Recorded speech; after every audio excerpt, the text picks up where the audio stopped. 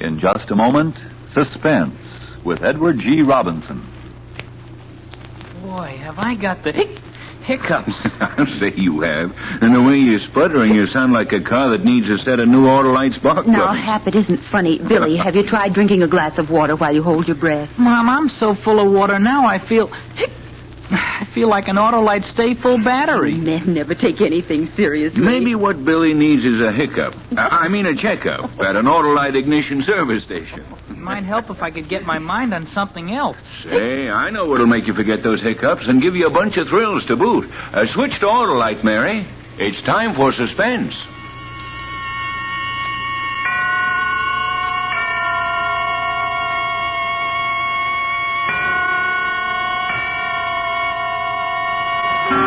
Suspense.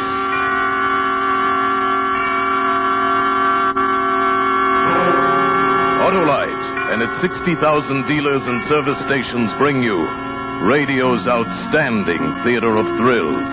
Starring tonight, Mr. Edward G. Robinson in Anton Leader's production of The Man Who Wanted to Be Edward G. Robinson. A tale well calculated to keep you in suspense.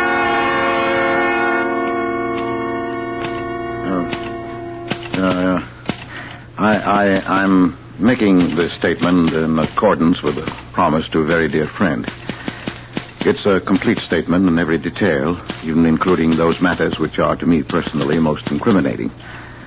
Because my trust in my friend is such that I haven't the slightest concern on that score. Or any other. What follows concerns primarily two persons.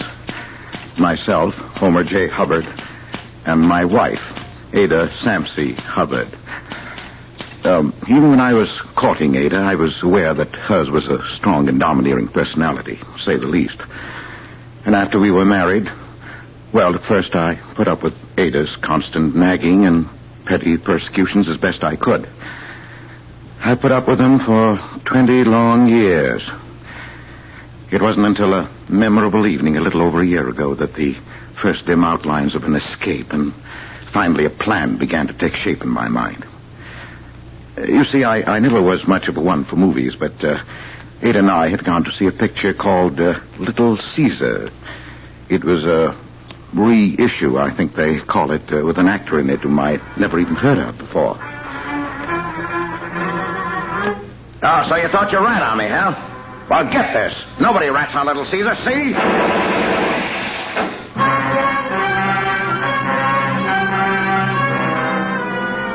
The moment I saw that face on the screen, the minute I heard that voice, the world of reality around me simply ceased to exist. I lived that picture. I was Little Caesar. I was Edward G. Robinson. I was dimly conscious that my voice was like his, that even my face without my spectacles and with my hair parted differently might have been mistaken for his, but it was more than that.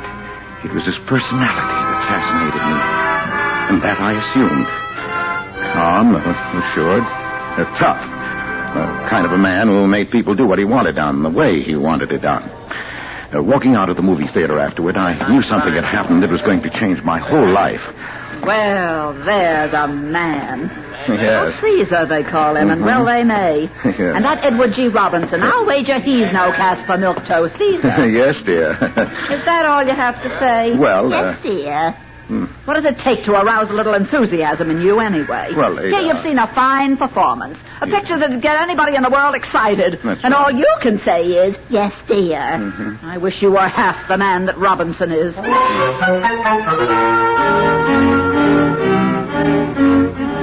But from that moment, I no longer really cared what Ada wished or thought. I'd begun my escape into a dream world of my own making.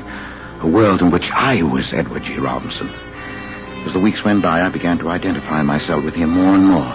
I imagined myself in countless dangerous situations, and when no one was looking, I imitated him and I affected his mannerisms. I would start daydreaming at my desk, wondering what the other people in the office would think if I suddenly exposed this hidden side of my personality. Okay, everybody.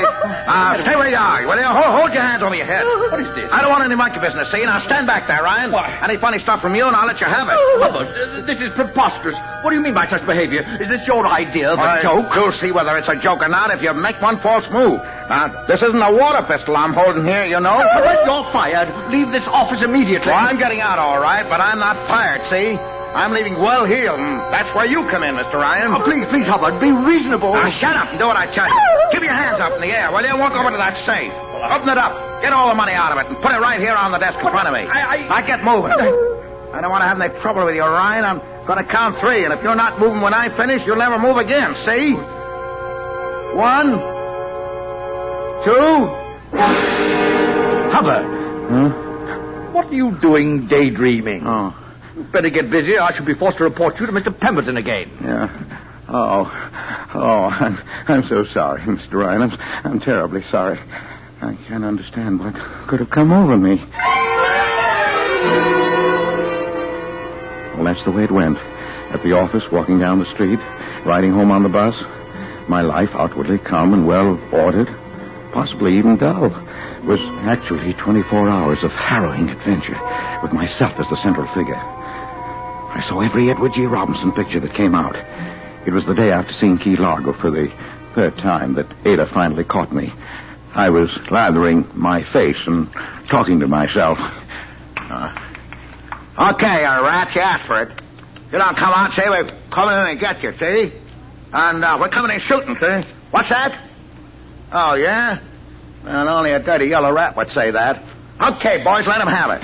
Well, I never. Of all the fool performances I ever heard of, this beats everything. Yeah. What in the world are you jabbering about in here?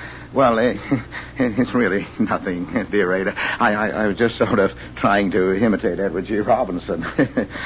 You were... what? Edward G. Robinson? Yeah. Oh, that's rich. You trying to imitate Edward G. Robinson?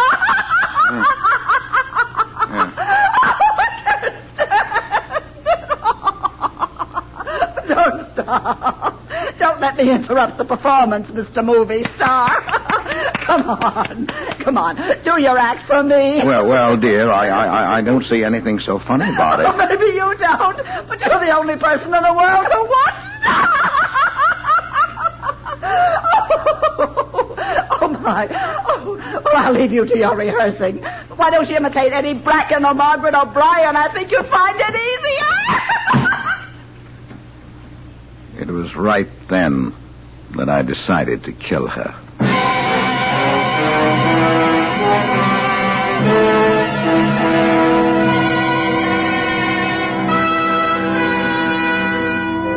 For Suspense, Autolite is bringing you Mr. Edward G. Robinson in radio's outstanding theater of thrills, Suspense.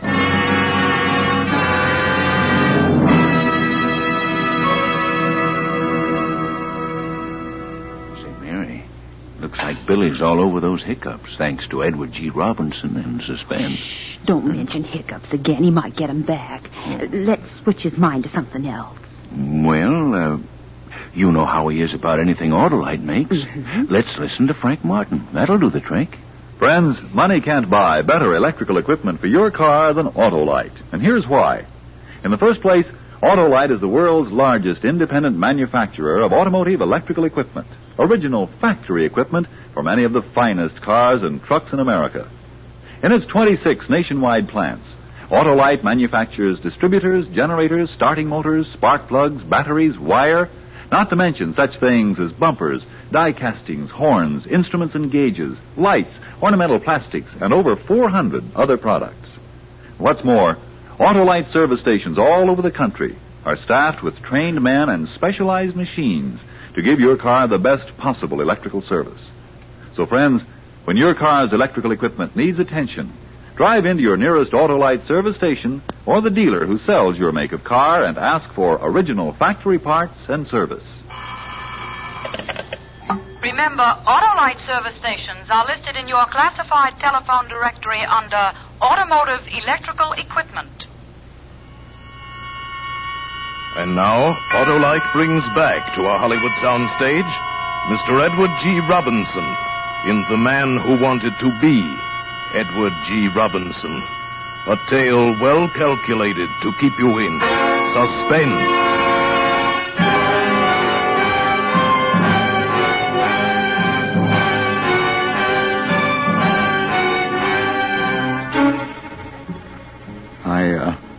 I might have decided to have mercy on her if she'd only let me alone. But Ada could never leave anyone alone. She ridiculed me at home and in front of our friends. Sometimes she'd let a few weeks go by without saying anything, and I would think that perhaps she had forgotten. No, Ada never forgot. She would wait until we were in a group of people, and then she would come out with it. Well, my dear, you mean I haven't told you about Homer's dream world? No. He thinks he's Edward G. Robinson. Edward? Oh, no. Do tell us, Mr. Homer G. Robinson, when do you think you'll be getting your next contract from Hollywood? Oh, you folks have got Homer all wrong. He's a killer at heart. Just a cold-blooded killer.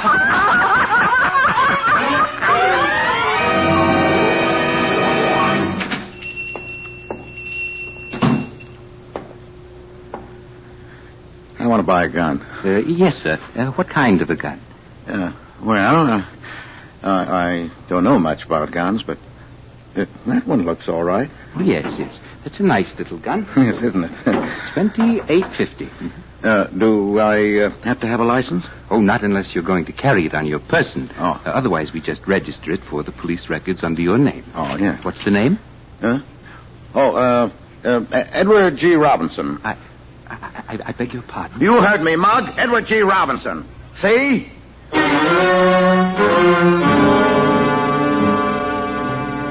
I had made my plans very carefully.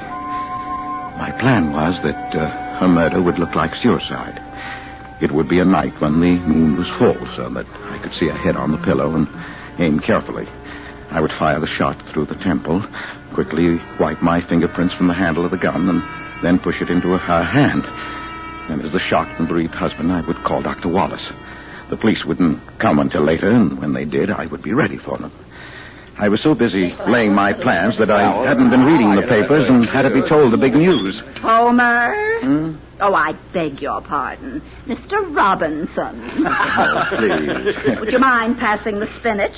That is, if you're not too preoccupied with planning your next murder. Oh, please, Ada. Yeah, held up any banks lately, Homer? Here you are, dear. Oh, say, that reminds me, all kidding aside. Did you know that he's going to be here next week? Who? Edward G. Robinson. What? He's going to address the hobbyist convention. Oh, is that so? Yeah, sure. Well, I'd like to hear him. I would, too. Oh, I'd love to see what a real He-Man is like. Not just a poor imitation.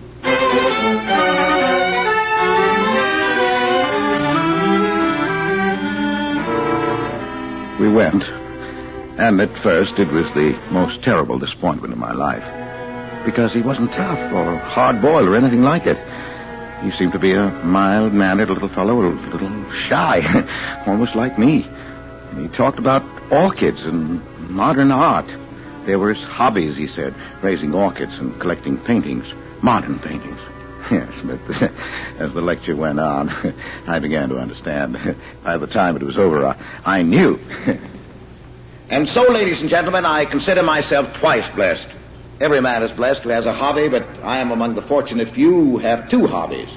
And as the fellow said whose fiancée had a twin sister, I love them both. Thank you very much.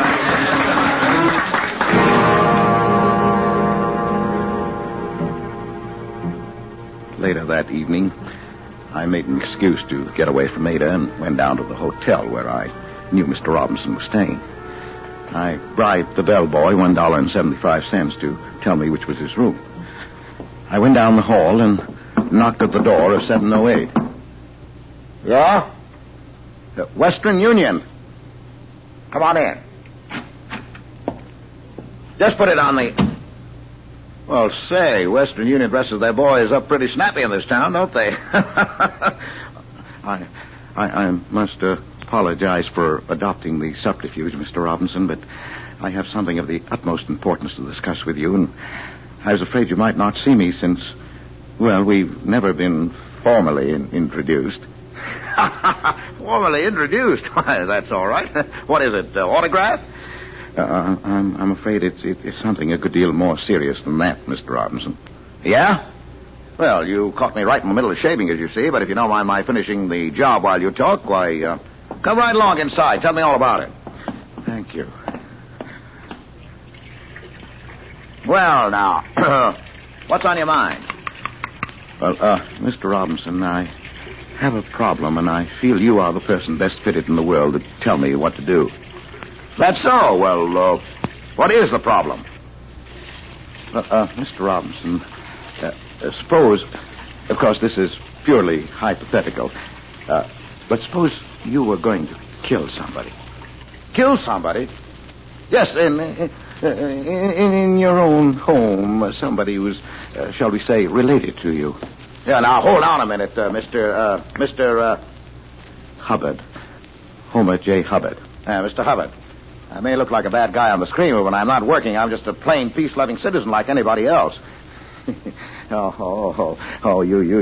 can fool people like that audience tonight with all that talk about orchids and modern art, and it was very good, and I quite understand why you do it. A man in your position must have a front, of course, but you didn't fool me. I didn't, huh?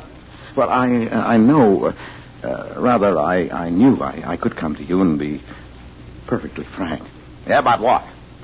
Why, about the murder. About the what? Well, look at me, Mr. Robinson. I'm a shy, inhibited, weak, utterly ineffectual person. I've none of your assurance, your hardness, your ability to cope with any situation in a direct, ruthless way. Yeah? Well, how many times I've wished I had, because for 20 years my life has been made horribly, unbearably miserable by one person. My wife. Oh, so that's the way it is. Yes. For years I bore it as best I could, and then one day I thought, how would you have coped with it? And of course I knew at once you would kill it. Yeah, now wait a minute. Are you kidding me? Oh, no, Mr. Robinson. I wouldn't think of such a thing. Look here. I've even secured a gun to do it with. Hey, yeah, here, you better give me that. No, don't point it. Well, hand it to me by the barrel. Here. I'll put it over here. Safer, you know. Yeah, I must admit I know very little about firearms, and they're quite distasteful to me. Yes, you and me both. You, Mr. Robinson? Well, I mean, small arms like that. Of course, a Tommy gun, that's different. That's the only thing to use. Yeah, I suppose you're right. But I didn't know where to get a Tommy gun. I was afraid even if I did, I'd never master the art of using it. Yeah, well, now you want to kill your wife, is that it? You want me to help you? If you would, Mr. Robinson, if you could spare the time, I can't tell you how grateful I'd be. Yeah, well, you know, Mr. Hubbard, you look like a pretty nice little guy. Wife must really be an old battle axe to have got you in a frame of mind like this. All right, now I'll tell you what I'll do. I will help you. Oh, Mr. Robinson. Yes, but it's got to be done my way, see? It's got to be done right. You got to plan these things. Yeah, now, take this gat, this little fleet, for instance, that you got over there. That's no kind of a rod to kill your wife with. Why, the caliber is all wrong. The ballistics would be all wrong. Six would be on your trail just like that. Now, I got a gat home that's perfect for the job. Get me? I've knocked off Orson Welles, Jimmy Cag. Oh, I don't know how many guys with this. Now, the first thing when I get home, I'll send it to you parcel post, see? Would you, Mr. Robinson? Oh, sure. Now, when you get it, just lay low, see? Now, don't do a thing till you hear from me. I'll lay this thing out with some of my boys, and then I'll get in touch with you, okay? Oh, yes, Mr. Robinson. I don't know how to thank you. Forget it, pal. What's a little murder between friends?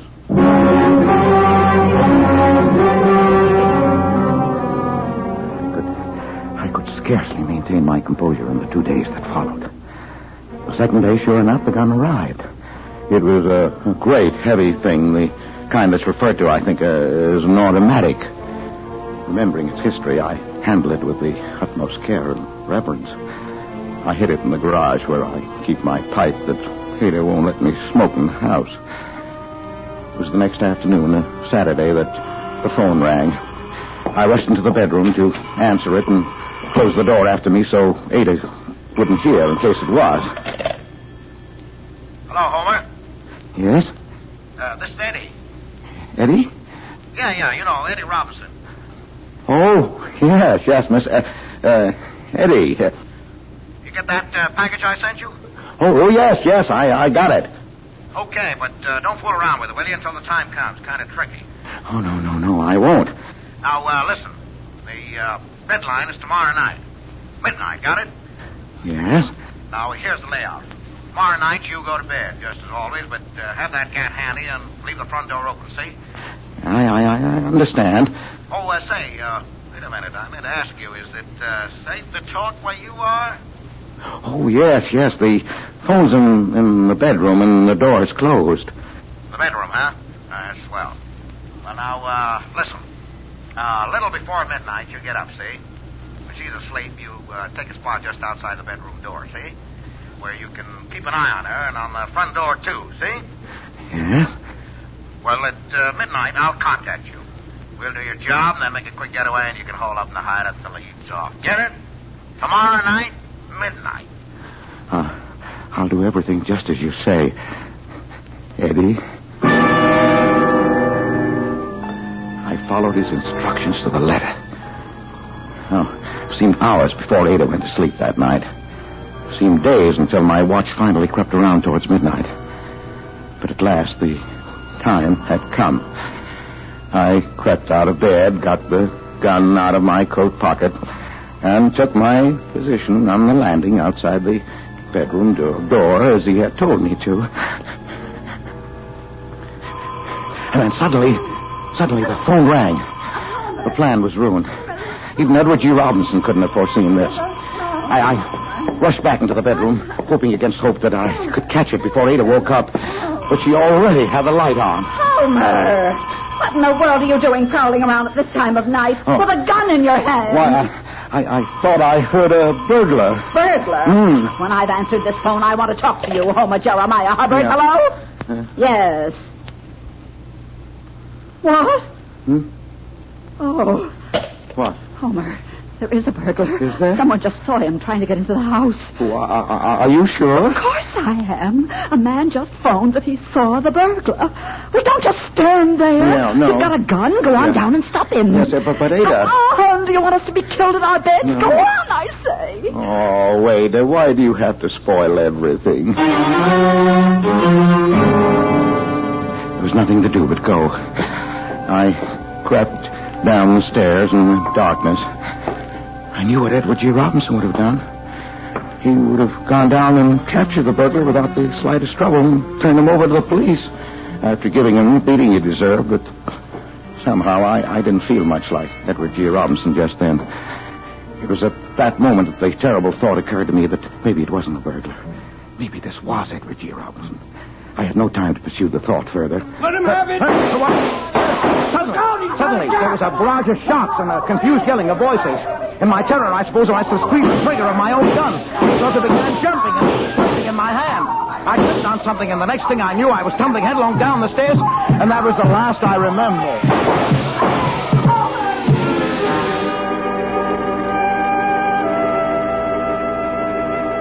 When I woke up, Ada was holding my head in her arms. She was crying. They made me stay in bed for a couple of days, but... Well, I really didn't mind. There were reporters to see me and take my picture for the paper, and all kinds of people. Even Mr. Ryan and Mr. Pemberton came to see me. And Ada?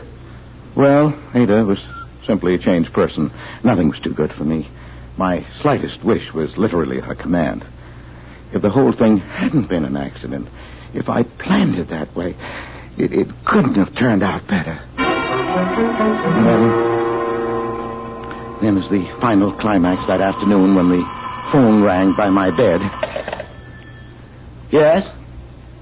Oh, yes. Eddie?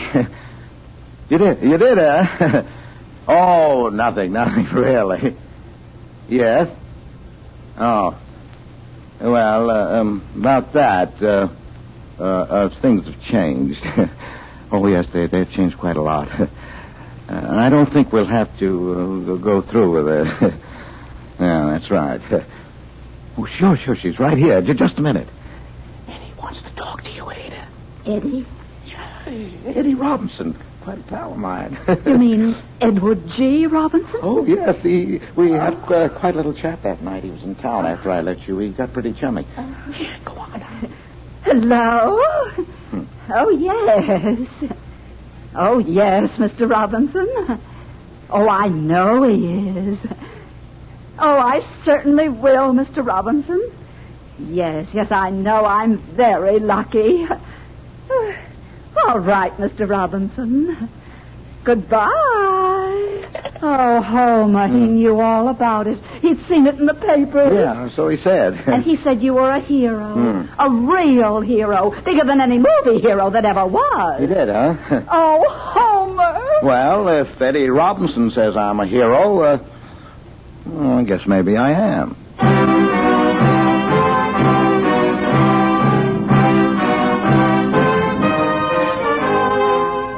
Couldn't have turned out better, Eddie. You know how grateful I am. I'm a regular little Caesar around town now, and my married life is all I've ever wanted to be. Of course, there are some things about the whole thing that confuse me a little. It has even occurred to me, I'll confess, that you might have had more of a hand in it than was generally known, and that the gun you sent me might have contained blanks. I believe you called them, because in spite of all the shooting, there wasn't one bullet hole anywhere in the house. And the gun had disappeared, which confused the police somewhat, too, and the burglars might have been some of your boys playing a little joke. But I don't think you would do a thing like that to a pal, Eddie. Would you? I don't even think you would use the statement that you asked me to send you to hold over my head as a guarantee that I wouldn't try to kill Ada again. Now, not that I ever would. Yes, but even if you did all that, Eddie, I don't really mind. Because, as you might say yourself, what's a little joke between pals?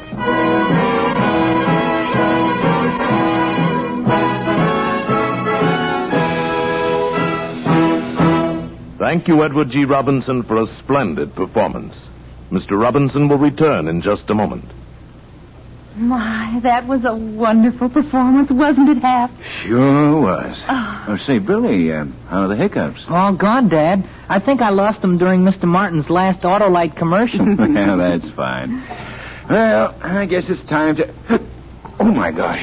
Now I've got them. Mary, turn up Frank Martin again, quick. Autolite original factory parts and Autolite service stations work as a team to help you maintain carefree, economical performance for your car. So, friends, when your car's electrical system needs attention, drive into your nearest Autolite service station or the dealer who sells your make of car and ask for original factory parts and Autolite service. Money can't buy better electrical equipment than Autolite. And remember, Autolite means spark plug. Ignition engineered spark plug. Autolite means batteries. Stay full batteries. Autolite means ignition system. The lifeline of your car.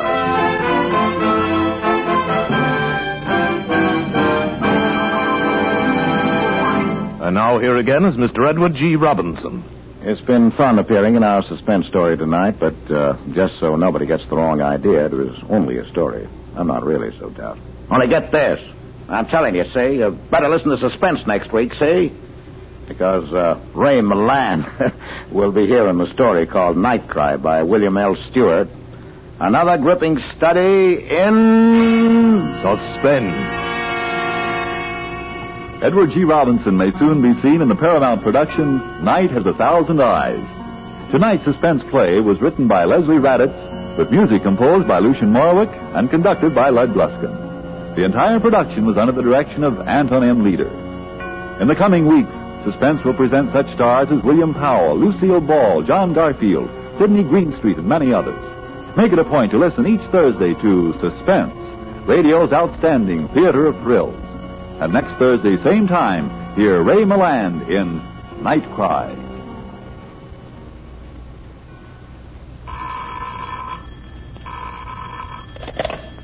This is the Autolite Suspense Show. Drive as if your life depends on it. It does. Good night. Switch to Autolite. This is CBS, the Columbia Broadcasting System.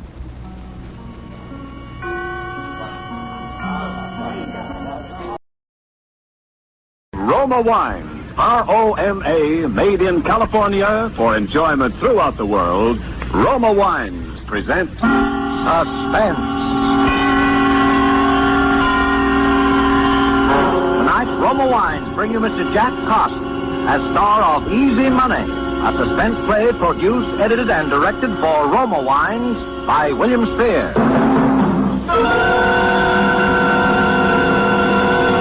Suspense, radio's outstanding theater of thrills, is presented for your enjoyment by Roma Wines. That's R-O-M-A, Roma Wines. Those excellent California wines that can add so much pleasantness to the way you live, to your happiness in entertaining guests, to your enjoyment of everyday meals. Yes, right now, a glassful would be very pleasant as Roma Wines bring you Jack Carson in a remarkable tale of suspense.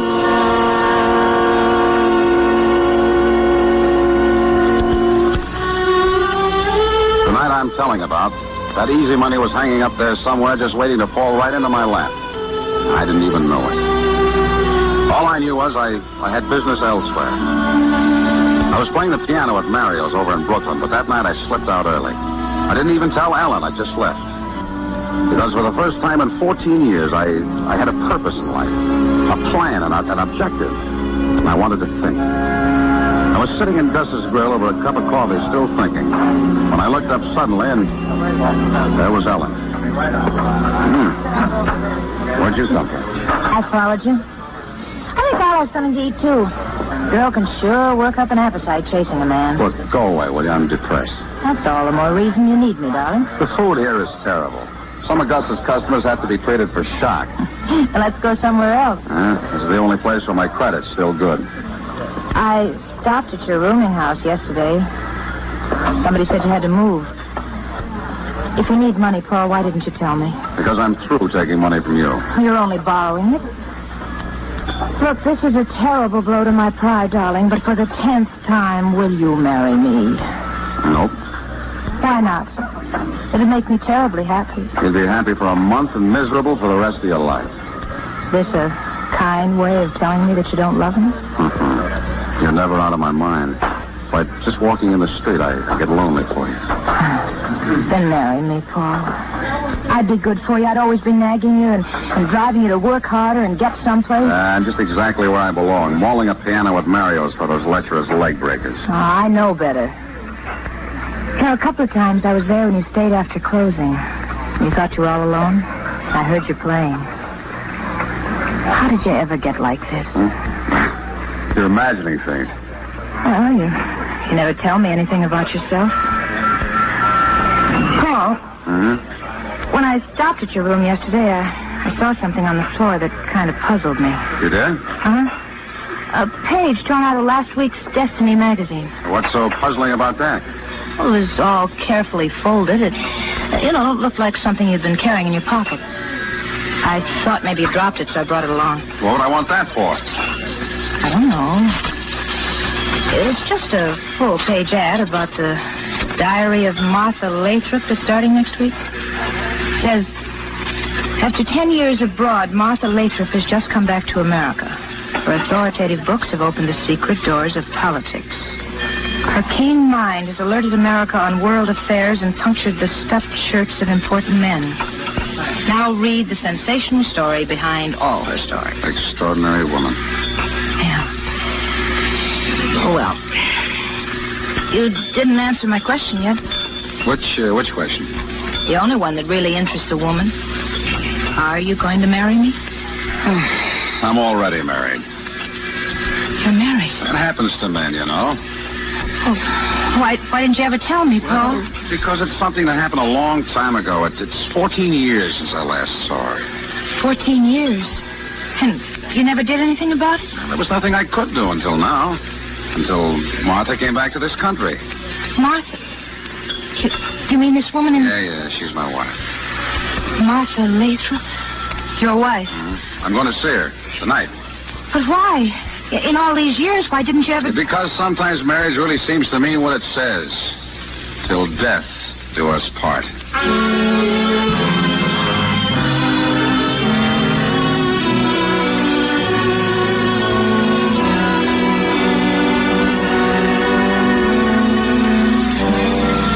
Ellen and went up there. She was living in a big converted brownstone on Gramercy Place overlooking the park.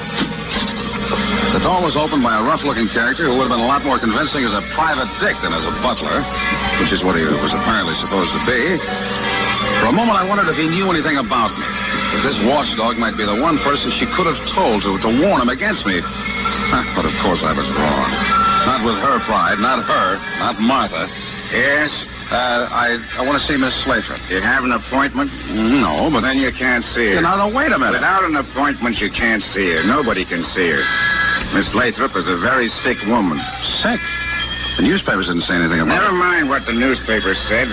You heard what I said. Well, look, just give her this watch. I'll wait. What about the watch? Well, just give it to her. I think she'll see me. It has her name in it. Oh. Something you found? Yeah, something I found. He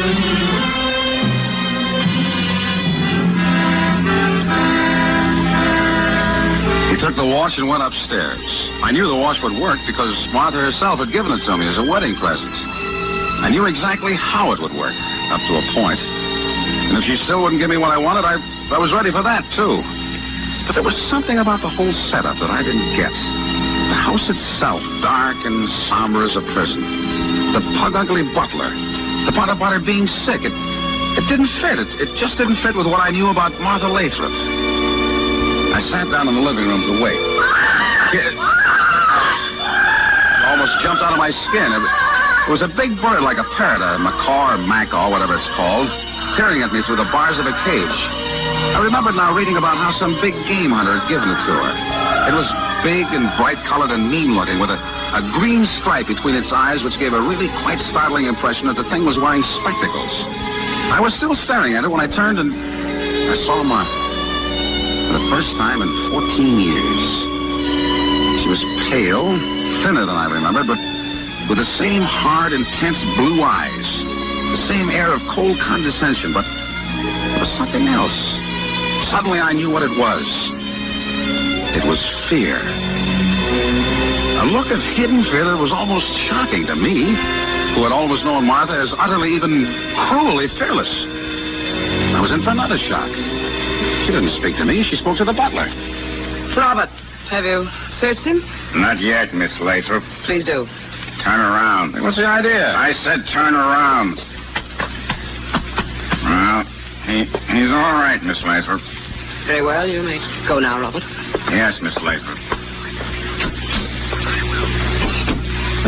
May I ask what that was all about? I've had some very trying experiences since I last saw you, Paul. You must have if you have to search all the callers for concealed weapons. What are you afraid of, Martha? I'd rather not discuss it if you don't mind.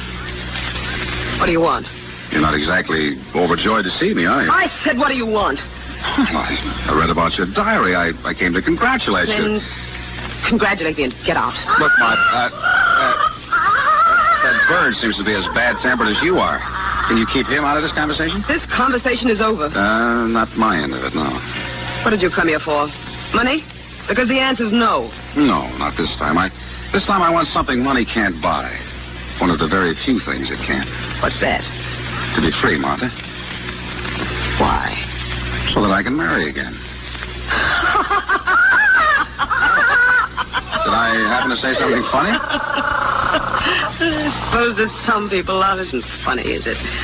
Wasn't to me when I married you. That was the one bad miscalculation I made in my life. I know. I knew that first time you went to Paris for a newspaper, I'd never see you again. You said going away would only be temporary, but as the French say, there's nothing so permanent as the temporary. Why didn't you get a divorce then?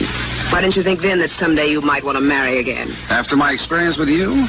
My dear Martha, what I thought of women after that isn't fit language even for your ears. But you weren't about taking money from a woman, were you? You weren't about forging checks with my name, were you? I needed it. And I knew your vanity. That was my temptation and my safety. That you couldn't bear to look ridiculous by admitting that you had a And no good bum of a husband. We made our bargain. I could have sent you to jail. I still can't remember that. Now, why didn't you divorce me? Because you didn't want me, but you couldn't bear the thought that I might be completely free of you. That's ridiculous. Someone once said that we kill the thing we love. Are you trying to say I still love you? You? Oh, maybe in a twisted sort of a way. Because mine was the only love you ever really had. Maybe somewhere deep in your mind you're trying to keep the bleached bones of it. I'm not completely... I wonder, Martha. I've always wondered. Get out of here. Without an answer, without my freedom? The answer's no. Never, do you hear? Never. Now, get out. All right, Martha. But never is a long, long time.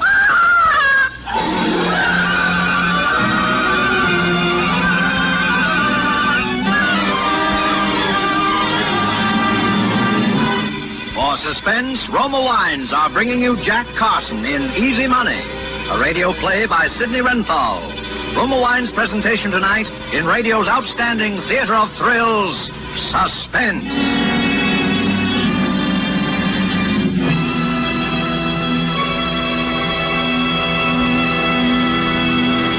Between the acts of Suspense, this is Ken Niles for Roma Wines.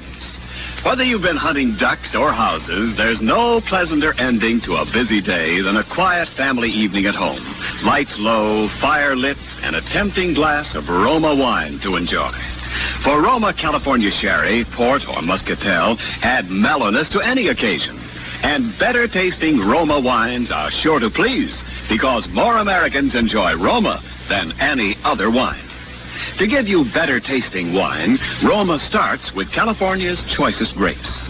Then, with winemaking resources and skill unmatched in America, Roma guides this abundant grape treasure unhurriedly to tempting taste perfection. Later, at peak taste richness, Roma selects from the world's greatest wine reserves for your pleasure. Take advantage of Roma's present low prices. Buy Roma by the case. Buy now for the holidays and save on Roma, America's favorite wine. And now, Roma Wines bring back to our Hollywood soundstage Jack Carson in Easy Money, a tale well calculated to keep you in suspense.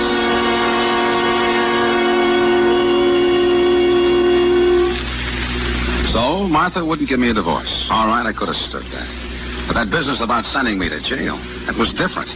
And I knew my Martha. And I knew that now that she was back from Europe and could do it, she still hated me enough so that someday she'd yield to the temptation and would do it. Yeah, but that was all right, too. Martha wanted to play that way. I was ready. I was way ahead of her. In a place like Mario's, the customers we have, you can get a hold of almost anything you want, if you know who to ask. So the first thing I got was nitrazine because it was the easiest and one of the deadliest.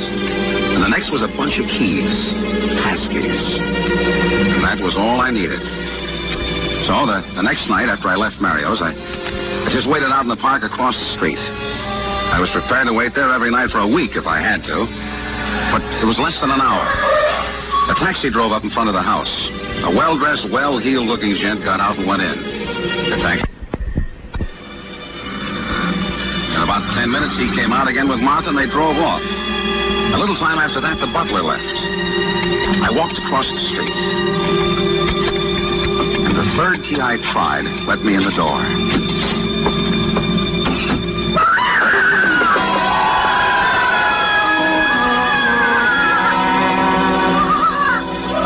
There was that fiend of a bird. But it only stopped me for a minute. I won't say I wasn't nervous. I guess anybody's nervous when they're about to commit a murder. But I hadn't any reason to be, I kept telling myself. Who was going to pin it on me? As far as anybody who knew Martha was concerned, I didn't even exist. Well, I went upstairs and found her bedroom. And on the bedside table, I found the bottle of sleeping pills, just as I expected. She'd always used them, and she was the type that always would. Very carefully, I took each little capsule apart and emptied its contents down the wash basin in the bathroom. Then I filled each one up again with nitrazine. Enough to kill a horse. I was down at the bottom of the stairs again when a light went on in the vestibule. She was coming back. I had just time to slip behind one of the heavy curtains in the living room, but that was all. But Martha, to suspect me of all people... Please, Martin, I would rather not discuss it. Martha, you must realize that these obsessions are symptoms of a sick mind. Said I would rather not discuss it. Good night.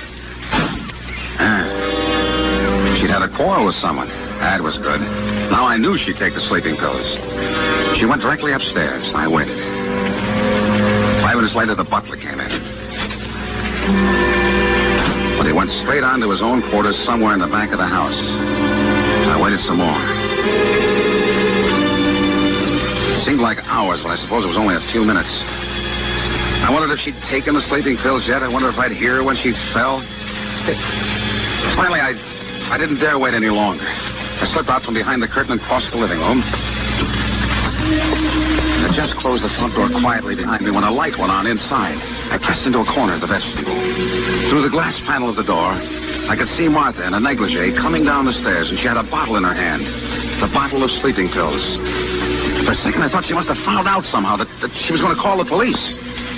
Yeah, but she wasn't.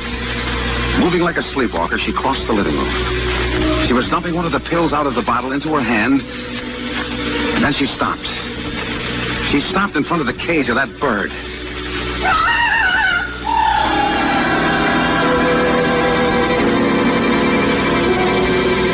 Suddenly, I saw the whole thing.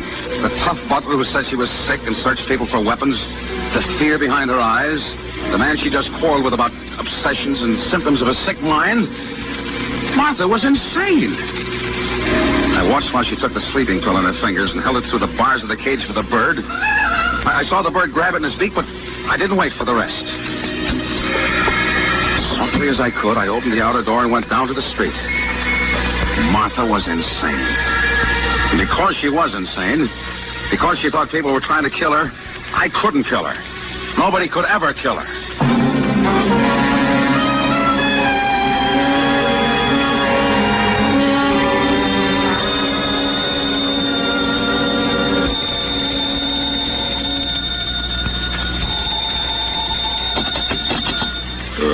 Hello. Paul, are you all right? Ellen? Yeah, sure, I'm all right. What time is it? 11 o'clock. I just saw the papers. Saw the papers? About Martha Lathrop. What? What about her? She's dead. Poisoned. Poison? They found nitrazine. But that's impossible. It couldn't be. I'm afraid it's true, Paul. Ellen, where are you? At Gus's. Wait there.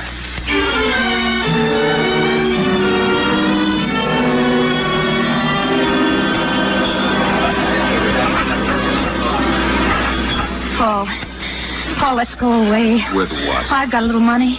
Enough to get us to Chicago, maybe Los Angeles. We could change our names and start over again. Oh, why, Ellen?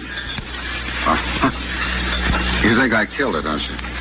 Paul, if you did, I know why you did. And I don't care. You're quite a gal, Ellen, but I didn't kill her. You were there. You said you were going... Yes, I was, but I didn't kill her, and I can prove it. Don't you believe me? Okay, paper. Paper, here you are. Wait a minute. Give me a couple of those. Yes, sir, here you are. All about the big murder. Murder? Yes, sir, you. Okay, pal, thanks. Paper. All right, now, Peter. Okay, take it easy, will you? I gotta make a living soon. Paul. Yeah. It wasn't you. Oh, Paul. Dr. Martin Osterman. Must have been the guy she went out with last night. And they've got him cold. They quarreled publicly. Big restaurant. She said he was trying to poison her. He'd given her the prescription for the sleeping pills that killed her. Ellen, how would you like to have some real money and earn it? Easy money. Money? This Osterman is rich, filthy rich. But, Paul... If I can prove I didn't do it, I can prove that he didn't do it.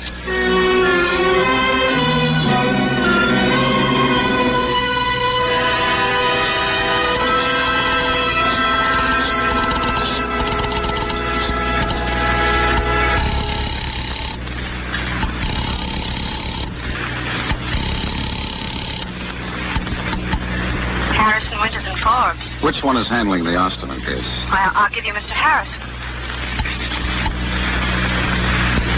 Hello? Mr. Harrison? Yes? The papers say that you're Dr. Martin Osterman's lawyer, is that right?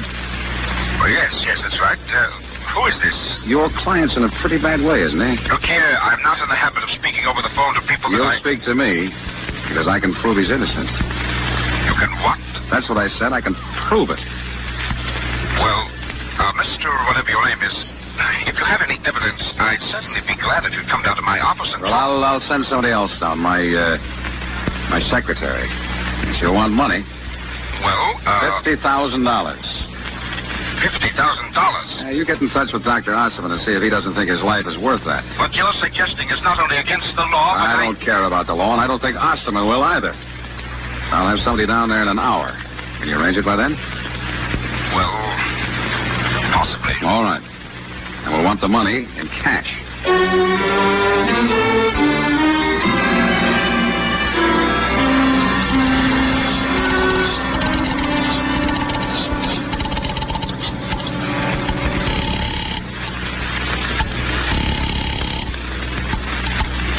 Harrison, Winters, and Forbes. There's a young lady waiting for this call in Mr. Harrison's office. I want to speak to her. Oh, yes.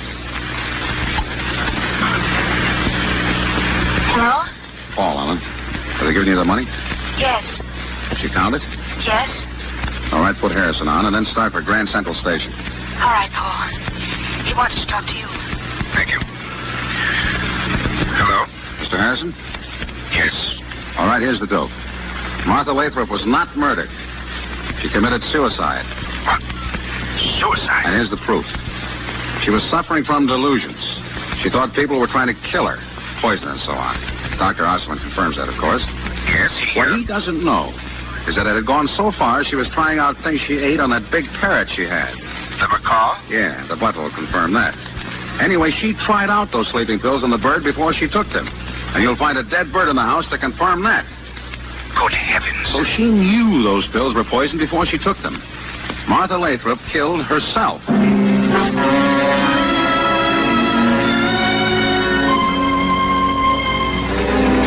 I must say they took it like a sport. They paid up and shut up. An hour later, Ellen and I were on a train speeding along the banks of the Hudson River bound for California. Oh, Paul. $50,000. Easy money. That must be the easiest money any man ever made in his life.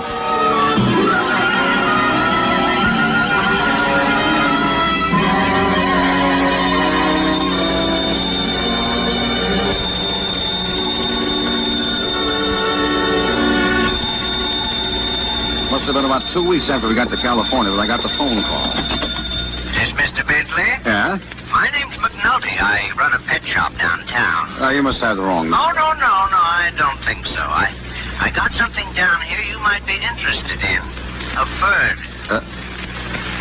A bird? Yeah, a macaw. Real beauty. Got a green stripe between his eyes. Makes him look exactly as though he's wearing glasses. You interested? No. No, I'm... Oh, I could easily bring him up to show you. I got your address. No, I said I'm not interested.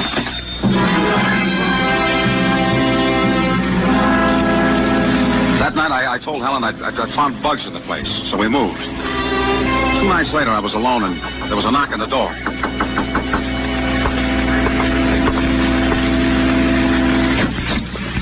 Bentley? What do you want? I brought the bird anyway, Mr. Bentley. I thought sure you'd want him when you saw him. Look, I said... had quite a time finding where you'd moved to, though. Oh, look, isn't he a beauty? Look, I told you that. Did you see one like him before? Oh, they're very rare, very rare. What made you think I'd want him? I just thought you would. Don't you want him? How much? Well, now, like I say, that's a very rare bird. 500? Oh, yes, that'd be all right, Mr. Bentley. Here. Oh. Thank you, Mr. Bentley. And I'm sure you'll enjoy it. Now, get out. Yes. Good night, Mr. Bentley.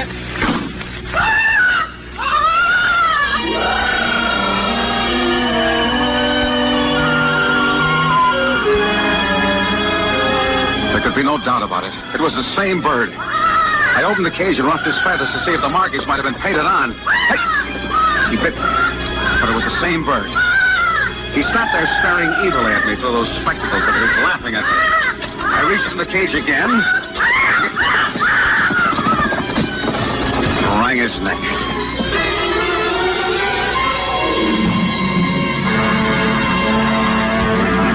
I wrapped the body up in a newspaper. I got a shovel out of the garage. I drove about 5 miles up Topanga Canyon and parked in the side road of my lights house. I went down into the canyon and started digging. I dug like a madman. The sweat was running into my eyes, and I was gasping for air. And suddenly, a light was shining full of my face. All right, Bentley. Wait. The bird is dead. I couldn't have done it. I couldn't have killed her. The bird is dead.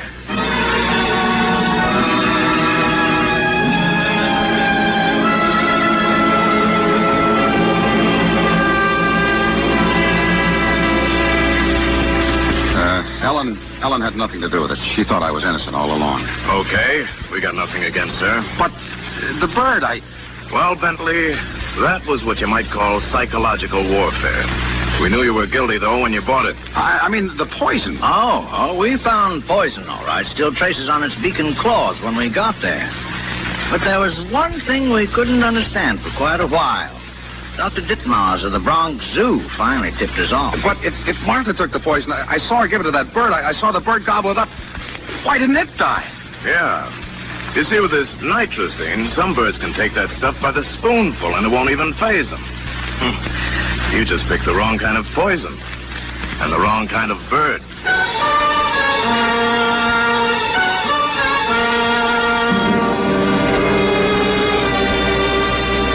So, being of sound mind and somewhat relieved to know it, I do hereby bequeath in this my last will and testament, witnessed here in the death house at Ossining, New York, on this 7th day of November, to my wife Ellen the sum of $48,700, the remainder of that easy money, hoping that the facts herein set forth will assure her that she has a right to it, since I will shortly, to my regret, have earned every nickel of it.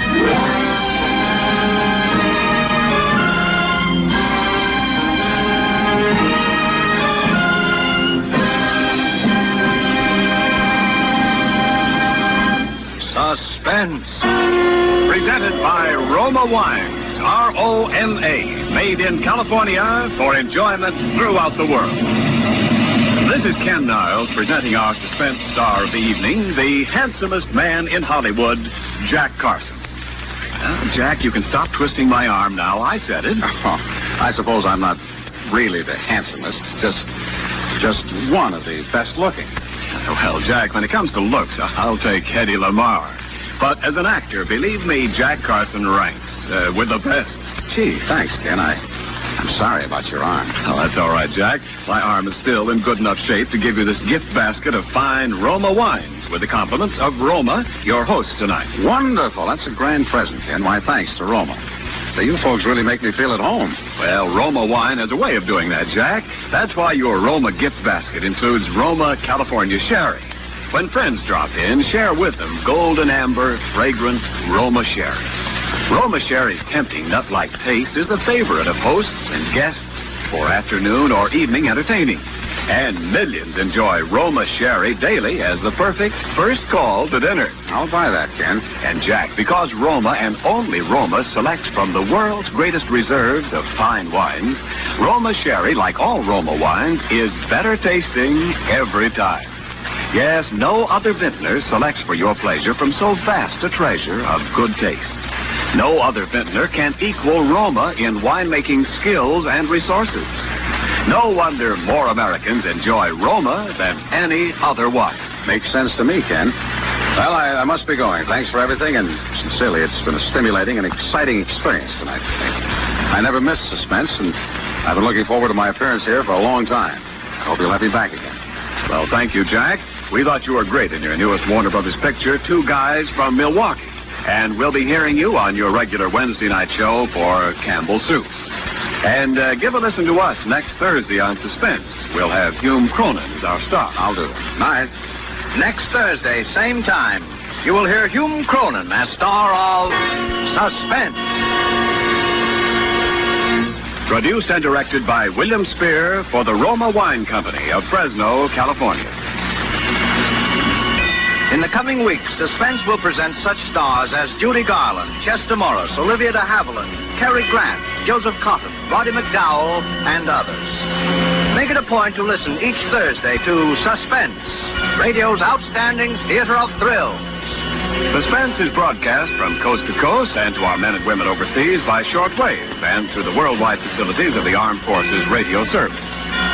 Stay tuned for the thrilling adventures of the FBI in peace and war, following immediately over most of these stations. This is CBS, the Columbia Broadcasting System.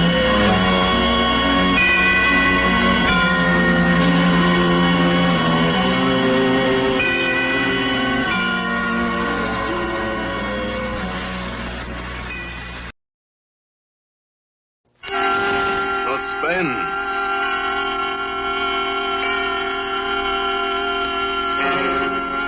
Tonight, Autolite brings you Mr. Robert Montgomery in The Thing in the Window, a suspense play produced and directed by Anton M. Leader.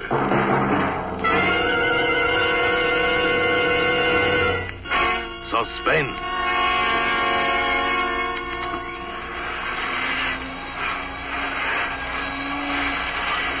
Mary, Yes, Mr. Ames. turn that vacuum cleaner off for a minute, will you, and come over here. I want to show you something. Yes, sir. Right here, out this window. Now look across the street, directly across the opposite apartment. See that window, about 3 windows in from the left, with kind of blue draperies. Uh-huh. There's something sitting there in a chair. Someone. He hasn't moved all night. I think he must be dead. Dead? Oh, Lord have mercy, Mr. Ames. Take a good look at him and tell me what you think, Mary. Okay, but I don't favor looking at no corpses, Mr. Ames. It's unlucky. Now, which window did you say? Third one over. Wish I had my glasses No, with me. over there, where my finger is pointing. I'm afraid I don't see it yet, Mr. Ames. No, look. The window with the blue draperies. He's wearing a sort of gray suit. The arm. Can't you see the arm hanging down over the side of the chair? No, but you got good eyes, Mr. Ames. If you see it, I'm not arguing with you. What you going to do about it, Mr. Ames? Well, I don't know. I just began to notice it last night. I guess I first have to find out if the man is really dead.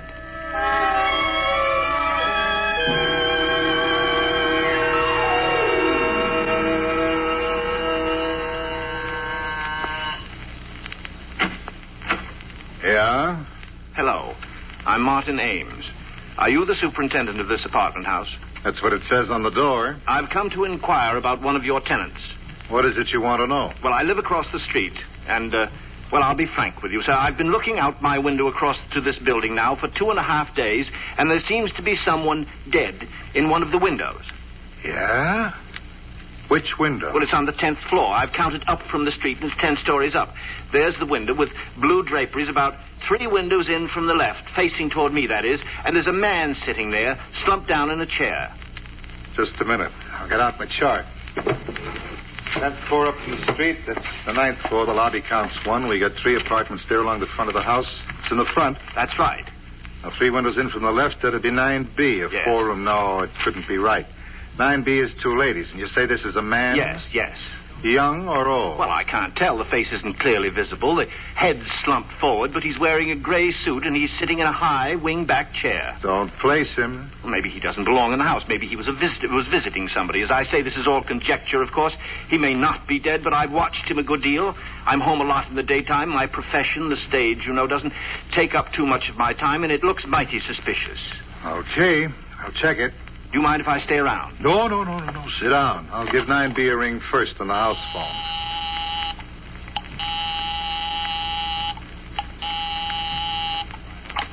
Hello? Miss Landis? Yes, this is Miss Landis. Who is this? This is Mr. Anson, the super. Everything all right up there, Miss Landis? Everything all right? Well, yes, of course. Okay, Miss Landis. Thank you very much. Thank you. Well, that's that. No soap on 9B. 9A's in the country. 9C isn't home. I just saw her go out. I'll go up there a little later and take a look around. Well, what about this 9A, the people in the country? Well, maybe. They're an old couple. He could have come back and had a heart attack up there by himself. Or maybe somebody else. Some other person could have been using the apartment while they were away. Maybe. I'll take a look in anyway. Only if I got the window straight like you said, it ought to be 9B. Oh. The 2 single ladies? Yeah, only it couldn't be them. They're real old maids. Say, if they knew you thought there was a man in that apartment, the 2 of them would just about jump out of their skins. Well, I don't know what to say. If you're sure, it must be that apartment. Oh, yeah. That's the place. But you probably just made a little mistake. You know how your eyes can play tricks on you? After all, it is quite a wide street. No. I don't think I made any mistake.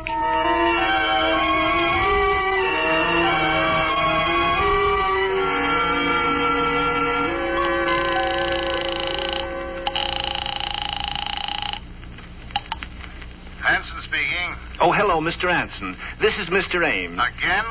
It's not there. But, Mr. Anson... I checked up on the 3 apartments this morning. No dead bodies in the whole place. But I can see it. It's still there. Okay, just where? Just tell me where. In that same window, the one you said was 9B. Have you gone inside 9B? No, but I asked them if anybody was sick or dead, and they said no. You asked them? Why don't you search the apartment? Me? You mean break in? No. Just ring the bell and walk in and do it. Yeah?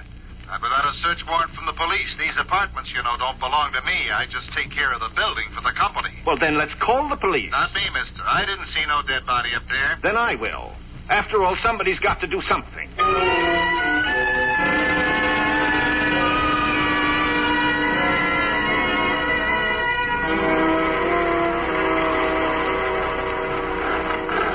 I still maintain, officer, these 2 sisters are as refined ladies as you could find anywhere. High-class church-going ladies. They used to teach school up here at PS 13. Yeah, that don't mean a thing. And they got a dog in there. Now, will you tell me one dog that would stay for almost a week in a flat with a dead person? I'm not telling you nothing. All I know, this gentleman, Mr. Ames, reported a stiff over here. And if he says there is one, there is. Till it's proved different. Right, Mr. Ames? Well, I keep seeing the thing day in and day out.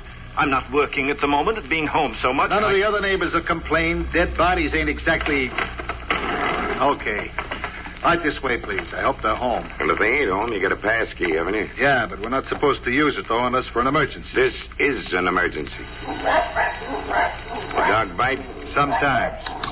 Quiet, baby, quiet. Yes, who is it? I'm awful sorry, Miss Landis, but there's been some kind of a mix-up. These 2 gentlemen want to look over your apartment. But why? It's not for rent. I know. Come on. Cut out the palaver. Look, lady, a dead body's been reported sitting in one of your windows. What? Yeah. This guy lives across the street, and he's been seeing it over here for a week. So come on now, open up. Dead body, but that's impossible. My sister and I live here all alone. Yeah, we know all about it. Excuse me a minute. I'll call my sister. Vivian! Come on. Vivian! It's the police! Look, lady, I'm not standing here all day. Anson, give me the pass key. It won't do no good. They got a chain on the door from the inside. Open up in the name of the law. How do you do? I'm Vivian Landis. May I ask what this is all about, please? Certainly, lady. I got a search warrant here and complaint of this gentleman. He says you got a dead body in there. A dead body? Why, that's perfectly ridiculous. Yeah, isn't it? But it's been reported, and kindly take that door off the chain and let us through. Of course. But first, may I ask, how did this peeping Tom see into our apartment? I thought, Mr. Anson, that we were quite private. He lives across the street on the same level. Oh? Well, then we shall have to keep our shades down in the future. Although one would think a grown man would have something better to do. But do come in, gentlemen. Make yourselves right at home. Thanks. Is he coming in here, too, Mr. Busybody? No, he doesn't have to if you don't want him to. Well, I most definitely don't. Okay, Mr. Ames, you better stay outside. Yes, but, officer... He does want to poke around in our private rooms. Is that it? Maybe he had some ulterior motive in worming his way in. Maybe he's come to get the lay of the land, so he can break in someday to rob us. Okay. He's not coming in. Now, let's take a look at your window, lady.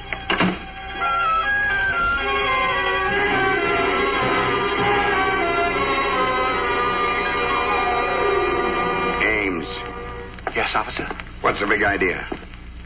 You didn't find it? No. That's very strange. Yeah? The only thing strange about it is your eyesight. You ought to get your glasses changed. There wasn't anything in 9B? No. I don't understand it. How could I have seen it so distinctly and it not there? But perhaps it isn't in the window now. Perhaps they hid it while we were waiting outside that door. Hid it? Now, where does one hide a dead body in a 4-room flat? I looked in all the clothes closets, under the sofas, in the chests. Well, perhaps they got it out with some help. What about that fellow Anson? He acted so nervous and subservient. Maybe, but I doubt it. Anson's been running this house a long time, and he's a family man. It'd be taking an awful chance. I see. Well, you probably think that... You know, it's so terrible to keep seeing it and seeing it, feeling that it's slowly decaying in there in secret. Why, the thing could be there for weeks. It's so high above the street, and it only seems to be visible from my apartment. Do you think if you investigated those two women... Investigated them? How? I searched their flat. I mean their whereabouts for the last couple of weeks, their backgrounds. Perhaps if you had them followed. By what right? On the grounds that you say you saw a dead man in the window? There ain't no legal corpus delicti. And don't you think so, my friend? I know. That's the awful part of it for me. Legally, my hands are tied until the actual body is found, but perhaps it'll never be found. Perhaps it's already being destroyed. Well, then if it's gone, what have you got to worry about? You won't have to sit and look at it no more. No, I hope it is. I tell you, it's really getting me down. I haven't slept for nights keeping vigil. I'm in a nervous state, and I haven't been this nervous in years. Yeah, I can see that. Well, why don't you try forgetting it for a while? Try not to look over into that window or go away for a change. You done what you could, Mr. Ames. If there is a stiff over there, well, that's my business, ain't it? And if there isn't... You mean... You think I may be... I'm not saying nothing, Mr. Ames, but if I was you, I'd try catching up on my night's sleep.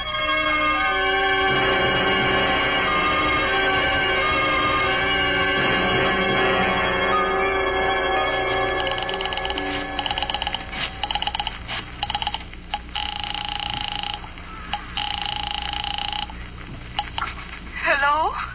Miss Landis, I'm sorry to disturb you at this time of night, but I'm desperate. I haven't anywhere else to turn. What? Who is this? This is Mr. Ames, Martin Ames, your neighbor, the one across the street. Oh. Now, please don't think me a pest, Miss Landis. I didn't mean to annoy you. It was only because I was so desperate that I initiated this search. Quite all right. Goodbye. No. Now, please don't hang up, because it's worse now than it ever was. Miss Landis, I've been sitting here opposite your apartment, staring into your windows, and I'm only asking you to help me, Miss Landis. Help me just a little. Help you? It's still there, Miss Landis. What is still there? The dead body in your window. But there isn't. How dare you, when the police... I know now it hasn't anything to do with you. But would you do me just one favor, Miss Landis? Would you go into your living room and check just once more? I won't. I'll do nothing of the kind. You're out of your mind. Perhaps I am, Miss Landis. That's what I'm trying to find out. And anyway, I don't see how you can see in. I pulled the shades down in there yesterday morning. Yes, I know. They're all down still. And how can you see? I can't. At least not the actual body. It's just the silhouette.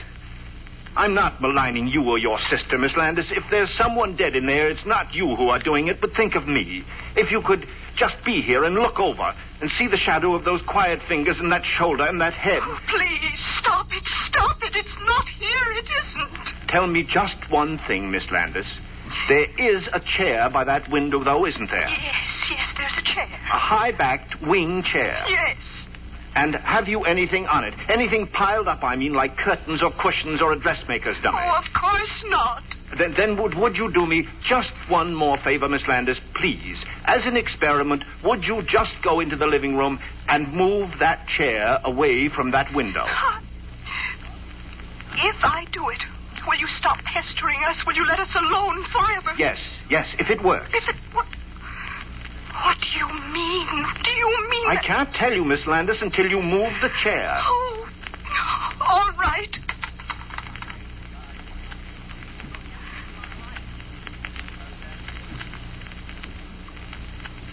I moved it away from the window. It's at the other end of the room, and there's nothing in it. It's empty. I see. Well, thank you very much, Miss Landis. I know what I have to do now. Yes, Miss Landis. It's still there.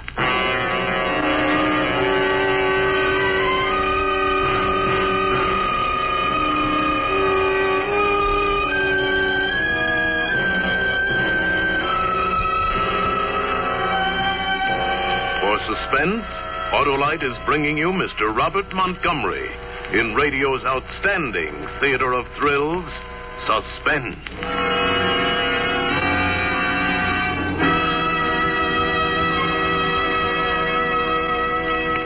Say, Hap, what have these stars around here got that I haven't got? Why, let's see, Harlow. Fan mail? Well, by Cornelius, I got you there. I've got fan mail, too.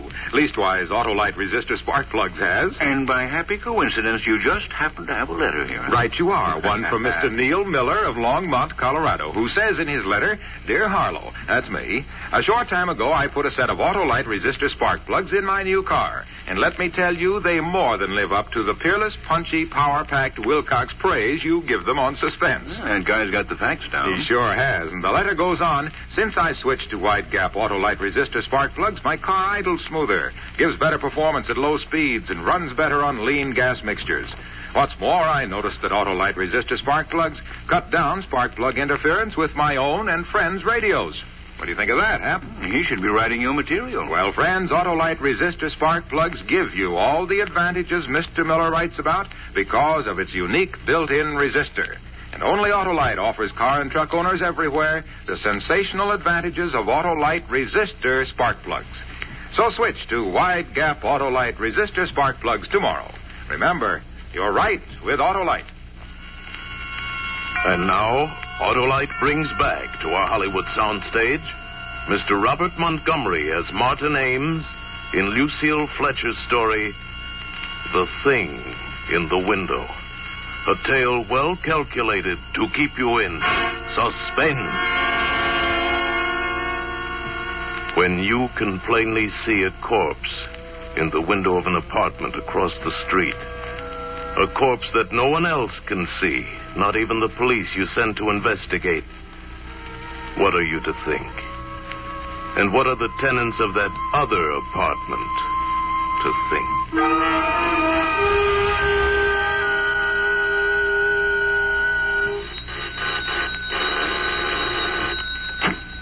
Oh, Miss Landis. Where is it?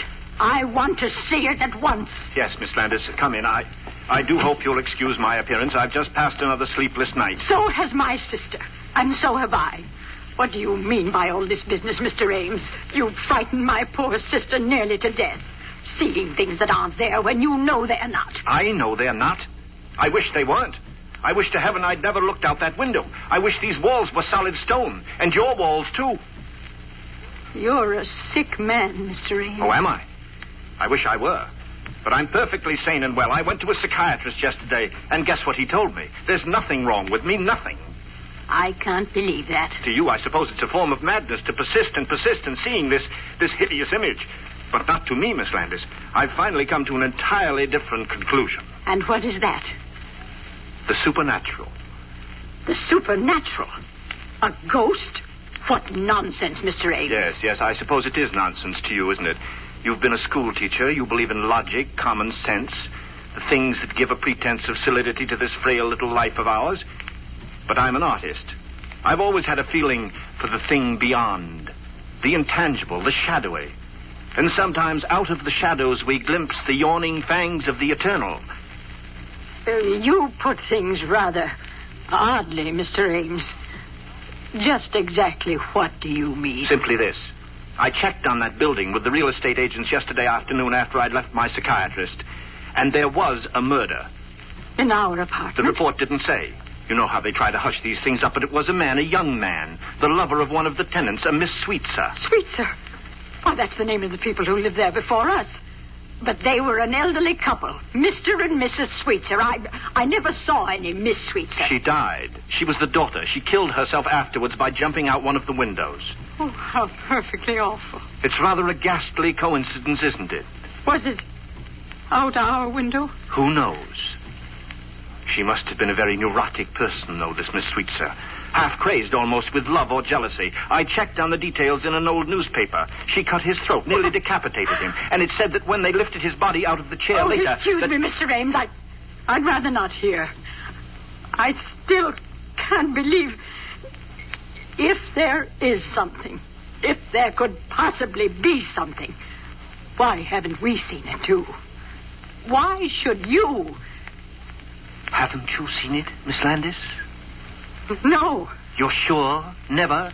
Perhaps in the middle of the night, getting up and passing that room, seeing that chair outlined against the window? Oh. Just in passing, perhaps? You've never had a glimpse? No. I really must be going. No. Please stay and look at it. I want you to see it out of my window. My sister Elaine, she's so nervous. I just can't leave her alone so long. But then how will I know, Miss Landis? I thought you came here especially. It'll only take a minute. It's right here in this bedroom. I just have to let up the Venetian blind. Miss Landis. Miss Landis.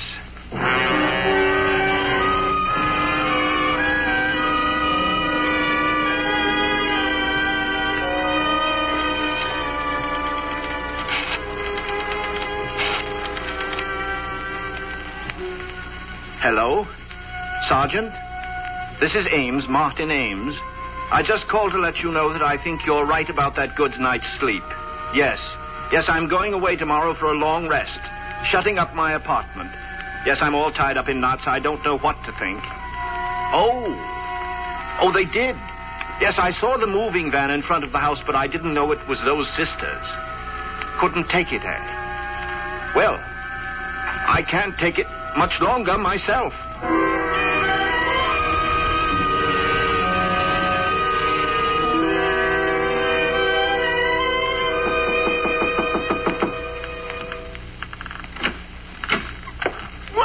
Marty, bravo, bravissimo, old boy. Not so loud. Why all the mystery? The superintendent here doesn't like me. I should think he would not like you. Grabbing this beautiful apartment right from under his nose, he probably had it promised to a friend. But you've got it now, Ronald, just as I said. So I have, old boy, so I have. And it's beautiful. I'm crazy about it. You've outdone yourself. You've been more than generous. Think nothing of it, Ronald. I'm glad to do it. For such a distinguished colleague. It certainly was nice of you. And I wish I could do something in return, Marty. I really do. Perhaps that play I'm doing next season. There's a part in it, a very small part, but very necessary. Thanks just the same, but I'm doing pretty well just now, Ronald. Oh. Do you, like the place, Ronald? Like it? Look at that living room, those gorgeous casement windows. It's like a stage. And what a place for parties. I don't know how you found it, Martin, this housing shortage. You must have a sweetheart in the real estate business. Oh, I'm married. Why, when your call came, I wouldn't trust this to anyone but myself. I left the whole cast just standing there on the stage while I came over. Tell me, how did you do it? Oh, it's rather a long story. Let's sit down, shall we?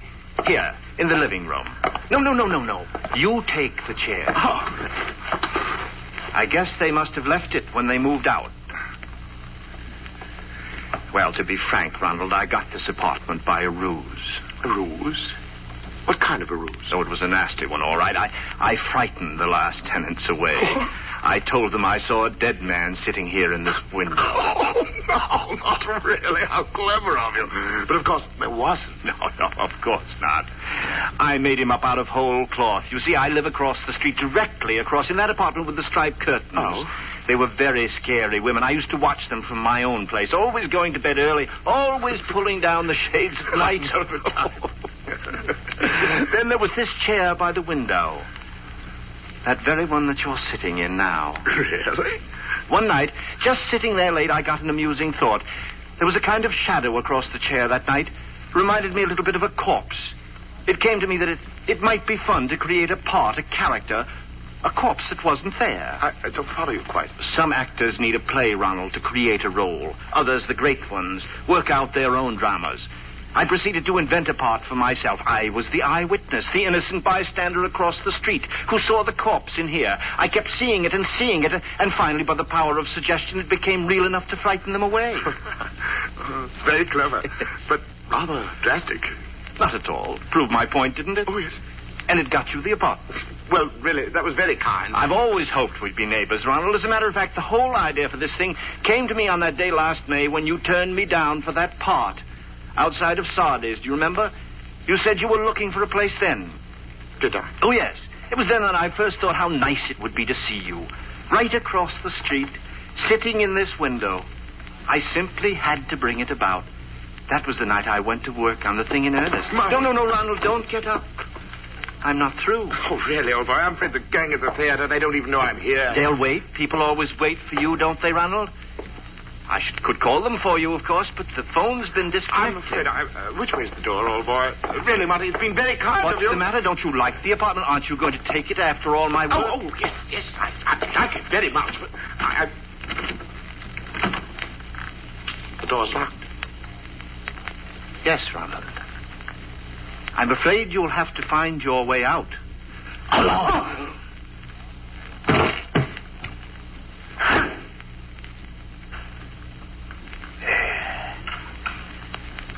That'll keep you quieter. Silence always became you better than all that ranting and glibness and charm, Ronald.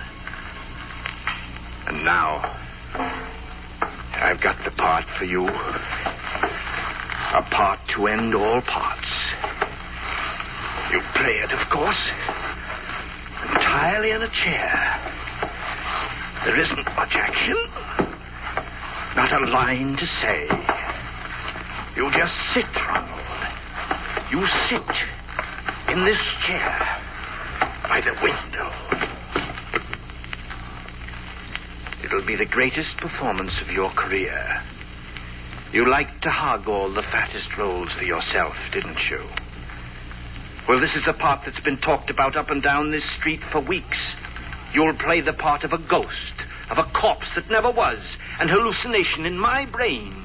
And who'll be your audience? I will. I, the insignificant, outmoded ham who wasn't fit to appear in your precious plays, but good enough to put you here.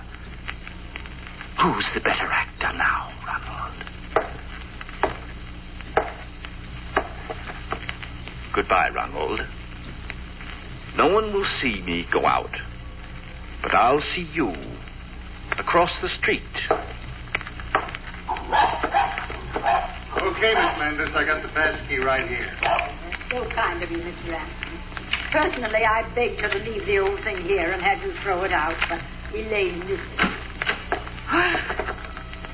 It's Mr. Ames. Ames, yes, I was just going. I couldn't resist coming up and making one final check just for myself. The door seemed to be open and anyway, the illusion's quite vanished. Quite. There's nothing there. Really, Mr. Ames? That's good. All right, Mr. Ransom. Will you ask the moving men to go in there now and take away the chair?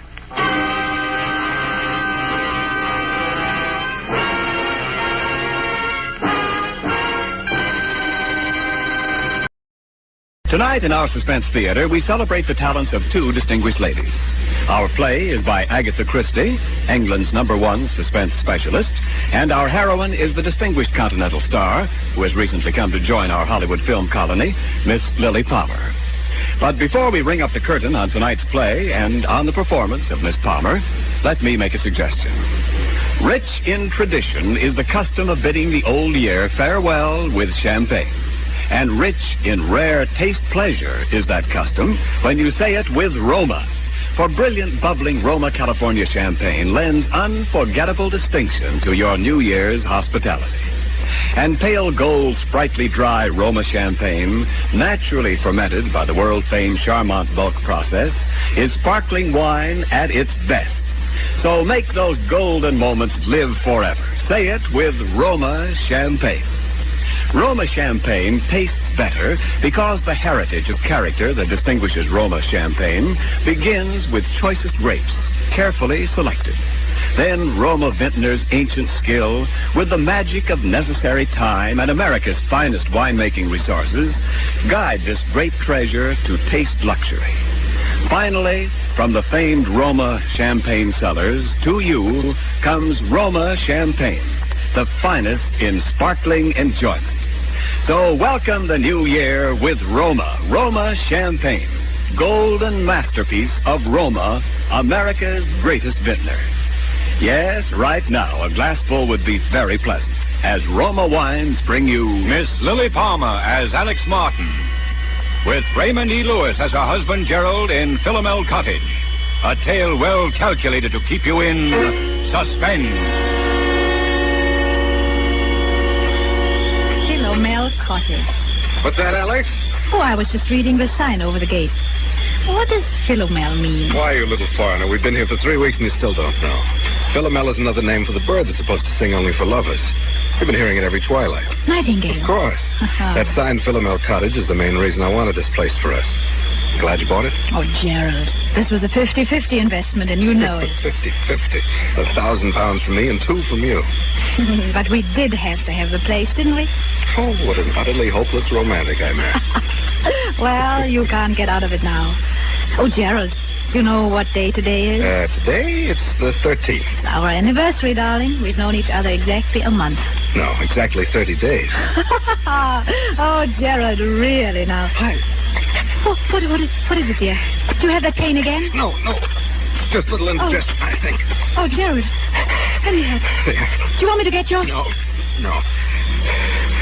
Oh, well, it's 11:35. I'd better get out of the village. Want to get that camera equipment. And the human timetable walks through the garden gate. My dear, there's nothing wrong with system, even on a honeymoon. The sooner I go, the sooner I get back. Come on, Gerald, forget your old photography. Why don't you stay and do some gardening? Be good for you. Better for old George. He gets paid for it.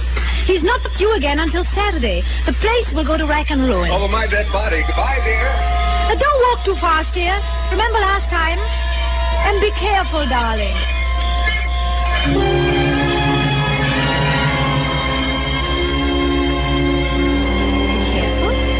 Oh, it had just slipped out. Be careful. I was swinging there on the garden gate, smiling out my happiness across a part of England that was as remote and placid as any you'd care to find. I wondered why I said such a ridiculous thing. If this were London, say, that would have...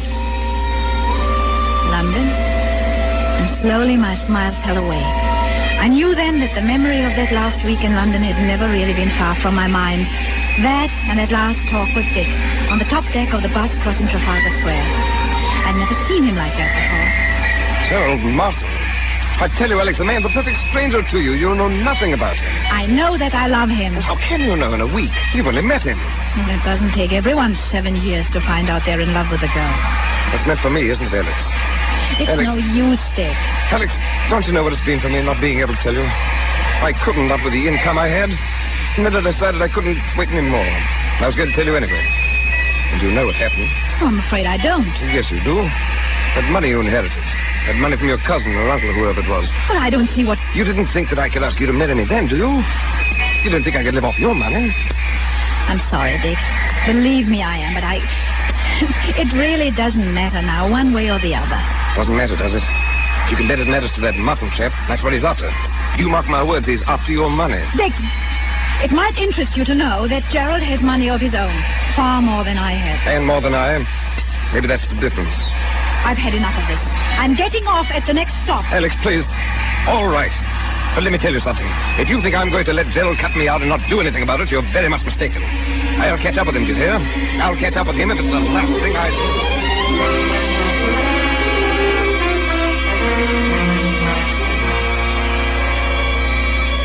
I'll catch up with him if it's the last thing I do. Oh, it was just a heat of the moment outburst of hurt pride. I shook my head and shook it away. And then the telephone rang inside the cottage. Now, who could be calling? Couldn't be Gerald. Gerald had hardly had time to get beyond the turn of the road. Except that something had happened to him. If he'd had another attack, maybe one of the villagers was calling to say that he'd... Oh, hello? Alex, this is Dick. What? Oh, who did you say? Dick? Well, Alex, what's the matter with your voice? I wouldn't have known it. It's Dick Wimblethorpe. Oh, where are you? Traveler's Arms, that's the right name, isn't it? Or aren't you acquainted with your village pub? You mean you're here? Yes, I'm on a holiday doing a bit of fishing. Any objection to my looking up you two good people this afternoon? Oh, no, you mustn't. Why, Alex. I beg your pardon. Of course I won't bother you. I'm sorry, Dick, but I only meant that we'd be away this afternoon. Won't you come this evening? Thanks very much, but I'll probably be away by then. Depends upon whether a pal of mine turns up or not. Goodbye, Alex, and best of luck. For a long moment, I stood quite still. And then I walked across the living room, and by the time I reached the side porch, I'd made up my mind. I would say nothing to Gerald about it. I stepped out into the garden and... Oh, why, George! I thought we'd agreed that Saturday was your day here. Oh, well, there'll be a fair over to Squire's on Saturday. And I says to myself, I says, Mr. and Mrs. Martin, they won't mind if I come for once on a Wednesday instead of a Saturday. Oh, of course not, George. And then I thought, too, I might as well see you before you go away, so as to learn your wishes about the boxwood edges. Before I go away? Aye, to London tomorrow. Me? Going to London tomorrow? Oh, why did you hear that? I met Mr. Martin down at the village yesterday. He told me you was both going away to London tomorrow, and it was uncertain when you'd be back again. Oh, well, now, don't tell me that you and the master are disagreeing already. Huh? No, naturally not, no. This trip just slipped my mind, George. Yes. Never could understand why anybody wanted to go up to London, though.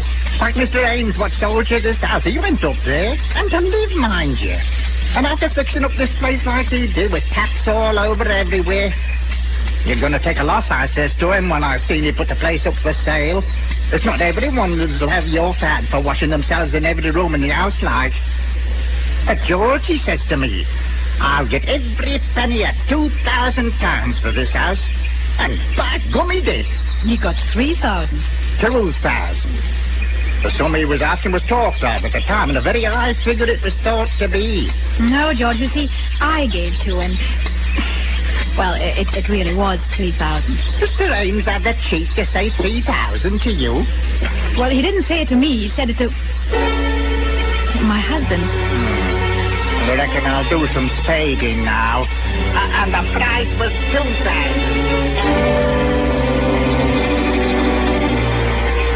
As I strolled on across the garden, I was conscious of a thin, vague thought struggling to make itself heard. And then abruptly it was gone. My eye had fallen upon a small, dark green object lying in the furrow beside one of the flower beds. It was Gerald's diary, my husband's pocket diary. I picked it up and opened it.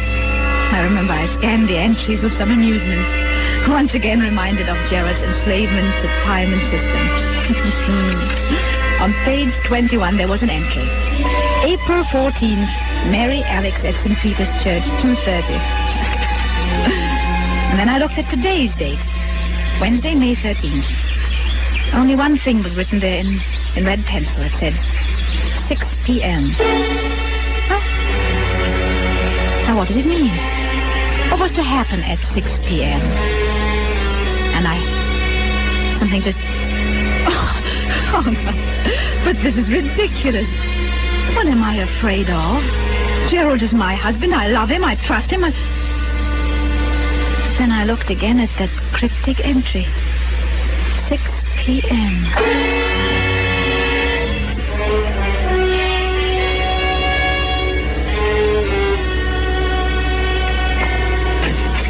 Oh, Alex? Yes? Yes? There you are. Oh, miss me, darling? Oh, why wouldn't I? It's 3 o'clock. You've had time to buy out the whole village. Only the camera shop. Now, if I don't have the best equipped dark room this side of London, it won't be my fault. If you're not careful, that dark room of yours is going to overflow the whole cellar. Oh, incidentally, here's something you've been watering the flowers with. Catch. Oh, my diary. Dropped it in the garden, did I? I know all your secrets now. Oh, not guilty. Well, I'm not so sure. What about your assignation at 6 p.m. today? Oh, that. Well, you've caught me at last. It's a rendezvous with a very handsome young woman, quite remarkably like you, in fact. You're evading the issue? Not at all. That's simply a reminder that I want you to help me develop some negatives this evening. At 6 o'clock? Well, I'll be getting dinner. We'll eat a light supper tonight. We might have just a sandwich or two and some coffee out on the porch. Well, before we work on the negatives, you mean? Yes, that'll be pleasant, won't it? You know something, Alex? I've never found anybody yet who could touch your coffee. No, really. And that covers Australia and Canada, too. You and your mysterious past. Why do you say that? No reason. Jared, I do wish I knew more about you. Alex, you're serious. Well, I know it's silly. Well, darling, I've told you all about me. My boyhood in Sydney, my life in Canada. Oh, I see. You mean love affairs. You women are all alike. Well, but there must have been other women. Oh, I don't mean that you're a bluebeard or something, but Bluebeard? surely... What's your mind on such a subject anyway? I've never mentioned it before. Oh, I don't know, Jared. I've been rather upset all day. I imagine I can thank old George for that. The gardener, you mean? Yes. He had some ridiculous idea. We were going away to London. He said you told Where him did you so. see him? Well, he came to work today instead of Saturday. The old fool. Why, Gerald. Well, he is an old fool. I want... Gerald. Oh, Gerald. Lie down here, darling. I'll bring you some water. Your medicine? What? Are you all right? Oh, I'm sorry, darling, getting you all upset about... Oh, just because of the stupid old guard. Oh, I made some weak joke to him about being off to London in the morning. He must have taken it seriously, or else he didn't hear properly. You straightened him out, I suppose? Oh, hardly. You know what a gossip he is. I didn't want the whole village to think my husband was leaving me in the dark about his plans. Are you all right, dear? You really? Told him we were going there? Naturally. Yes, of course. Sorry you were placed in that kind of a situation, darling. Don't suppose you ran into anybody else today? This far from the world, Gerald? It isn't very lovely, is it? Well, Gerald... Now, not another word. You aren't yourself now. That's quite plain, and I want you to have a little rest, a little nap. You'll be right as rain by 6 o'clock. Must you do those photographs tonight? You don't... My dear, when one sets the time to do something, one should stick to it. It's the only way to get through one's work. All right, up with you. Upstairs to your bed now. Very well, dear. I'll be getting things arranged in the dark.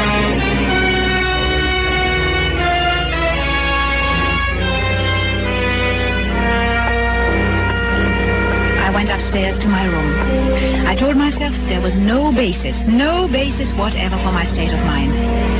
Still the turmoil, the doubt, the odd, unaccountable sense of dread persisted and grew until quite clearly I knew what I must do. Knew I must find some testimony to my husband's past, something to reassure me in. And then strangely I remembered that single locked drawer in Gerald's bureau. I tiptoed to the door at the head of the stairs, opened it, and entered my husband's room. The key.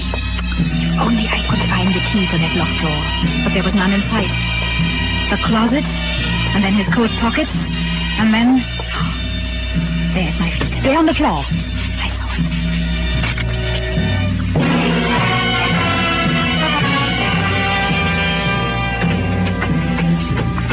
Opened the drawer, looked down, small packet of letters tied with a light blue ribbon. And when I saw the uppermost envelope, my face flushed with shame. They were my own letters, love letters written to Gerald before we were married. There was nothing else in the drawer, just a roll of ancient, faded newspaper clippings. I glanced at the top clipping. It was from an American paper. Featured the trial of one Charles Lemaitre, notorious swindler and bigamist. A skeleton had been found beneath the floor of his house, and most of the women he'd married had never been heard of again. Another of the clippings described Lemaitre's behavior in court, his interest in the cameras of the news photographers, his sensational escape from prison, and another displayed his picture. Long-bearded, scholarly-looking fellow. Reminded me of someone. I glanced at the caption beneath the picture. Modern Bluebeard. Modern Bluebeard. My eyes went back to the picture, and in a flash, I saw the resemblance. I ran through the other clippings. Dates had been found in the man's pocket diary. Dates, it was contended, when he'd done away with his victims. He was an amateur photographer. He was from Sydney, from Canada. He was subject to heart attacks. He was Gerald.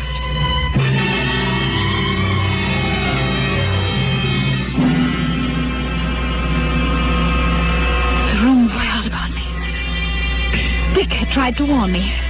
Dick had been near me that morning, and I turned him away. It was then that I noticed the sound. There was a pipe in the corner, running up through the room. From below, near its base, something was striking at that pipe, as though someone were digging. Yes. I knew then that Charles Lemaitre was preparing the dark room for the latest one of his victims. 6 o'clock. Less than an hour from now. All the jigsaw pieces shot into place. The money paid for the house. My money. My money only. The bonds I'd entrusted to his keeping. And then suddenly, I heard the quiet. The digging had stopped. Escape from that house at once. before he came out. The clippings, back in the drawer. Don't look. Don't look. Don't bother. Just get away. I rushed to the door, out in the hall, and...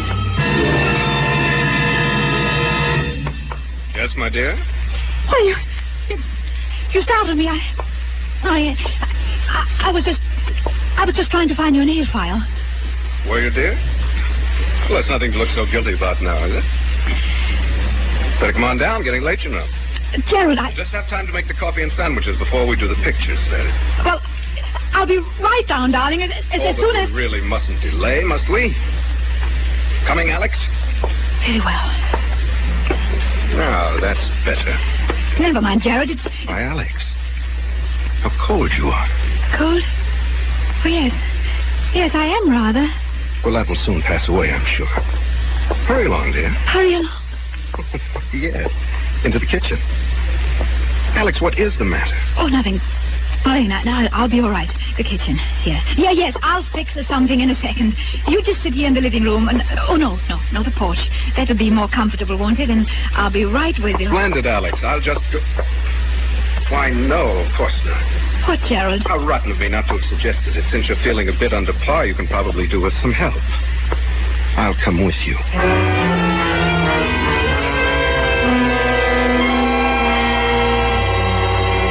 I knew then that some way, somehow, I must get word to Dick. The possibility that he might be gone by now, I just put out of my mind.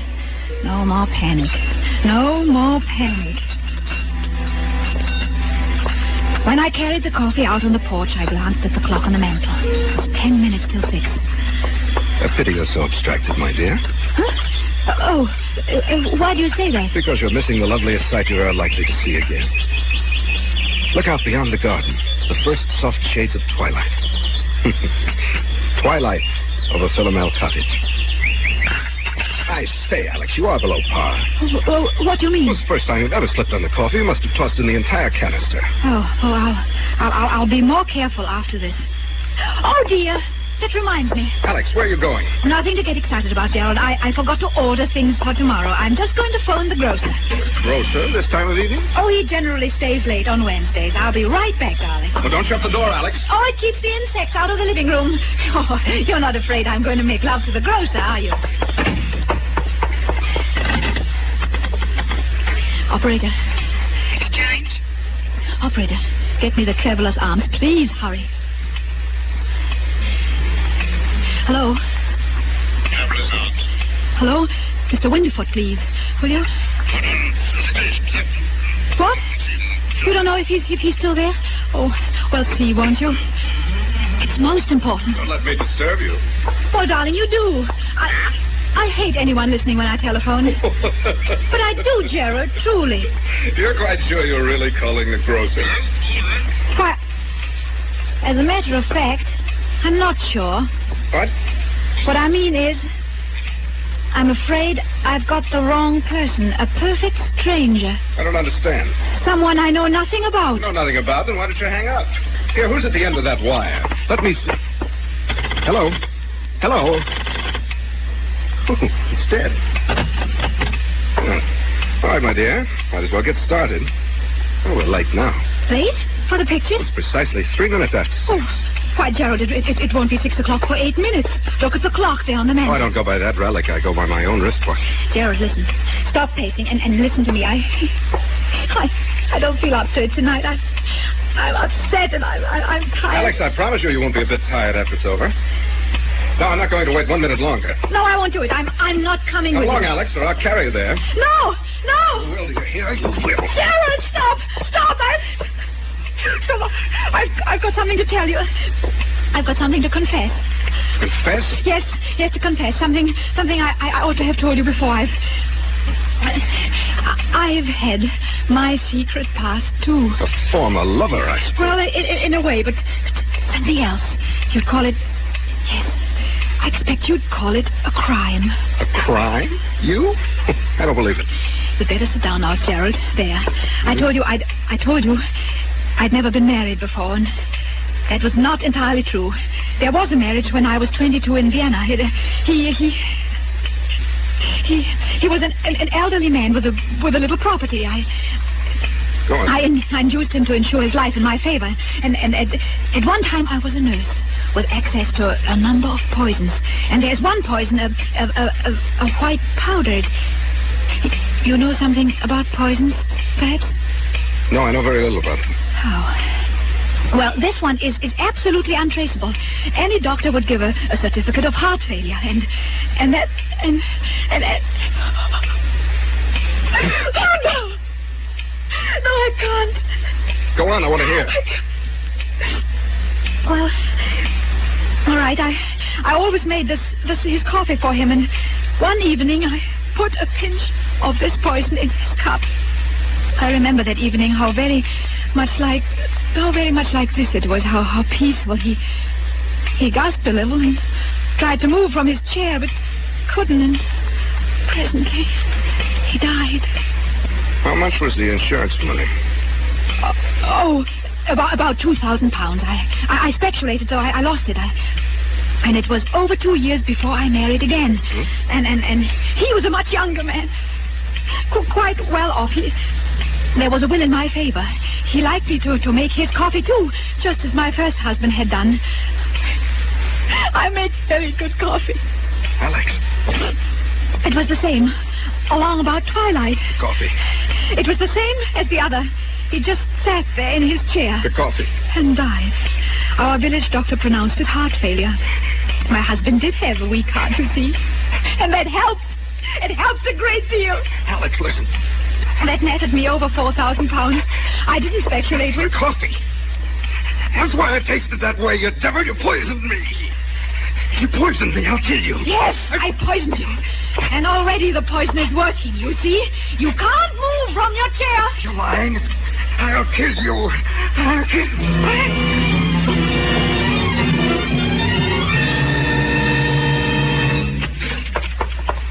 Alex Burrow! What have they done to you, Alex? Constable, go see what's happening in that room. Right, sir. Darling. I had to tell him the most horrible story.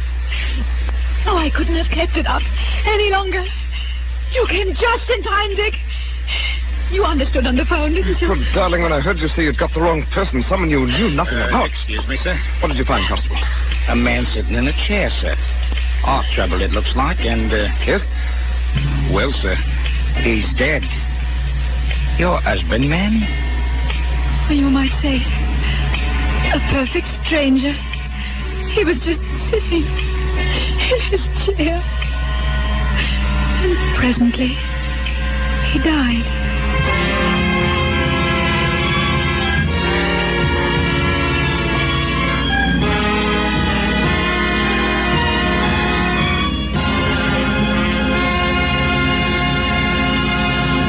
Suspense. Presented by Roma Wines, R-O-M-A. Roma, America's favorite wines. And now this is Ken Niles bringing back to our Suspense microphone the star of tonight's play, a lovely newcomer whose great acting talent has carried her to overnight Hollywood stardom, Miss Lily Palmer. Lily, your performance tonight certainly qualifies you as one of Hollywood's reigning queens of suspense. Well, thank you, Ken. But how can I accept another throne? I'm already married to the King of Siam. You're what? But you remember? It's my husband who plays the Siamese monarch on the screen. Oh, yes, of course. And for your Majesty's entertaining pleasure this New Year's Eve, here's a little present from Roma, America's greatest vendor. A gift basket of Roma, California champagne. Did you say a little present? I call Roma champagne a magnificent gift. But true, Lily. And your friends will call Roma champagne magnificent, too. For pale gold, sprightly dry Roma champagne adds a touch of continental smartness to New Year parties. Naturally fermented by the world-famed Charmant bulk process, brilliant, bubbling Roma champagne is sparkling wine at its finest. So make those golden moments live forever. Say it with Roma champagne. Say it with Roma. I will, Ken. And Lily, to bring you the finest in sparkling enjoyment, Roma begins with choicest grapes, especially selected for fine champagnes. Then ancient Roma skill and the magic of necessary time guide this grape treasure to rare taste luxury in America's finest champagne cellars. That's why those who know champagne choose Roma champagne, golden masterpiece of America's greatest vintner. So, welcome the new year smartly. Say it with Roma champagne. Right, Ken. Good night. Next Thursday, same time, you will hear Mr. Mark Stevens as star of Suspense. Produced and directed by William Spear for the Roma Wine Company of Fresno, California.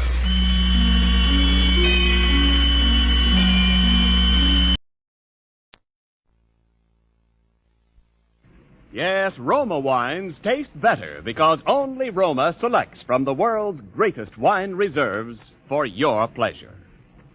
And now, Roma Wines, R-O-M-A, Roma Wines present Suspense. Tonight, Roma Wines bring you Mr. Van Heflin in Three Blind Mice, a suspense play produced, edited, and directed for Roma Wines by William Spear. Suspense, radio's outstanding theater of thrills, is presented for your enjoyment by Roma Wines. That's R-O-M-A, Roma Wines. Those better-tasting California wines enjoyed by more Americans than any other wine. For friendly entertaining, for delightful dining. Yes, right now, a glassful would be very pleasant, as Roma Wines bring you Van Heflin in a remarkable tale of Suspense.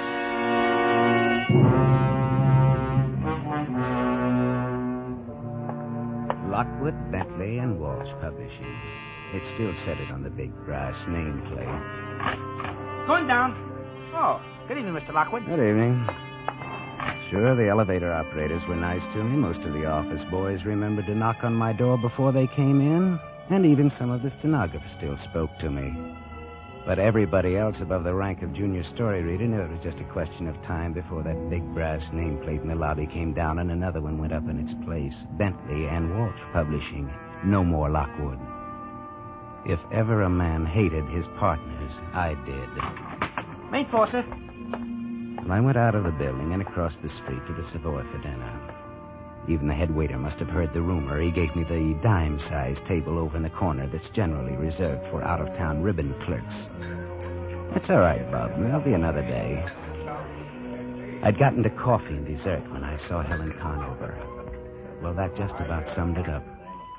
There were two things that I wanted in this world: to get my hands back on that corporation and Helen Conover. Well, she saw me and I waved to her, and she waved back and started over to my table. She was head of our promotion department. She was smart and ambitious, and she could have personally modeled for any pinup art that you ever saw, but she was reserving anything along that line for my partner, Dick Walsh. Okay, sister, there'll be another day. Hello, Arthur. Dining alone? Yes, it's a habit, but I could break it under the right conditions. Oh, but you're all finished. That's all right. Sit down. Just a big book publisher, got nothing to do. Well, if it's not against office regulations to have dinner with the boss. Regulations? Well, they never bothered you now, did they? Now, Arthur, let's keep this clean. Does Madame wish to order? Yes, the steak dinner, please. No soup and no potatoes. Very good, madam. Working kind of late, aren't you? Not working. Dick wanted me to see him off on the train. Train? Where's he going? Chicago. What for? Business, I suppose. Didn't he tell you? You know, they never tell me anything anymore. Well, it wasn't anything very important, I guess. Well, I'd know even less if it had been. Maybe you can tell me about Sam. About Sam? Did he get his report from the doctor? Oh, yes. He did, as a matter of fact. How is it? I'm afraid it's pretty bad. How bad? Well, it's his heart, all right. They don't give him much more time. Oh? 6 months at the most. Well, that means they'll have to work fast. Or I will. What? Wouldn't you say so? Arthur, I don't understand you. I've just told you that one of your partners has only 6 months to live, and you don't even seem to care. Now, look, let's be grown up about it at least. Sam Bentley and Dick Walsh have been trying to ease me out of the firm for the last year. Now Sam's going to kick off. Why should I care? You really hate him, don't you? Me? I don't hate anybody. I just hope he kicks off tonight instead of waiting 6 months and the Dick Walsh's train runs into the Hudson River, that's all. I don't hate anybody. I just wish they were dead. Oh, Arthur, how can you? What's the matter with that? I wish my partners were out of the way, and you wish... Well, I know what you wish, too, only I'm honest about it, and you're not. This isn't a very pleasant conversation. Well, there's always a better one. For instance, what are you doing tonight? I'm going home and get a good night's sleep for a change. Oh, by the way, how long is Dick going to be away? About a week. You'll be kind of lonely, won't you? I don't see why I should. Well, that's what I was thinking. You know, I've always had a sort of a yen for you, Helen. Why, Mr. Lockwood, why don't people tell me these things? People don't have to tell people like you those things. Now that you mention it, I do seem to have noticed a sort of a leer ever so often. That wasn't any leer, baby. That was the real McCoy. Look, Arthur, this may sound kind of corny, but I'm in love with Dick, and he's in love with me. It does. What? Sound corny. Why doesn't he marry you? You know why? Sure, that wife that won't divorce him. You know, he's been using that one for the last 10 years. Please, Arthur, I'd rather not talk about it. Okay. Not to change the subject, but what do you expect to get out of it? Get out of what? The reorganization, the big day when they kick old Arthur out of the firm. You think maybe they'll make you a vice president? I really don't know what you're talking about, Arthur. Well, you ought to think about it. Because you can never tell, I might be able to make you an even better proposition. I'm afraid I'm not interested in your propositions, Arthur. Any of them. Okay, baby. There'll be another day.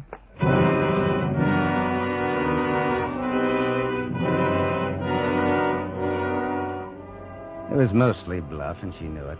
But there was one thing that she didn't know. There was a chance that my smart partners had actually been holding out on me, and if they had, the way our incorporation papers were drawn, then I could really nail them. Well, I'd been snooping through the files at night lately, and I'd already dug up a couple of things, and this night I went back at it again. I let myself in through the side door of the building and walked up the 2 flights to the office. Everything was dark and deserted. You could barely make out the long lines of desks. And then I saw the light under Sam's door. Well, I crossed the office very quietly and listened. Nothing. I tapped on the door. Still nothing. So I opened it. And there was Sam. There was Sam, leaning back in his chair and staring at me with those cold and slightly protruding blue eyes, much the way he always did. Except, tonight, there was a small hole in the right side of his head. And Sam Bentley was dead. The gun was lying on the carpet where it had fallen out of his hand. It was his, all right. I recognized it. His other hand had fallen against an open drawer of the desk, and his wristwatch was broken. It had stopped at 5 after 8. And I picked up the phone to call the police. And then I noticed a letter on his desk. It was addressed to Richard Walsh. Well, I put up the phone and looked at that letter. And then I opened it. Well, it was about what I'd figured. The doctor's report on his heart, the usual all-around apology, and then a detailed explanation of how Dick Walsh could use the corporate insurance to pay off Sam's family for his share of the business and then take it over himself because Sam didn't want me to have any part of it. The signature was a little scrawly, but it was Sam's all right. So there it was, the double cross. And yet, it's funny, but almost before I got to reading it, I knew the answer. I looked at that broken wristwatch of his again. 5 after 8, it said. An hour later, I was home in bed, sleeping like a baby, knowing that Dick Walsh, too, was going to die.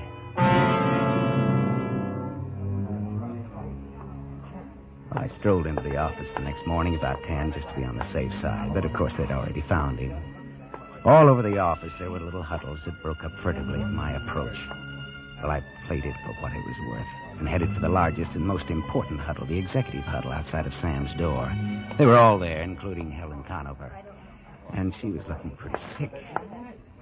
Well, what is all this? Just a minute. Who are you? Oh, I'm Arthur Lockwood. So what's all this about? Just wait here, please, Mr. Lockwood. Hey, what's going on here anyway? Somebody robbed the till? Arthur. What? Arthur, it's Sam. What? His heart? No, he was shot. Shot? Arthur, the police say it's murder. Will you come in, please, Mr. Lockwood? Yes, certainly. The captain would like to see you again, too, please, Miss Conover. Oh, yes, all right. Well, we went in. Sam was still there. But by this time, somebody had thrown a towel over his face. A big, gangling guy came across the room toward me with his hand out. Miss Lockwood? Yes? Captain Gibbons, homicide. Is that Sam Bentley? Yes. No, it must be something of a shock to you, sir, but I'm afraid I'm going to have to ask you a few questions. Oh, yes, of course. Please go right ahead. Know anybody to want to kill your partner, Mr. Lockwood? Are you sure it was... couldn't it have been suicide? Why would he want to kill himself? Well, he's been pretty depressed lately. His health has been bad. Only yesterday he got a report from his doctor that he probably wouldn't live more than 6 months. No, won't hold, Mr. Lockwood. Not unless you figure that Bentley shot himself and then carried the gun into your other partner's office. That's Mr. Walsh, isn't it? Mr. Walsh. Yes. Does that surprise you? Why, yes, it... Do you mean that you found the gun in Mr. Walsh's office? In the wall safe. How many people have the combination of that safe, Mr. Lockwood? Why, just the three of us, I think. The three partners. We each have a safe, but somebody else has to have the combination, too, just in case... you know... Mm-hmm. Did you trust your partners, Mr. Lockwood? Well, Captain, I'll be frank with you. There hasn't been a great deal of love lost between us lately, but... yes, we trusted each other in our own way. Where were you at 10 after 7, Mr. Lockwood? Oh, I was having dinner at the Savoy across the street. You can prove that, I suppose? Yes, of course. As a matter of fact, Miss Conover here came over later and joined me. Mm-hmm. I understand Miss Conover was seeing your other partner, Mr. Walsh, off on the 7:35 for Chicago. So she told me, yes. Mm-hmm. You're sure of the train time? Yes, of course. Well, it's the one Dick Walsh always takes to Chicago. Well, why this interest in time? Have you set the time of when it happened? Bentley's watch was broken. It stopped at 10 after 7. Oh. Either of you see this before? Where did that come from? Recognize it? Yes, of course. That's Mr. Walsh's watch charm. He keeps losing it. He loses it all the time. Yeah, yes, he does. We found it in the chair behind Bentley's body. Oh, now, wait a minute, Captain. You don't seriously mean to suggest that... How does it add up to you? Well, I mean that watch charm doesn't mean anything. It's true that he did lose it all the time, but he could have lost it in here any time. Not in a chair, Mr. Lockwood. It wouldn't stay there very long, not without being found. Oh, Captain, there must be some mistake. There must be. You can go now, Miss Conover. But please... I said you could go now, Miss Conover. Come on in, Helen. I guess that's it, Harry. I guess it is. Better call Chicago and issue a warrant. Oh. Richard Leonard Walsh. Suspicion of murder. No! All right. It's nothing now. She's just fainted.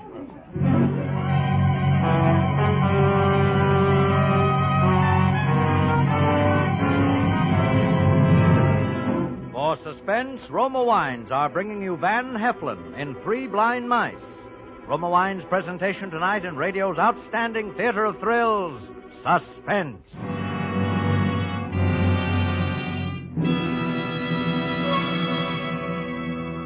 Between the acts of Suspense, this is Ken Niles for Roma Wines. Next time you have friends over in the evening, try this simple, gracious way to add warmth to their welcome. Serve delicious Roma California sherry, port, or muscatel. Delightful with cheese, nuts, cake, or any tasty snack. You're sure to please every guest with better-tasting Roma wines. For Roma wines are favorites from coast to coast, enjoyed by more Americans than any other wine. The reason? Roma wines taste better because Roma starts with choicest grapes. Because Roma, with patient skill and America's finest winemaking resources, guides these naturally finer grapes unhurriedly to tempting taste perfection. Because Roma then places this luscious grape treasure with Roma wines of years before to await selection from the world's greatest reserves of fine wines for your pleasure. So insist on Roma, R-O-M-A, Roma wines. Made in California for enjoyment throughout the world. And now, Roma Wines bring back to our Hollywood soundstage Van Heflin as Arthur Lockwood, with Kathy Lewis as Helen Conover in Three Blind Mice, a tale well calculated to keep you in suspense.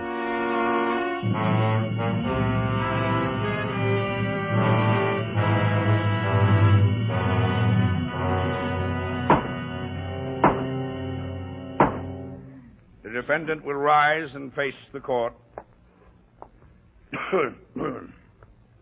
Does the defendant wish to make a statement before sentence is passed?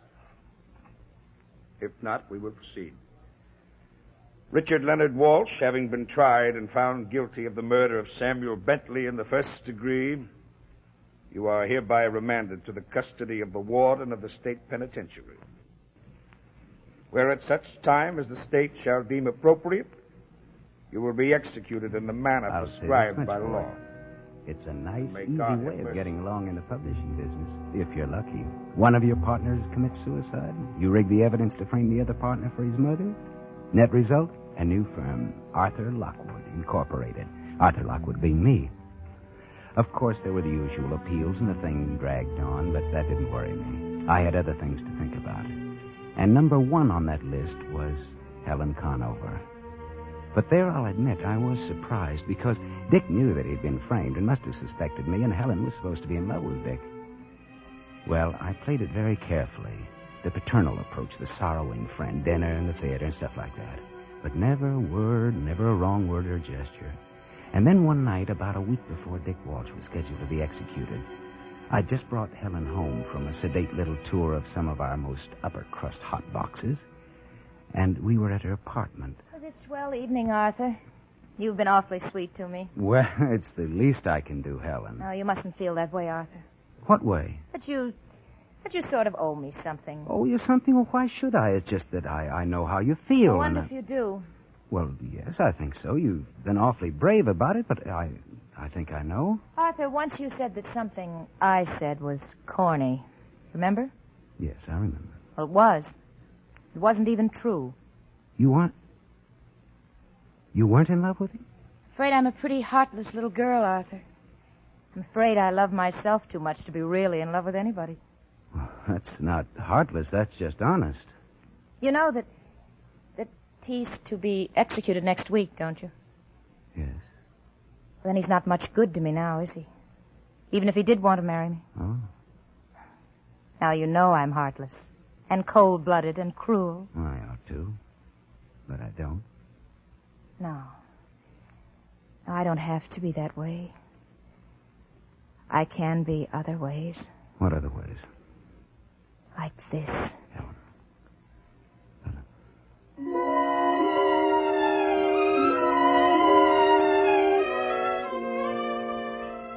Well, that was that. I didn't care about anything after that, even marriage. We made a quick trip down to Virginia where names in the publishing business wouldn't mean a thing, even ours. And it was all very quiet. No publicity, no fuss, nothing. When we got back, we took a little place in the East 50s, although, of course, she kept her apartment, I kept mine. It had to be that way for a while, at least until after Dick's execution and the things had cooled down a bit. Well, I knocked off early at the office that day, for the looks of the thing, and Helen was already home when I got there. Oh, you're home early, aren't you, darling? Any particular reason? No particular reason. Penny for your thoughts, darling. My thoughts? Oh, nothing special. I guess I was just thinking, I don't know. Bet I know. What? You were thinking about Dick. He's going to die tonight. Well, maybe I was, I don't know. Well, I'm glad you did come home anyway, darling, because I wanted to have a little talk with you. Sure, about what? You really shouldn't let it bother you, you know. Let what bother me? The execution. Why should it bother me? He killed a man, didn't he? Why should I worry about what the law does to him? Are you so sure, Arthur? So sure of what?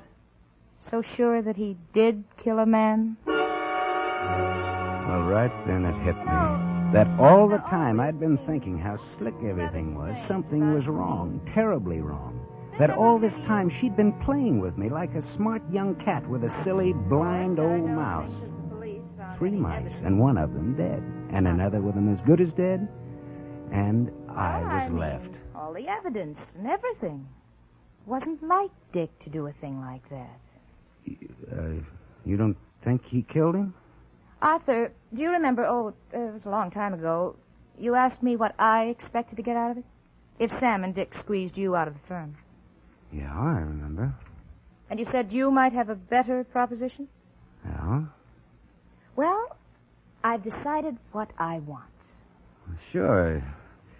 You really want to be a vice president? We can fix that easy enough, although I sort of had the idea that you'd be pulling out after a while now that we're married. Oh, Arthur, you're priceless.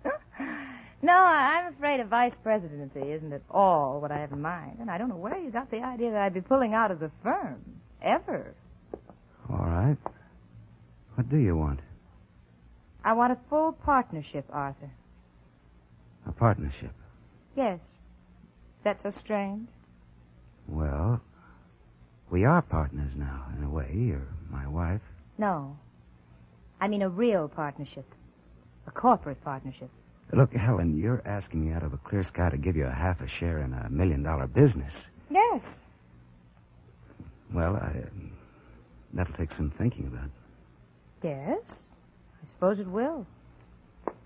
I was saying, it was strange about that evidence. For instance, there was the letter. What letter? The letter that was on Sam's desk when he killed himself. It disappeared. You must be crazy. Am I? What about the wristwatch? When he died, it said 5 after 8. But when they found him, it said 10 after 7. And the gun. It was lying on the carpet by his hand, but somehow it got into Dick's wall safe. You knew all that, and you let an innocent man go to the chair? Oh, really? Oh, Arthur, you are priceless. I let an innocent man go to the chair? You know, of course, that a wife can't testify against her husband. Oh, no. No, a wife can't be forced to testify against her husband, but she can if her conscience... All right. What do you want? I thought I'd mentioned it. The partnership. I see. Now, you're not going to be unreasonable about it, are you, darling? No, Helen. I'm not going to be unreasonable. You know, darling, I was thinking we ought to rearrange the office space. She'd even turned her back on me now. Knock out those parts. She was gazing out of the window, dreaming of the future. Her future, just the way she'd planned it. I couldn't guess how she knew. She must have been hiding somewhere and seen me, but that didn't matter much now. I only knew that I was right back where I'd started from, the business slipping out of my hands, and someday, no business, and no Helen. I had to think fast and act fast. There was a bronze statuette on the end table. I picked it up and hefted it. It was just about right. So I stepped over behind her. The offices, then, will be just exactly the same. Except for that. Darling, you won't mind that, will you,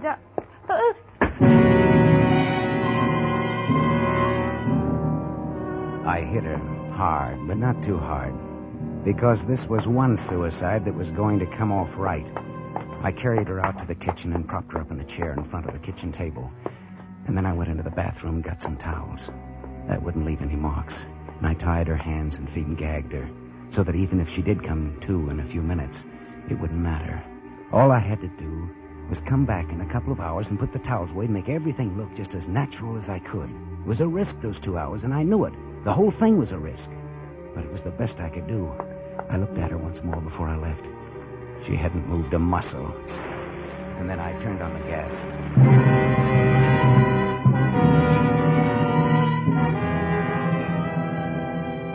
By the time I got back to my apartment, I was shaking all over. This time I had really killed somebody. But why would anybody connect me with it, I told myself. Why would anybody think it was anything but suicide? She had the motive this day of all days. Everybody knew that she was in love with Welch. And even if her marriage to me came out, the motive would still hold. And then the doorbell rang, and I jumped a foot. At first I wasn't going to answer it, and then I thought I'd better. Whoever it was would establish that I was here at home and that I could brush them off before I had to leave. Hello, Mr. Lockwood. Busy? Why, no, Captain Gibbons. No, come right in. Thanks. Right in here, please. Have a seat. Uh-huh. Cigar? Thanks. Pretty good cigar. You must be doing pretty well for yourself nowadays. Better let me light it myself. You, seem kind of nervous. Well, you know how it is. I mean, today the... Oh, you mean your partner Walsh going to the hot seat? I try not to think about it, but, well... Yeah, he'll be sitting down there pretty soon now. Pretty soon. They say it doesn't hurt, but I don't know. Do you ever see one? Look, do we have to talk about it? Makes you feel kind of bad, eh? I wouldn't wonder. Why did you do it, Lockwood? Do what? Frame him. I don't know what you're talking about. Sure you do. You changed the time, stashed the gun, tore up the suicide note. In fact, as I was saying, you framed him. No, Walsh killed him. You know he did. He was convicted of killing him. All the evidence was that he killed him. Oh, sure. Walsh killed him, all right. What? Walsh killed him. He told us he did. Just today. But it was... Hey, look, what is this? Walsh killed him and framed it to look like suicide. Then you came along and pinned it back on Walsh where it belonged in the first place. He gave us a full confession just this afternoon. Then you... So, I don't know whether we ought to thank you for making it easy for us or try to pin a rap on you. But the DA's willing to let it go, so it's all right with me. He wants a statement, though. Oh, sure. Sure, anything you say. By the way, what about that dame? What dame? The one in your office that was supposed to be sweet on Walsh. We want her the worst way. Why? Accessory to murder. She was in it up to her ears. Yep. So that was Walsh it. spilled the whole That's thing. how she'd known, and I'd taken think my he was life in sore my or hand for something. nothing. She was up there dying right now. I was murdering her while Gibbons sat there risking my life to do something that the law would have done for me. Maybe it still wasn't too late, but Gibbons just sat there talking and talking and talking. Well, you just go down there to the DA's office and give him that statement, eh? Sure. Tomorrow, the very first thing. You know, you sure are a heel, Lockwood. But you're a lucky heel. It was 10 blocks away. I didn't dare take a cab, and I didn't dare even run for fear that somebody would see me and remember in case it was too late. And by the time I got there, I was gasping for breath, so I'd run every step. As I let myself in, the smell of gas hit me just like a brick wall. I put my handkerchief over my face and rushed into the kitchen. I threw open the window, shut off the gas. She was sitting there just as I left her. Well, I got her up on the table, and I dragged it over toward the window. I got the gag out of her mouth, and I began working her arms, artificial respiration. I knew that much. I worked over her by that window until the sweat was running down my face. But I couldn't tell. I couldn't tell yet. The towels that I'd tied her feet with were still there, but I didn't bother with them or anything else. I just kept working over, up and down, as though my life depended on it. It did. I'm afraid you're too late, Lockwood. I'm afraid your wife is dead.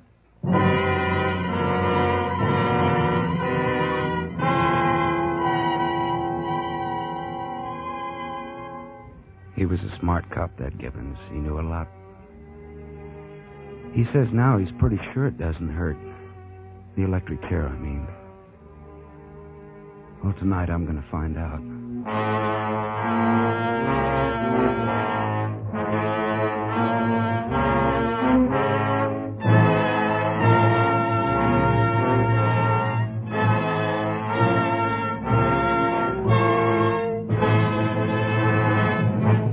Suspense.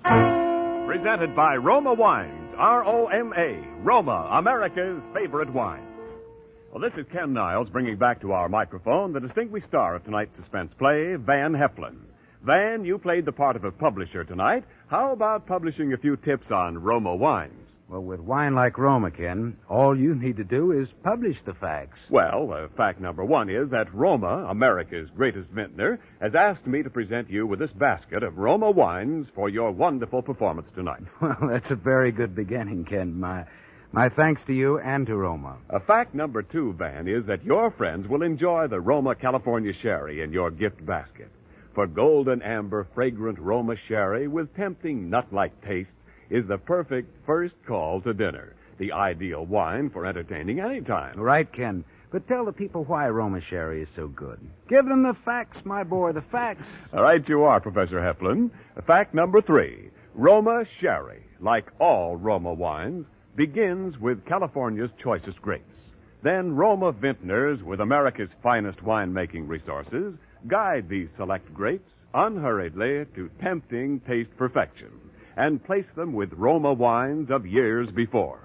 Later, Roma selects from this vast taste treasure the world's greatest wine reserves for your pleasure. Ken, you're hired. Thank you, and good night. Van Heflin may currently be seen in Metro-Goldwyn-Mayer's Technicolor musical Till the Clouds Roll By with Van Johnson, Judy Garland, and Frank Sinatra. Tonight's suspense play was written by Kenneth Pettis and Robert Richards. Next Thursday, same time, you will hear Mr. Glenn Ford as star of Suspense. Produced and directed by William Spear for the Roma Wine Company of Fresno, California. This is CBS, the Columbia Broadcasting System.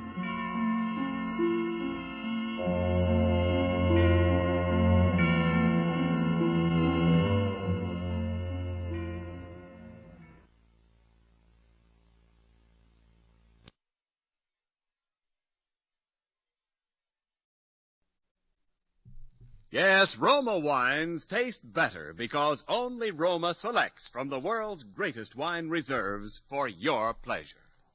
And now, Roma Wines, R-O-M-A, Roma Wines present Suspense.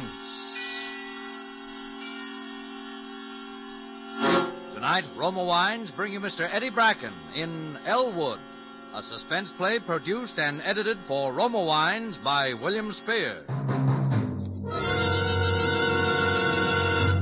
Suspense, radio's outstanding theater of thrills, is presented for your enjoyment by Roma Wines. That's R-O-M-A. Roma Wines, those better-tasting California wines enjoyed by more Americans than any other wine. For friendly entertaining, for delightful dining. Yes, right now, a glassful would be very pleasant as Roma Wines bring you Eddie Bracken in a remarkable tale of Suspense.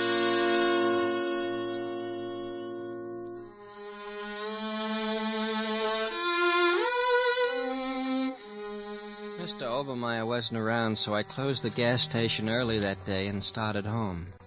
I wasn't feeling very well. I walked along thinking of different things, past the high school where I'd gone last year and where Miss Wilson was still teaching, past the movie theaters where they were still showing the Humphrey Bogart picture I'd seen last night. I thought maybe I'd go again tonight. And then I cut through the alley to the rickety old frame building where we lived on the second floor over the store. I hated that place. Every time I got near it, I hated it worse. It was no kind of a place for us to be living. I went up the back stairs. I could hear Mom and Sis in the kitchen, so I went straight to my own room and locked the door. I pulled up the old floorboard and got out my things and spread them on the bed. I pinned on the Flyer's watch, that is his wings, and strapped on the chronograph-type watch. It said "To Jimmy" from Jane on it. I looked at myself in the mirror. I could have been a famous flyer. I took off the watch and wings and looked over the other things. There was the gold fountain pen that I had only a week. It said L.I.B. on it. It was the kind that big executive used to sign important papers. I tried it out a few times in front of a mirror. Elwood? Yes? Elwood! All right, Mother. All right.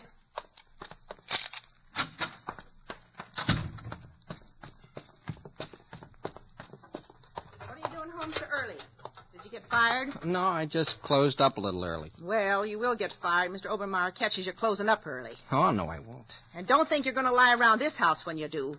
Your sister and I have a hard enough time as it is without having you on our necks. Well, I don't feel very well today, Mom. Don't feel very well. Is supper ready? No.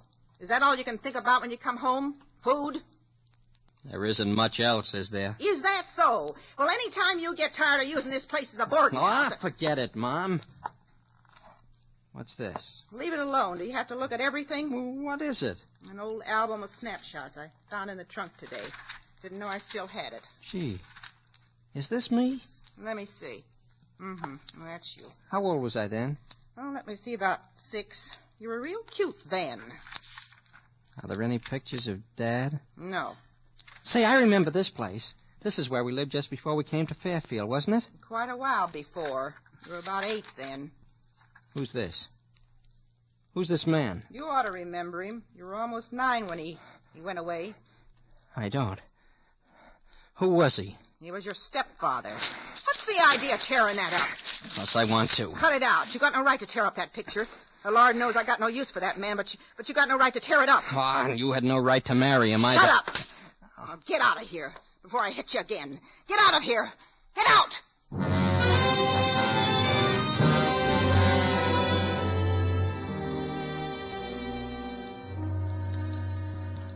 I went back to my room. I got my things out from under the floorboard again, but somehow they didn't make me feel very good the way they usually did. I had an awful headache. Pretty soon I put on my hat and went out.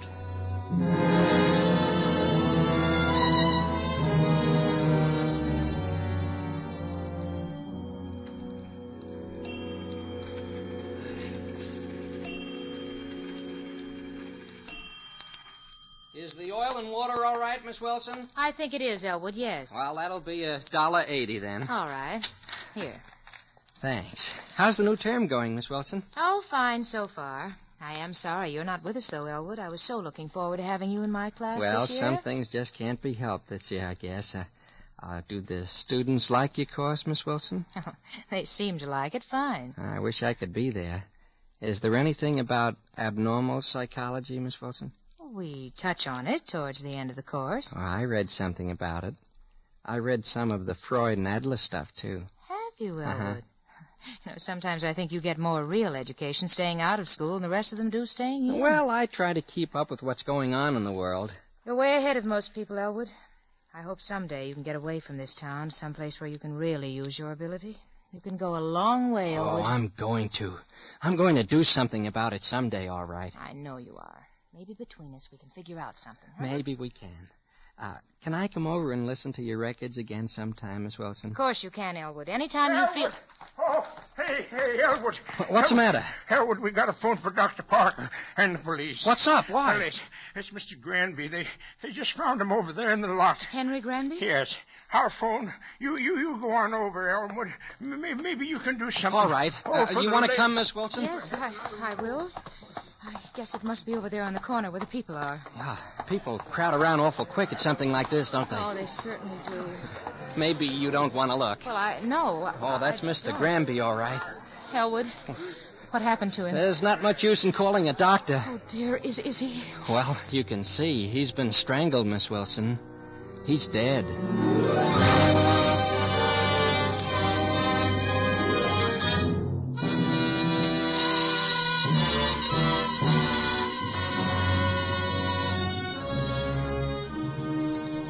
For Suspense, Roma Wines are bringing you Eddie Bracken in Elwood. Roma Wines' presentation tonight in radio's outstanding theater of thrills, Suspense.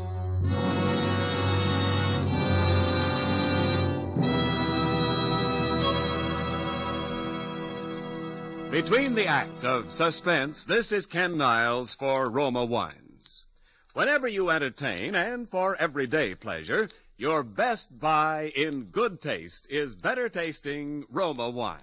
Yes, more Americans enjoy Roma than any other wine because Roma gives you an important difference, an extra goodness you enjoy in fuller bouquet, richer body, and better taste. For to bring you wines that are superior, that taste better, Roma starts with California's choicest grapes. Then Roma master vintners, with America's finest winemaking resources, guide this grape treasure unhurriedly to tempting taste perfection. This wine is placed with mellow Roma wines of years before, and from these reserves, the world's greatest reserves of fine wines, Roma later selects for your pleasure. That's what makes the difference, the better taste you enjoy in Roma, California wines. So whether you prefer sherry or port, muscatel or Tokay, insist on Roma wine. R-O-M-A. Roma, the greatest name in wine. And now Roma Wines bring back to our Hollywood soundstage Eddie Bracken in Elwood, a tale well calculated to keep you in suspense.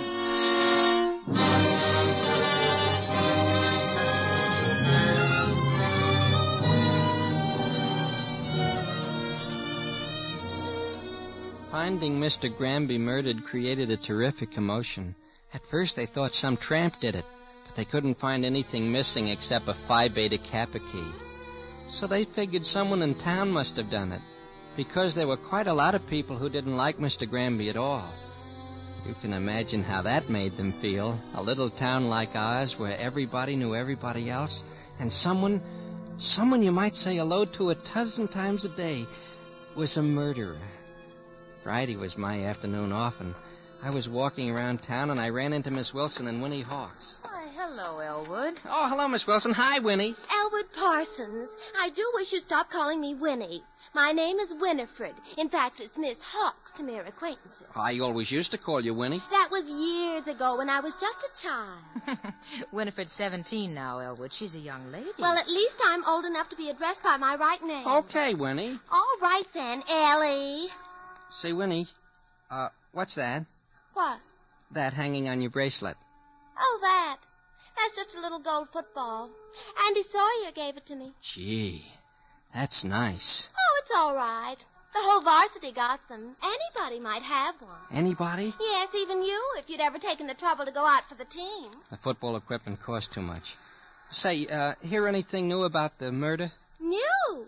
My father says that if the police can't do anything, it's high time the citizens took things into their own hands. He's forming a vigilante committee. Oh, Winifred. Well, we have to do something, don't we? After all, there's a murderer running around loose. How do we know? It might be anybody. Sure, it might be anybody. Well, of course, I suppose it might, Listen, will both of you swear not to tell us to a living soul? What, Winifred? My father thinks he knows who did it. The murder. Does he? He thinks it's old man Krantz. In the first place, there's something wrong with him living up there in that old shack all alone. And in the second place, he's a foreigner. Oh, Winifred, what's that got to do with it? Well, he could have done it. My father thinks he's somebody who's crazy. A fiend. That's the craziest thing I ever heard. Old man Krantz, a fiend. Well, just because you're such bosom pals Tell your with father to guess again, Winnie. Old man Krantz wouldn't hurt anybody. How do you know? Old man Krantz, he wouldn't hurt a fly. He wouldn't dare.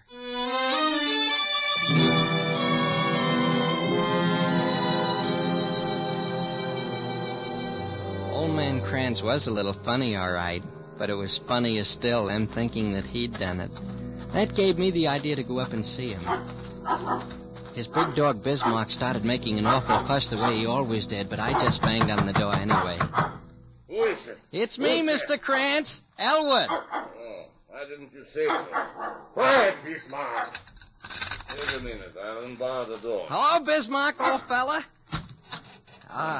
So, you finally come up to see old man Krantz again, huh? Yeah, and I brought you some old horseshoes. I'll just put them down here. Say, I thought I ought to tell you. I heard the screwiest thing in town today. Oh, so? What was that? You know about the murder? Yes, I know. Somebody said you did it. Oh, they did, huh? Uh-huh. They're getting up a vigilante committee. Yeah.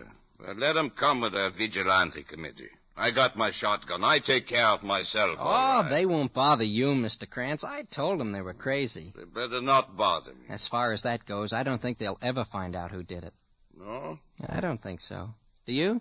Well, somebody did do it. Oh, sure. Somebody did. He was strangled, I hear. He was. I saw him.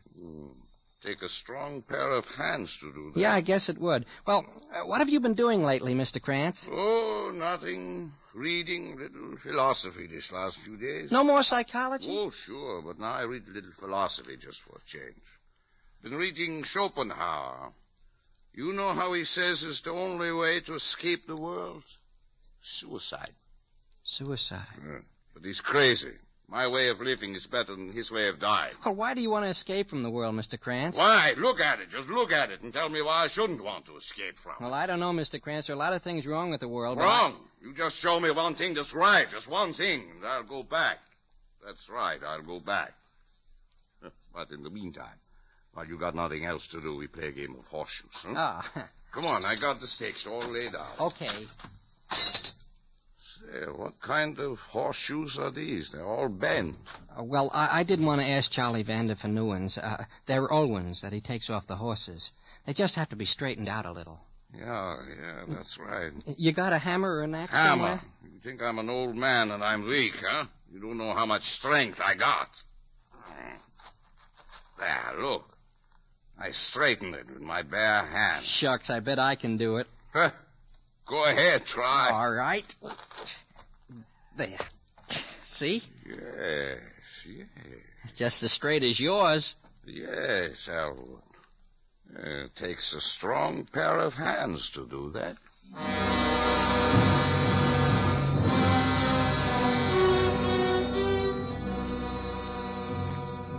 I didn't feel very well that night. I tried on my Phi Beta Kappa key that I had in front of a mirror, and then I put it back in the place under the floor, and then I put on my hat and went out. You know what? The next day they found Winnie Hawks. She was dead. Somebody had strangled her.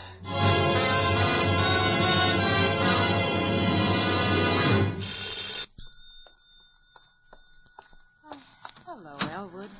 Come in. I haven't seen you for quite a while, and I thought... Everyone's been so upset. It was such an awful thing. What? About Winifred. Oh, yes. It's strange what fate does. Oh, it's something a little more horrible than fate, I'm afraid. I thought maybe you wouldn't want to go out. I thought maybe you might like to listen to some music tonight, Miss Wilson. Why, yes, I'd love to. As a matter of fact, I've just got a new album of Stravinsky. They say it's very good. Oh, Stravinsky's wonderful. I think it's terribly exciting and emotional, don't you? Well, yes. And so imaginative. I'll get out the records if you will start... What's that you got there, Elwood? What? That thing you're tossing up and down your hand? Oh, that's just a little watch charm I found. I carry it in my pocket, sort of for luck. It was a gold football, wasn't it? Yeah, I found it. I guess some fella lost it. Oh. Okay, sis, I'm leaving. Oh, hello, Dick. Oh, hi, Elwood. All right, Dick. Dad's here, so don't worry. No, Going hunting? Oh, the rifle. Hunting? You bet I am. Half the town is tonight. Didn't you know, Elwood? The committee's patrolling the streets because of the murderer. Oh, yes. I heard something about it. You ought to join up. It's every man's duty with a fiend like that on the loose. Well, maybe I will. Well, so long. Good night. Good night, Dick. Shall I put on the first record, Miss Wilson? Yes, all right.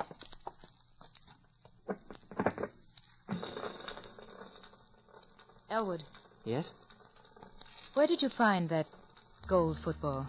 Down by the railroad tracks. I guess some fella lost it who was passing through. I sort of collect things like that, you know. Oh.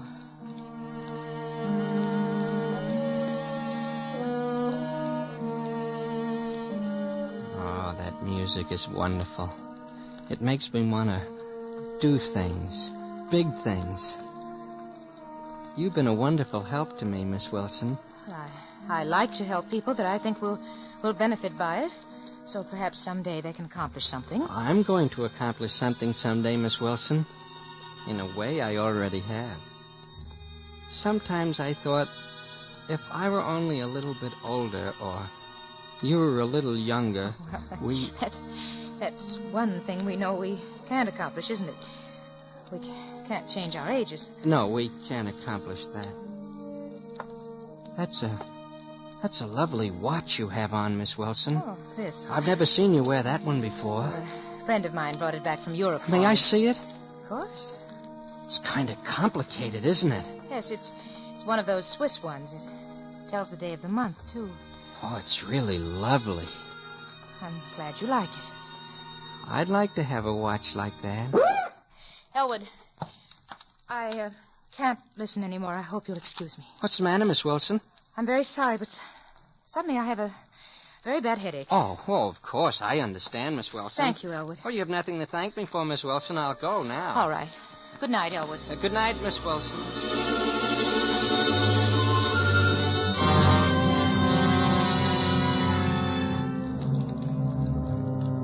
I went home and put the gold football in the place under the floor.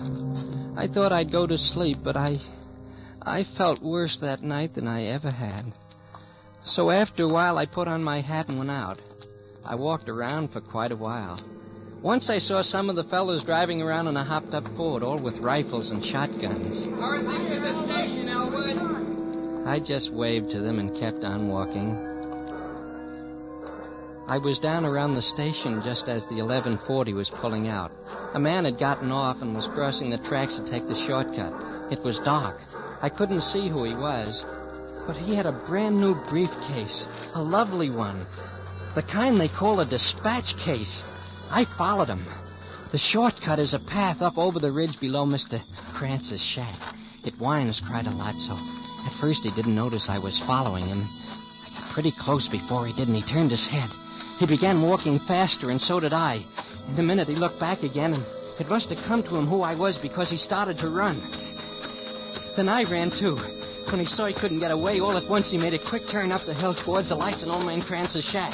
He didn't yell or anything, but he dropped his briefcase now, and he was running as hard as he could. So was I, and I didn't stop. For a second, I was afraid he might wake up Old Man Krantz's dogs before I caught up with him. He tripped over something and fell, and I was there before he could get up.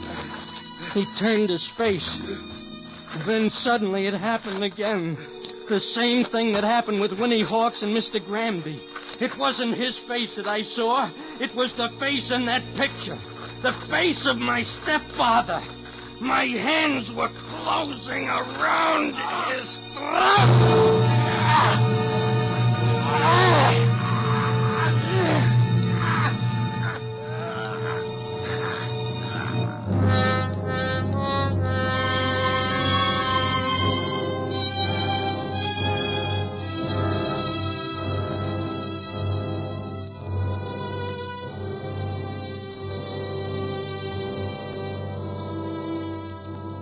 The next day, the sun was shining, and I was pleased because it was my day off again. I'd slept late, but when I started over into town, I saw a lot of kids running up towards the ridge, so I guess they'd found him. I followed along, but when I got there, I saw they were going up further, to Old Man Krantz's shack. There was a big crowd there, and the sheriff and 3 or 4 cops, they didn't seem to be doing much. It was some other men, like Mr. Wilson's brother, that seemed to be in charge. One of them had a rope, and he was slinging it over a tree. And then I saw the dog. Somebody had shot Bismarck, and he was lying there in the grass, all covered with blood. And then they were dragging Old Man Krantz out of his shack. I'm an old man, boys. I don't do it. What would an old man like me want to do a thing like that for? Shut up, now! Now, quiet. Listen here, men. Quiet. I gotta warn you. What you're doing is illegal and contrary to the law. We're in charge now, Sheriff, and let me warn you. Don't try to interfere. Bismarck, old Bismarck, what have you done that for? To a poor dumb animal. He didn't do nothing. Come on, get the rope. Wait, he didn't do it. How do you know? Well, he couldn't have... Why, there's the one who did it. Right there. I was down the hill before they even had time to fire a shot. That's all it had taken. Just those few words, and they knew. But it was too late now. There was a freight train coming through just as I got to the tracks. I got across ahead of it. That cut them off for a minute and gave me time to think. But I knew I'd never get very far in the open daylight. Then I saw an oil tank car standing on the siding with the top up. I scrambled up onto it and down the little ladder inside. It was empty. But I was barely inside when they were across the tracks after me. I hardly dared breathe. Standing there in the darkness with the oil on the bottom of the car seeping into my shoes, I almost fainted thinking of what would happen if somebody got the idea of looking into that tank car. It was good and dark. About 8 o'clock, I guess, before I dared to climb out. I was still frightened, but I was excited, too. They were looking for me. Everybody. In a couple of days, the whole country would be looking for me. But they wouldn't find me. They'd never find me. For years, they'd wonder how I got away, and then I saw 2 men walking up the track to the freight agent's office. I was frightened all over again. Haven't seen any sign of him, have you? No, I just wish I had. I got old Betsy here all primed. They were all over, everywhere. But just the same, I had to get to see Miss Wilson. Somehow I just had to get to see her. I started back over the ridge. I figured that would be the last place they'd be looking. But at every little sound in the brush, I'd go weak all over from fear. I got there, though, through the backyard. And I was just hiding in the bushes alongside the house when I saw her come out the front door with Dick. I'll walk you down there, sis. We're patrolling the streets by the school anyway, so you'll be all right. Keep plenty of lights on, though. It's so brutal. Brutal? Yes, and you enjoy it, all of you, hunting him down like an animal. What? Good Lord, sis. He is an animal.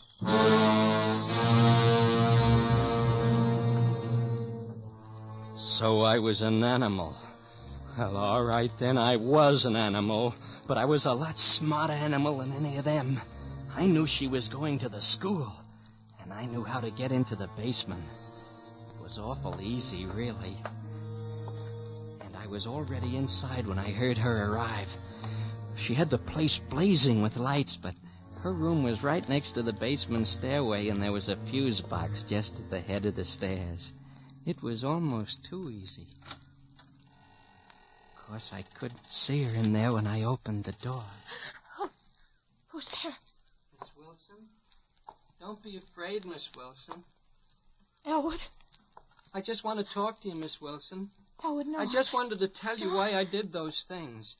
You're a psychologist. You'll understand. Please, go away. It was those things like the Elwood. gold football, like your watch. Don't. Do you have your watch with you tonight, Miss Don't, Wilson? don't I come know near you me. have it. Nobody ever gave me a watch. They wouldn't even if I asked them for it. They try to keep it from me. So I just have to take it. I just take it.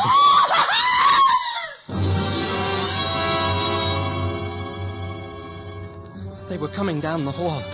The lights were on all of a sudden. There was only one way out. The window. I was cut some when I hit the ground, but I was all right. I started to run. And then I saw someone in front of me. He was aiming right at me. I turned and I ran the other way. I fell. Or something hit me. I tried to get up. Something hit me again. That's all I can remember.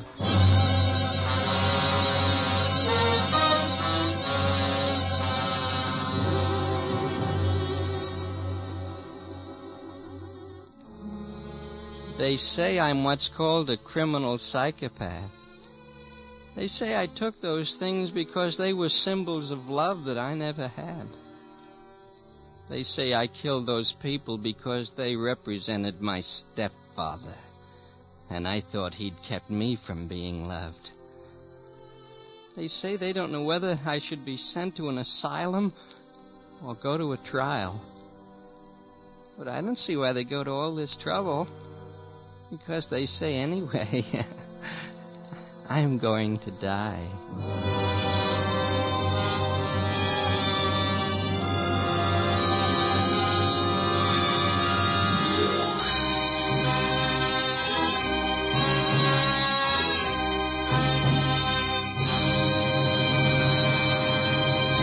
Suspense. Presented by Roma Wines, R-O-M-A, Roma, America's favorite wines. This is Ken Niles bringing back to our suspense microphone the brilliant star of tonight's play, Eddie Bracken. Eddie, even though murder is a bit out of your line, you were superbly convincing as a villain tonight. Ken, I really enjoyed playing Elwood. Say, that's a handsome watch you're wearing. You mind if Elwood, Eddie, don't. Let go of my wrist. The play's over. Oh, but I like nice things. Valuable things. Well, then, you'll like this gift basket of Roma, California wines. It's a present from Roma, your host tonight, with compliments on a most realistic performance. Oh, gee, thanks, Ken. I'll have to remember that routine. It pays dividends. And remember this, Eddie. When friends drop in, it pays dividends in hospitality to add warmth to their welcome with glasses of that delicious Roma port in your gift basket. For ruby red, rich-tasting Roma port is a warm, congenial wine, the first choice of millions for smart entertaining. And at dinner time, fragrant Roma port is so good, so gracious with dessert. Yes, real hospitality calls for Roma port on hand, always. Well, I know how popular Roma port is, Ken. Well, Eddie, here's the reason. You see, in all Roma wines, you enjoy an important difference, an extra goodness born of fuller bouquet, richer body, and better taste. And because only Roma wines give you this extra goodness, More Americans enjoy Roma than any other wine. Solid, Ken, solid. Thank you and good night. Eddie Bracken may be heard on his own program, For Texaco, and is currently being seen in the Paramount production, Ladies' Man. Tonight's suspense play was written by Robert Richards. Next Thursday, same time, you will hear Mr. Howard Da Silva as star of Suspense. Produced by William Spear for the Roma Wine Company of Fresno, California. In the coming weeks, Suspense will present such stars as James Stewart, Nancy Kelly, and others. Make it a point to listen each Thursday to Suspense, radio's outstanding theater of thrills. This is CBS, the Columbia Broadcasting System.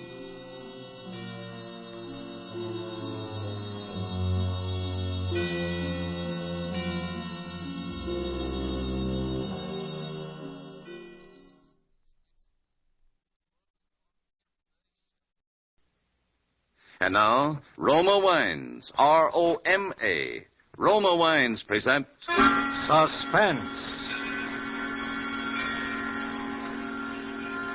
Tonight, Roma Wines bring you Mr. Kirk Douglas in Community Property, a suspense play produced, edited, and directed for Roma Wines by William Spear. Suspense, radio's outstanding theater of thrills, as Roma Wines bring you Kirk Douglas, the young American actor who made such an auspicious screen debut in The Strange Love of Martha Ivers. Mr. Douglas appears as George Mason, with Kathy Lewis as his wife Lois, in Community Property, tonight's tale of Suspense.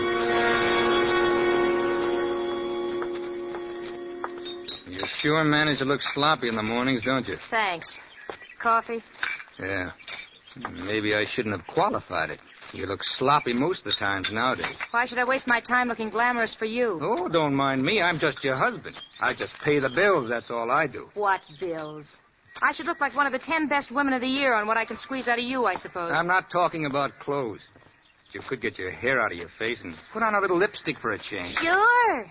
Get up 3 hours early and go to the beauty parlor. Offer the privilege of making your breakfast and listening to your sour cracks. What's the matter with you?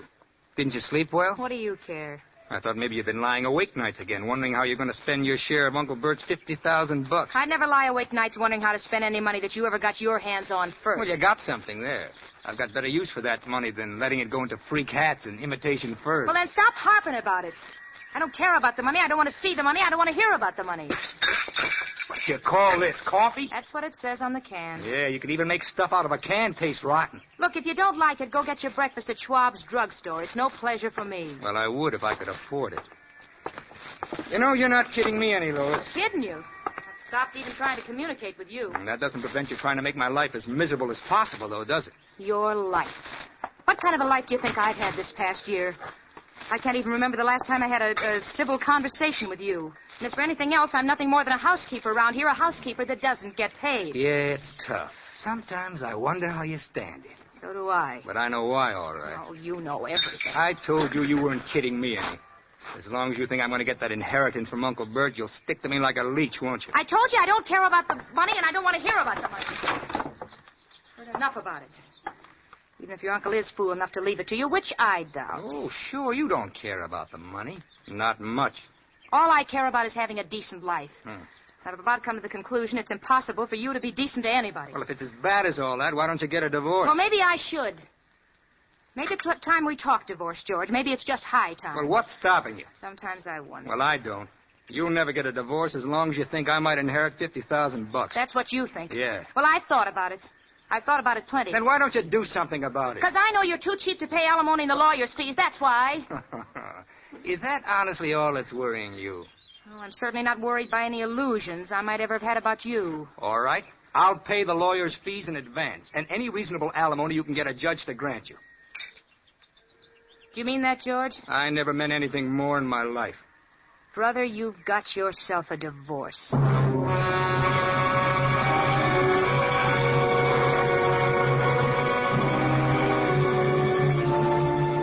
I tried to register shock and righteous indignation, but I could hardly keep my face straight. Lois was going to get a divorce. I'd been working on it for a year. ever since I'd realized that Uncle Bert was going to die and I was going to inherit his estate.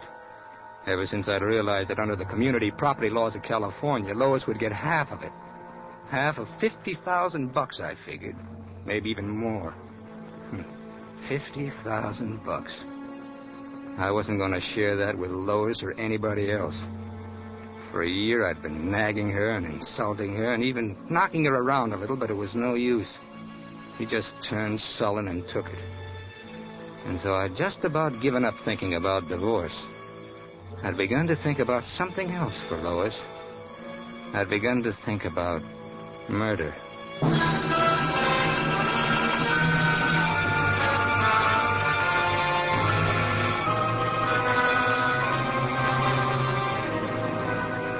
So now Lois was going to give me a divorce. At last. And Uncle Bert's $50,000 would be mine, as long as she started proceedings before I inherited. And knowing Lois, I figured now that she'd finally decided. She'd probably go to work on it that very afternoon. When I drove out to Uncle Bert's later in the day, I was feeling like a kid just out of school. It was one of my regular visits, and I never missed. 3 or 4 times a week. That was a bore and a pain. But I'm a guy that can put up with $50,000 worth of almost anything. Good afternoon, Mr. Mason. Oh, hi, Judson. How's the old boy feeling this afternoon? Not too well, I'm afraid, sir. Oh, gee, I'm sorry to hear that. One of his bad days, eh? Rather difficult, yes, sir. Well, do you suppose it's all right for me to see him? Oh, yes, sir. It's nothing that serious, I should say. He's called for his lawyer, Mr. Bernard, and for Dr. Thorpe. I should imagine he'd be quite able to see you as well. Yes. Yes, what is it? Your nephew, Mr. Mason, is here to see you, sir. All right, show him in. Hello, Uncle Bert. How are you feeling? Oh, not well, my boy. Not well. Not well at all. Well, go on, Judson. Close the door. Go about your business. Yes, sir. Yeah. Judson was saying you've had sort of a bad day. Yes, I'm completely bedridden now, as you see. I'm afraid the end is not far off, my boy. Oh, don't be silly, Uncle Bert. You'll live to be 100. No. I've called Dr. Thorpe. Oh, you can't scare me. Well, you call Dr. Thorpe every other day. I tell you, I'm sick. I'm dying. Are you going to sit there and argue with me? Oh, well, I know, Uncle Bert, but, gee, I hadn't realized it was that serious. Well, it's most serious. I'm glad you came today. I'd have called you if you hadn't. Oh, I understand your lawyer is coming over here. Oh, yes.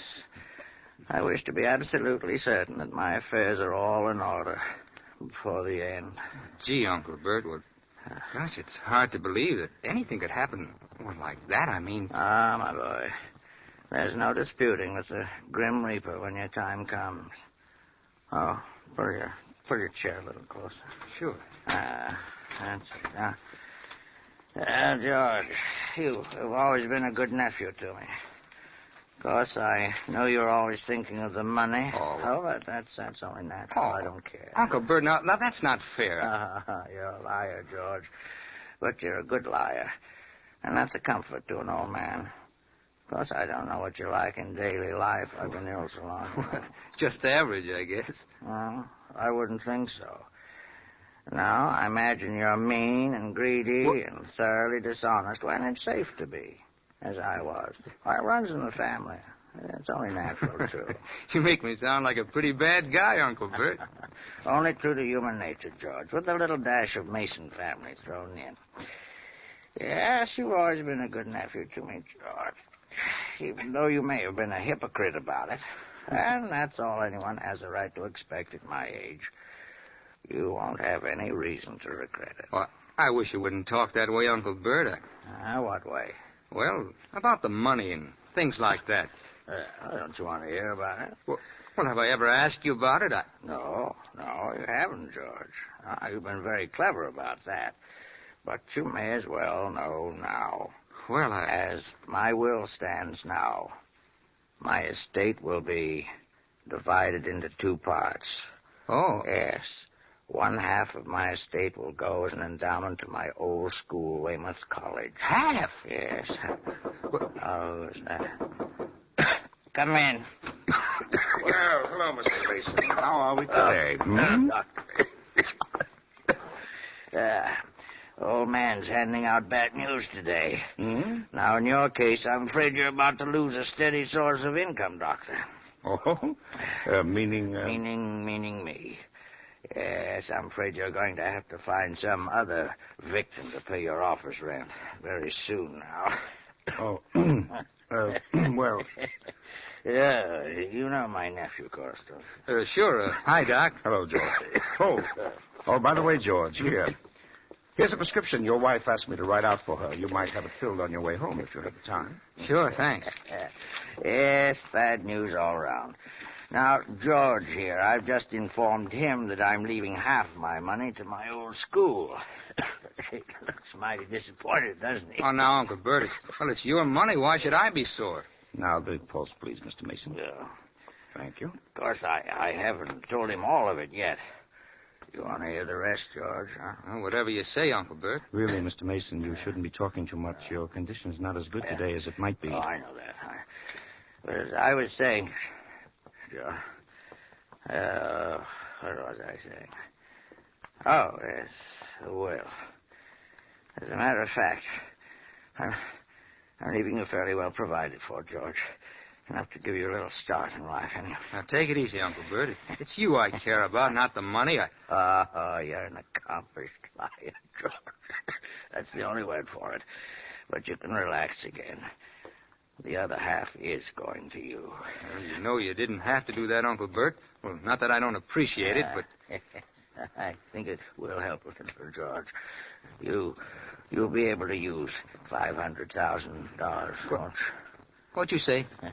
Really, Mr. Mason, I must forbid you to get excited now. Your condition... Didn't you hear me, George? I said five. Uncle Bert. Mr. Mason. Uncle Bert. Uncle Bert, listen to me. I'm afraid he's gone. Tell me what you said. For heaven's sake, man, have a little decency, can't you? He's dead. He can't be. It's some kind of a gag. Did you hear it? $500,000. Oh, come in.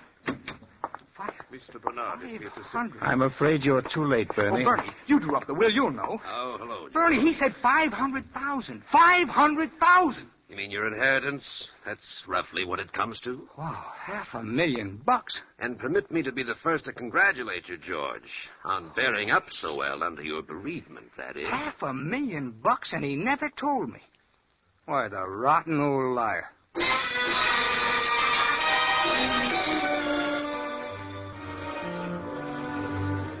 I left the house in a daze. I got in my car and started driving, just driving around. I don't know where I drove to. I just drove, and I must have spent that $500,000 500,000 different ways. But I wasn't in such a fog that I didn't do a little real thinking, too, about Lois. Because now if she got a divorce, she'd nick me for half that money anyway. And I wasn't having any of that. Not after what I'd been through. So it would have to be the other way. So I'd have to talk her out of the divorce, or it'd look too much like a motive. But first, I wanted to be absolutely sure of everything. Then, on the way past the drug counter, I remembered the prescription Doc Thorpe had given me. I think I have the idea right then. Yes, sir? How long will it take you to fill this? Well? Oh, that won't take any time. Okay. Where's your phone? Just to your left, sir. Thanks.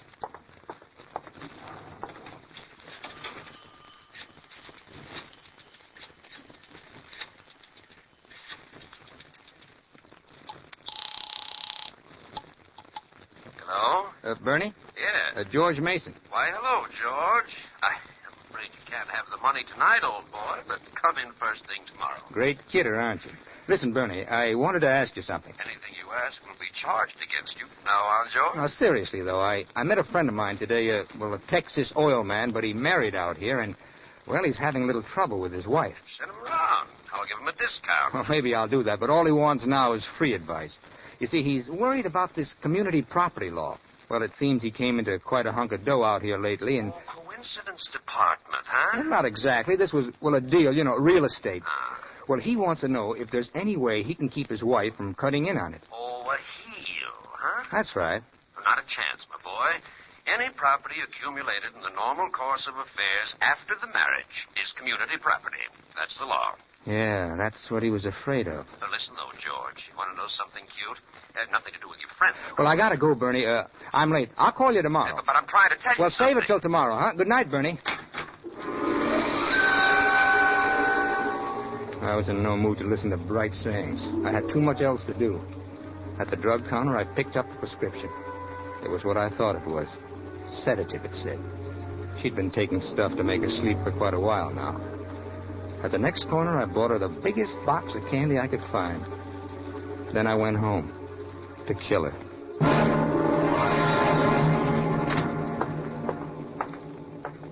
Lois? Is that you, George? Yeah. You going to bed? You're late. Yeah, Well, I'll tell you about it. You don't need to. It's nothing unusual. I know it isn't, Lois, and, well, that's what I want to talk to you about. Oh, here's something I picked up for you. What's this for? Nothing. I just thought you might like it. You must have wrecked the car or something. No, but, well, I've been doing a lot of thinking today, Lois. So have I. Well, you haven't done anything about that yet, have you? I mean, the divorce. Not yet. I know you're in a big hurry, but tomorrow will be time enough, won't it? Oh, now listen, Lois. Like I said, I've been doing a lot of thinking today. Well, it was quite a shock when you said that this morning. When I said it? Well, when it came up that way. Gosh, I got to thinking. Well, I've been pretty rotten to you these last few months. And, well, I don't know why, but I have, and I know it. You haven't been exactly the ideal companion, George. Well, it's as though something was driving me, making me do things and say things that I didn't mean and I didn't want to, and I couldn't help myself. Gosh, I don't know what it's been. Worry, trying to scrape along with everything going sky high and running into debt and thinking about the old man's money. I don't know what it's been, but I know it's been awful. For me, too. And I know it's been 10 times as bad for you.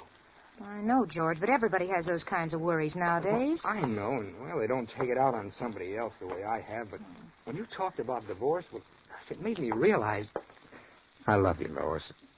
I don't know how I could ever get along without you. Do you really mean that, George? I never meant anything more in my life. Just give me another chance, Lois. I'll do anything.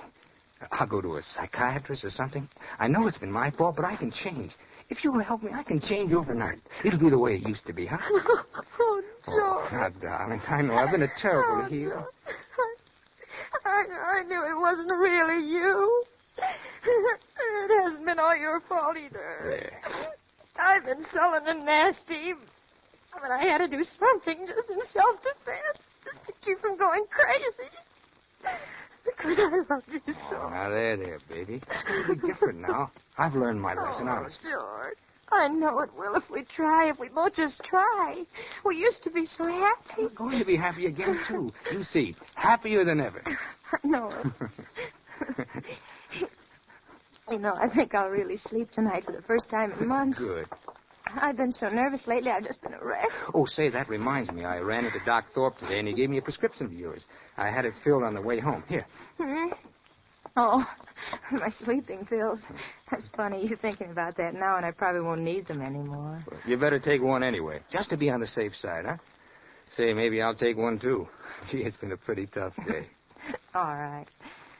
I guess tonight maybe I'm almost too happy to sleep. Would you warm up a little milk for me, darling? To take them with? Well, sure, honey. I'll fix you right up. Thanks, darling. I went downstairs and started warming the milk. I'd had the stuff hidden away for a couple of months now. It was a narcotic that would have the same effects as the sleeping pills and show up the same way in an autopsy. I put some sugar and cinnamon in the milk to cover the taste, and then dumped in enough of the stuff to kill a horse. Then I took it up to her. Thanks, darling. Yeah. Huh. That's nice. What'd you put in it? Oh, just sweeten it up a little. Sweets to the sweet. Oh, here's your pill. Thank you. Huh. It tastes a little funny. Oh. It's nice, but it's kind of funny. Oh, yes, maybe I got the milk a little too hot, huh? It always tastes funny when it's boiled. Maybe. That's it. Drink it all now. That's a good girl. There. That's the ticket. Feeling sleepy? All of a sudden. Well, now you lie down and let me tuck you in and you get a good sleep. And tomorrow, we'll start all over again. Oh, yes. A new life. That's right. Tomorrow, there'll be a brand new life.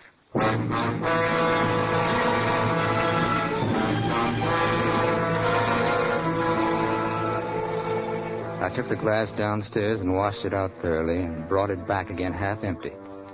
I dumped about 3/4 of the sleeping pills down the drain and then tipped the bottle over on the bedside table to give things that reckless look and went to bed. You think that's pretty funny, I suppose? Lying down in the next bed to someone you know is dying, will be dead before morning? Someone you just murdered? Well, maybe it is. But all I was thinking of was that $500,000 and spending it over and over another million different ways as I went off to sleep, and believe it or not, I slept like a baby.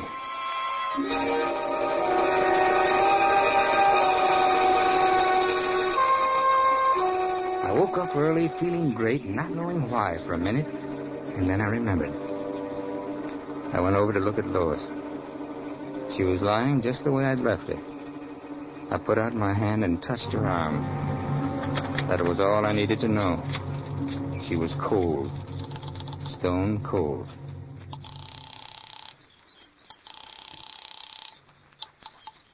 Dr. Thorpe's office. Give me the doctor. Quick, quick. Calling, please. What's the George Mason, hurry, please.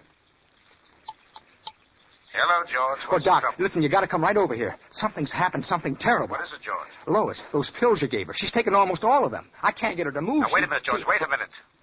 Are you sure there isn't some mistake? I know there isn't. She's cold. You'd better call the police, George. Police? Yes. Yes, it's usual in such cases. I'll be over, but you'd better call the police. In about half an hour, they arrived. 2 plainclothes dicks and a man from the coroner's office. He and one of the dicks went in to look at Lois, and the other one stayed outside talking to me. I know it's a trying time for you, Mr. Mason. I can't understand it. I can't understand it. Had you and your wife had any quarrels? No, well, we had our little spats, but nothing more than any other married couple. Well, nothing to make her do a thing like that. Had she been taking these sedatives long? Well, the last few months. Gosh, I don't know exactly why. Well, she'd been nervous and upset. You know, she wasn't getting any younger, of course. But she took them on advice of a physician. She was under a physician's care, I suppose. Oh, yes, Dr. Alexander Thorpe. Well, he saw her regularly. But he never told me there was anything mental. Mm-hmm. Oh, how about it, Doc? Narcotic poisoning. Pretty clear. If that bottle was full, when she went to work on it, she took enough to kill her, all right. And I got it filled for her only last night. Well, I guess that's about all, Mr. Mason. I'm Dr. Thorpe, the family physician. Oh, hello, John. Hello, Alex. You know Lieutenant Farley? How do you do, Lieutenant? Hello, Doc. Hello, George. You want to see the, I take it Mrs. Mason is dead? Uh-huh. Narcotic poisoning. Your prescription, wasn't it, Alex? Yes. Yes, so it was. But I'm afraid there's some discrepancy here. Discrepancy? Yes. I had been prescribing sedatives for Mrs. Mason for some time. Lately, however, I reached the conclusion that her mental health was such that the possession of drugs in any quantity would be dangerous. My last prescription, therefore, contained no sedative of any kind. What did it contain? Nothing. Sugar and a neutral base. Why, if Mrs. Mason died of poisoning, the poison was administered to her in some other form. You said, administered? I did. From the evidence, I can reach no other conclusion. Neither can I. Well, Mr. Mason? Can I call my lawyer? You're entitled to do that. And for where I sit, Bud, looks like you're going to need a good one.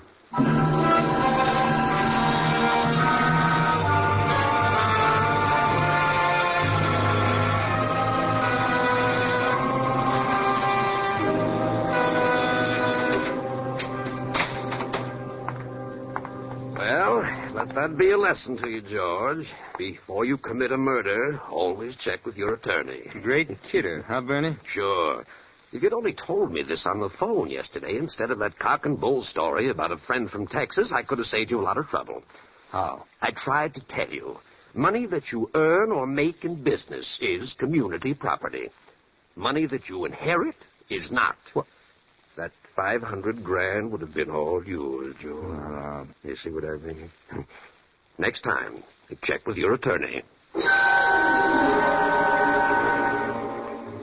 Check with your attorney. A great kidder. Now he says, don't worry. If he can get me off the gas chamber, I'll still have the worst years of my life ahead of me. How do you like that?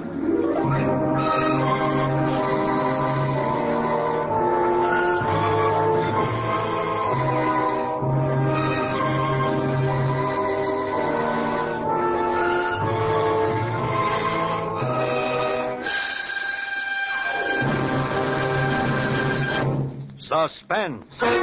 Presented by Roma Wines, R-O-M-A, Roma, America's favorite wines.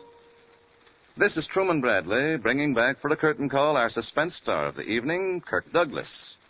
Kirk, you know, millions of our suspense listeners will remember you as Barbara Stanwyck's husband in The Strange Love of Martha Ivers. Well, seeing you play the part of a weak, neurotic man, they'd never guessed you were a wrestling champion in college. Well, Truman, you know, the difference isn't as great as you might think. No? You see, college wrestling was my first acting experience. See, that's where I learned to portray suffering. Well, since you were undefeated champion, Kirk, I imagine most of the suffering was done by your opponents. But you must have some other hobby besides wrestling, Kirk. After all, you can't be throwing your guests around the living room all the time, you know. Well, my wife claims my favorite hobby is eating. I do have an awful sweet tooth. You know, when it comes to eating cake, I'm worse than a 10-year-old at a birthday party. Say, speaking of birthday parties, Kirk, reminds me that your host of the evening, Roma Wines, has a gift for you. This hamper of Roma Wines with the compliments of Roma, that greatest name in wine. Well, thank you, Truman, and my compliments to Roma. Good night. Kirk Douglas appeared through the courtesy of Hal Wallace Productions. Tonight's suspense play was written by Robert Richards from a story by Howard Leeds and Arthur Julian. Next Thursday, same time, you will hear Mr. Lloyd Nolan as star of Suspense. Produced and directed by William Spear for the Roma Wine Company of Fresno, California. This is CBS, the Columbia Broadcasting System.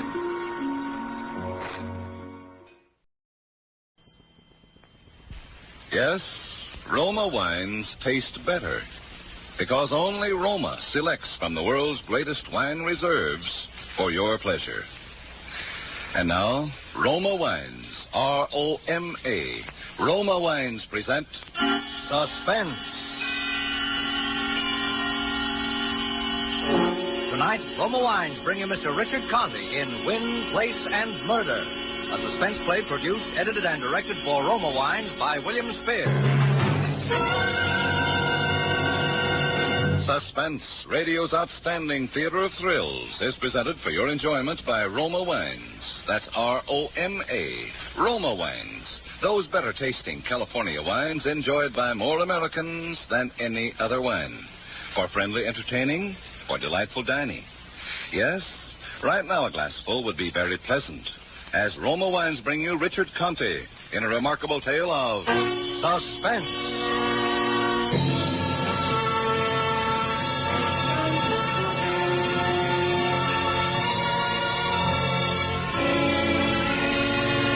Most of this took place because you can lead a horse to water, and sometimes you can make him drink, but you can never make him win a race. I learned that from a horse named Mosquito down at Tropical Park. I was in New York, and things weren't easy. The private detective business had gone flatter than a glass of beer in a boiler room. I needed to borrow money. The only place I could get it was from a girl named Laura Lee. I'd been going with Laura before I got hit by that monsoon at the $2 window. And I'd marry if she could shake a father with $5 million and a big stick. Anyway, I scratched together a little dough, and I'd sit in my office brooding about how crime doesn't pay. It didn't help any when Laura took an office across the hall and called herself a private detective. With $5 million, you can afford to play games. After that, things went from bad to worse. And then last week, Thursday, I noticed in the paper Mosquito was running down to Jamaica. I picked up the phone to call a bookie joint run by a guy named Joey Galt. And that's how it started.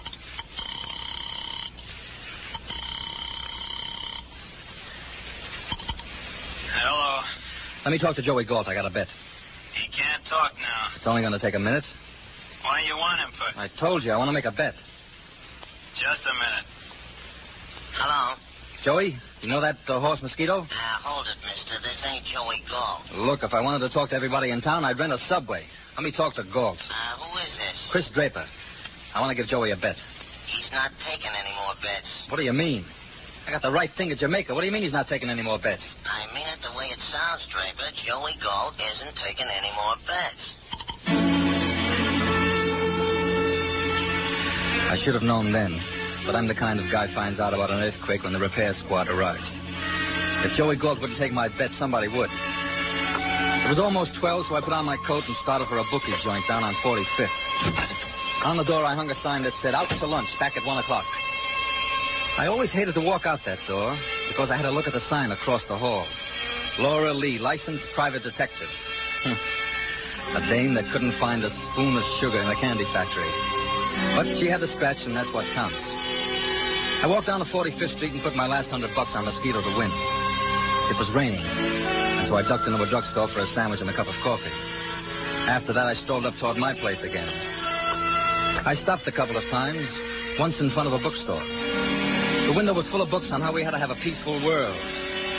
3 of them were written by generals who wouldn't know peace if somebody lugged it in on a hunk of toast. It was about 1:45 when I walked up to the door of my office. Somebody made some changes, and I got the fastest slow burn in history. My sign was gone, but there was another one that said, "Gone for 1 week. Please inquire at room 205, Miss Laura Lee." I burst into my office and called the intersection switchboard. Come on. Yes. What's the matter? Don't you answer these things? Well, I only have 2 hands, Mr. Draper. I bet you've got 2 heads to go with them. Look, nobody's calling his phone for a week. Haven't I been getting any calls? Of course, Mr. Draper. You've had quite a few, but we switched them to Miss Lee's office. Why? According to your instructions. I see. When did I give them? Oh, Miss Lee told us. She said you were working together from now on. When did she say that? Oh, about a week ago when she brought up the check to pay your office rent. My rent? Uh-huh. Anything wrong, Mr. Draper? Not a thing, baby. Get a pad of paper. I've got a message for you. Hello, Draper. Just a minute. All right. Where's Pilson? I held onto the phone and looked up from the desk. The room was full of muscle. A guy named Mike Farrago, a collection boy for Joey Galt. I'd seen him around before, a broad guy with a smile like an undertaker. Where's Pilson? Hello. I just called your office. What happened over there? Don't make me keep repeating, will you? Where's Pilson? I don't know any Pilson. You don't sound sure. I'm awful sure, Farrago. I don't know any Pilson. You're a nice guy, Draper. You shouldn't have made it tough. Now, wait a minute. Put that away. It'll go off in my face. That's so you can see it. Look, you're trying to find a guy named Pilson. I don't know him. I never heard of him. As far as I'm concerned, you just dreamed him up. The boss don't think that. Huh? Pilson just knocked off the boss. He killed Joey Galt? Yeah, that's right. Just walked in, took a gun out of his umbrella, and shot Joe right in the ticker. Shame. Oh, I'm sorry for Joe. Well, I hope they let him make book there. Everybody's got regrets. We got him about you, Draper. I don't know your boy, Farrago. Well, you had your chance, Draper. Now... Hello, Lieutenant? Lieutenant. Put down that phone. I got him on the wire, Mike. You should have asked. Hello, Lieutenant. I've got one of Galt's boys. All right. He's pushing me around a little. If he pushes too hard, you know where to look. Okay, you win this one, Draper, but I'll be back when you're not so lucky. I'm always lucky. I don't believe it. I've seen your mutual tickets. I'll be back. Goodbye. Goodbye.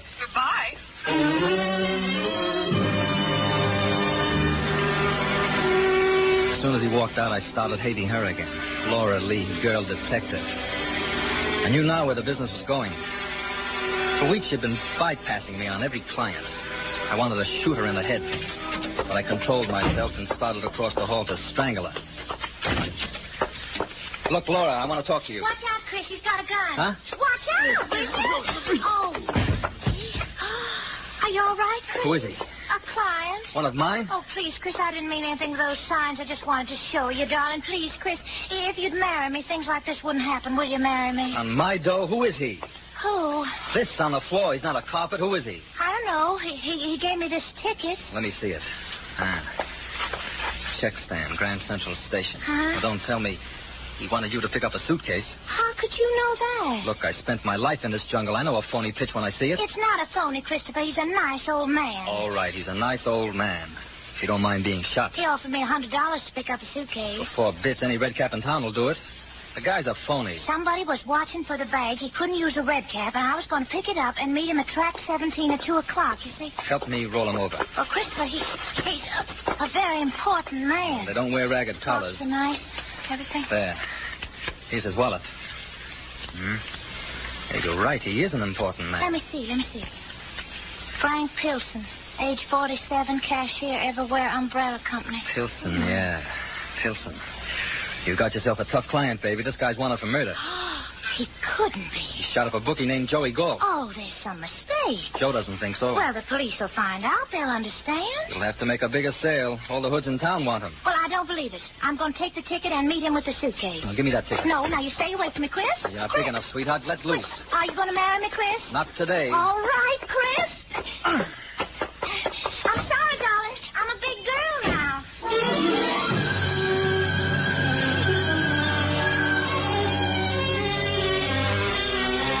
I don't know where she learned that trick, So by the time I got to the elevator, it was on its way down. When I got to the street, she was up near 7th Avenue climbing into a cab.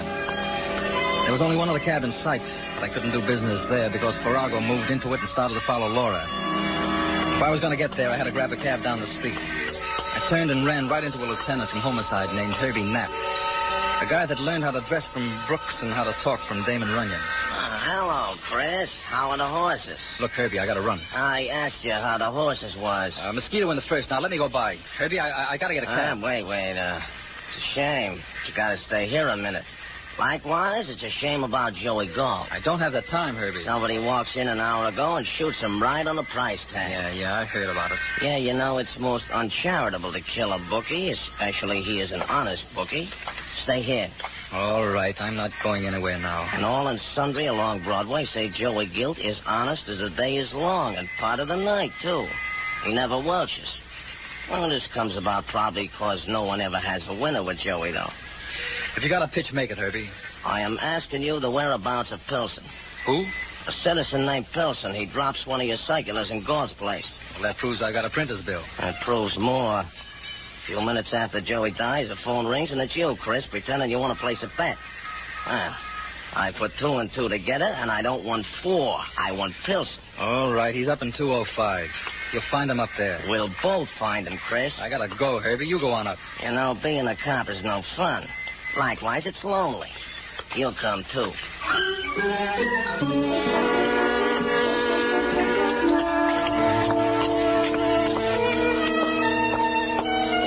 I could see Herbie wasn't going to let me chase that cab, so I got him up to room 205.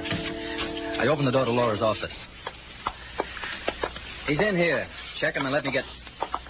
Hey. He is a wee fella, Chris. He is so wee, I do not see him.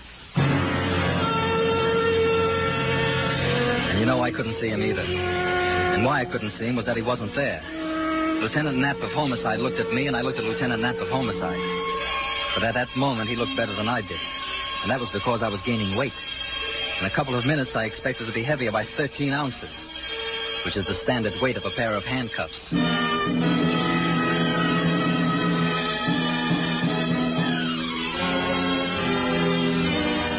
For Suspense, Roma Wines are bringing you Richard Conte in Win, Place, and Murder.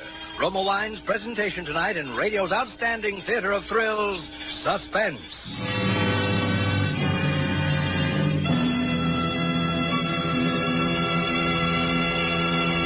Between the acts of Suspense, this is Truman Bradley for Roma Wines. You receive an extra dividend without cost every time you buy Roma wine. That extra dividend is the fuller bouquet, richer body, and better taste you enjoy in all Roma California wines.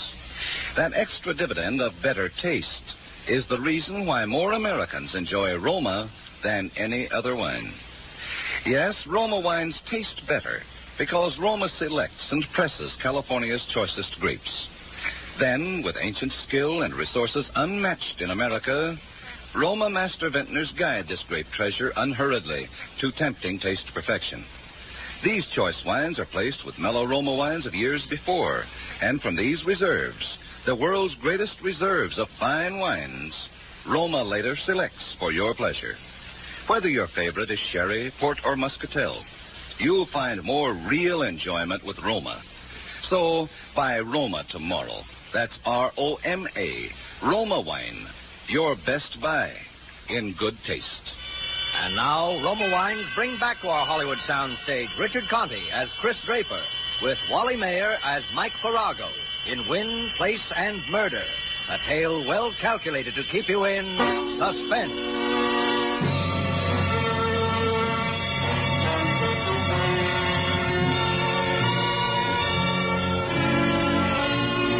I felt embarrassed, to say the least. Here I've invited Lieutenant Knapp up to meet somebody who was of mutual interest to both of us. And now I had to pick up the check. Well, he was here 5 minutes ago. Look, chum, don't pull my leg on account of I will use it in your teeth. Well, he was here 5 minutes ago. I hit him and thought he was out. He must have gone down the fire escape. First you never hear of Pilson, then you have him upstairs, and now he goes out the back way, huh? Whose place is this? It's a girl's office. Miss Laura Lee, debutante detective. How come Pilson was here? He came by mistake. That's the way I'm taking you to the jug. I have a brother-in-law handles cases cheap. Look, would I hide him on you, Herbie? I'm taking you downtown, Chris. Now, wait a minute, Herbie. Unless you pull Pilson out of the woodwork. All right. He's over in my office. That's better. Across the hall here. Did he go down the fire escape on this side, too? No, he's over here in the closet. I had to lock him in. There. You can have all 5 feet of him. Where? I don't see In the back there. Oh, I see. Sure. Look him over good. Hey, wait a minute, Draper. Sorry, Herbie. Hey, let me out. I told you I was in a hurry. I'll shoot the ball now. Bring all the tenants in. The police force will look funny locked up in the closet. I'll be back in an hour. An hour? Hey, wait. Wait a minute, Chris. Yeah. Look, that filly, Mosquito, she's running in the first? Like crazy, the word is. Look, if you keep me in here an hour, I will not get a bet down, chum. Suppose she wins. She's a 58-to-1 shot, too. Oh, 50. Oh, Chris, look, I will consider it a great favor if you put 20 skins on Mosquito's nose, huh? All right, I'll give it to Lou Golding. He works the corner. Pass it under the door. No, but what if it stinks? If it's horse money, it's thin. Pass it under. All right. You got it? Yeah. Be sure she wins. I'll tell her about your $20. Thanks, Chris, thanks. I won't forget you for this. Now go easy. She may lose. That's what I mean.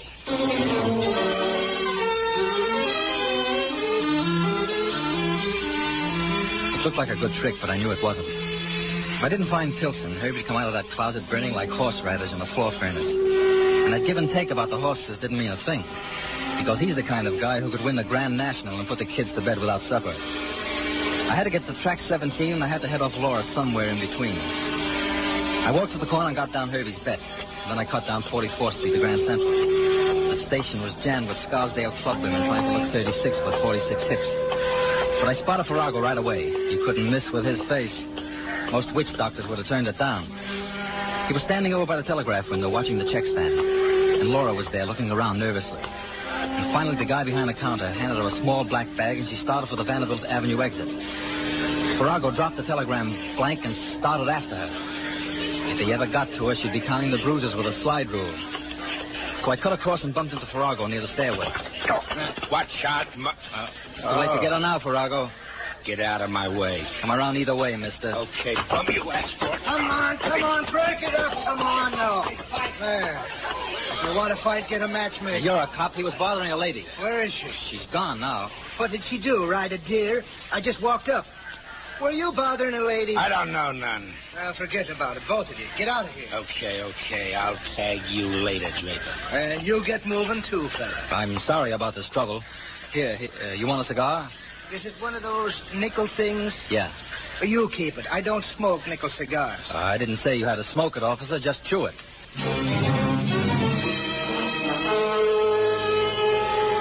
Farrago was up the stairs and out the Vanderbilt exit.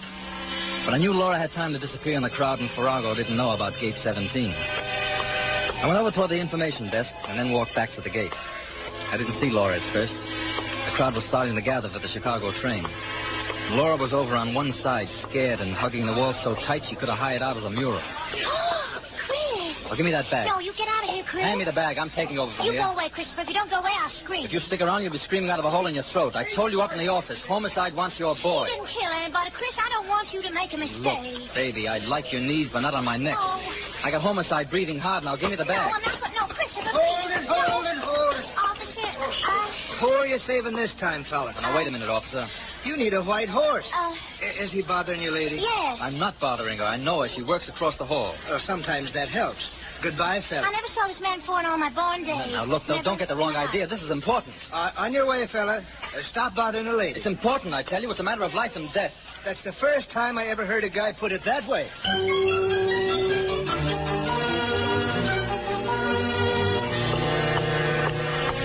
The cop watched me as I walked off, and the way he stood at the gate, I knew I wasn't going to get to Laura with a shortwave radio. It was 1:45, and Pilson had a few more minutes before he had to show. I took a chance and called his office. It looked as if I wasn't going to get anywhere, because the girl on the board had lockjaw.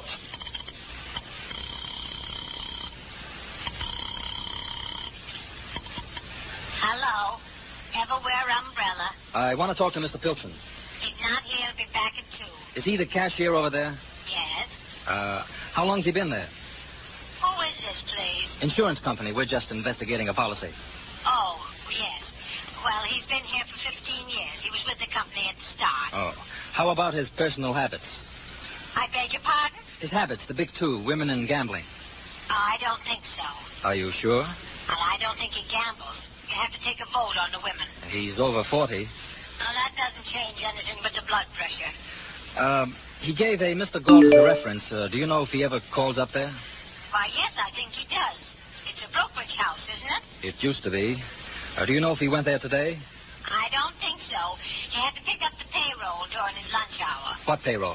He always picks it up on Friday. I didn't know about that. Would it be risky to insure him? Oh, my, no. He's been doing it for years. Small black bag. He does it every Friday. I see. How much is in the payroll? I don't know. Well, make a guess. Well, 50,000. I'm not sure. It may be. That's right. What? Maybe.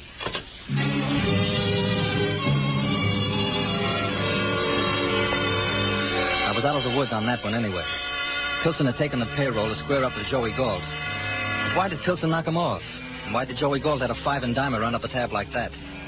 They were big questions. And the answer walked right by the telephone booth. I was just coming out of the booth when Pilson hurried around the corner. All I had to do was reach out and yank him. Come here, Pilson. Get in that booth. No, you're going to hurt me. In the booth. Come on. Don't, please. Now, sit in there and talk in a hurry. Don't hurt me, mister. You can have the rest of the money. What money? The other 26,000. The payroll dough? I didn't want to take it, but he made me take it. Your friend made me take it. I don't have any. Farrago, he made me take it. He's on the other team. I'm Chris Draper. You're Mr. Draper? Yeah. But Miss Laura Lee said that you Yeah, were... I know. She said she was handling my cases. Why did you want a detective? I was in trouble. I thought you could help me. I can't square a murder rap. I just took the money. There's no murder. Galt's cold enough to prove it. Galt? And you're wanted for murder. You've got to help me, Mr. Draper. You're tough enough by yourself. No. Mr. Galt was all right when I left. He and Farrago were talking. Farrago, huh? He's the one who fixed it up so I could go to Chicago. Why? He said I'd get in trouble unless I skipped. He said to take what was left of the payroll and skip. He said I had to do it. Or throw a lot of sevens before 2 o'clock. No, but I got scared. When Farrago came down the stairs, he gave me the gun and said I had to take care of myself. But I got scared, and that's why I went to see you. He didn't like me. You're guessing. No, he wanted that money. I know. He kept asking where it was, and I didn't tell him. And then I got away from him, and I came to see you. You've got to help me. On that much story? No, please, Mr. Draper. I didn't kill him. I wouldn't do that. You can ask anyone. Can I ask Joey Galt?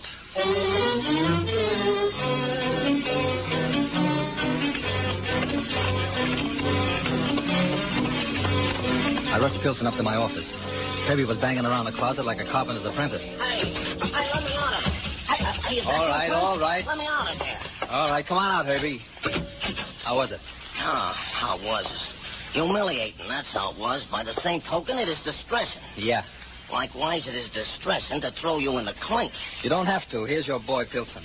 Oh, he goes to the clink, too. Oh, tell him no, Mr. Draper. Tell him no. The drag Draper's got won't pull a flea over a silk thread. If you go to the clink, Pilson. He says he didn't do it. Mr. Pilson. Chris, I want to talk to you. Now, wait a minute, Laura. What are you doing with Mr. Pilson? Christopher, I want to know what you are doing. Hey, Draper, who is this Judy with a loose tonsil here? Now, wait a minute. Calm down, Laura. Give me that bag. No, I'm not. Give me that bag. Herbie, do me a favor. This afternoon, I would not do Busher a favor. Do me a favor and get in that closet with Pilson. You've miscounted the holes in my head. It'll only be for a while. Please, Herbie, do me a favor. You can't lose anything now. That's it. Just stay in that closet. Chris, I got the only sunstroke in April. Yeah, that's the boy. All right, now get in there, Pilson. When do I get out? I'll let you know. Christopher, I won't let you do that to Mr. Pilson. Now, keep still and come over here by the desk. No. And help me get this bag open. Oh. There. Now we'll have a look. My stars. Chris, in the bag. Yeah, Pilson's laundry. 26,000 green shirts. Here, help me put them on the table. How do you know there's 26,000? Just put the dough on the table. Oh, I'm trying. Don't bother to count it. I'll have more time. Hello, Farrago. I was afraid you'd follow her. Just scoop it in the bag, Draper. Well, you don't need this. You got the rest of Pilson's payroll. I'm just greedy. Put it in the bag. Pilson doesn't get much out of this. He gets a lesson. Well, he was right then. You were after that dough. You knocked off Galt and took the dough Pilson paid him. And I want the rest of that payroll. Chris, I was right. Pilson didn't do it. That's right. Farrago palmed off the murder gun on him. Well, I won't let him take the money. Give me that back. Wait a minute, lady. I will. Here. All right, lady. Get down on the floor and pick it up. While you're down there, say a prayer for me, too. Heavens, it's all over the floor. Prayer. What do you mean? He's hot now. His only chance is to knock us off. That's right. Now hand me the bag. Thanks. It's the only way, Farrago, but it's a big mistake. As I was saying to Lieutenant I'll Knapp... worry about that, Draper. And I'm sorry about you, lady. I got regrets, but I'll get over them. Use your head, Farrago. If Herbie were here... Sorry. Pick an angel, Draper. Farrago, I don't want to fast talk you, but there's a copper in that closet. Don't kid me. If he'll step out of there, he'll put you away for good. I wasn't born yesterday. But you'll die today, mister.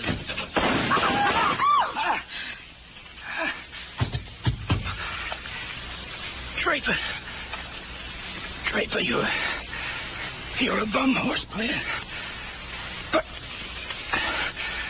But you hit it on the nose. This time. He looks pretty, Herbie. Yeah. All such characters get sleepy along about this time. If you roll him, you'll find the 20 grand he killed Galt for. I guess that answers everything. Yeah. Except one thing. Huh? How Mosquito makes out in the first race. Oh, I forgot all about it. Give me that phone. Find out. Switchboard, get me Lou Golding's place. She's due this time. I know it, Herbie. All right. In such cases, I say heaven bless her. Hello? How about the first at Jamaica? How'd they finish? She won, Herbie. What? Yeah? She came in and paid 58 to 1. How do you like that for a horse? 58 to 1? $20 I got on the schnauzer. Think of it, Laura. 100 skins at 58 to 1. Oh, my stars. Chris makes $5,000. It's more than that. It's enough to get married on. You've got to do it now, Chris. You've got to marry me now. Well, okay, I accept. Oh, Chris, darling. Come here, baby. Oh. Hey, what do you think of her, Herbie? Isn't she a knockout? Oh, to be sure, yeah. Isn't she the most beautiful thing you ever saw? In my born days. Of course she is. I tell you, Herbie, there'll never be another filly like Mosquito. Oh, Christopher, darling, we'll be a real darling.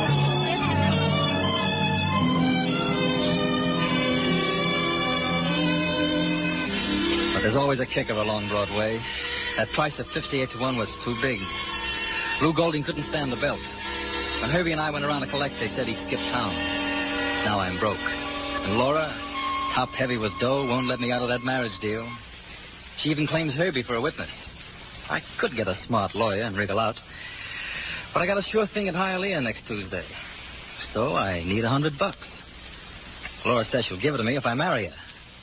I don't know. It may be worth it. But this is a sure thing. A very sure thing.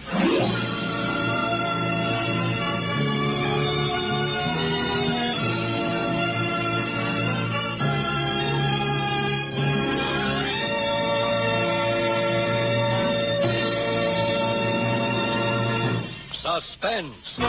Presented by Roma Wines. R-O-M-A. Roma. America's favorite wines. This is Truman Bradley, bringing back for a curtain call our suspense star of the evening, Richard Conte. Richard, most of our listeners know you as an outstanding young actor. Well, we'd like to tell them something about you they may not know. For example, the fact that you're an artist off the screen as well as on. I'm no Michelangelo, Truman. Painting is just a hobby with me, like having friends over for dinner and then talking about acting all night. Well, Richard, here's something to make your talking sessions even more friendly and companionable. A gift hamper of Roma wines with the compliments of Roma, the greatest name in wine. Thank you. That's an idea for holding my listeners. You're right. At dessert time or after dinner, serve that fine Roma California port, and you'll really have an appreciative audience. For ruby red Roma port has a rich, full body, a mellow, natural sweetness that everyone enjoys. You'll find Roma port is the ideal finishing touch to a fine dinner, a luxurious taste treat later in the evening with cake or fruit. Say no more, Truman. Just give me the Roma basket. One more word, Richard, and it's important, too. Remember that in all Roma wines, you enjoy an important difference. An extra premium goodness in fuller bouquet, richer body, and better taste. Yes, Roma wines taste better because only Roma selects for better taste from the world's greatest reserves of fine wines. That's why more Americans enjoy Roma than any other wine. You've counted Conte with Truman, and thank you and good night. Next week, part of the country goes on daylight saving time. If your city remains on Standard Time, Suspense will be heard 1 hour earlier. Check your local newspaper for time. Richard Conte appeared through the courtesy of 20th Century Fox, producers of the late George Apley. Tonight's Suspense play was from the story by Emil C. Tepperman. Next Thursday, you will hear Miss Ava Gardner as star of Suspense. Produced and directed by William Spear for the Roma Wine Company of Fresno, California.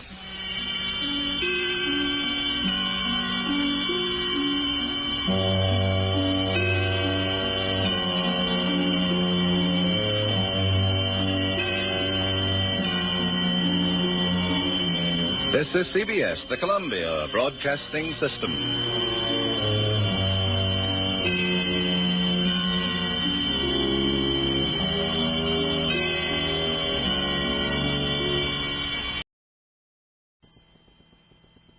Yes, Roma wines taste better because only Roma selects from the world's greatest wine reserves for your pleasure. And now, Roma Wines, R-O-M-A. Roma Wines present Suspense. Tonight, Roma Wines bring you Mr. Wally Mayer in Dead Earnest, a suspense play produced, edited, and directed for Roma Wines by William Spear. Suspense, radio's outstanding theater of thrills, is presented for your enjoyment by Roma Wines. That's R-O-M-A, Roma Wines. Those better-tasting California wines enjoyed by more Americans than any other wine. For friendly entertaining, for delightful dining. Yes, right now a glassful would be very pleasant. As Roma Wines bring you Wally Mayer in a remarkable tale of Suspense. Accident report submitted to Police Inspector Blandon from Lieutenant Steve Healy. Place 15th Street and 4th Avenue. Time 2:45 p.m. March 11. Remarks. Ernest Bowers, age 34, was crossing the intersection as signal light changed from green to red. A car driven by Theodore Toby made legal right turn from 15th Street into 4th Avenue. Hey, look out! Hey, officer! Oh, look at those cameras. Hey, here's the guy. Yeah, he's bleeding. All right. Give him some air. Come on now, let me through here. All right, stand back. Let's have a look. Is he hurt bad, officer? I didn't see him. Honest, I didn't. I had the right of way. He's passed out. One of you people call for an ambulance. Yeah, you. Okay, move back here. He's bleeding. Here, I'll prop up his head. Yeah, use his jacket. Here, I'll hold him. Golly, he's limp. Feels just like he's dead.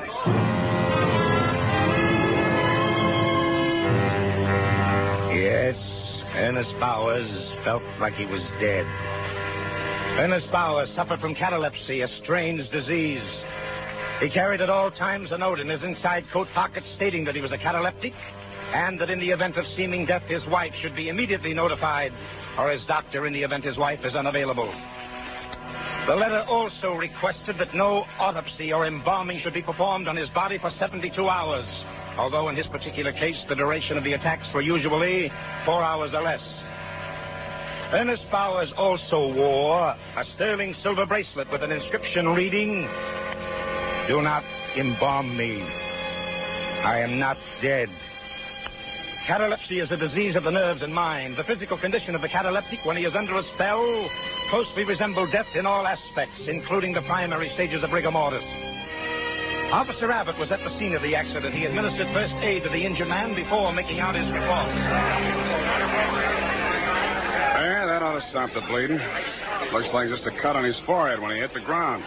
Nothing much. Oh, he can't be hurt bad, officer. I didn't hit him hard. That's right, officer. I saw it. It looked like just a little bump. All right, now clear back. Let's have a little air here. I'll have to take down some information. What's your name? Theodore Toby. Here's my license. Hey, you kids! Now, what do those kids do? They picked up something off the street. Oh, here it comes. I hope he's all right. It doesn't look like he's breathing. My gosh, he ain't. I told you to get back. Now, come on. Ease back. All of you here. All right, let us through here, please. Hello, Doc. Glad you got here. He's out cold. Yeah, I say he is. Have a look. Well, let's get him away. He's dead. Well, anyway, it didn't happen in a coach. Okay, I'll take him away. Keep them back, officer, will you? Okay, keep back. Come on, clear out. Show's over. All right. It's the second one today. Yeah. Well, let's go. Whose jacket was that he was laying on? I don't know. Did you pick it up? No. Hey, officer. Yeah. Where's the jacket? What? Well, the jacket, the gunner's jacket. Oh, my gosh, it's gone. Oh, okay. Oh, those kids. Never mind. Let's go, Pete.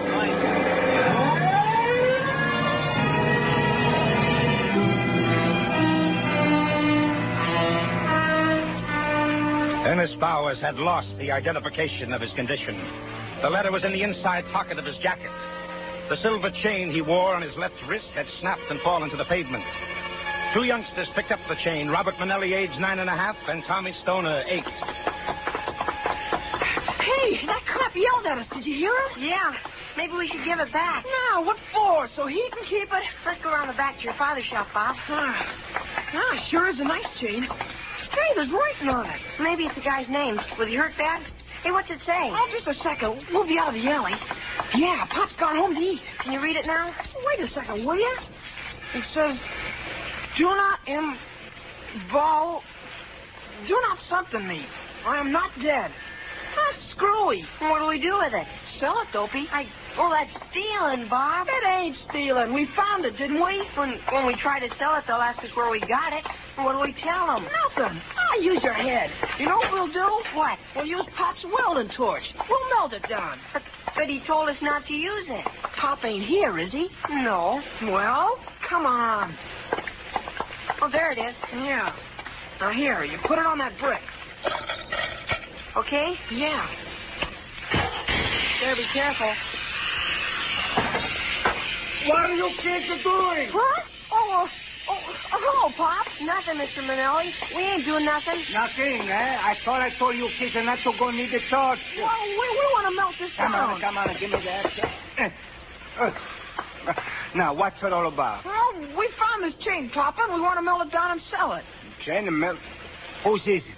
We don't know. Joey, Tommy. No, we don't. Yeah, where you get it? We found it. Oh, come on, let me have it. Well, there's nothing wrong, Pop. We just found it, see? It's ours. Shut up. Do not embalm me. I am not dead. What's that? It's screwy. Well, where you find it? In the street. Honest, Pop. Ask Tommy. All right, go on. Get out of here. Well, how about melting it down, Pop? We can sell it and buy some baseball. All right. Keep back. Yeah, look at Tommy. You see it? Yeah. Starting to melt. You see how he does it? Keep away, I told you. It's all melted.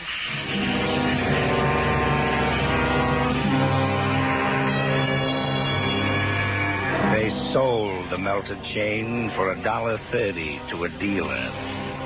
$1.30. But the coat. The coat was the principal thing. In the coat, in the inside pocket, was the letter. The information about Ernest Bauer's condition was in the letter. The instructions that could save his life. The coat was picked up from the street by honest Jerry Murdoch. Now there's a big sign near the corner of 15th Street. It says, Honest Jerry Murdoch, Swap Shop. He brought the coat into his store, rummaged around on his shelves until he found some cleaner, then started to clean the bloodstains. I'm looking for a sport jacket. Oh, just a moment. What kind? Conservative. Oh, come over here, please. Yeah, something on that order. Hey, just pick out what you want. How much you want to spend? About $5. Oh, these cost more. How much? From 8 to 12. Now, over here we got some cheaper. These don't look so hot for $8. From 8 to 12. Over here. Well, I'll take a look. Yeah. No, these don't appeal to me. And what size do you wear? 40. Oh, here, try this one on. Nice and conservative. There. Yeah, it's kind of tight around the shoulders. Yeah, tight. Yeah, it looks cheesy. Well, I guess you ain't got what I want. Wait a minute. Wait, what's your hurry? I'm just putting a new one in stock over here by the counter. Huh? Nah, that looks all right. What size is it? I don't know. Here, let's try it on you, huh? How's that? Yeah, this feels all right. All right. Yeah, it's kind of stiff in front here. It's almost new, ain't it? You'll break it in. Feels like cardboard or something. Look, you want it? $5. Okay. There might be still a couple stains on it. I ain't had time to take them out. You use some cleaner on it to bring it to the tailor's. He'll spot it. It'll be better than new. Yeah, here. Here's the $5.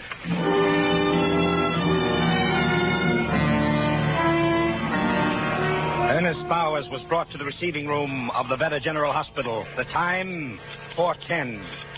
If Bowers was going to awaken, it would probably be before 6:45. Intern on duty, Dr. Weldon, made out his report. He wrote it down while he was standing near the telephone switchboard. Hello. This is the Veta General Hospital. Is there anybody by the name of Bowers at home? That's Bowers, B-O-W-E-R-S. No, nobody home. Is Mr. Bowers married? His wife thinks so. Where can I reach her? There's been an accident. I don't know. She's out. Will you tell her to call the Veta General Hospital? Yeah? What happened? Mr. Bowers is dead. That's funny. Just a superficial cut on forehead. Well, that's cardiac. I'm gonna go. Get me the orderly room, honey. Okay, use that phone there. Right. Yeah? This is Dr. Weldon. There's a delivery for you to go to the morgue. Morgue now? Yeah? I ain't had anything to eat since... Yeah, I know. Since lunch. Go on now. It's down in the receiving room. The papers are down there, too. Can I get a sandwich first? No. Go on. Get going. Oh, why can't I wait a few minutes? It's got to go now. They'll want to stop the embalming so they can go home. It was then 4:22 in the afternoon. Dr. Theodore J. Weldon left Honey at the switchboard and walked upstairs to the intern quarters and settled down to reading the sports page of the afternoon paper. At that moment, if anyone had been in receiving room B of the Veta General Hospital, where the body of Ernest Bowers lay on the patient carriage, they would have seen a fly crawl slowly across the face of the dead man, and they would have seen his nose twitch.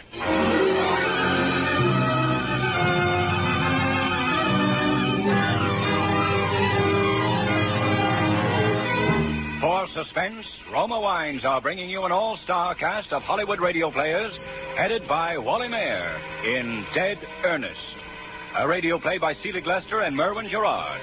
Roma Wines' presentation tonight in radio's outstanding theater of thrills, Suspense.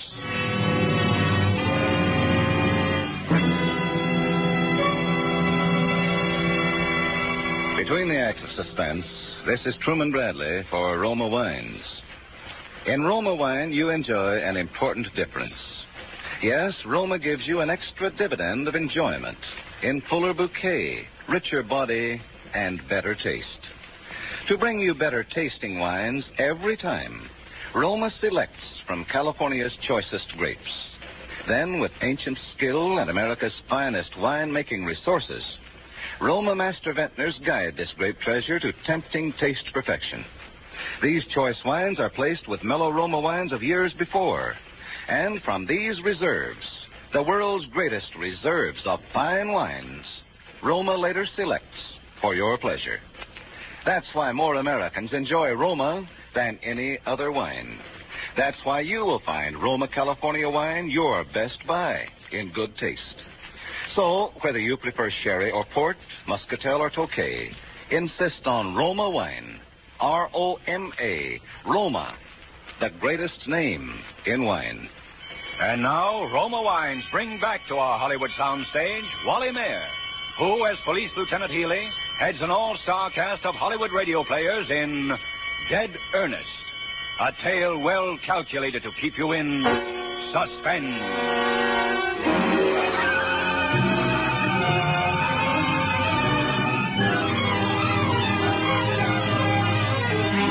Henry Prince had purchased the coat in which was the letter that could save the life of Ernest Bowers.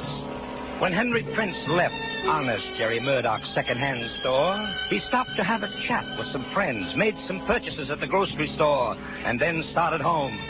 The time, a few minutes after 5. He lived about 2 blocks from the scene of the accident, and his wife was waiting for him. Turn around a little bit, will you? How do you like it for $5? Oh, it looks all right. You'd lose some of that weight. Look better. Wait a minute. What's that? It's 5? Where? Well, take it off a minute. Here. Yeah? Yeah. I wonder what that is. Oh, he said there were a couple of spots. Cleaner will take them out. Yeah, it looks like it might be. What's this in the pocket? I don't know. heaven's sake. To whom it may concern, please open and read. Well, that's what must have felt stiff, huh? Yeah. This note is carried on my person wherever I go. It is to advise responsible parties that I am a cataleptic. That if it appears as though I am dead, I am not. And that my body is not to be molested for a period of 72 hours, neither by autopsy nor by embalming, although the maximum periods of my attacks usually do not exceed 4 hours. Please telephone my wife, Mrs. Margaret Bowers, at Fulton 11231. This is a boarding house, address 8411 half West 25th Street. If she is not there, please try X Mr. 43422. This is the number of Dr. Benton. It is of vital importance. It may mean my life. Thank you, Ernest Bowers. Yeah, that's a funny one. Where'd you get that jacket, Harry? Right honest, Jerry Murdoch. Gee, I wonder what we can do. Well, nothing. It's probably forgotten already. Somebody sold the jacket to him, forgot to take the letter Doesn't out. sound like something a guy'd forget. No, the devil. Well, it might be important. Say, look at that, Harry. Those spots look like blood. No, too dark. That's the color that blood turns. I'm going to telephone that number. Well, go ahead, but I think you're wasting your time. Oh, well, hush. Will you a minute? Oh, for crying out loud. Keep still.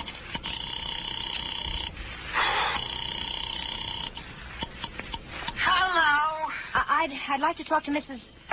Bowers. She ain't in. Well, how do you know? You didn't even go to She find... went out, and you ain't the first after her. Who else wanted to get in touch with her? Oh, somebody. I don't know who. Oh, well, thank you. There, you see? You're wasting your time. I'll try that doctor. Oh, for heaven's sakes.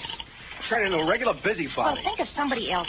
Well, I'm getting hungry. Oh, hush, will you? Oh, hush, me. I'm busy. How about some dinner? It's cooking. Honestly, I can't get it out of my head. That guy, whoever he is, just lying there, and people thinking him dead when he ain't. Maybe doing things to him. Gee, what's embalming? Oh, well, they do that at the morgue. It's preparing his body for burial. I think they take all the blood out of his veins. Oh, for heaven's sakes, that'd kill him if he wasn't already dead. Couldn't kill him any deader. Harry, I'm going to find out about that coat. Now, where's this place you bought? Now, wait a minute, Francis. I put in a good day's work. I'm tired. I don't want to run around the city looking for something I don't even know about. Well, I'll go myself. How about me at home here while you go out? I want to eat. I'm hungry. Well, dinner won't be ready for another 15 minutes anyway.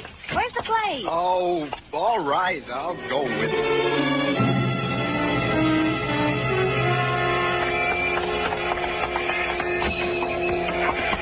Pardon me. Sure. What do you have? We want to find out about the man next door. Do you know when we'll come back?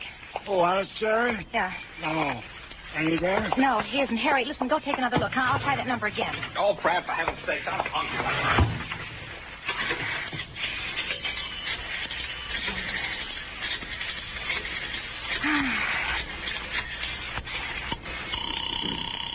Oh.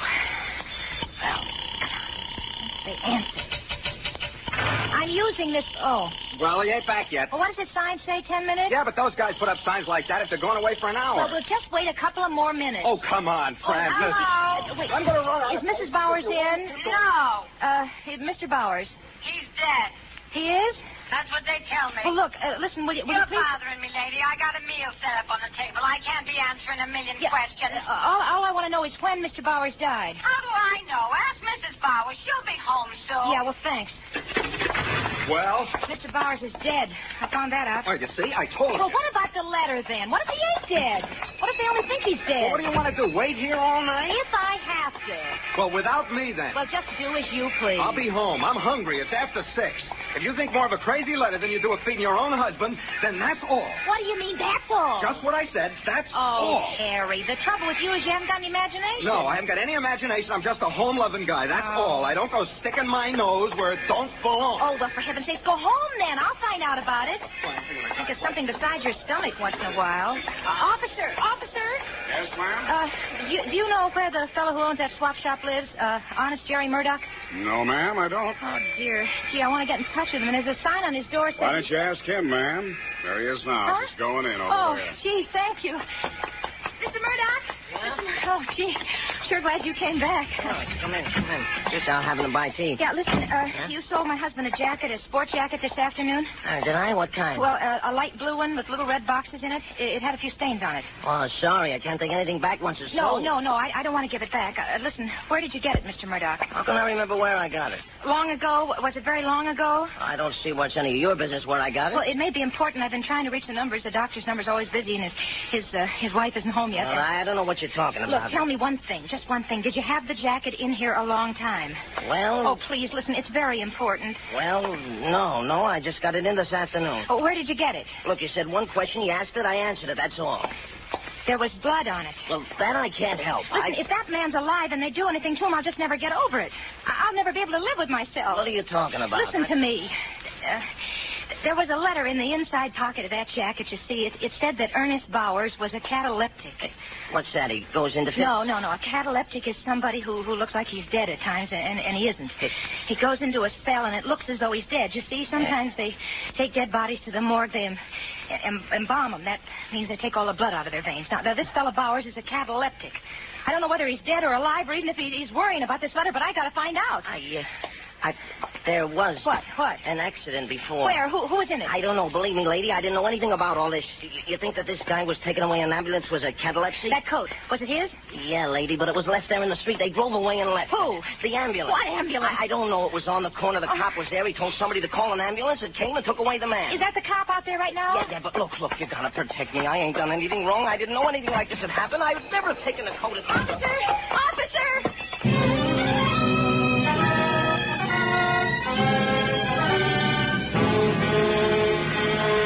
Ernest Bowers lay on a slab at the morgue. If he were alive, probabilities were that he would regain consciousness before 6:45. The two embalmers on duty at the time had decided to get a bite to eat when the phone rang. Yeah, but we're going out to eat. Yeah, I know another one just came in. We got it here. Oh, what's the rush? No, we just want to grab a cup of coffee. We'll get right on it. Well, is it our fault if it comes in just when we want to have a... Oh. Well, we can go home after? That puts a different complexion. Okay. Yeah. Hey, what time is it, Anthony? 6:30. Good. Doc says if we embalm this one now, we can go home. Well, let's start in then. I'm hungry. Okay, I'll start the motor. Young guy, ain't he? Yeah. I was saying to the wife about that yesterday. Oh, get the injector out, will you, Tony? Yeah. She was saying more and more people die older and older. Here. Yeah, looks like we can open through the neck. Yeah. Give me a piece of that gauze. Yeah. I said to Velma, she should be around this place a while. We get them all ages. You want me to do it? No. You get the injector ready. Look at him. Yeah? You'd never think that such a little thing like his heart stops beating could make him dead and not alive. Yeah. Okay. Now, hold it steady, will you? Yeah. Ready? Just a second. Yep. All right. Here we go. What's the matter? My glasses. They're clouding up. Take them off. That's all right. I'll just clean them. What'd the wife say to that? What? Oh, about all ages? Yeah. Oh, she didn't have anything to say. Only that most of the guys we deal with probably come to a violent end. There's something in that. Yeah. Okay, I got my glasses cleaned. Now, let's see here. What's the matter? They're steamed up again. That's funny. Every time I bend over, I wonder. What? It must be my imagination. What? Oh, I could have sworn this guy was breathing on my glasses. Is he? No, how could he?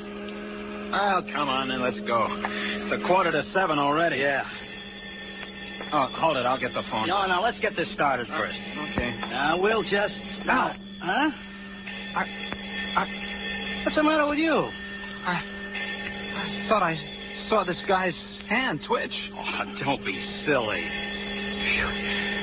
Hey, give me a scare. Hey, let's wait a second. I'll get the phone. No, it'll probably be another job, and we'll never get out of here. Now, let it ring. But the doc said we could go home after... Oh, all right. Well, come on, let's get this thing over with. Al. Okay, now, give me the knife again. All right. Now, I'll make a nice Neat little incision, right? Hey, Tony. Yeah? Look, I'm bent over like this, see? I ain't gonna move. My glasses are full of steam again. Oh, Lord. Is he alive? Hey, well, look at me. I'm shaking all over. Look at him, Al. Look at his lips. Huh? Listen. Shut that thing off.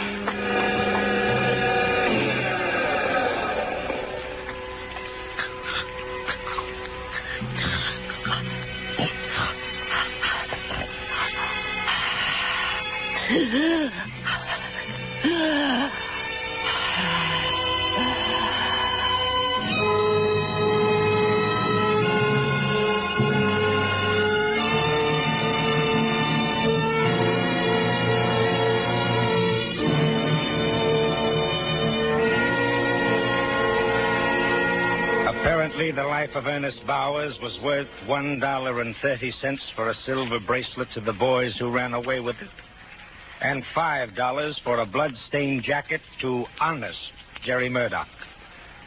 Their petty thefts brought a man to the brink of death. As for the busy telephone in the doctor's office, it wasn't busy at all. The good doctor had unwittingly replaced the receiver on the phone stand incorrectly. There's just one more episode which perhaps does not belong in an accident report, but which I would like to include. After regaining full consciousness, Ernest Bowers put in a telephone call from the morgue. Hello. Hello, Mrs. Brawley. Is Mrs. Bowers in? I don't know. I'll see.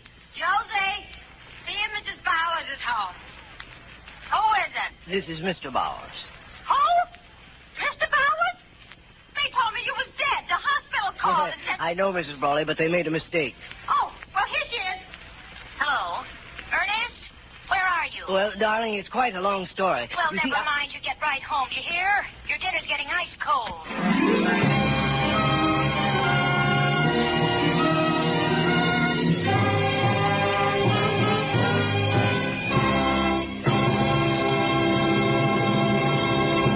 Suspense.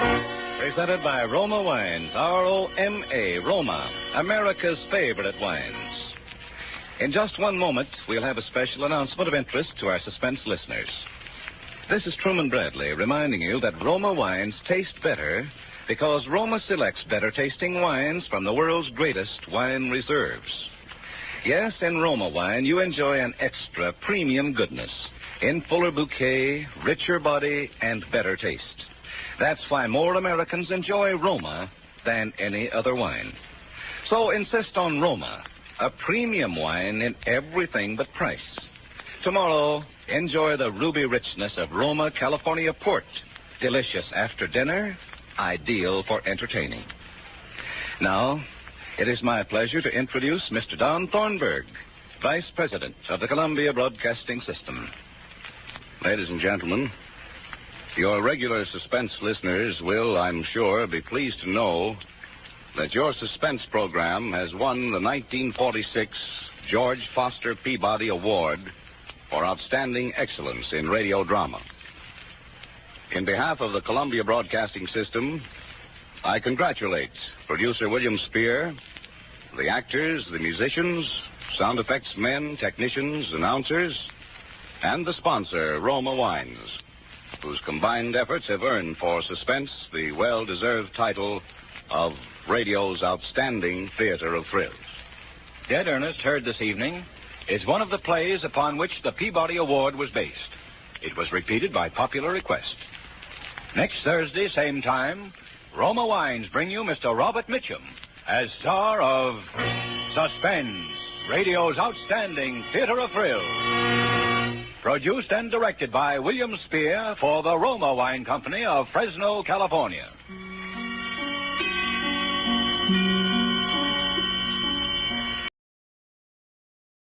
Roma Wines, R-O-M-A.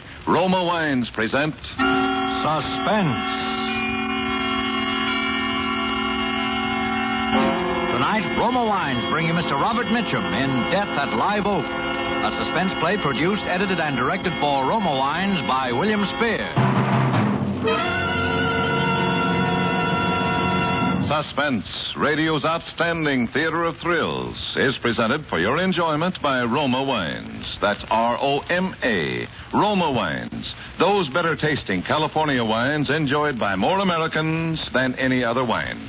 For friendly entertaining, for delightful dining. Yes, right now a glassful would be very pleasant. As Roma Wines bring you Robert Mitchum in a remarkable tale of Suspense. Do you know what death is? It's a simple surgical process whereby a man's name is cut off from his body. If a man's name is dead, the man is dead. Even though his breathing may be normal, his pulse beat regular and strong. My name is dead. So I've become a ghost, a very much alive ghost with hemoglobin in my bloodstream and thoughts in my brain. And yet, as a ghost, I am accused of a crime which I swear to you I did not commit.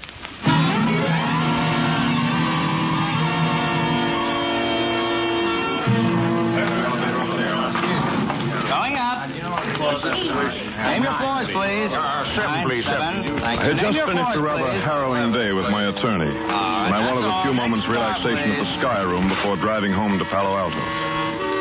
As I stood in the elevator, I was conscious of someone staring at me. A girl, wearing an orchid which had been completely crushed against the shoulder of her mink coat. She was young, early 20s, I'd say, a sort of face which I find peculiarly attractive. Lean, tanned. She stood perhaps 3 feet away from me in the elevator. Her eyes stared steadily into mine. I glanced away, then looked back again. She was still staring at me. Then she stepped over close to me. Going up. What are you doing here? I beg your pardon? Why did you follow me? You know I didn't want to see you. I think you've mistaken me for someone else. 21st floor. You're Rex Melville. No, my name is Sutherland. Oh, I'm so sorry. You look exactly like... Oh, please, forgive me. This is your floor, ma'am. Oh, thank you. Good night, Mr. Sutherland. Good night. Sky room, sir? Yes, the Sky Room. Thank you, sir.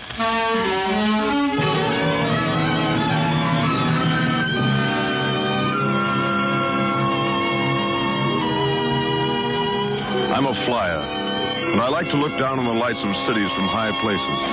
Usually it makes me feel important and warm inside, but not on this night. I found myself looking down, computing how many miles an hour a human body would be falling by the time it hit the sidewalk. Then I noticed, leaning over the parapet a few feet away from me, the girl from the elevator. Good evening. Good evening.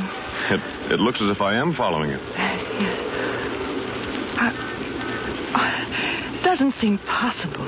What, the resemblance? Yes, it's almost perfect. You're a little taller, I think. No, my chin comes just below his shoulder, too.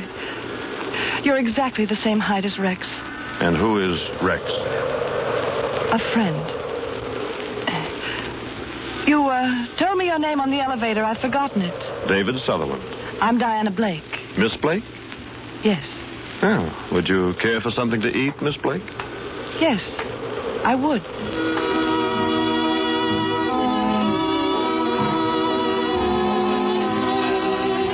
We had a rare bit, I think, and we talked about the customary subjects with the expected flippancy. She was beautiful by every standard except the Flemish. There was a thrilling compactness about her. My mind floated through all sorts of conjectures, but Miss Blake bolted me back to reality. I lied to you. What? My name isn't Diana Blake. It's Mrs. Melville. Rex is not a friend. He's my husband. Oh, somewhat more than a friend. In this case, somewhat less. It's so incredible.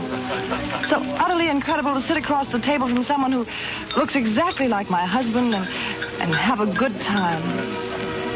Oh, better leave. He might find us here. Of course. Philip? Yes, Monsieur Sutherland? Check, please. May I see you home? Oh, it's not necessary. I have a suite here in the hotel. Here is the check, sir. I'll sign it. May I borrow your pencil, Philip? I'm deeply sorry, Monsieur Sutherland. What? I've been asked to tell you that... Now, look, I've been signing checks at the Sky Room for 5 years. Yes, Monsieur, but the accounting Please, department... don't hate me if I pay it. Oh, no, I couldn't possibly You allow... will find, David, that I am a woman of extremes. I've either a great deal or nothing. Right now, the only thing I have a great deal of is money. Philippe. Thank you, madame. Don't be angry, please. It's a small price for saving my life. Saving you? When you spoke to me out there on the parapet, I was getting ready to commit suicide.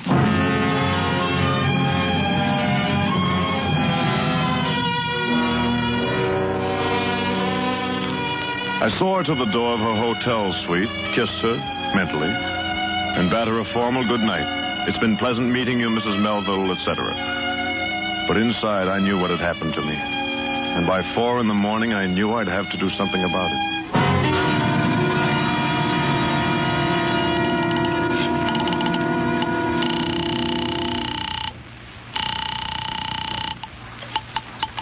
Market 0500. I'd like to speak with Mrs. Melville. One moment, please. I'm sorry, sir. There is no Mrs. Melville registered here. Operator, how about a Miss Blake? Diana Blake? I'm ringing Miss Blake's apartment. Thank you.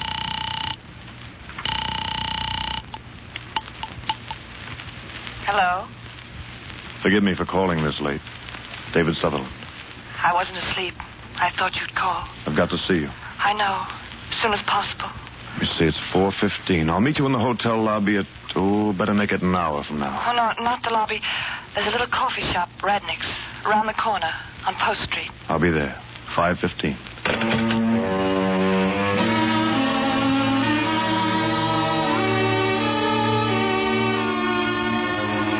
It was just growing light as I drove up the Bay Shore. Practically no traffic. I got to Radnick's in about, 40 minutes.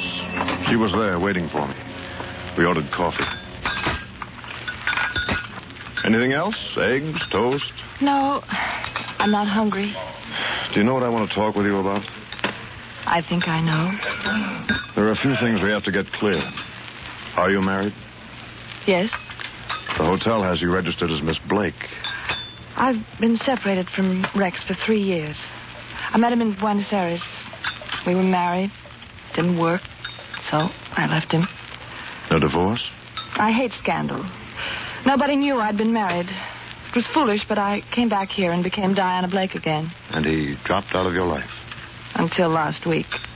Just showed up out of nowhere. It seems he suddenly needs money, and a wealthy wife's a handy thing to have. Can't you buy him off? It doesn't stop there. He wants to live with me. I can't stand being in the same room with him. And he looks exactly like me. That's why I married him. He's very attractive. His appearance... But... He's not a human being. And you'd rather kill yourself than live with him? Yes. Now listen to me. Raise your head. Listen to me. Yes? I'd rather die than go through what I have to do this week. You know the firm of Sutherland and Sons? The importers? I used to have a third interest in the company. But there have been some cagey stock manipulations by my dear cousins. I wound up with a safe deposit box full of waste paper. I may have to go through bankruptcy. Oh, I'm sorry. Now, look. We both considered suicide. That's no good. Oh. But what would happen if we both became... Husband and wife? Yes. What will happen to Rex? Rex is going to become the late David Sutherland. Oh, no. Now, look, I've thought it all out. I have some property up in the High Sierra, a summer house called Live Oak. The only way to get there is by air. The place has been advertised for sale. Now, suppose you told Rex you were interested in buying Live Oak. Could you ask him to fly up with me in my plane?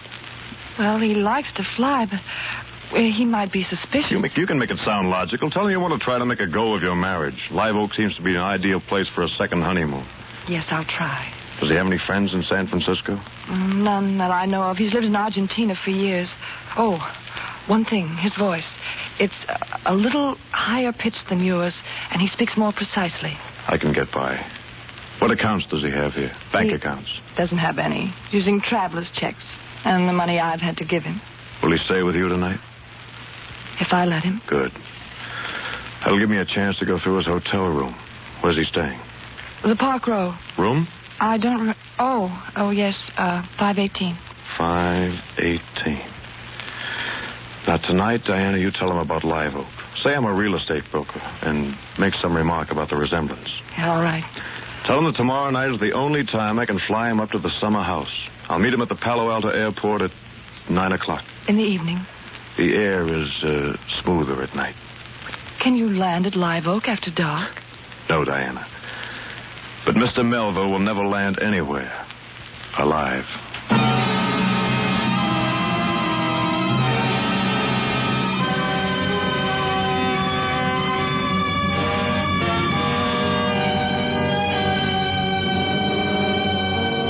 Suspense, Roma Wines are bringing you Robert Mitchum in Death at Live Oak.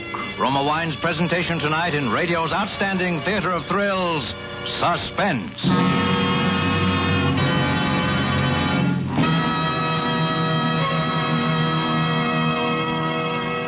Between the acts of Suspense, this is Truman Bradley for Roma Wines. When you share Roma wine with family or friends, you enjoy fuller bouquet, richer body, and better taste. Yes, Roma wine gives you more enjoyment for your money, an extra dividend of taste pleasure in every sip. To make absolutely sure that Roma wines taste better, Roma selects from California's choicest grapes. Then, with centuries-old skill and wine-making resources unmatched in America, Roma master vintners guide this grape treasure unhurriedly to tempting taste perfection. These choice wines are placed with mellow Roma wines of years before. And from these reserves, the world's greatest reserves of fine wines, Roma later selects for your pleasure.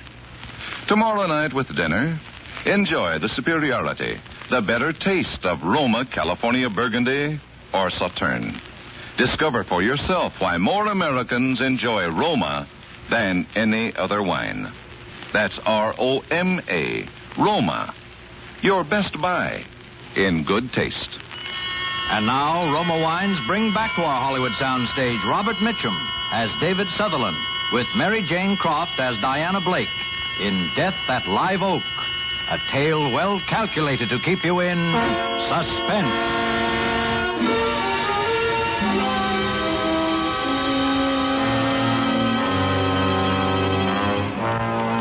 I left Diana and went directly out to the airport.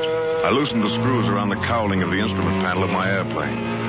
Then I took my parachute home and soaked it thoroughly in a wash tub full of black dye. Shrouds and the silk came out dull black, just right. As it began to grow dark, I felt a tremendous desire to be with Diana, at least to talk with her. I realized how much she was coming to mean to me, but I stifled my urge to call her. If I could be apart from Diana this one night, I could be with her the rest of my life. I drove back into San Francisco to the Park Row Hotel. As I walked in, I turned my hat brim down in the way Diana had told me Rex Melville wore his. I prepared to speak more precisely to try out my impersonation of the man I was about to murder. Good evening, Mr. Melville. Good evening. May I have the key to 518, please? Certainly, Mr. Melville. You weren't gone very long, sir? No, not long. Is there any mail in my box? Well, I just gave you your mail, sir, when you went out. Oh, of course. I'd forgotten. Thank you.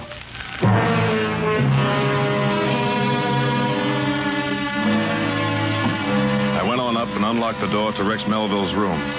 Empty. And in a rather slovenly state of disorder. I made it a point to touch everything in the room, the light switches, the water faucets, the drawer handles. I wanted to leave plenty of my fingerprints in case I should need to prove later on that I, the future Rex Melville, had occupied this room. And I left. But I didn't go back to Palo Alto. I just walked the streets of San Francisco until dawn.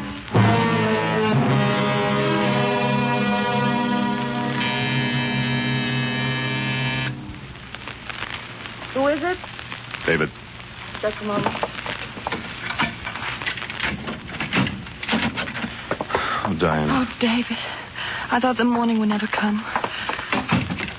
Rex just left a few seconds ago. I know. I've been watching for him outside. He didn't see you? No. How is it? About tonight? We're all set.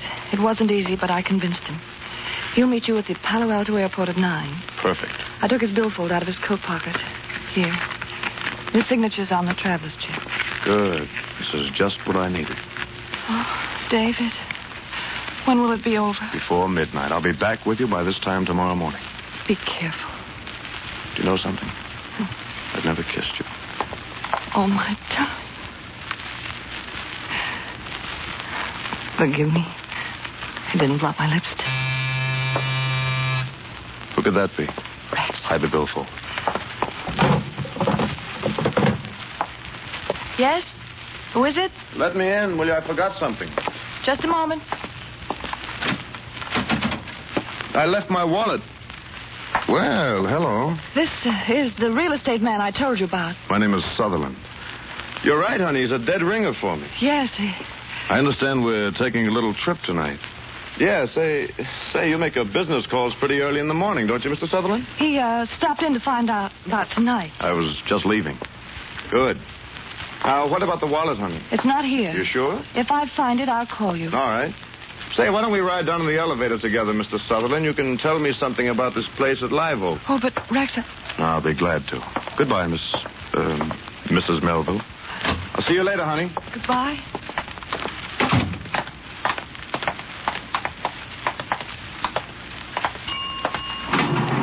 Down, Go right ahead, Mr. Sutherland. No, after you. All the way down? Yes, the lobby, please. Hey, I hope you're a good pilot, Sutherland. I've been flying 10 years. What kind of plane do you have? Metal monoplane, a high wing. It seats 2 people side by side. Say! What's the matter? Hey, you fellas twins? No. I thought for a minute I was seeing double. Have to go see an eye doctor or something. No, we're not twins. You sure do look alike, though. Glad I don't have to see an eye doctor. Oh, here's the main floor. Watch your step, please.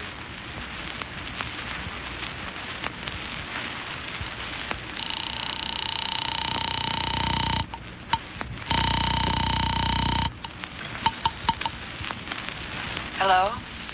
Hello, Diana. Yes. Listen, we're in bad trouble. What's wrong? The elevator boy. He noticed how much we look alike. Which car was it? The end elevator, the one nearest your door. I can take care of it, David. Don't worry.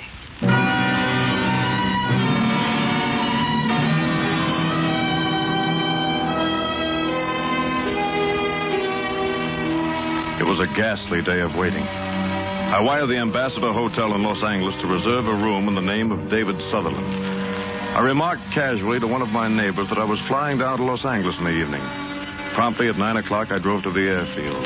It was dark and deserted. I dumped my black parachute in the pilot's seat and waited. 9:15, no Melville. 9:30, still no sign of him. About 20 minutes in, I saw some headlights turn down the dirt road that leads to the hangar line.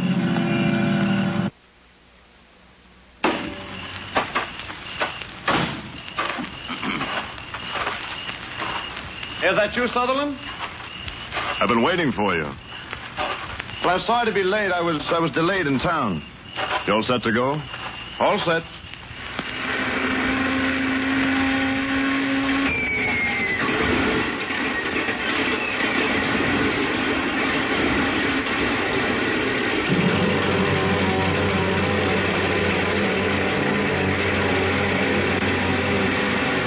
No one saw him get into the plane.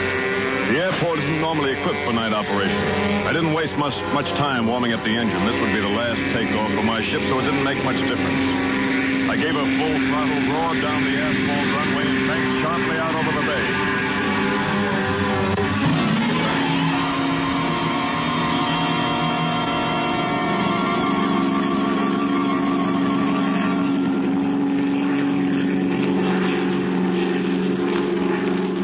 Sort of pretty up here. Yes, very. How long will it take us to get to Live Oak? Not long. Excuse me, I have to make a radio call. NC 35013 calling San Francisco radio. I wish to file a flight plan. Over. NC35013. This is San Francisco Radio. Go ahead with flight plan. This is NC 35013 over Mountain View at 1500. Pilot Sutherland, airspeed 145, fuel supply 3 hours. CFR, destination Los Angeles Municipal. Los Angeles? Shut up. ETA in Los Angeles 2345, over. Roger, 013. We'll file. San Francisco Radio out. But why are we going all the way to Los Angeles? You're taking a longer trip than that, Mr. Melville.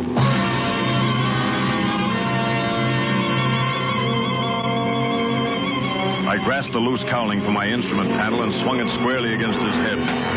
He fell forward against the seatbelt. There was no blood. The bruise on his face was exactly where the cowling might strike him if an accident threw him forward against it. Quickly, I screwed the cowling back in place, and then I set about exchanging clothes with my unconscious passenger. It was difficult in the cramped cabin, and I had to watch my flight control. I propped Melville into the pilot's seat and buckled his safety belt. Then I strapped on my own parachute and trimmed the ship nose down. As it started to pick up speed in a steep dive, I shoved open the cabin door and leaped.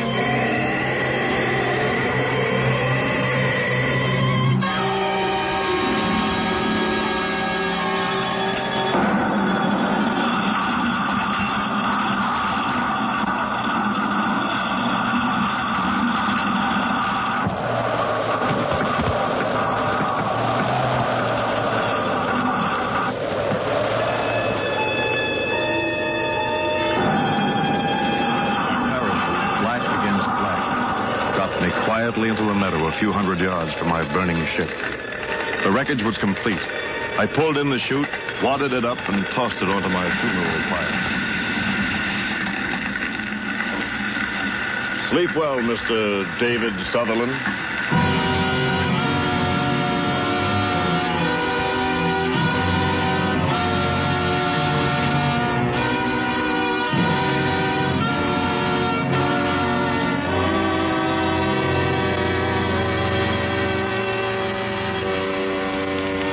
My plane had rammed the wild wilderness on the lowest slope of Mount Hamilton. I struck out on foot for the road which I knew from my maps, ran down the mountain from Lick Observatory to San Jose. As I walked along in the moonless night, I felt free. For the first time in many months, no more debts, no more threats of bankruptcy, no more scavenging attorneys. From San Jose, I took the bus back to Palo Alto, keeping as inconspicuous as possible. At the airport, I got into Rex Melville's car. No, it was my car. I was Rex Melville now. It was just getting light as I drove up Bayshore Boulevard. I went into a pay phone booth to call her and tell her everything was all right.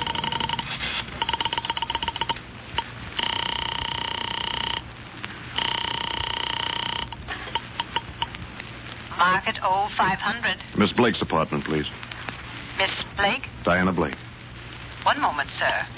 I'm ringing Miss Blake's apartment. Hello? Hello?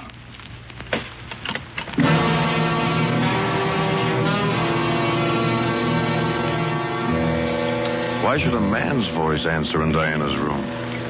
I went straight to the Park Row. The same clerk was on duty who had called me Mr. Melville the night before.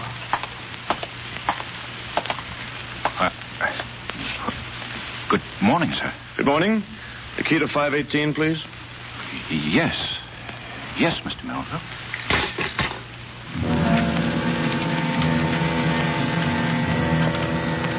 Why should he stare at me that way? Everything had gone according to plan. What had I done wrong? Hello. I must have the wrong room. No. This is the right room, 518. Come in. I've been waiting for you, although we really didn't expect you to come back here. What do you want to see me about? Well, there's a little matter of murder. You must have the wrong person. My name is Melville. Rex Melville. Yes. Mm-hmm. This your billfold? Yes, that's mine. There's my name on it, Rex Melville. Well, you ought to be more careful where you leave it. All right, where did you find this wallet? Now we want to get a few things straight. Harry, find the elevator boy and have him come in. Right. Now, about this Miss Blake. What was your relationship with her? A girlfriend? No, she was my wife. Oh? We were married in Argentina 3 years ago. Well, Mr. Melville, if this woman was your wife, why did she use the name of Miss Blake? We'd Well, we'd been separated. Oh, I see. Did you want to see me, sir? Yes. I want you to take a good look at this gentleman and tell me if he's ever ridden on your elevator. I took him down last night from the 21st floor. He was in an awful hurry and sort of nervous. It was just before 9 o'clock. I remember because I go off duty at 9. No. It was someone else. I was in Palo Alto at 9 last night. What is this, anyway? Look at him very carefully, son. You're sure this is the man you took down from the 21st floor? He's even wearing the same suit. I demand to know what right you have to... Don't you remember, Melville? Last night, sometime between 8:15 and 5 minutes of 9, you murdered Diana Blake.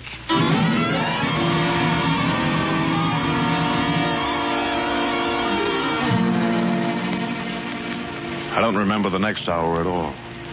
But I heard myself saying, there's another man. He looks exactly like me. He must have killed him. Oh, a sort of Mr. Hyde character? No, another person. Elevator boy, you saw us together in your car yesterday morning. I don't remember. Now, think. You asked if we were twins, and you said something about going to an eye doctor, remember? No, I don't remember. He's lying. Diana bribed him not to tell. Why should she have bribed him? Because I'm not Rex Melville.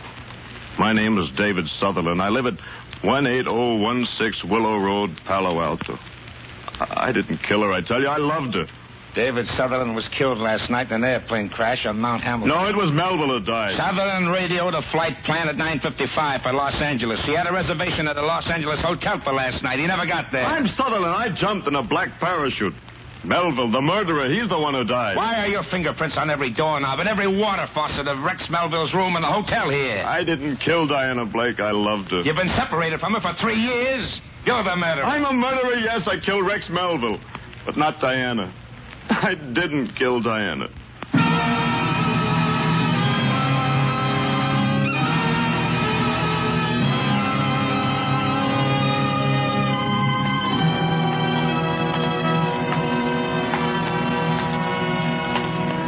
So, there it is. Now you know what can happen when a man's name is severed from his body.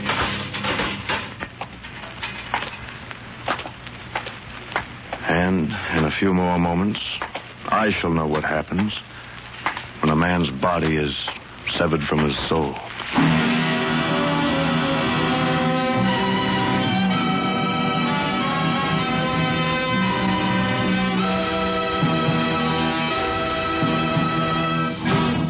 Suspense. Presented by Roma Wines, R-O-M-A. Roma, America's favorite wines.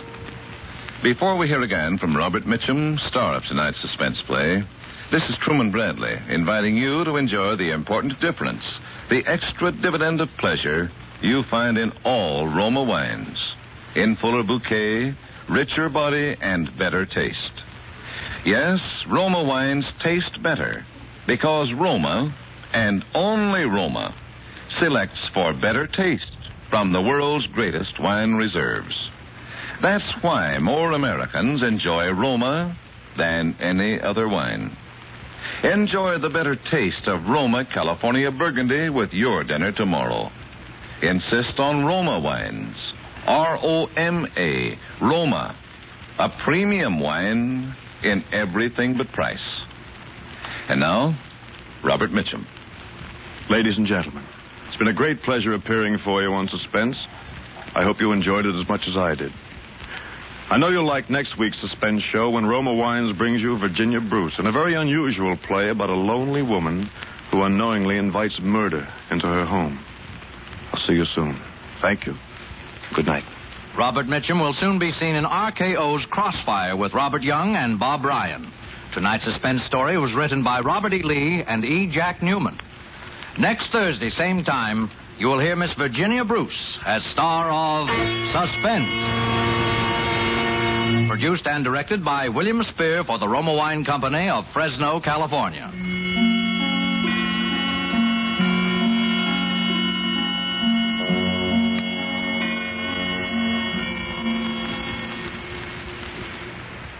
For the finest in sherries, remember this name. C-R-E-S-T-A, B-L-A-N-C-A. Cresta Blanca. Cresta Blanca. Yes, the famous California sherries of Cresta Blanca are among the great sherries of the world. And Cresta Blanca has created a sherry for every occasion, for every taste. Ask your wine dealer. Discover the ideal Cresta Blanca sherry for you. Shenley's Cresta Blanca Wine Company, Livermore, California. Tune in again next Thursday, same time, for Suspense. This is CBS, the Columbia. Yes, Roma wines taste better. Better because only Roma selects from the world's greatest wine reserves for your pleasure. And now, Roma Wines, R-O-M-A. Roma Wines present Suspense. Tonight, Roma Wines bring you Mr. Hume Cronin in Make Mad the Guilty, a suspense play produced, edited, and directed for Roma Wines by William Spear. Suspense, radio's outstanding theater of thrills, is presented for your enjoyment by Roma Wines. That's R-O-M-A. Roma Wines. Those better-tasting California wines enjoyed by more Americans than any other wine in the world. And tonight, Roma has great news for you. Big money-saving news that will let you serve Roma wine more often without increasing your budget for friendly entertaining, for delightful everyday dining. Now, Roma Wines bring you Hume Cronin in a remarkable tale of suspense.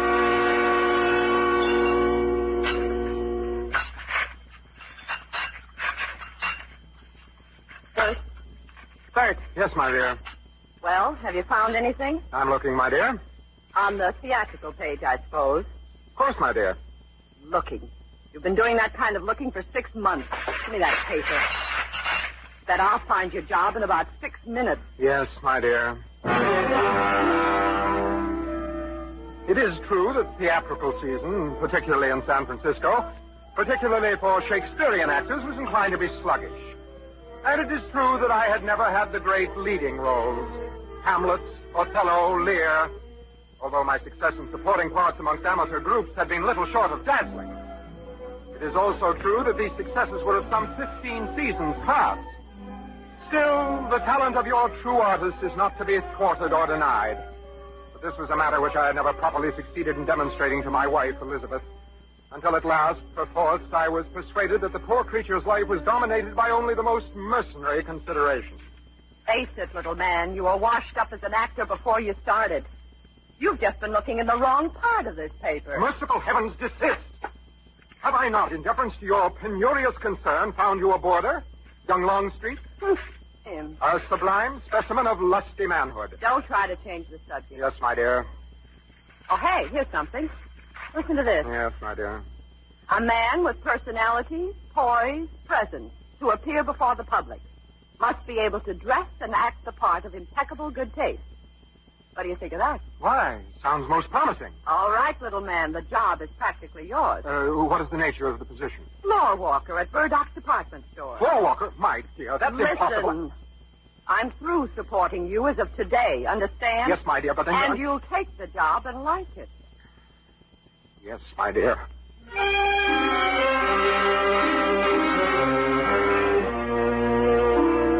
With deep misgivings, I accepted the position. Nevertheless, I carried my role with dignity, undismayed by the tittering clerks who found in my wing collar a curious novelty. Months passed. Uncomplainingly, I bore the yoke of my disgrace. But the strain of long hours began to tax my strength. One day I was feeling particularly unwell. I left the store early and picked up my car in the parking lot. My only thought was to reach the haven of our modest residence on the opposite side of San Francisco Bay, but even driving was an effort. I was faint by the time I reached the checking station on the approach to the Golden Gate Bridge. Hi, Mr. Matthews. Hey, you're early today.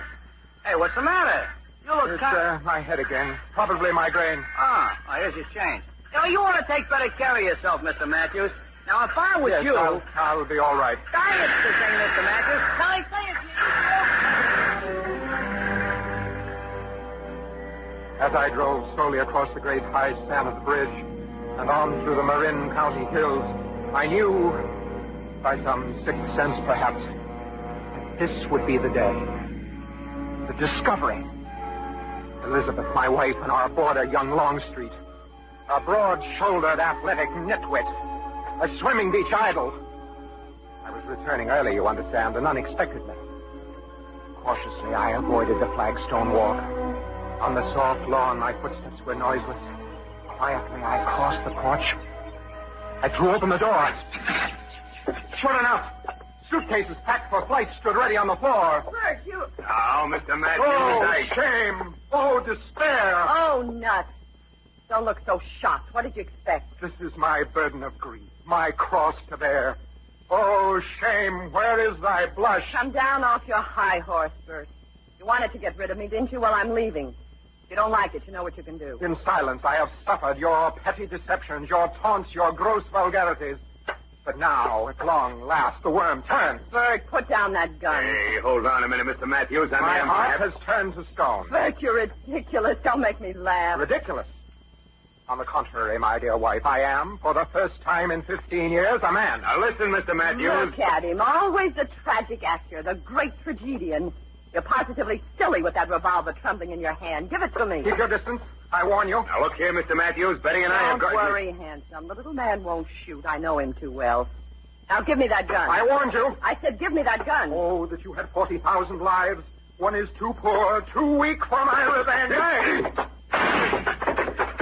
Get him, handsome. Well, on our way. Bring the suitcases, handsome. Shall I hit him again, Betty? Oh, the little man won't bother us anymore. Oh, just one. For luck, huh? Suit yourself. Yeah. So remember me. Bye. Be seeing you, little man. Wait. So long, Matthews. Don't take any wooden nickels, huh? Elizabeth, wait. What for? We've got places to go. Please, Elizabeth. I am the vanquished. It is I who must go. Pride compels it. I shall go far away. Disappear, vanish from your life forever. He's not. Quiet. What's this you're trying to say, Bert? You're offering to disappear? Vanish, Grant? Precisely. Put down the suitcases, handsome. The little man has something up his sleeve. Stay on the floor, worm.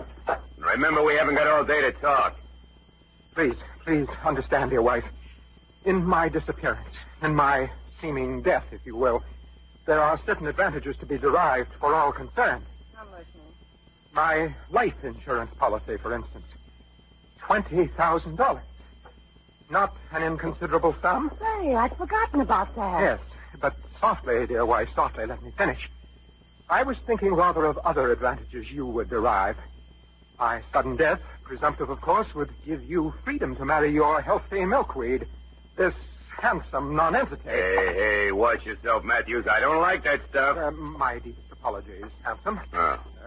Now, Elizabeth, is the subject of the insurance. Even in my far-off oblivion, I'll have need of money. I thought perhaps you would collect the money and... And what? Forward it to me. Oh, so that's it. You're not the fool I thought you were. There are mutual advantages, as I have indicated. I would have the $20,000, a trifling reward for my sacrifice. You would have a well-furnished home and, handsome. Maybe you've got something. Let me think it over. I don't get it at all. You will, handsome. You will.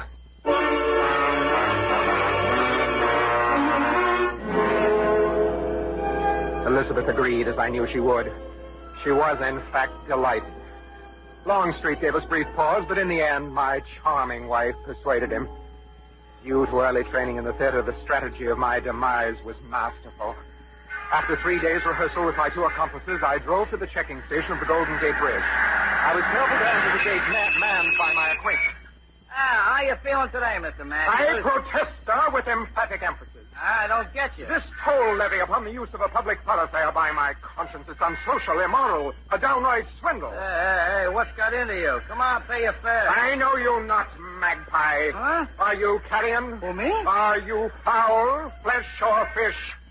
Here, vulture, your pound of flesh. Hey, look, Mr. Matthews. Hey, you better see a doctor.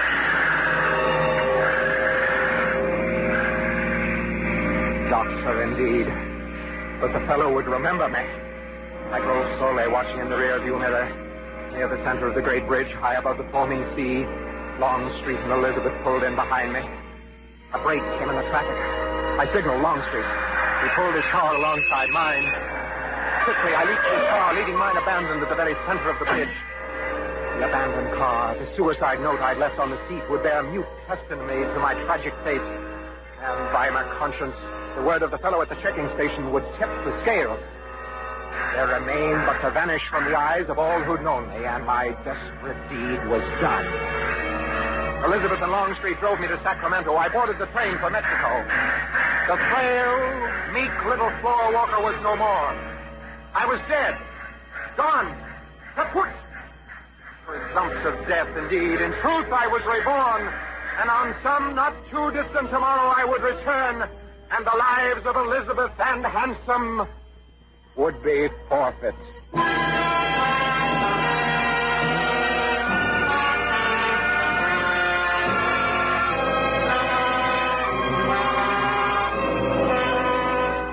For Suspense, Roma Wines are bringing you Hume Cronin in Make Mad the Guilty. Roma Wines' presentation tonight in radio's outstanding theater of thrills, Suspense.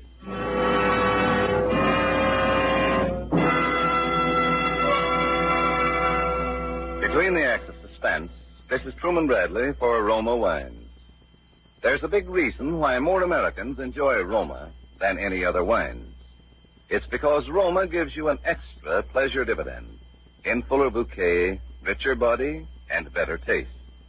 And Roma gives you still another extra dividend. Now you can buy Roma wine at handsome savings. Now you can enjoy the delicious taste luxury of your favorite Roma wines and get extra change from a single dollar bill. Yes, you can now save up to 20% on finer tasting Roma wines. Take advantage of these big Roma savings. Buy Roma by the case. Enjoy delicious Roma wine more often with meals or when you entertain, and save money on every bottle. Ask for Roma, R-O-M-A, Roma wines, for extra good taste and extra cash savings. And now, Roma Wines bring back to our Hollywood soundstage Hume Cronin in Make Mad the Guilty, a tale well calculated to keep you in suspense.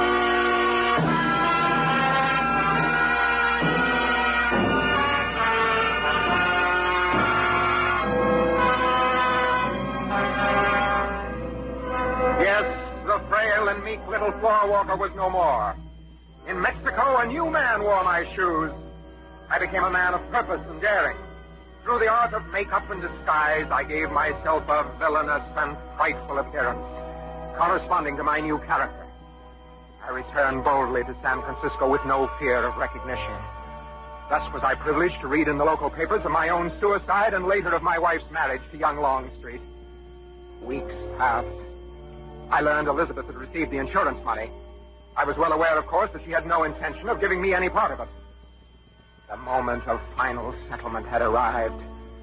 Late at night, as befits one returning from the grave, I rang the bell at the cottage I once called home.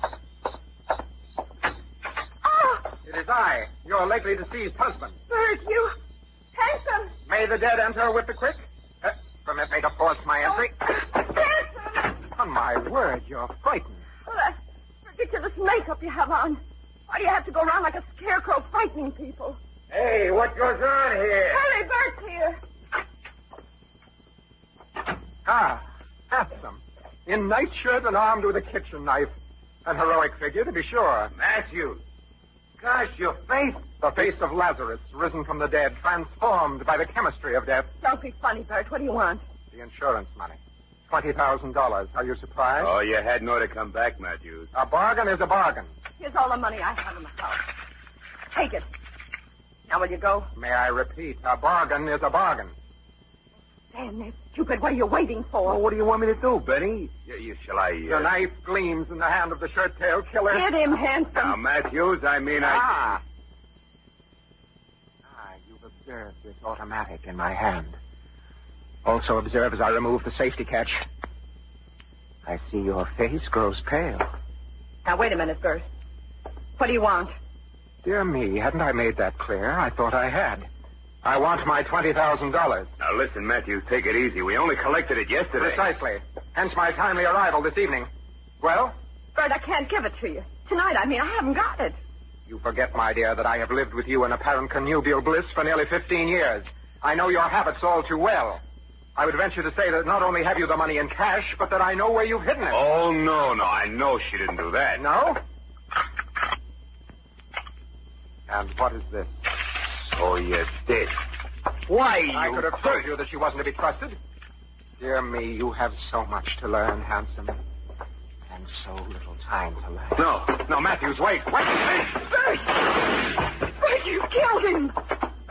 Not I, dear wife. I, as you remember, have no existence. I am dead. But you... Bert! Good night. Parting is such sweet sorrow. Would I could stay to see you explain this whole thing to the police when it be morrow?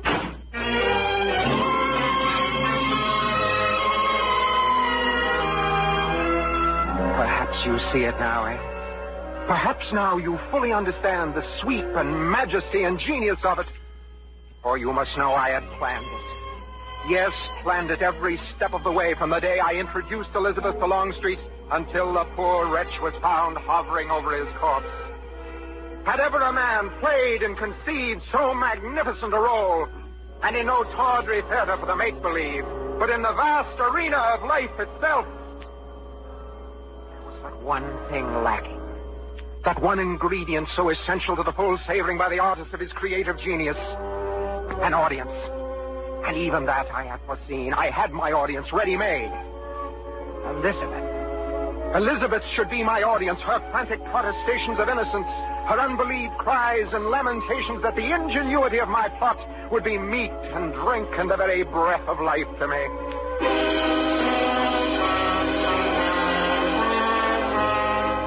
By a slight alteration of my appearance, I was able to attend her trial. Like a spectator at my own play, I could not have directed the performance better myself. Then this remarkable woman, with the murder weapon still figuratively reaching in her hand, has the temerity to tell this court and this jury that the crime was committed by a former husband who conveniently rose from the dead and then disappeared once more into limbo. No, ladies and gentlemen of the jury. She is guilty, and the state asks that you find her guilty, with full knowledge and consent to the penalty with which that guilt entails. The penalty of death. No, he's alive!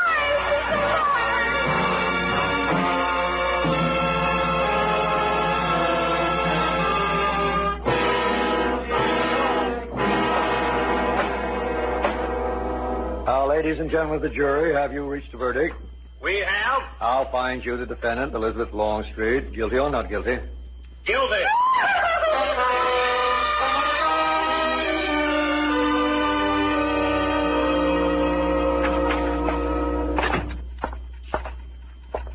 Dispatch this wire, please.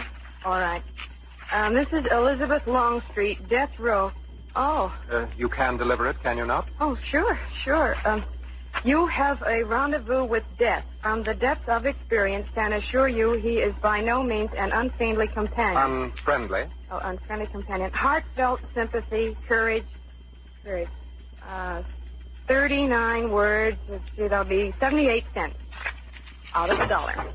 Thank you. Really is sad when you come to think of it. I guess you were a friend of hers, huh? In a sense, to be sure. Yes, in a sense. Oh, wait a minute. You didn't sign it. Just sign it, Little Man.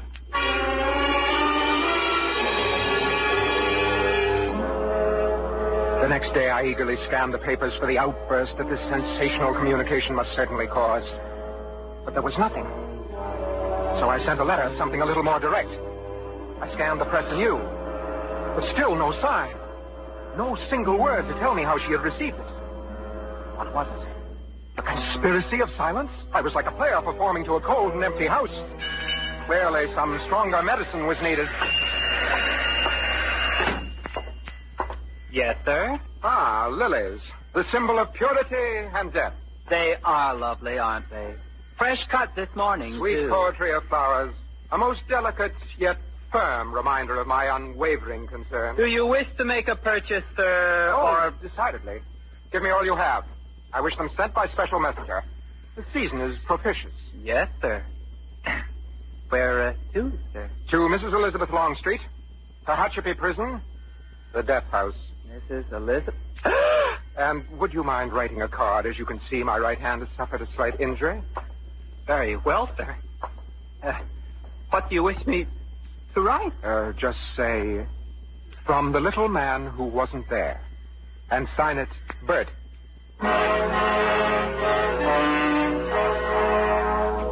My own name, you see. That surely would bring results. But no, nothing. Once again, nothing. I saw it now. She was playing with me, deliberately playing with me, concealing my communications from her jailers.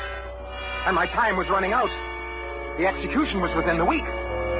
But I would move her. I'd move her in such wise as she would drown the stage with tears and cleave the general ear with horrid speech, make mad the guilty. Okay, next. It's my understanding that the state law requires the presence of witnesses to a prison execution. I therefore request... Okay, who do you want to see go? Mrs. Elizabeth Longstreet. Let me see. That's Friday morning. What's your name? Bertram Mason. Let me see some identification. Driver license, anything you got. Identification? Yeah, anything at all. Well, you see, I'm sorry, Bud. We got to know who we invite to these parties some other time. Well, hold on, sir. I demand... I said some other time. Now beat it. You hear me? She was slipping from my grasp, don't you see? The curtain was already beginning to descend. And still there was no audience to hear my curtain lines. That night I paced the streets in a torment of indecision. Then, as dawn was breaking, I realized what I must do. A drastic, desperate measure. But I must take it. The execution was the following morning, and at the earliest moment I presented myself at the prison gate. Yeah? What can I do for you? It's imperative, absolutely imperative, that I be present at the execution of Elizabeth Longstreet. I'm sorry, mister. Now, wait. You don't understand. Can't be done. Oh, if you was a relative, say... That's it. That's what I'm trying to tell you. I am. I am related. Yeah? Well, that might be different. How are you related to her? I am her husband. Her husband? Oh, don't try to get funny, mister. It just so happens she murdered her husband. No, not him. Her former husband. The man whose name was mentioned so often at the trial. They thought I was dead, but I'm not. I'm Bert Matthews. Oh, a crackpot. Save it for a soapbox, brother. No, now, wait. I can prove it. She will recognize Sure, me. I know. Now, run along. I implore you. I beg you, call the warden. Tell him that there's a man here. What was that? Yeah. Not now, she won't recognize you. What do you mean? I mean, that's it. It's all over. Finished. Oh, no. Not dead. That's right, brother. He's dead.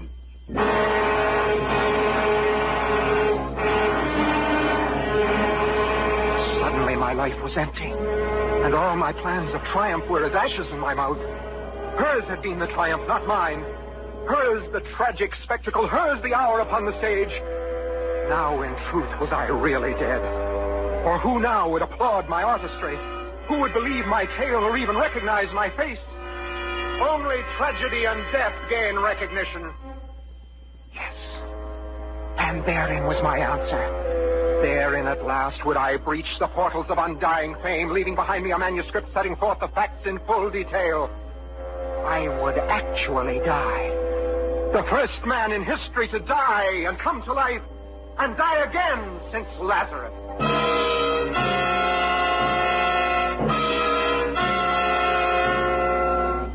I searched the streets until I found a car with the keys and the ignition lock. I stole it. I drove to the Golden Gate Bridge, for I would not only die twice, I would die twice in the same place and the same way. I drove past the gateman and on. Hey, wait! On to the very highest part of the parapet. I would stand while horrified onlookers gazed helplessly. Then, as eager hands reached out to save my life, I would leap. I was dimly conscious of the siren behind me, but paid no heed. I drove faster to my splendid doom. I heard a shot, then another. The car was out of control, swerving, lurching, swerving like a crazy thing.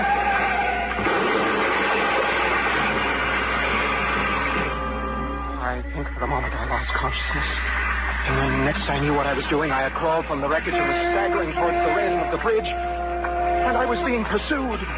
Even now, at this late hour, some monstrous fate seemed bent on thwarting my design. No! Stop. We'll shoot. No, they would not stop me.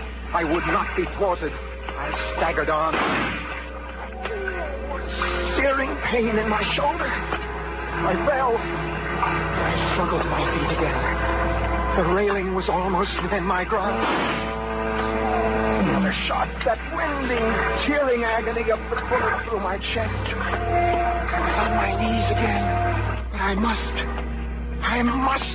I clawed at the steel railing painfully lifting myself up for a moment. I balanced, swaying, and then oblivion.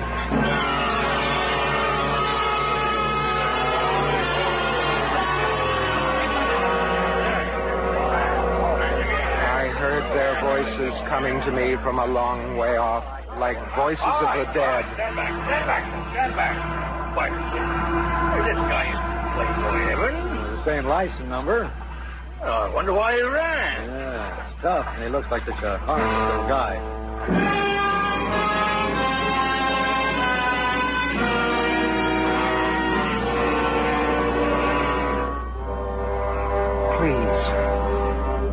Please, is there no one to believe me?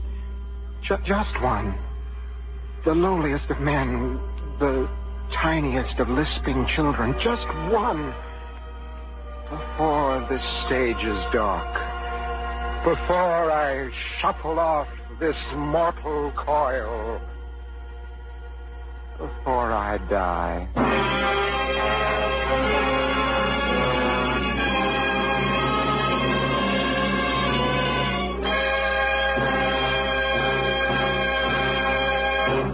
Suspense. Presented by Roma Wines. R-O-M-A. Roma. America's favorite wines. This is Truman Bradley inviting you to try Roma Wines. To learn for yourself why more Americans enjoy Roma than any other wine. It's because only Roma selects from the world's greatest reserves of fine wines to bring you better tasting wines. And now, you and your friends can enjoy delightful Roma wines more often because Roma prices have been reduced as much as 20%. So make a note tonight to stock up on Roma wines tomorrow. Take advantage of Roma's new low prices to enjoy more of Roma's premium quality. Ask for Roma, R-O-M-A, the greatest name in wine and your best buy in good taste. This is Hume Cronin. It's been a great pleasure appearing for you on Suspense. I hope you enjoyed it as much as I did. And I know you'd like to hear about next week's Suspense show when Roma Wines will bring you June Havoc in the story of a girl whose fatal resemblance to a famous movie star leads to murder. I'll see you soon, I hope. Thank you. Good night. Hume Cronin appeared by arrangement with Metro-Goldwyn-Mayer, producers of Living in a Big Way, starring Gene Kelly and Marie McDonald. Tonight's suspense play was by Irving Moore and Robert Richards from an original story by Robert Ralston. Next Thursday, same time, you will hear Miss June Havoc as star of Suspense. Produced and directed by William Spear for the Roma Wine Company of Fresno, California.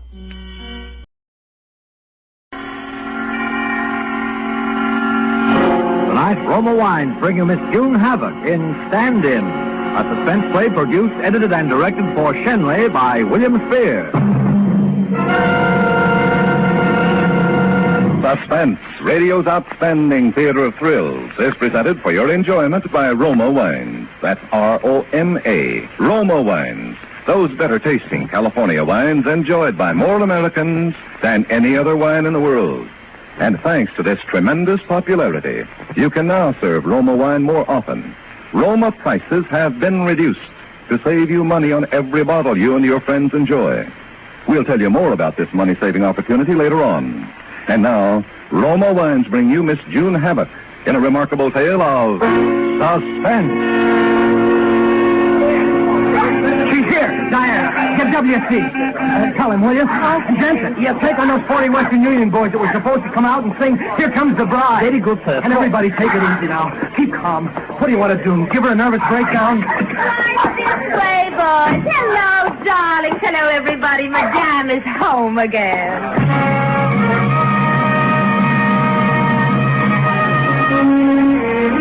I was always the way with Madame. A grand entrance for her and utter confusion for everybody else. She was rotten spoiled. But what could you do? On the screen, she looked like an angel. And she was the top box office draw of the biggest studio in Hollywood. Everybody heard the story by now, of course. That is, the 9-day wonders version that the newspapers carried. But there are only 2 people in the world who know the real story. And I'm one of them. You see, I was her stand-in. This particular little caper all began just before her latest picture was supposed to go in front of the cameras. And she suddenly decided she simply couldn't bear to be making only $10,000 for a whole week's work, and took off for Florida. Nobody heard a word of her for 2 months except in the newspapers. Little things like she'd married her 5th husband and lost $40,000 in one night at roulette and bought an old Spanish monastery and was going to bring it back to Hollywood stone by stone. And then all of a sudden she was coming back. That very day, with husband and monastery and everything. And everybody had to jump. The retinue had been waiting all afternoon and going not so quietly crazy. Particularly Mike's boss, her publicity agent, and me. I was having a whole duplicate set of dresses fitted so we could start the picture the minute she got back. She swept in, and I took a look at the new husband. And the minute I saw him, I knew there was going to be trouble. Because he wasn't taking it well. He wasn't taking it at all well. Madame, for the love of Pete, where have you been? WC's been blowing his top all day, and the newspapers, Now, Michael, darling, everything's been taken care of. I sent WC a big box of orchids from the airport. And I brought a few of the newspaper boys along with You me. did? Hello, Listen, Pogo, darling. I want to talk to you. First, I wanted to give you... By the way, everybody, this is my new husband, Dennis O'Brien. He flew me out. We bought a little 4-seater. Isn't he gorgeous? He's gorgeous. Such an improvement on Romana, doesn't it? Say hello to the folks, Denny, huh? Hello. Say, how about a couple of nice pictures of the bride and groom, huh? Oh, well, darling, I think that's a splendid idea. Come on, Dennis. Come on, a little to one side, I think, darling. Lean over, perhaps. That's right. Not too far into the picture. And where you say? There. Now, is that about right, boys? That's fine. Now, one of you alone, madame. Oh, certainly. You can go now, Dennis. I'll join you a little later, darling. Just look around the house. Make yourself at home. Thanks. Hold it, madame. Thank you. Goodbye. That's all right. Madame, I was wondering about your hair. Are you going to wear it up in the cathedral scene? I am Trey Beat. Lawrence and our miners' party was beaucoup. Madame, I wonder... Diana, darling, I hardly noticed you. How are the new dresses coming? That one you have on looks lovely, dear. Yes, You look lovely, too. Well, thanks, Madame. I was wondering please, will you go? Diana, dear, I shall have to go and have that awful ordeal with WC, and the Schwartzes will be here. Certainly. Good night, Madame.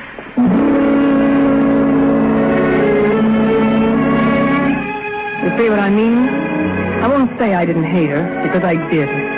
But I was used to it by now. It was a living, and better than pounding a typewriter or getting mauled in a modeling agency.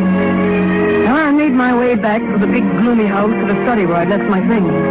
As I opened the door, I saw her husband, Dennis.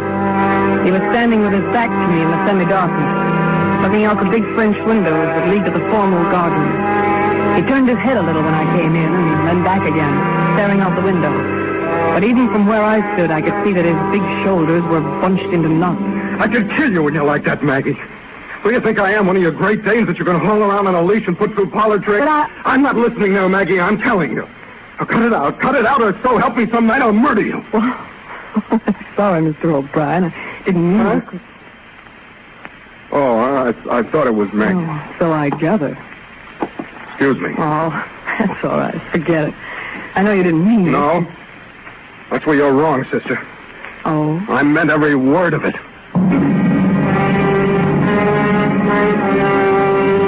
I looked at him, handsome, weak, and violent. And I think I saw it all right then. For one split second, a flash of intuition, the future lit up in front of me like a marquee sign, a sign in big red letters that said, murder.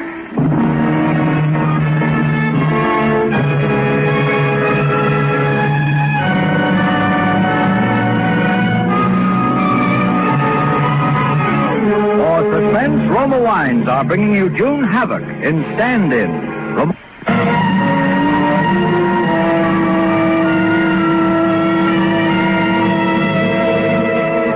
I don't have the right face for the screen, but I've got everything else. And Denny knew it. I didn't keep it a secret from him either. Not that I had to flaunt it at him. He was married to a slightly sagging movie queen, at least 10 years older than I was. He was only human. Not that I said anything either. For a week I hardly spoke to him. First, because it was smart. And then being Madame's stand-in because I was busy. There was all the flurry of getting the picture started, costumes and tests and so on, and finally the Academy Award dinner. Perhaps the less said about that, the better. It was Olivia de Havilland who got the award, of course, not Madame. And she found out about it just before the dinner and threw a wing-ding. But we got her out of there and brought her home before she caused too much damage. And Mike called a doctor and he gave her a sedative, and then Denny and I were alone for the first time. All alone in that big rambling mausoleum of a house. Diane? Yes? Come over here, won't you? I'm all right here. Then I'll come over there. I'm not used to these big spaces. But keep a little space, huh, Denny? I'm not used to no space. I know. I've got no business even looking at you. But what? For a week now, I've been watching you. Thinking about you. I know. Did you? Well, those things don't usually happen to just one person, Denny. Takes two. Diane? Oh, wait a minute, Denny. Why? Well, a couple of things we'd better get straight. All right. Oh, Denny, you poor, big, beautiful character, you. Why did you have to marry her? Well, things look a little different sometimes from where you are, and they do when you get there. And where were you? I was a lifeguard. Just as simple as that. And you thought this looked even easier? Well, there wasn't anyone else, and I thought, well, Hollywood, glamour, luxury. I might even get a break myself. Funny things have happened. Now you know. Yeah. Now I know. But you still want those things that you married her for, don't you? Sure, I suppose so. But I want something else now. Me? Yeah. Sure. You got what you want, but I haven't. And I'm not settling for anything less. I'm not going to be the little girl that you see when you want to and then come back and lie around in your swimming pool. I want a swimming pool, too. Well, maybe there's a way we can have it together. Sure. There is a way. What way are you thinking about? A way that people like us would never want to take. But suppose we did. That would be different. Is that a deal? Sure. That's a deal.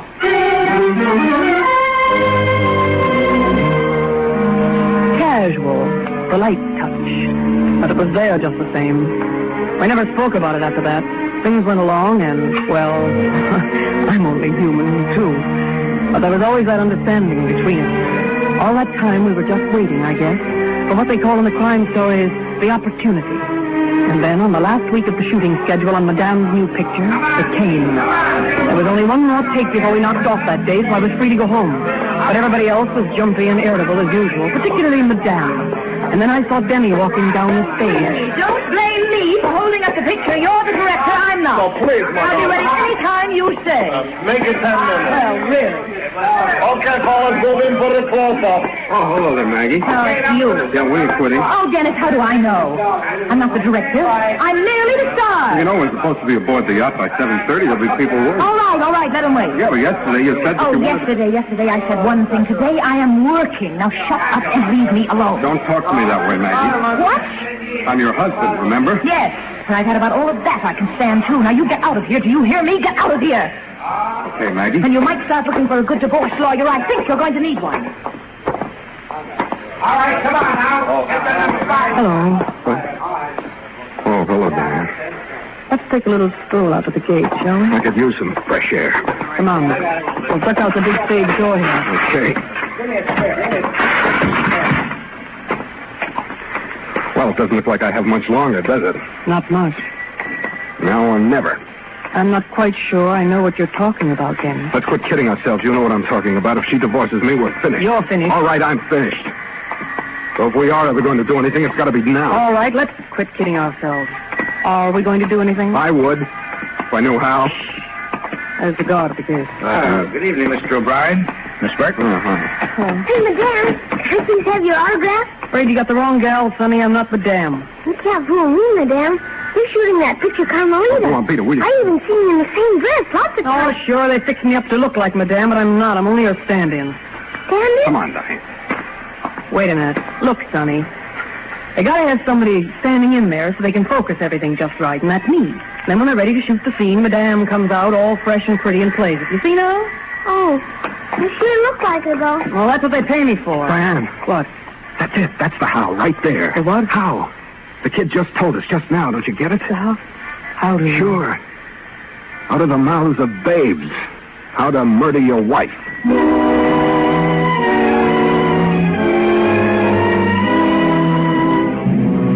whole thing would take about 20 minutes. It had to be timed and planned at a split second. We planned it for the last day, the last shot of the picture, when everybody lets down and gets sort of half hysterical at the idea that the thing is finally over. The shooting schedule was made for it. The last shot with Madame was on an enormous set of a cathedral interior, with the camera pulling back half the length of the stage. It was shot silent. There was no dialogue and no sound. We figured the shot for about 10:30 at night, and we were almost right on the nose. They finished the close-up, and the sound men had shoved their mics and things over to one side of the set, and the director and the cameraman were lining up for the long shot. You'll be ready in about 20 minutes, madame. Well, I'll be in my dressing room calm, if you please. Oh, what a relief. What a blessed relief. It's almost... Oh, Madame. Yes, my dear. You won't need me anymore, will you? Oh, no. No, my dear. Run along. Run along and enjoy yourself, and thank heaven you're not a star. Thanks. Good night, Madame. Good night, dear. Well. Dennis. Hello, Maggie. I've been beastly to you lately, Dennis, really. Come along to my dressing room. We'll have a little talk.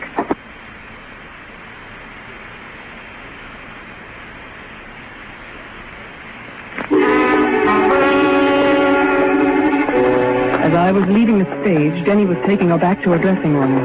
It was 10:40, and I knew exactly how he'd look at her, and what he'd say, and what he'd do. Close the door, Denny. Yes, that's it. Do sit down. Make yourself comfortable. No, thanks. Oh, don't be silly. There's just one more take. And You're not going to make it, though, Maggie. What do you mean? I mean, you're through, Maggie. Through. Dennis.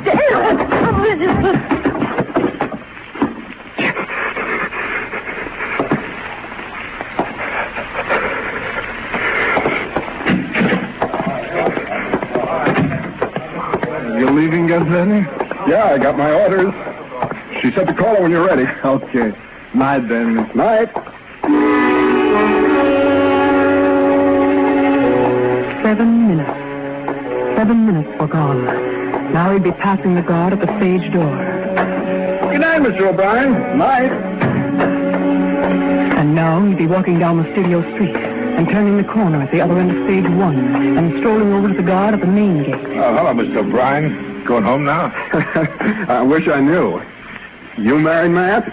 I know what you mean. Well, I got my orders, and all I can do is carry them out. Ours not to question why, eh? Yeah, that's right. You waiting for Madame? Yep. She told me to wait until exactly 11 o'clock, and if she wasn't out here to go on home, so I got 10 or 15 minutes to kill. Cigarette? Oh, thanks. Don't mind if I do. He'd stay there now. He'd stay there until it was time. It was 10:49.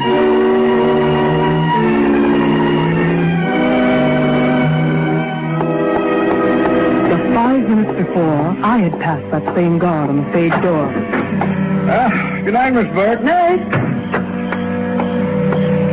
And I had walked down the same studio street and passed the same guard at the main gate. Well, finally knocking off, eh, Miss Burke? That's right. Good night. Yeah, good night, Miss Burke. Good night. I had walked straight ahead, as though I was going to the bus line. And then, when I was out of sight of the main gate, I ducked up the little side street that runs along the west end of the lot. I kept in the shadows now, watching every move. About 100 feet from the corner, there's another gate. It's usually locked and never used. But they'd been shooting an exterior, and they'd taken the gate off the hinges. There were barricades across the entrance, and a watchman who passed about every 15 minutes and then rounded the corner. He was passing now. I waited in the shadows. Now, he was gone. Now was the time. I took a quick look around. There was no one in sight. I dashed to the gate and was over the barricades in an instant, and running as softly as I could toward the back of stage 1. The big door at the back where they moved in the scenery and the flats was open about a foot. We'd seen to that. And I squeezed in, and I made my way behind the scenes to Madame's dressing room. I opened the door and closed it behind me. And then I knew for sure that Denny had been there and done his part. She was lying on the floor with the marks of his big hand still on her throat. She was dead.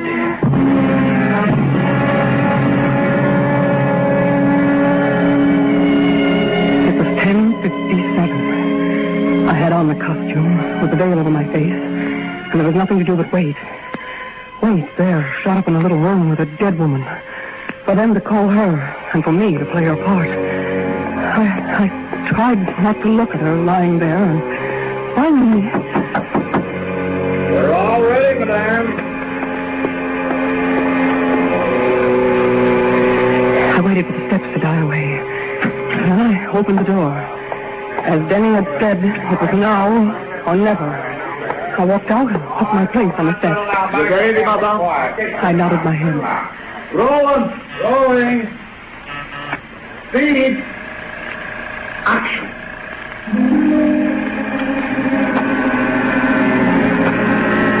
Out of the corner of my eye, I caught the camera on the big boom, slowly beginning to pull back.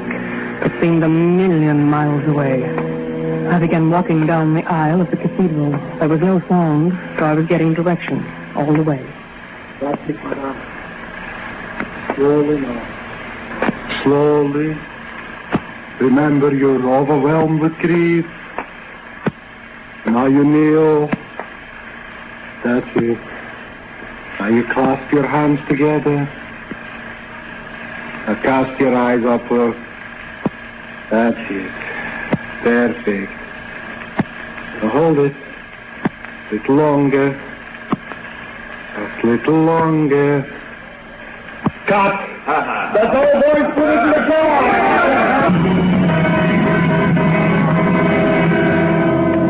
That was all. I had to keep myself from running as I started back to the dressing room, but when I got there, I sprinted. Around the corner and out to the big door. Denny's car was there all right, with the back door open, and I slipped into it and lay down on the floor of the back seat. It was 11 o'clock. Well, looks like my time's up. Yeah? A couple of minutes after 11. Guess she's not coming, huh? Guess not. Well, orders is orders. Yes, that's right, Mr. O'Brien. I could hear his steps coming over the car, and then getting in, and then we were starting off. Good night, Mr. O'Brien. Good night.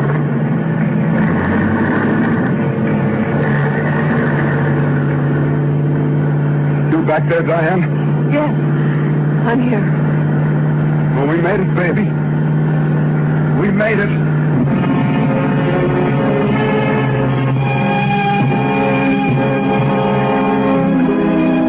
We knew they probably wouldn't find her till the next day.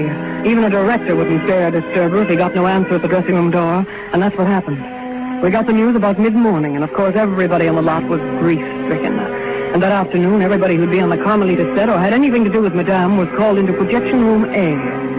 That's when we first met Lieutenant Malone. I know you folks all feel bad about this, but we might as well lay it on the line. The lady's dead, and someone who was on that set is the one who killed her. Now, you're the husband, aren't you? Dennis O'Brien? That's right. Well, you know how we work these things. Motive and opportunity. And just offhand, Mr. O'Brien, you practically got a corner on the motive market. I suppose I have. Oh, but Lieutenant, a dozen people saw Mr. O'Brien leave the set before she was killed, before she made the last shot, and he was out talking to the guard the whole time after that, and then when he went straight home, he couldn't have done it. Yeah, I know. It's a good alibi. Awful good. Well, how do you know some stranger didn't kill her? Maybe she fell asleep in the dressing room after the shot, and some prowler... No, it just doesn't feel right. You got the film of that last shot you made? Yeah, here we got it here. Let's see it, huh? Will you run that last Carmelita take again, please? Well, here we go. That's it, madame. Slowly now. Slowly. Remember you. What was that? That's me giving directions. Well, supposed to be silent shot. Of course, that won't be used. There'll be music to cover that. Well, let's hear it anyway. Whatever you say. That's it. Perfect. Now hold it. A little longer. Just a little longer. Cut! Huh? That's all there is to it. Not much there. Oh, Lieutenant, nobody in the studio would have touched a hair of Madame's head. We all loved her so much. Yeah, you better learn a little more about the picture business before you start throwing wild accusations around. I think you got something there, Mike. Maybe I'll do that. Maybe I'll just do that little thing.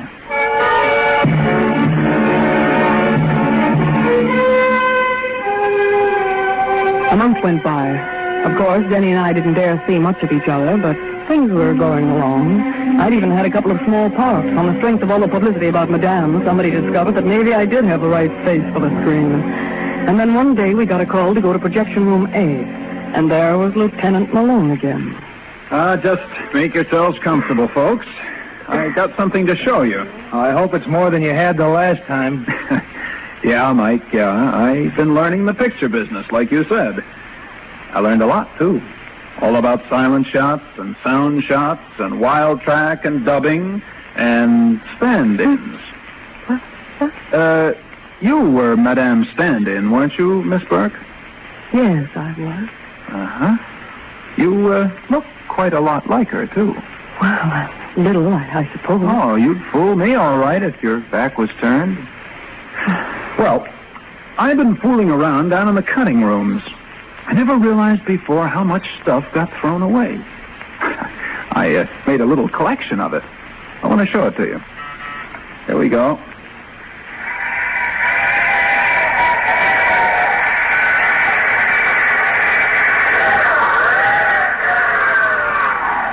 Now, that is a wild soundtrack.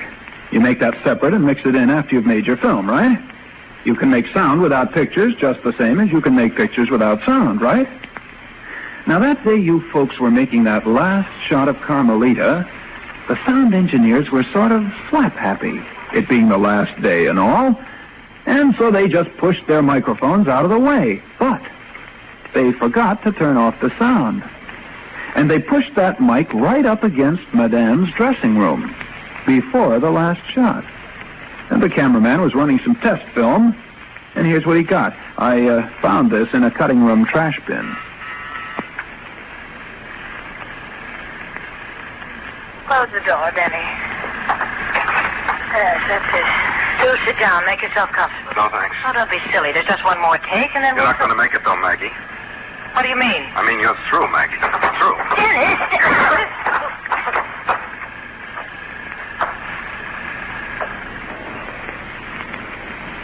Well, I guess that's it. Huh, Mr. O'Brien? Miss Burke? Yeah. Yes, I guess that's it.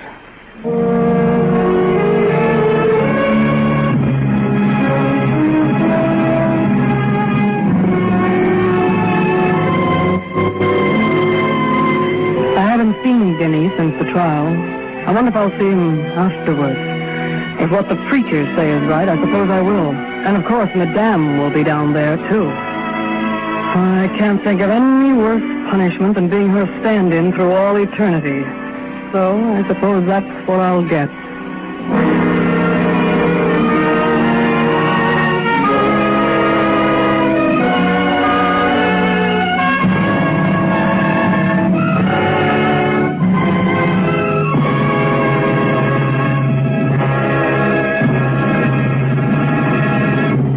Suspense, presented by Roma Wines, R-O-M-A, Roma, America's favorite wines. In a moment, we'll hear again from June Haddock, star of tonight's suspense play. Meanwhile, this is Truman Bradley with a suggestion that you try Roma Wines and discover for yourself the important difference, the extra taste luxury that makes Roma America's most preferred wine. You'll find that Roma wines taste better because Roma alone selects from the world's greatest reserves of fine wines. You will also find that you now pay less for Roma's premium quality, that you actually save up to 20% on these better-tasting wines. Tomorrow, buy a supply of Roma California Sherry, that perfect appetizer before dinner, that gracious gesture when friends drop in. This is June Haddock. Suspense is one of my favorite programs, and I got a real thrill appearing on it tonight. I'm going to be listening to next week's Suspense show when Elliot Reed will be the star. Thanks a lot and good night. June Havoc will soon be seen opposite George Raft in the United Artists production Intrigue. Tonight's suspense play was by Robert Richards and Pamela Wilcox. Next Thursday, same time, you will hear Mr. Elliot Reed as star of Suspense. By transcription. Yes, more Americans enjoy Roma than any other wine because Roma wines taste better. Taste better because only Roma selects from the world's greatest reserves of fine wines for your pleasure. And now, Roma Wines of Fresno, California, that's R-O-M-A, Roma Wines bring you Suspense.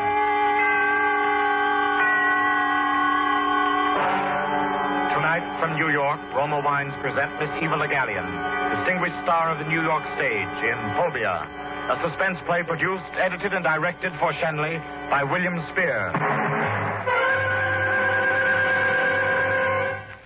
Now, Roma Wines bring you Eva Le Gallienne in a remarkable tale of suspense.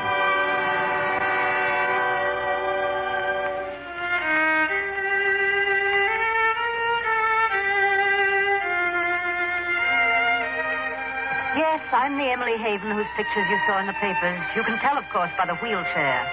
I thought it was very unkind of them to take full-length pictures. It isn't that I resent the wheelchair, but people have funny ideas about such things.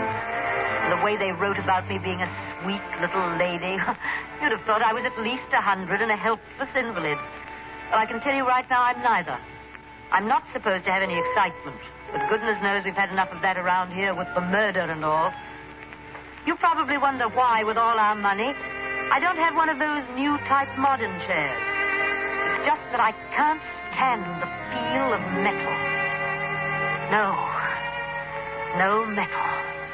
It affects me like snakes or spiders do some people. I've always been that way.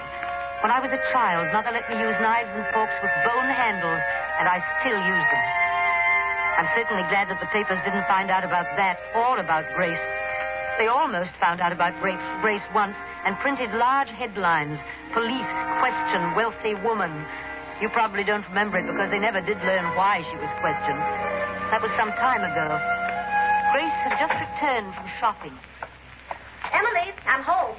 In here, Grace? Did you bring my book? Yes, here you are. And I brought another one I thought you'd like. I'm tired. Sit down. We'll have Anna bring some tea. Let's have a look at your loot. What do you mean by that? Why, the things you bought, of course. Oh, I guess I'm so tired I'm jumpy. Come. There's two gentlemen to see you, Mum. Oh, bring some hot tea, please, Anna. Do you like something to eat, Grace? Not till dinner. Just tea, then, Anna, and show the gentleman in. Yes, Mum.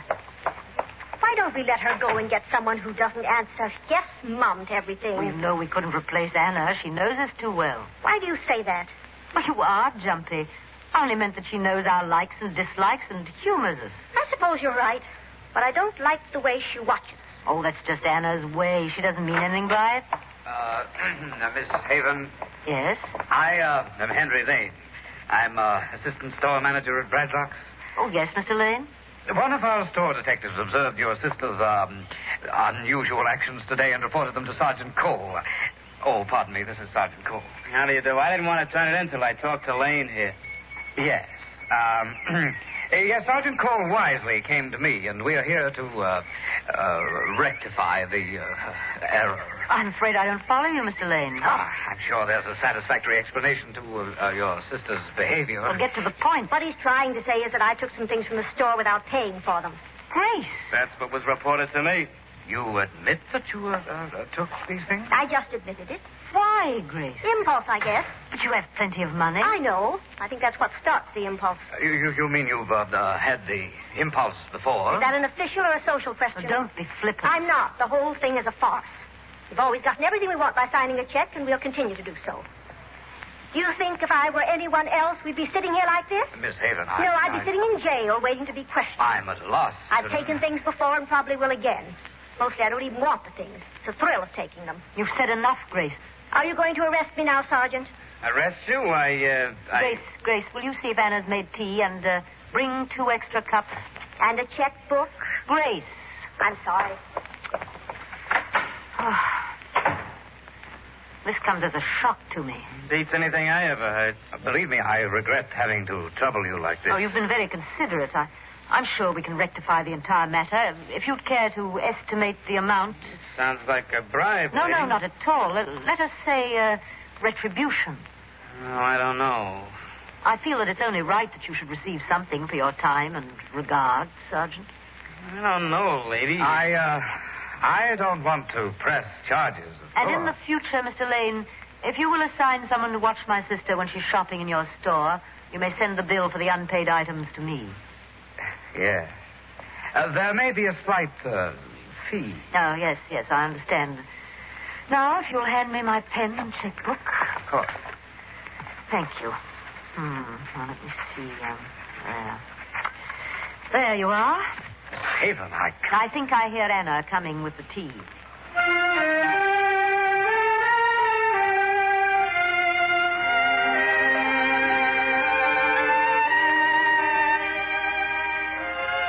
It was a dreary tea.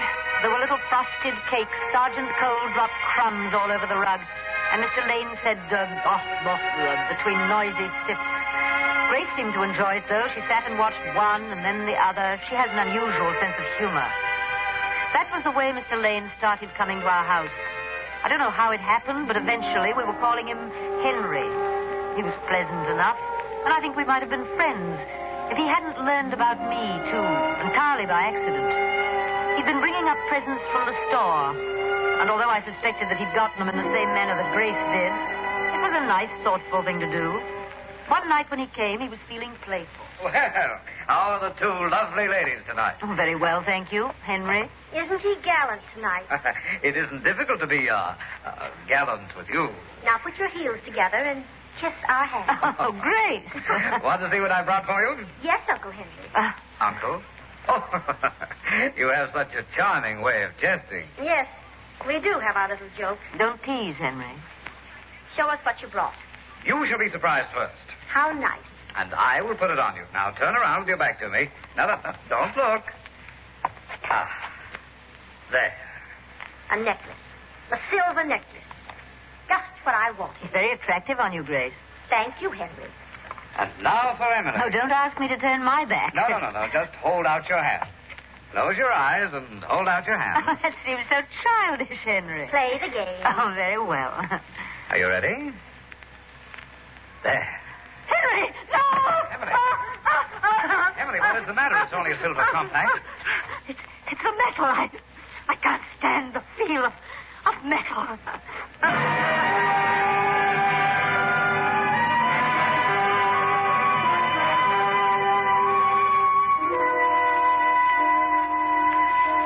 May sound silly, and it may be silly, but I do think my phobia saved my life. As you know, we have a large amount of silver in the house, and although I have an aversion to touching it, I like to see it around. Grace is always bringing home some piece. It reminds me, I wonder if she... Oh, no matter.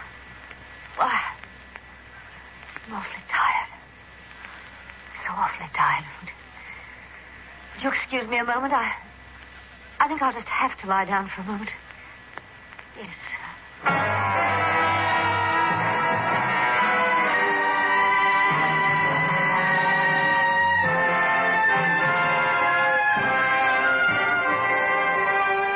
For Suspense, Roma Wines are bringing you Eva Le Gallienne in Phobia. Roma Wines' presentation tonight in radio's outstanding theater of thrills, Suspense.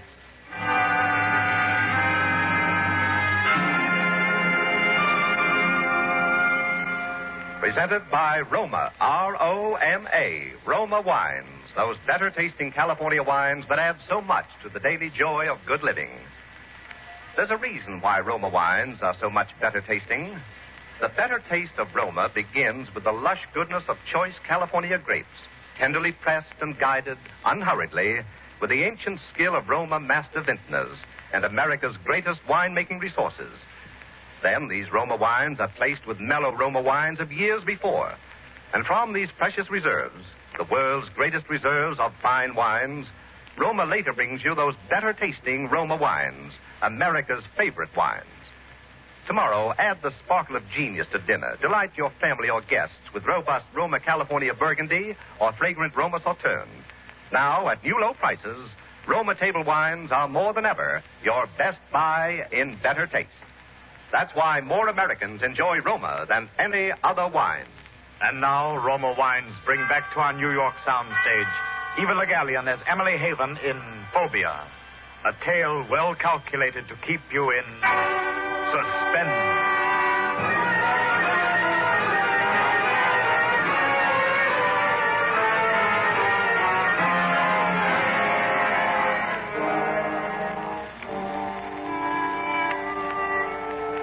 Oh, yes.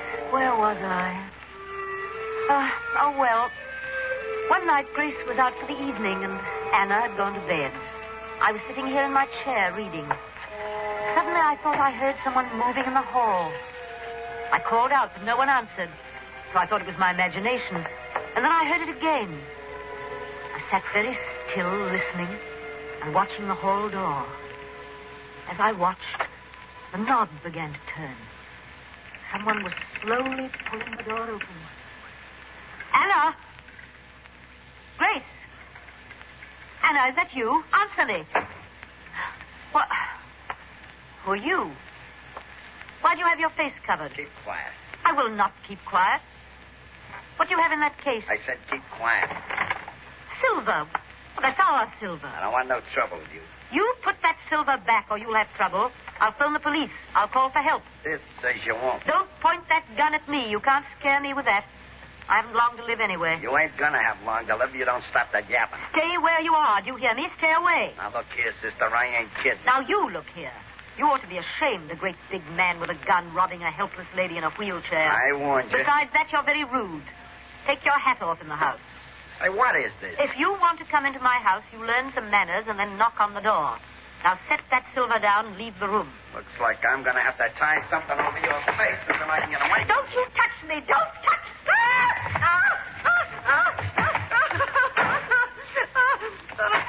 What is it, Mom? A man. A man? What man? What did he do? The gun. The metal. He touched my neck.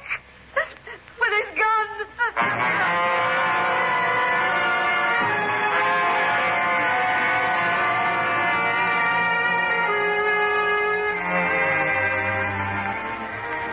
Anna became very excited and called the police. Heaven knows why. The man was gone and he had left the silver. I put her in her place by having her wash all the silverware and put it away. Sergeant Cole was furious when he came. It seems that he wanted to check for fingerprints. He was mollified, however, when he found fingerprints on the silver cabinet. I hadn't thought of that, so Anna had to wash that, too. Sergeant Cole came back to tell us that the fingerprints belonged to a man by the name of Mr. Scorchy Hood. He was wanted by the police because he had escaped from some penitentiary and was what Sergeant Cole called a killer. Mr. Hood was called Scorchy because he always shot people from close range and usually in the neck. Sergeant Cole thought it was very amusing when I said if he was going to kill me, he would have to stand back. I wouldn't have him touch me with that gun. Did you read those uncouth headlines in the papers? Wealthy woman match for murderer. Haven defeats Hood. They made me sound like a pugilist. The papers are so unkind to people with money. One morning, Anna came into the room without knocking, so I said, Anna, I didn't ring. I've got to talk to you, Mom. Very well, Anna, what is it? It's about my brooch, the one my mother gave me. Well, what about your brooch? It's gone, Mom. You mean you lost it? No, I didn't lose it. It was in my room, and now it's gone. Well, you probably mislaid it. No, I didn't, Mom. I always keep it pinned to my Sunday dress, and it's not there. I don't see how I can help you. I thought maybe you'd like to replace it. Oh? What kind of pin was it? It was a cameo. But this time I thought I'd like to have one with some diamonds and little pearls. I don't understand. I've been cleaning Miss Grace's room. You've been snooping, Anna? Just cleaning, Mom. I did kind of look for my brooch. I see. Do you want your pen, Miss Emily? Oh, yes, Anna. Hand me my pen. Thank you. Let me see. There you are. You think that will replace the brooch? Oh, yes, Mom. Thank you, Mom. Well, payday in the middle of the month? Yes. I mean, no, just a little... Token, Miss Grace. Token of what? Let's call it pin money. That will be all, Anna. Thank you, Mom. Now, Mom. You tell me what this is all about? It's nothing, Grace, really. When you sign a check, it can't be classified as nothing. It was a pin for Anna. That isn't very funny, Emily. Pin money for a pin? What about a pin? She, lost it. Lost it? Oh, I see. Now, let's not talk about it anymore, Grace. But I want to talk about it. Poor dear, anyone can get money from you, can't they? Grace, please. I may have my impulses. But I've never taken anything from the servants yet. Grace, where are you going? What are you going to do? To collect and deliver. You just purchased a pin. And I'm going to find it and wear it.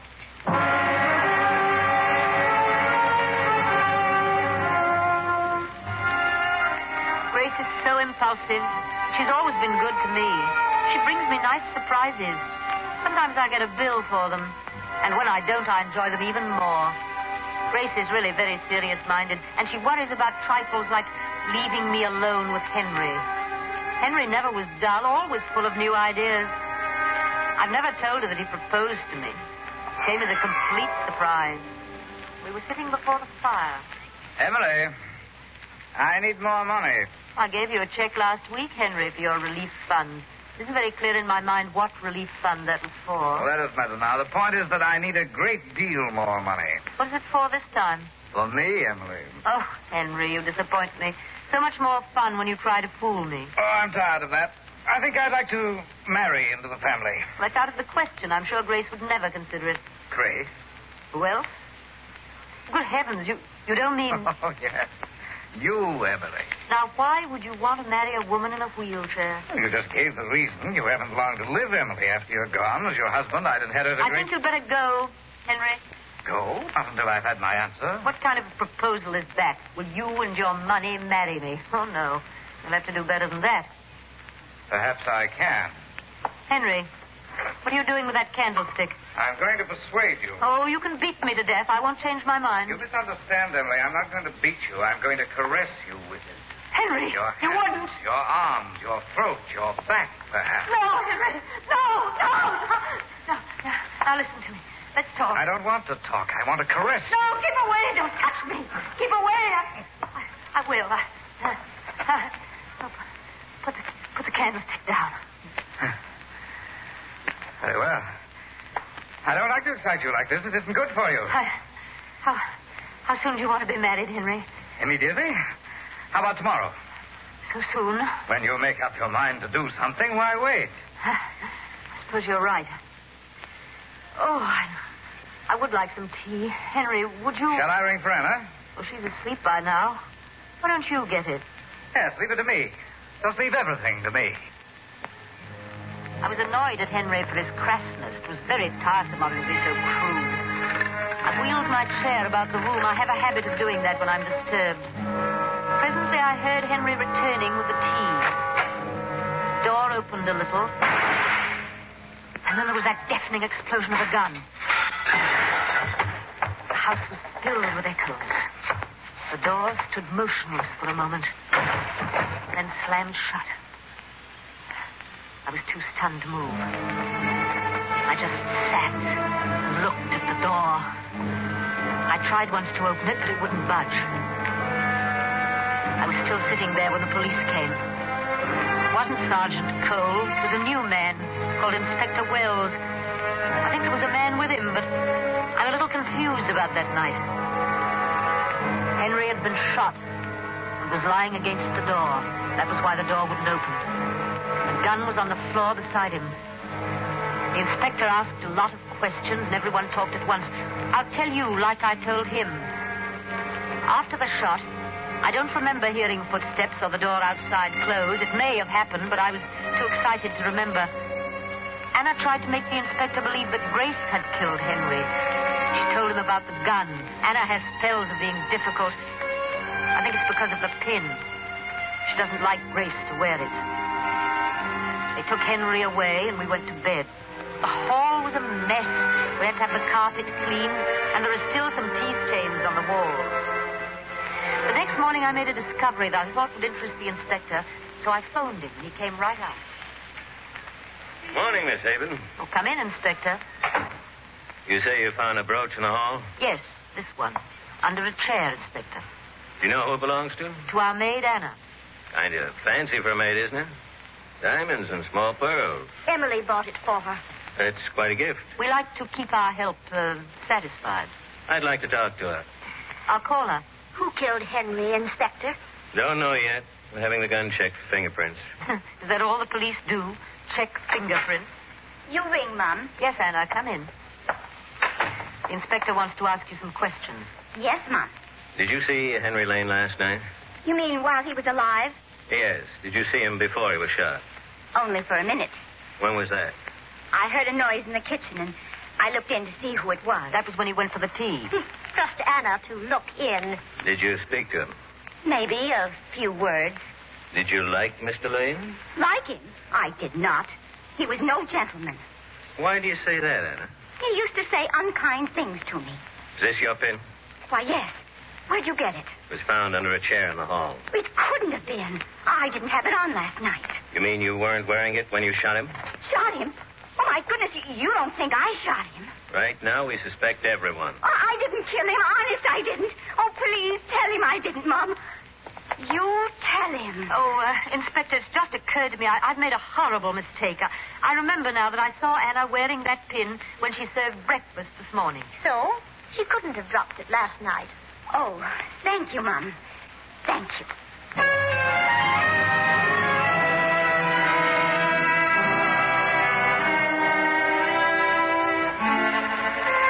I don't think the inspector was convinced when he left. He didn't say he wasn't. He looked unconvinced. Was kind of a fib, but it was worth it. Anna has been an angel ever since. She cleans Grace's room and never sees a thing. She even returns some things that Grace didn't know were missing. I gave Anna the pin, and she put it back on her Sunday dress. The inspector phoned around noon. He was very excited. He said the blurred fingerprints on the gun belonged to Mr. Scorchy Hood, and that we should be very careful, as he hadn't been caught and he was dangerous. I asked him how we should go about being careful. He said to lock the doors and windows, and they would send a man to watch the house. I didn't think we needed to worry, for somehow I couldn't believe Mr. Scorchy Hood wanted to hear me scream again. But about 10 o'clock, Grace and I were sitting here discussing Humphrey Bogart when the whole hall door opened. Don't move. I've no intention of moving. What do you want? Shut up, sister. Don't call me sister. My name is Emily, and this is my sister Grace. How do you do? This ain't no social call. I'm glad to see you've uncovered your face. I don't know why you should cover it. It really isn't an unpleasant face at all. Don't start. It won't do you no good. Did you come to kill us? You guessed it, sister. Grace. Grace. Hey, what are you doing to me? Trying to confuse me? Why should you want to kill us, Mr. Hood? Because you made people laugh at me. The papers made fun of me. I can't stand that. Well, it seems to me you brought it on yourself. You came uninvited in the first place. What kind of talk is that? Sure I did, and I come the same way this time. If you're going to kill me, you'll have to stand away from me. You see, I have a phobia. A what? A phobia. It's something I can't help. Why don't you stand over there? Why? On account of my phobia. It'd be better if you stood there. Here? No, a little farther. Now? Yes, I think that's better. Oh, Grace, will you straighten the rug? Never mind. It worked. I guess he's unconscious. I'll call the man across the street. Oh, Grace, look what you've done. When he hit his head on the table, he spilled the flowers. Now that water will make white spots on the varnish.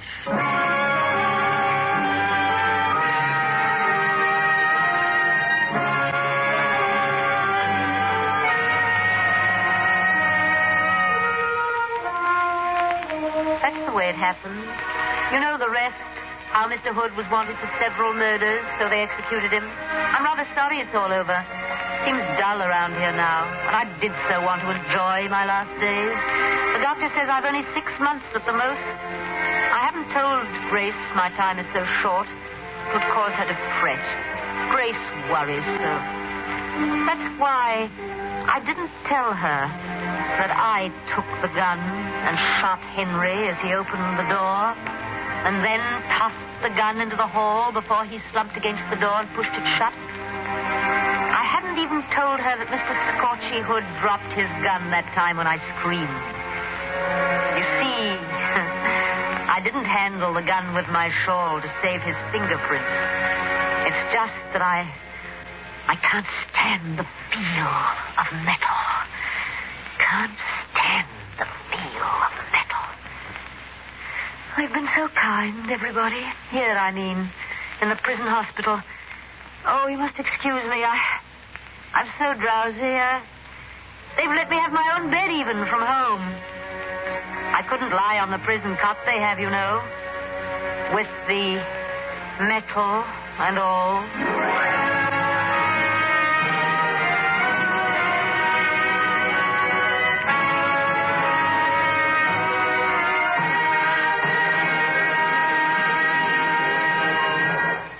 Suspense. Tonight, Roma Wines have brought you Miss Eva Le Gallienne in Phobia, a suspense play written by Joel Hunt. Next Thursday, same time, you will hear Mr. Alan Baxter as star of Suspense. Produced for Shanley by William Spear.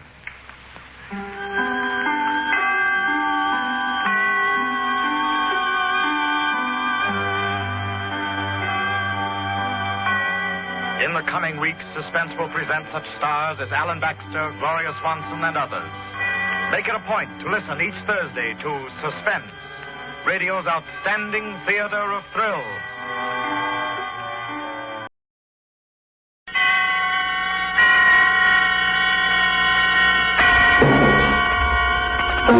Suspense. On the wine lists of America's most distinguished hotels and restaurants, the honored wine featured is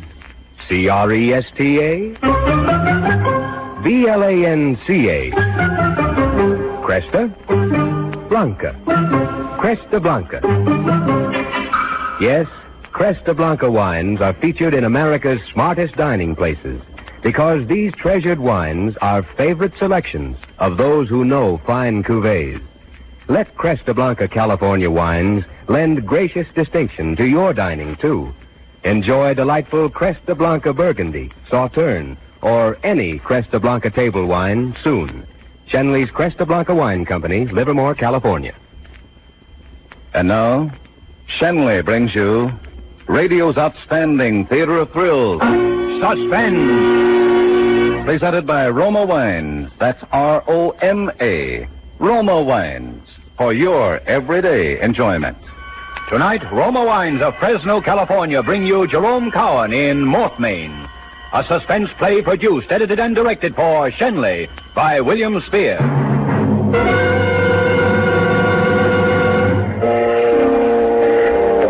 Sitting in a chair across the table from me was a dead man. His stiff, cold fingers still touched the shotgun he'd brought to safeguard his life.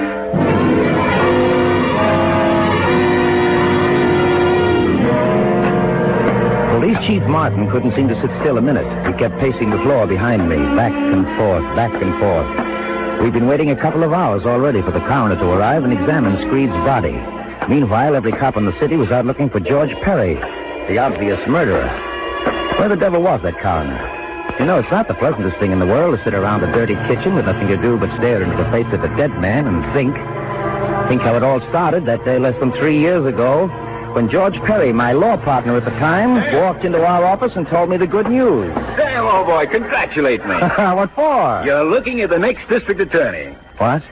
You? Yep, it's in the bag. I've just come from a talk with Harry Polk, and he told me that when the committee holds its meeting next month, they're going to nominate none other than yours truly. I see. And that's as good as election in this town. Yeah, but I thought... You thought you were going to get it, huh? I'm sorry, Sam. I just assumed you did get it, really. I didn't go looking for it, you know that, but they picked me for some reason. And what's the difference, Sam? What's good for me is good for you. We're partners, aren't we? And we'll stay partners. Oh, yes, of course. Congratulations, George. You don't really mind, do you, about the nomination? Oh, no, it doesn't matter. Oh, I thought not. After all, my being the DA will bring the firm a lot of business, Sam. Well, I gotta go tell Alice. She'll be tickled pink to hear the news. But keep it under your hat, Sam. It's not official until the committee meeting. I understand.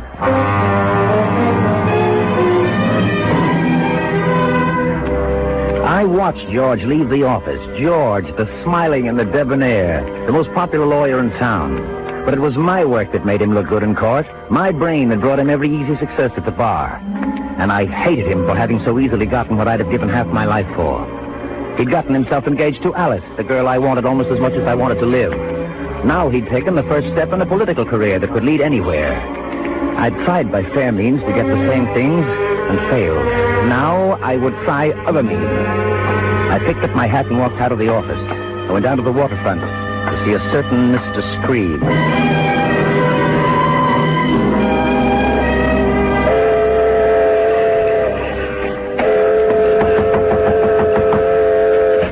Yes. Oh, hello. Let me in quick. I don't want to be seen. Sure. Come in. Are you alone? I always am. It ain't quite right, is it, Mr. Boston? Coming to see the foreman on a case you're going to try tomorrow? I'm not going to try that case tomorrow. I know I picked the jury today, but I won't be at the trial. My partner will be trial counsel. Still ain't right, it seems to me. Never mind that, Screed. I think you and I can get along. Always aim to get along. Not that I got rich at it, but I ain't complaining. Not too much. Listen, Screed, I know you're hard up. It ain't no secret. I guess everyone in the city knows that. I can put $10,000 in your way, Screed. Huh? Cash. 10,000? Hey, that case don't rate no 10,000. Why, you could buy the complaining witness for a tenth of that. I know. I'm not interested in the case as a case. But I am interested in your being the foreman of that jury. I don't get it. First, let's understand each other. I'm offering you $10,000 for certain services. Are you interested? You kidding?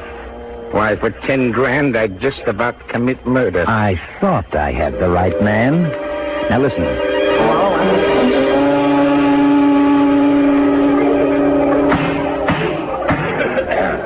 Hear ye, all persons having business before this honorable court of criminal sessions. Draw near and give your attention, ye shall be heard. First case on the calendar, People against Henry Barron. Both sides ready. Your Honor, please. There's been a substitution of counsel for the defendant.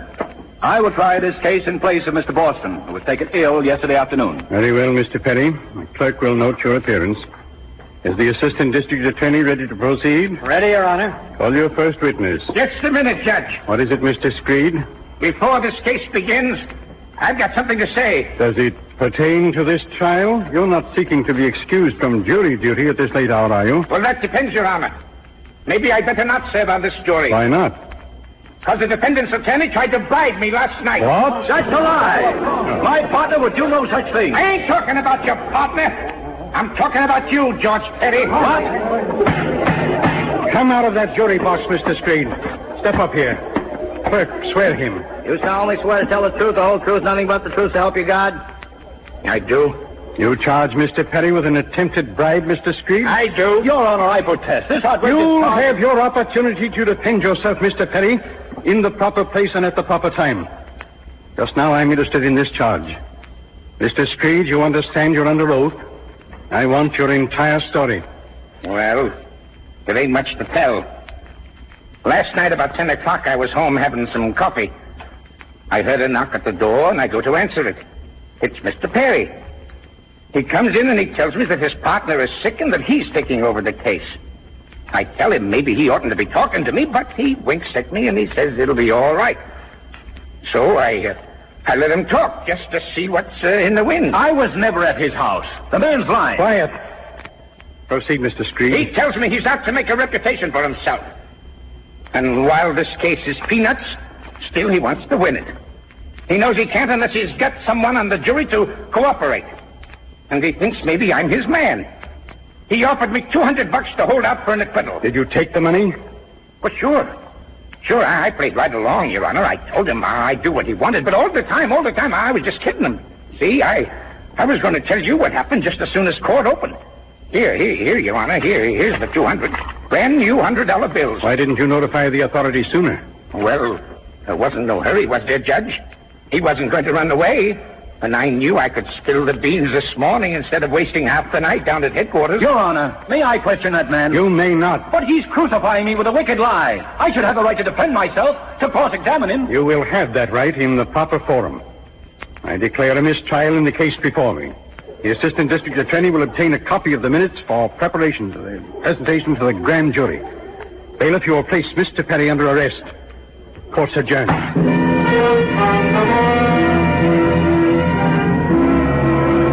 I showed the proper expected astonishment at the news. I expressed my sympathy in 100 different ways. I even arranged bail and took on my partner's defense personally. And when I spoke to George, already half broken under the strain, and to Alice, filled with worry and doubt, I was as calm and assured as a retired bank president. Why, it's as plain as the nose on your face, George. It's a political trick. The opposition somehow heard about your being the next DA and were out to spike you before you even got started. But who did it? You leave that to me. I'll get him, whoever he is, and when I do, the case will fall apart. Sam, I don't know what we'd do without you. You've been like the Rock of Gibraltar to both of us. If we didn't have you to turn to... You leave everything to Sam, Alice. He'll get your George out of this jam and know the reason why. I know it, Sam. Darling, you see, everything will be all right. But we haven't gotten anywhere, Sam. Not a single clue to the man who is behind this. Something will turn up. We still have 3 weeks before the trial. Now, if you're innocent, George, you're not going to jail. If I'm innocent? There's no question of that in your mind, is there? Well, it doesn't really matter. You're going to beat this rap. Now, don't you worry. Oh, Sam, no, you can't believe it. You can't really think I tried to bribe him. You know me better than that, Sam. Sure, George, sure. I don't believe it.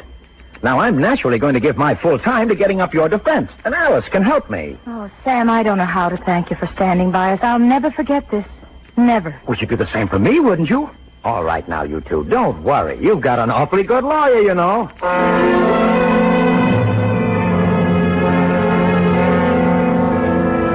I got George to go away up to Fieldstone for a few weeks. I spent a lot of time driving Alice around in search of non-existent witnesses. My zeal and devotion to George were unbounded. And if I failed to find any proof of his innocence, it hurt me as much as it did Alice.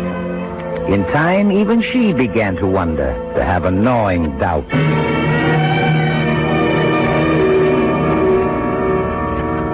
Doesn't look good, does it? No, not too good. Sam, what are we going to do? Oh, now, don't you get to worrying, Alice. A smart lawyer can do a lot, even without witnesses. Don't forget, the law assumes that a man is innocent until he's proved to be guilty, beyond a reasonable doubt.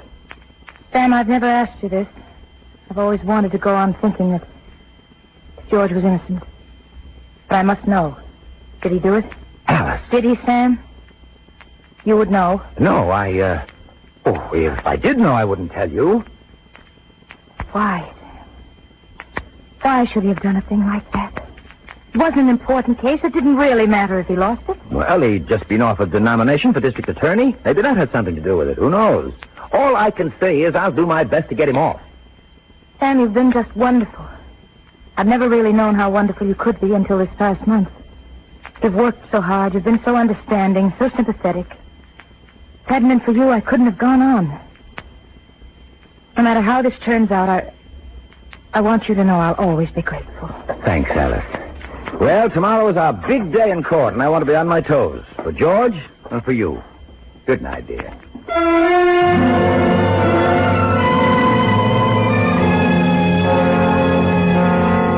I was brilliant in court that day. Every legal dodge, every technicality that the law allowed, I made use of. From the last spectator in the last crowded row to the judge on the bench. They all knew that I was putting up the greatest legal fight they'd ever witnessed.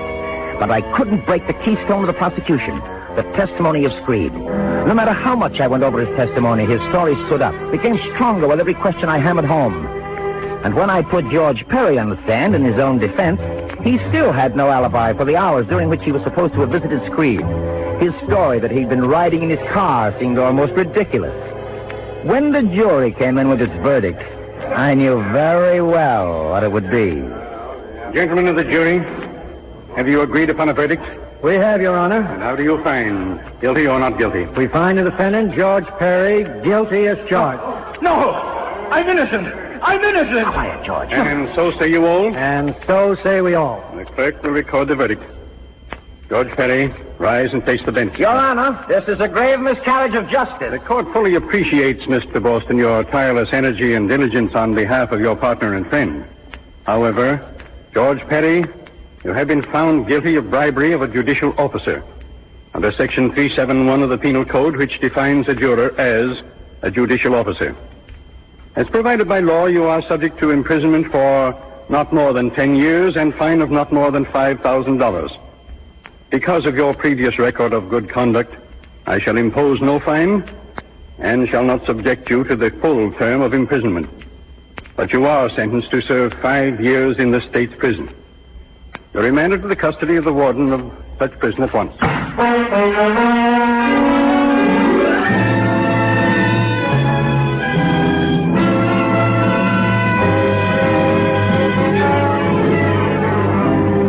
Suspense, Roma Wines are bringing you Jerome Cowan in Mort, Maine.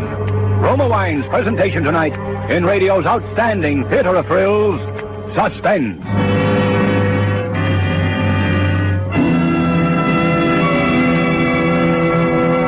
Suspense, radio's outstanding theater of thrills, is being brought to you by Roma. That's R-O-M-A, Roma Wines, America's largest selling wines. This last day of July is a warm reminder that after a hot day's work or play, the tasty refreshment of a tall, frosty Roma wine and soda is so cool to come home to. Yes, Roma wine and soda gives you quick, thirst-quenching pleasure on the hottest day. A cooling treat that your family and friends will cheer to the echo. To prepare, simply half-fill glasses with robust Roma California Burgundy, or delicate Roma Sauterne, or any Roma wine. Fill with ice and sparkling water, sweeten to taste. In less time than it takes to tell, you're enjoying America's smartest summer drink. For delicious, low-cost refreshment or entertainment, enjoy Roma wine and soda, made with better tasting Roma wine, America's favorite wine. And now, Roma Wines bring back to our Hollywood soundstage Jerome Cowan as Sam Boston in Mort, Maine. A play well calculated to keep you in suspense.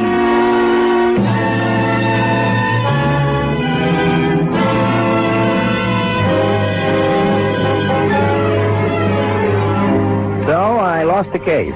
But losing that one, of course, helped me. I gained a swift popularity not only with the public, but with the politicians who have an eye open for brilliant lawyers. It wasn't long before I was having a little talk with Harry Polk and was being offered the nomination that should have been mine in the first place. The next thing I wanted was Alice. For the next year and a half, I was after her until finally she said yes, and our engagement was announced. The whole town congratulated us. And then George, with time off for good behavior, came home from prison. One afternoon, I went to call on Alice. He was there. Hello, Sam. George, you're crazy to have come back here. You should have gone where you're not known, started new, where your record won't be held against you. I don't want to start new. I came back here for a purpose. And that? I'm going to find a man who framed me, and when I do, I'll kill him. Oh, that's not good. Not good to talk that way, I know George. you both think I'm guilty. Everyone else thinks so. But I know I'm innocent, and I'm going to prove it if it takes me the rest of my life. How are you going to live? No job, no money. I'll get something to do. I'll shine shoes if I have to. Oh, I wish I could help you, George. But you realize my position. I'm not looking for help from anyone. Okay, George. But if you want my advice... I'm not taking advice anymore, Sam. Not from you or anyone else. I'm in this on my own. And I'll get him. Alice, you mustn't see George. Why not? I can't allow it, Alice. My fiancé consorting with a jailbird. My reputation doesn't permit such things. George may have been in jail, but he's not a jailbird. Well, it amounts to the same thing. I demand you stop seeing him. Sam. What? I'm going to break our engagement.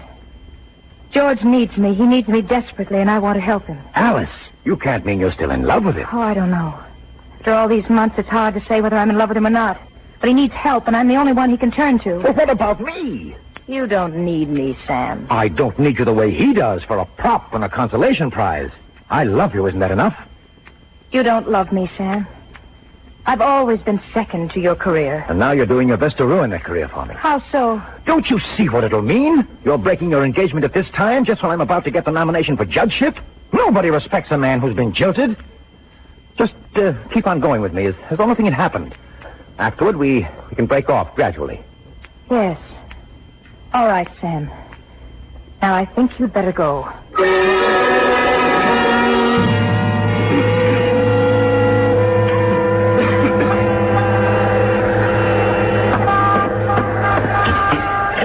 Evening, Mr. Prosecutor. Come in. All right, Screed, what is it? Can I talk? Ain't nobody going to hear me. No, the servants are off tonight. You can talk. He's been around to see me. George? Perry? Mm-hmm. He wants to know who was behind it. Well, naturally, you sent him about his business. Not quite. Said I might have something for him, maybe. What do you mean? He showed me a roll of bills. Came close to 5,000. It was mine for just one name. That's all he wanted, just a name. Do you know what would happen to you if you so much as hinted at it? I know I'd get $5,000 from Mr. Perry. And 10 years in jail for perjury and accepting a bribe. I still have your written statement, you know, right here in my safe. You couldn't use it. Oh, couldn't I? Why not? A confession that you'd been bribed to frame Perry. Bribed by an unknown man representing Perry's political opponents. How would you explain your not using it before this? Oh, very easily, Mr. Screed. It just came into my possession. Came to me in the mail. I still don't think you'll use it. You see, I kind of figure you'd be dead before that. That Perry, he means business. Got it all figured out, haven't you? Mm-hmm. Yes, I reckon I'm sitting pretty. All right. How much? Well, now, I won't be a hog. Let's say another 10, huh? You can scrape that much together, I reckon. On one condition. Oh, yeah? What's that? That you go away and never come back. Oh, I like it here. Then it's no deal. Okay, I can still get that $5,000. Wait. I know I'm a fool to give it to you, but there's nothing else I can do. When do you have your appointment with Perry? I don't have one. I told him I'd get in touch with him. I'll have the money for you tomorrow night. Don't come here. I'll bring it to your house. Don't try any cute tricks. I'll see you tomorrow night, okay? Okay. Good night, Mr. Prosecutor.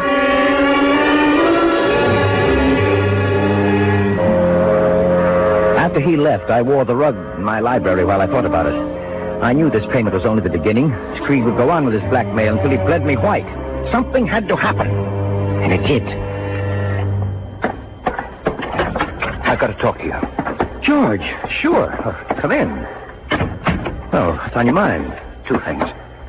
Alice and the man who framed me. Yes? I know how it is with you and Alice, Sam. She told me you let her out of her engagement after the election. What else could I do? Well, it was decent of you not to put up a fuss. Well, where would that get me? But what about the man you say framed you? Do you have anything on that? Well, I've been putting the pressure on Screed. I think he'll talk. But I need $5,000 to pay him. Oh. You know, I don't have that kind of money. I could get it from Alice, but I'd rather not. You want me to give it to you? Would you? Now, listen to me, George. If I thought paying him $5,000 would do any good, I'd let you have it. But it won't. He'll just take your money and give you a runaround. But, Sam, if... Let me finish. You know what would happen to him if you shot off his mouth? He'd be killed. He knows that, too. He's not going to talk for $5,000 or $50,000. Forget it, George. Oh, maybe you're right, Sam. I know you're willing to grab at any straw. And there's another thing. Your loose talk about killing the man who framed you. The police know about it, and if it weren't for me, you would have been picked up. I understand you've gone and bought yourself a gun. Yes, I did. Give it to me. I'll turn it in.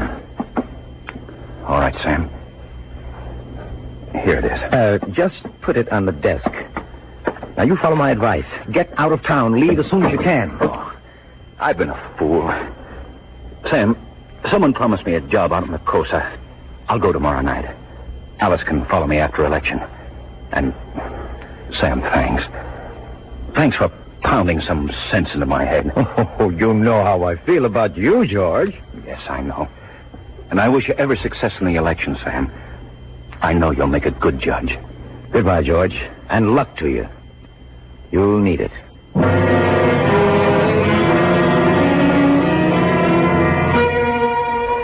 It was shortly after 10 the following night that I drove out to Screed's with George's gun wrapped in a handkerchief in my pocket. I parked the car a short way down the road and walked quietly toward the house. I looked in at the kitchen window and saw Screed sitting at the table. His chin was on his chest. He was breathing slowly and regularly through his sleep. He was prepared for me, waiting with a shotgun in his hand. But I wouldn't ring the doorbell to wake him. Oh, no. I quietly opened the kitchen door, tiptoed across the floor, and placed George's gun, which I held in my handkerchief, against the back of Screed's head.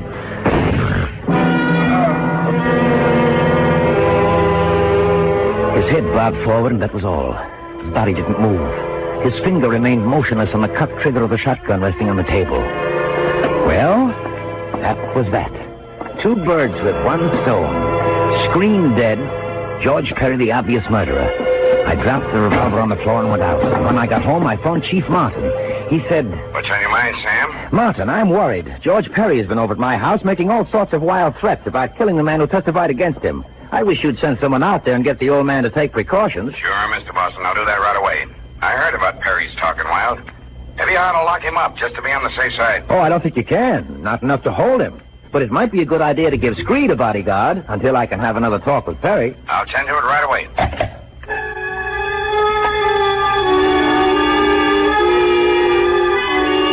And then I went to bed. I didn't have very long to wait.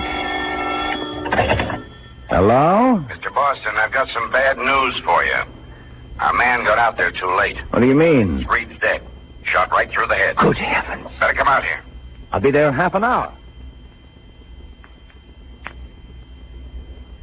Perry sneaked up on him and shot him. Screed must have been tipped off that Perry was out to get him.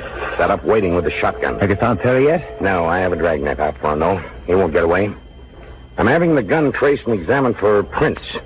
We'll have a report pretty soon. When is the coroner coming? In a couple of hours, he's tied up. But you don't have to wait. I may as well while I'm here.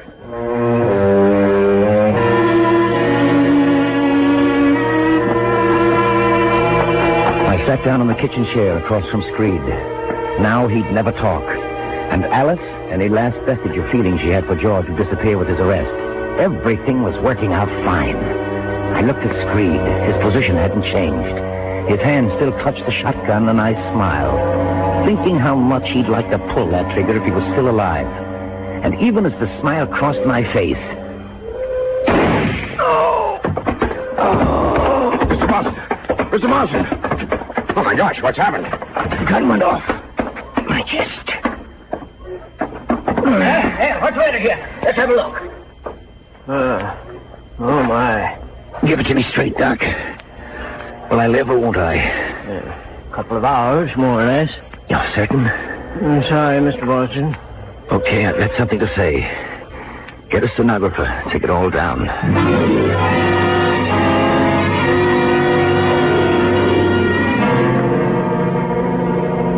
All right, Boston, we got it all. Don't talk anymore. So old Screed got to use his shotgun after all. Mortmain. What's that? Mortmain. The dead hand.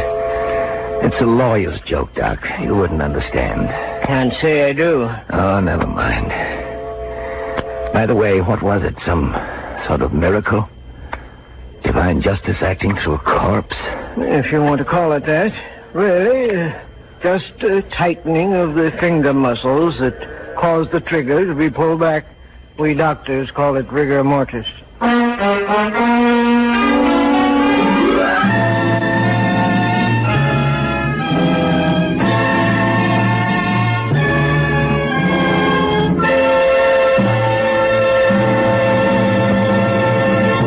Suspense. Mortmain, starring Jerome Cowan and presented by Roma Wines. That's R-O-M-A, Roma, California Wines. Selected from the world's greatest reserves of fine wines for your pleasure. If you were to see how Roma wines are grown, you would readily understand why Roma is America's favorite wine. First, you would see how Roma selects and presses the choicest California grapes. Then, how these finer natural juices are guided unhurriedly with ancient skills and America's greatest winemaking resources to peak taste richness. Finally, you'd see these Roma wines placed with mellow Roma wines of years before to await later selection for your pleasure. Only a few can see how Roma creates better tasting wines, but everyone can enjoy this better taste. Whether your favorite wine is Nutlack Roma California Sherry, Ruby Roma Port, or Golden Roma Muscatel, you'll find any Roma wine your best buy in better taste, for everyday enjoyment, for friendly entertaining. So, when you buy wine tomorrow, insist on Roma. Jerome Cowan may currently be seen in the 20th Century Fox production, Miracle on 34th Street. Tonight's suspense play was by George and Gertrude Pass. Next Thursday, same time, you will hear Walter Abel as star of Suspense. Produced and directed by William Spear for the Roma Wine Company of Fresno, California.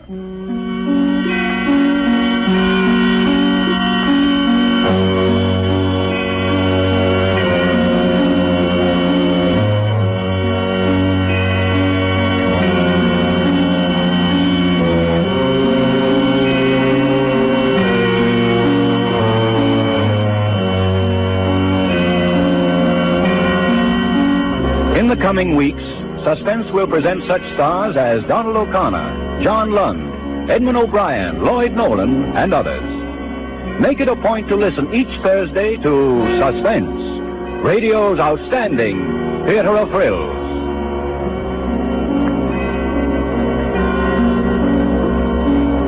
This is CBS, the Columbia Broadcasting System.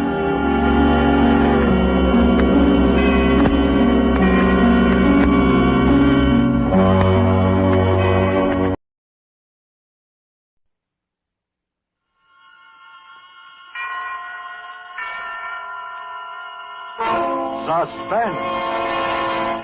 And now, Shenley brings you radio's outstanding theater of thrills, Suspense. Tonight, Roma Wines of Fresno, California bring you Michael O'Shea in The Twist, a suspense play produced, edited, and directed for Shenley by William Spear. Listen, Gus, you've got to do the show. I can't do it. You've written for all the big comedians. You'd turn out a hit. I don't have the time. Oh, but God. Look, I don't have the time. Anyways, I couldn't do it. Ridiculous. A guy with your reputation. Yeah, a guy with my reputation, yeah. What do you know? Listen. 12 years ago, I was under cabs. Gustav Green, the hack license read. Cripes, how I hated the cabs. Worked like a slob 12 or 14 hours a day for a lousy $27 a week. Now, do you blame me that I took to daydreaming? Like maybe it was my limousine and I was driving because my chauffeur had a day off? I used to sit at the wheel figuring out the darndest situations. Like I'd pick up some rich old dame and she'd leave me $1 million, or I'd save a guy. All kinds of situations. But all I got was $27 per a week. Until the night I met Van. Yeah, have it. Take me home, driver. Home? Your home or my home, wise guy? Well, you got talent and you're driving a cab. Where can I get a job driving a cab? You want the radio on? Well, definitely no. Oh, now don't let's be bitter, shall we? You know, radio is quite a medium. Yeah. Just think, some guy says a few words into a microphone and you can hear it as far west as Georgia. Gustav Green? Well, Mr. Green, meet Van Houser, the best gag man in the radio business. Currently freelancing, unemployed, on the beach. Well, if you're so good, why aren't you in there writing them yaks, wise guy? Why? 'Cause words I know, rib-tickling words, gags, yeah, jokes to make a corpse laugh. But plots, situations. Situations? Yeah, that's another story. I could coin $1 million if I could figure them out. Well, look, situations. Now, let me tell you, I am a veritable Scheherazade on situations. I got $1 million. Now, look, for instance, the guy who says that his other fellow...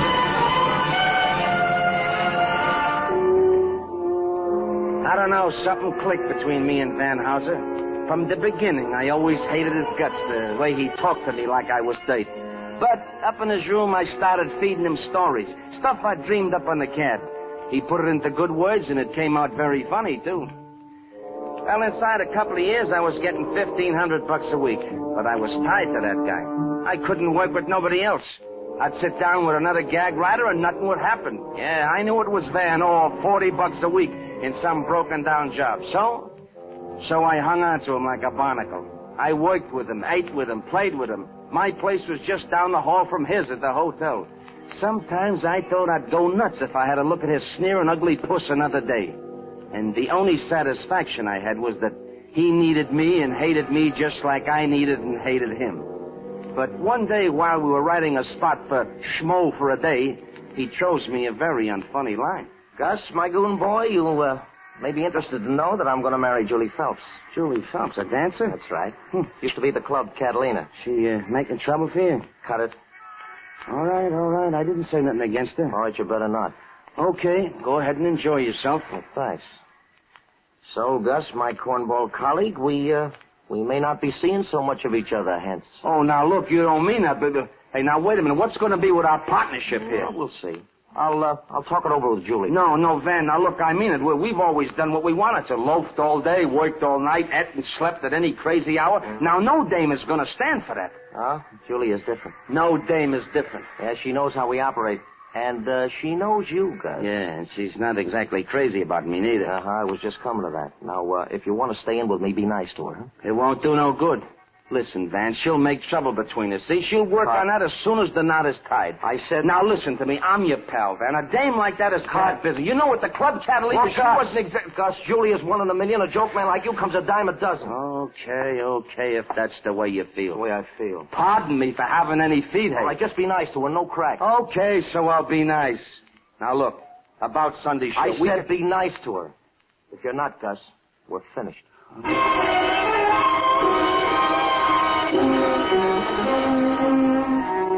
Yeah, I said I'd be nice, but I knew it wouldn't do no good. Julie was a small-town girl who soured on Broadway after she had a bust-up with Nick Edwards, the mug who runs the Club Catalina, and she wanted out. And she was going to take Van with her, too, so it came to me that I'd better figure out a situation and pronto. She didn't like me because she was scared of me. I knew about her and Nick Edwards, and Van didn't. So I says to myself, I says, Gus, maybe the dame will scare away, hey. Who is it, Van? Oh, Gus Green, what a surprise. Hello there, Julie. Yeah, this is for you. Flowers? Yeah, Van told me about you two, see, and I figured... They're lovely. Come on in, Gus. Thanks. I miss flowers so much in the city. Back home, the garden's always full of them. Yeah. Say, this is a nice place you got here. Thanks. Yeah, very swanky. Wasn't that chair once in the lobby of the Club Catalina? Well, I bought it when they redecorated the place. Oh, sure you did, honey, but it just reminded me. About what? I just happened to see your friend Nick Edwards today. I haven't seen Nick in months. Oh, sure you haven't, honey, but he's still carrying the torchola for you. I'm not interested. No, I didn't say you were, but you might be interested in the fact that Nick said, if Van Houser marries Julie, so help me, I'll kill him. Did he say that? Now, would I lie, honey? Well, that settles it. I've had enough of show business. Van and me are going back home. Oh, no, you can't do that to Van, Julie. This is his life. What's he going to do in a small town? I don't care. I'm sick of it. Sick of all the cheap characters, the bums, and the hangers-on. If I want him to, Van will come with me. Oh, look, maybe he would. Well, I'm sure he would. But, Julie, what I really wanted to say was, why don't you give me a few days? I'll go talk to Nick, and who knows, maybe I can fix the whole thing up. Would you, Gus? I'd like to stay for Van's sake. I'd like to see him get a good job with regular hours. Maybe an advertiser. Sure. Nick will listen to me. Well, at least I can try, huh? Thanks, Gus. You're nice. I didn't know. And then I got another idea. What's that? Maybe the three of us could all work together. Oh, I can't write. I can type. Well, we need a secretary. We could dictate our stuff to you. I don't know shorthand. You don't have to. After all, what is a comedy script? Along the left-hand side of the page, you put the name of the character, and then you write out what he's supposed to say. Simple? Sounds simple. Oh, you could spend more time with Van. How would you like to try? I'd love to. Gus, it would be wonderful.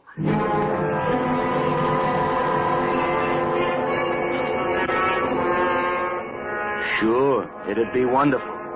For me. When she said she'd work with us, Julie was playing a part in a situation that I dreamed up. And let me tell you, it was a good one. Because it ended with me still making $1.5 grand per week, and Julie Phelps, well, Julie Phelps was just not there. Music chaser and a commercial. Credits and sign off. Got that, darling? Every word, Mr. Hauser. Well, Van, how do you like our new secretary? Oh, she's good, Gus. How come you had such a swell idea? Huh? Gus, if this works out, I'll be the happiest person alive. Oh, no, you won't, Julie. I will. Now, come on. I'd like to try dictating. Mm-hmm. Ready? Okay, take a clean sheet of paper. Mm-hmm. Here's a gag sequence for the Fred Benton show. Oh, look who's writing gags. Don't laugh. Genius. Now, look, Fred's talking to Mrs. Mishmash, and she starts reading the wrong page of the script, you see? Yeah. Ready? Let's go. Mrs. Mishmash, please don't laugh at me. I think we've made a mistake.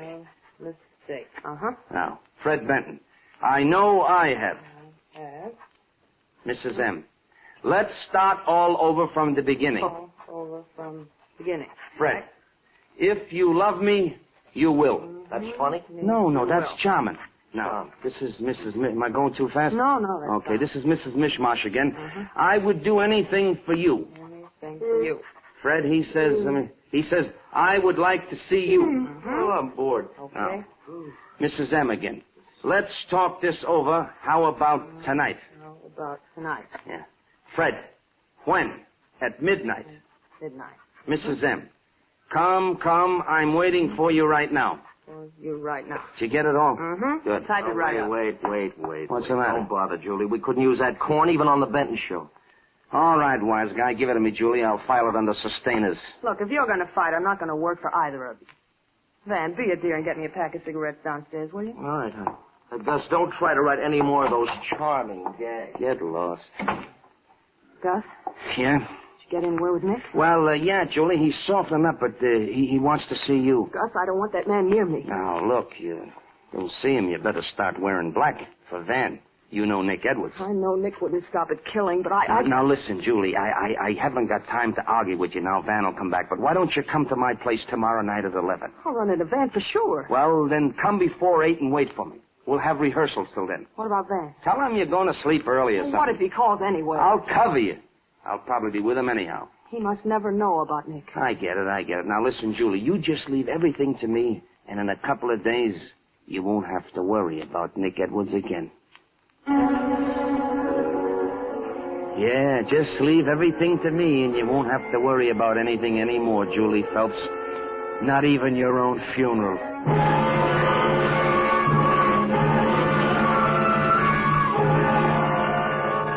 Come 8 o'clock the next evening, I paid a little visit to my apartment, long enough to see that Julie was comfortable and also to get the keys to her place out from her handbag. I drove over there and went upstairs to do some interior decorating. My kind.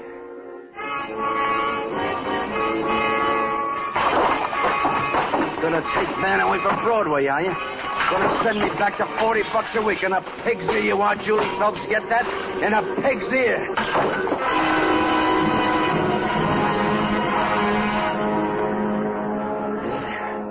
Now, just one more touch to complete the situation. A little business outside the Club Catalina. Hey, kid, come here. Here, listen now.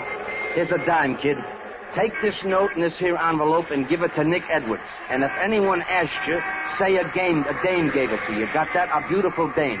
You got it from a beautiful dame, right?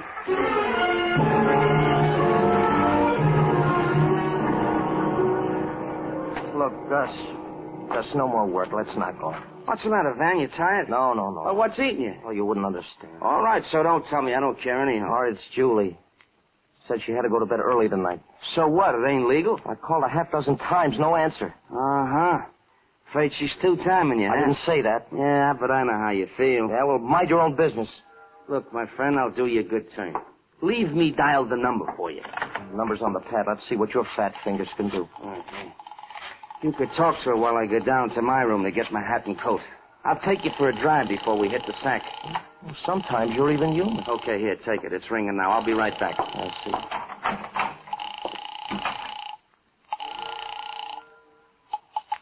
Hello?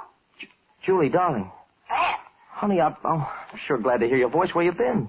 Why? Well, I've been trying to get you all evening. No answer. Then Gus tried. Dear, I told you. I was going home to get some sleep. Well, when I phoned you, must have... Maybe it didn't wake me. Well, now, baby, that's hardly likely with a phone right near your bed. Sometimes I sleep. Julie. I can... Julie, is there someone there with you? Of course not, Van. I'm alone. I'm by myself.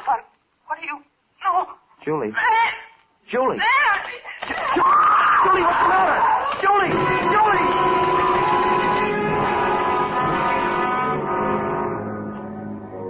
A very neat situation, you granted, Warden? Sure. Julie being killed in her apartment 2 miles away, Van hearing it over the phone, and me in the next room to him at the hotel. You like it, huh, Warden? Yeah, I like it, too, and I did it. That was a very sensational situation.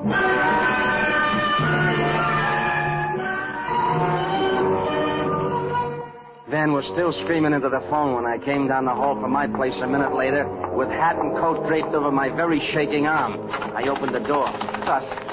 Gus, something's happened to Julie. Huh? Something's happened to Julie. Well, how do you know? Did you get her? Yeah, she answered the phone. So? Well, she sounded funny, like there was someone in the same room, and then suddenly she sounded like she was hit or choked or something.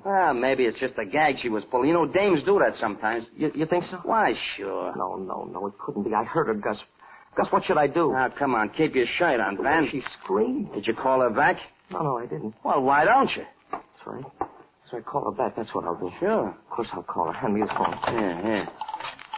Something's happened. I know it has. Line busy? No answer. Yeah, but you just spoke to her a minute ago. Gus, I'm worried. I'm worried sick. Forget it. She's all right. Come on out for a ride. Oh, no, I couldn't. Look, tell you what I'll do for a pal. I'll drive you over there. You can check up for yourself.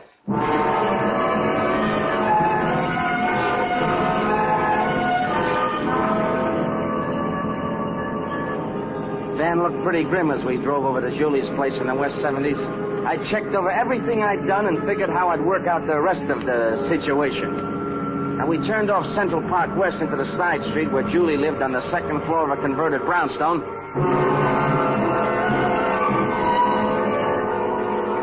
Hey, look, there's a guy coming out of the house. That's probably nobody. He's making a getaway. Gus, follow him. I never catch him now. Oh, gosh, Gus, if you'd only got close enough to see his license number. Well, I did. What was it? LK573498. LK573498. All right, Sam Spade. Now let's go upstairs and visit Julie, huh? The door to Julie's apartment was wide open when we got upstairs, and the place was just like I left it. Like there'd been some kind of a fight. And then I saw where I'd made a mistake. The telephone where Julie was supposed to be strangled was as neat as a pin. I watched Van's face to see if he noticed it, but he was too broken up to notice anything. Julie. Gus, she was a sweet kid. What do you mean, was? I know. She's dead. What do you know? All you see is that her apartment is all busted up. I heard her scream, didn't I? Gus, I waited 20 years to meet a girl that I could marry. So help me, I'm not going to die till the guy who did this is in his grave. You'll see. You'll see, Gus. I'm kind of mixed up now, but in a little while I'll be able to think. I'll know what to do. Sure, I'll know what to do. Look, that's the telephone. What about the telephone? I'm going to call the police. Van, now wait a minute. Don't be crazy. What? Look, put the telephone down. Why shouldn't I call the police? It's very simple. You got no evidence she was murdered. But I heard her scream. Use your eyes, Van. Will you use your eyes? Julie said she was in bed. Has the bed been slept in? And where's her coat? Where's her purse? And where's her hat? They're not here, but she said she... You're right, Gus. You're right, I won't phone. Maybe she's still alive. That's better. Now, look, Van, sometimes we haven't felt too good towards each other, but after all, we've been partners for a long time, kid, and I'll tell you what. I'll do anything. Anything you say to help you out. All right, then, look. Look, just on an off chance, Gus, trace that license plate, will you? Let's find out who that guy was.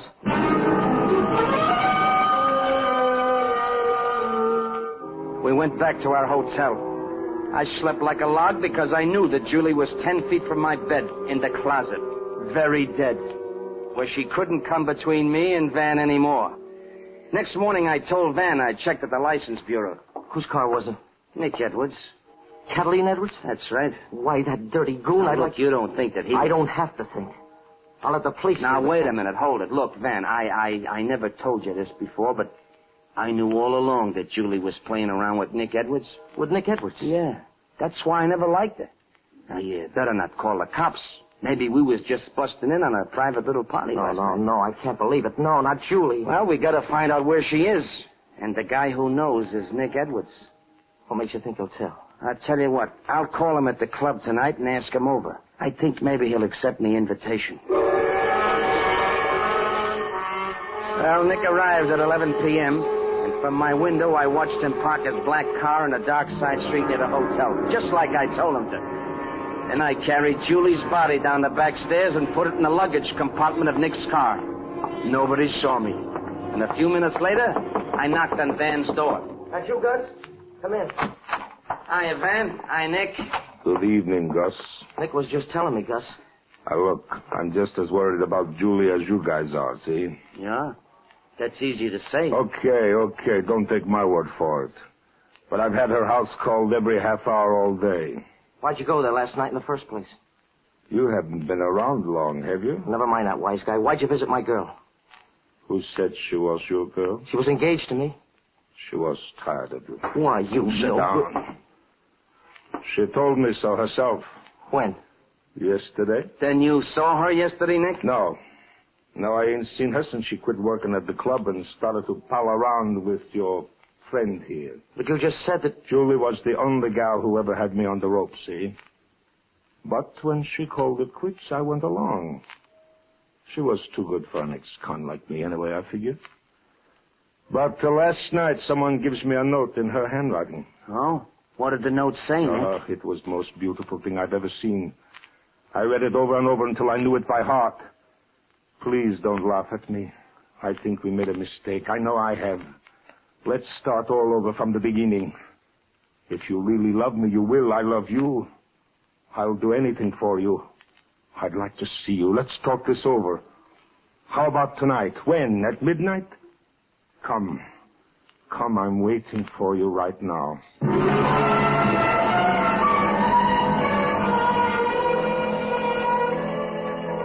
As soon as Nick Edwards left, I told Van I didn't believe anything he said, and as far as I was concerned, Nick either killed Julie or had taken her away. Van agreed with me, and we called the police.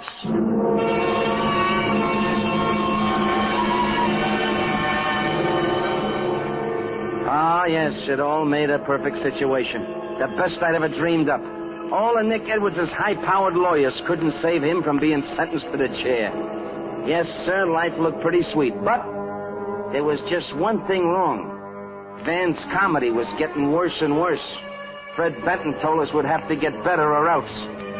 Now, we sat in Van's room sweating out a Benton program that was a day overdue. Van, for the love of Mike, will you pull yourself together? Gus, I can't think. You don't have to think. I gave you the whole situation. All you got to do is write the gags for it. Gags? Now, look. In the first scene, Fred and Mrs. Mishmash steal a horse. But here's the twist. The horse is blind. You get it? Yeah. Well, come on, then, Gib. You know hundreds of horse gags. Now, just give them a twist and fit the situation. I can't. They just won't come. Look, if we don't get this script in tomorrow, Fred will can us. Now, come on, guy, will you write? I'll write yourself. Van, you know I can't write. I'm no good without a gag Get man. yourself another gag man. I'm through. Look. Washed up. You know it won't work, Van. You know that. I've tried it on the QT. I was afraid that someday we'd break up, but it never worked. With you and me, Van, something happens. We're a great team. Without me, you're just another guy making with words. Without you, I'm just another Joe. Now, don't you see, kid? That's why we gotta stick together. Even if we do hate each other's guts.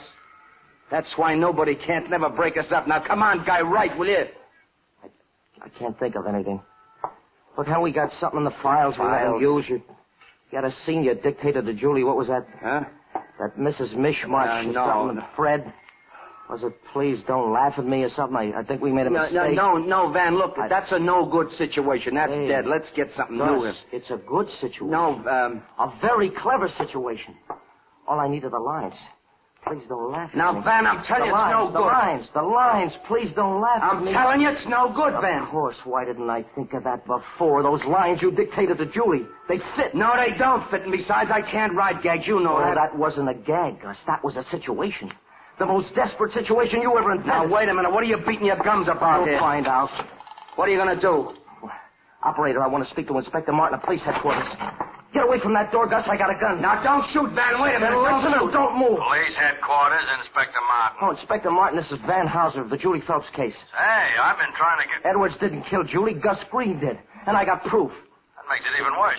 Edwards says you framed him. Green did. Nick's note was a script dictated to Julie, minus the character names. How about his alibi? He dialed his own number, Inspector, not hers, and killed her while she was speaking on the phone.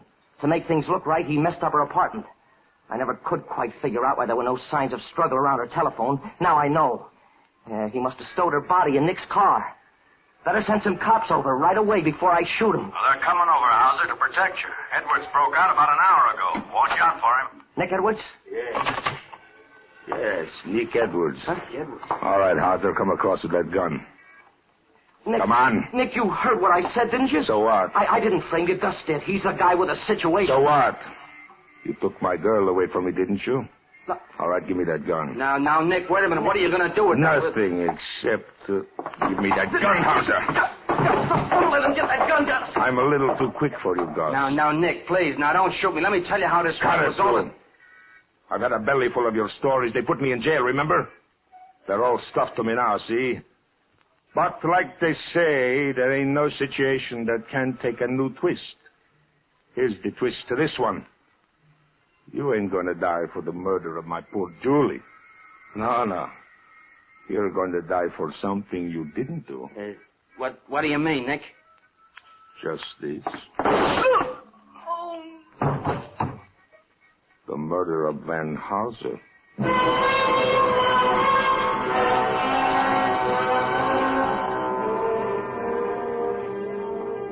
Well, they didn't believe me at the trial. So I'm up for killing my late unlamented partner. But you know me. I always like a twist. They got Nick for killing Julie. Now I guess you can understand why I can't write the prisoner's annual show, can't you, Warden? Not without Van. And besides, like I said, I don't have too much time, do I? Before I go to the chair.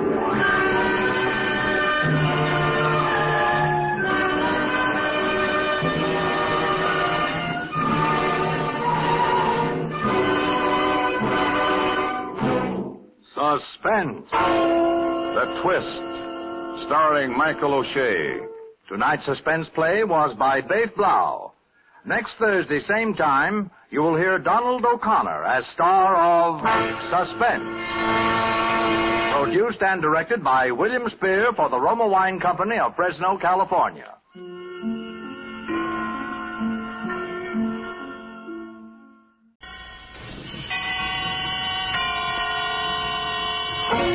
Suspense. Tonight's Suspense brings you Miss Claire Trevor as star. But first a word from your announcer. In hotels, restaurants, and homes of distinction, the choice in wines is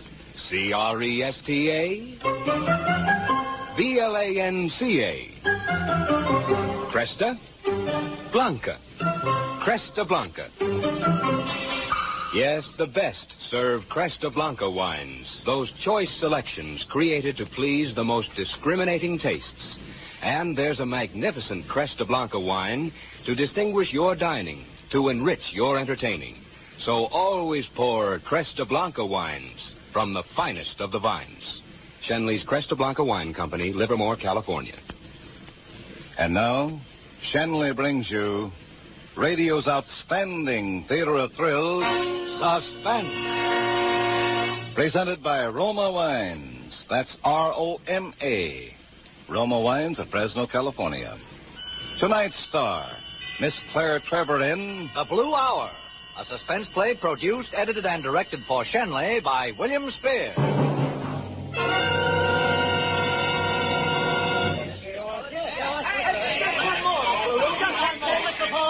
Are you sure you don't know who killed White? Not even a guess? Just one more. Oh, boys. Boys.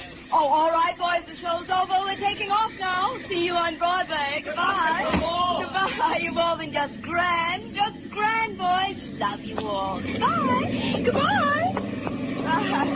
Hey, stewardess. Where's my seat, honey?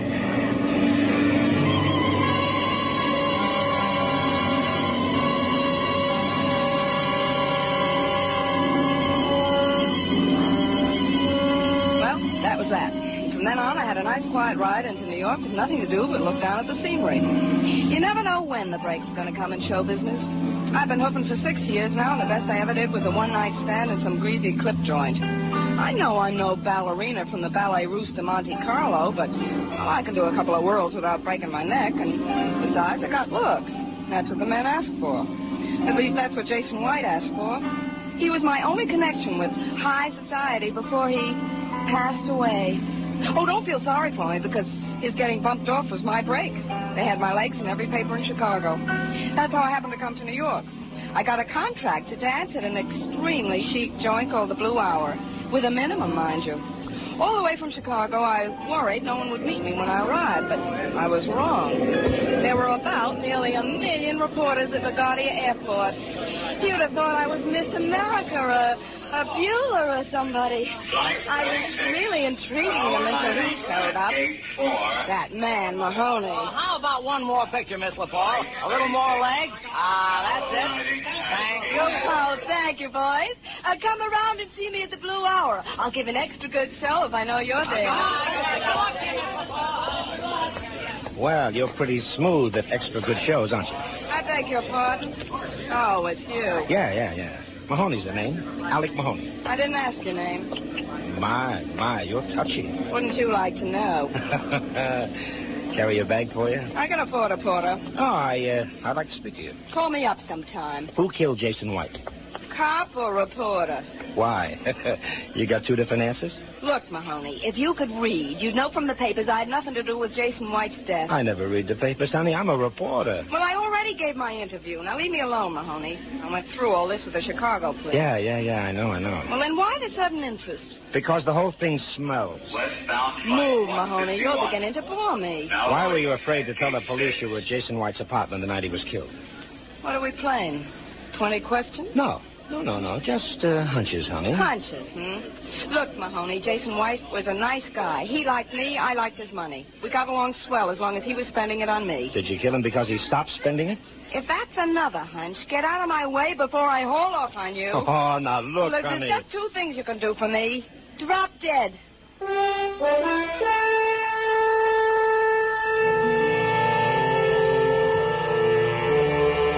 I didn't feel so good after parting with Mahoney.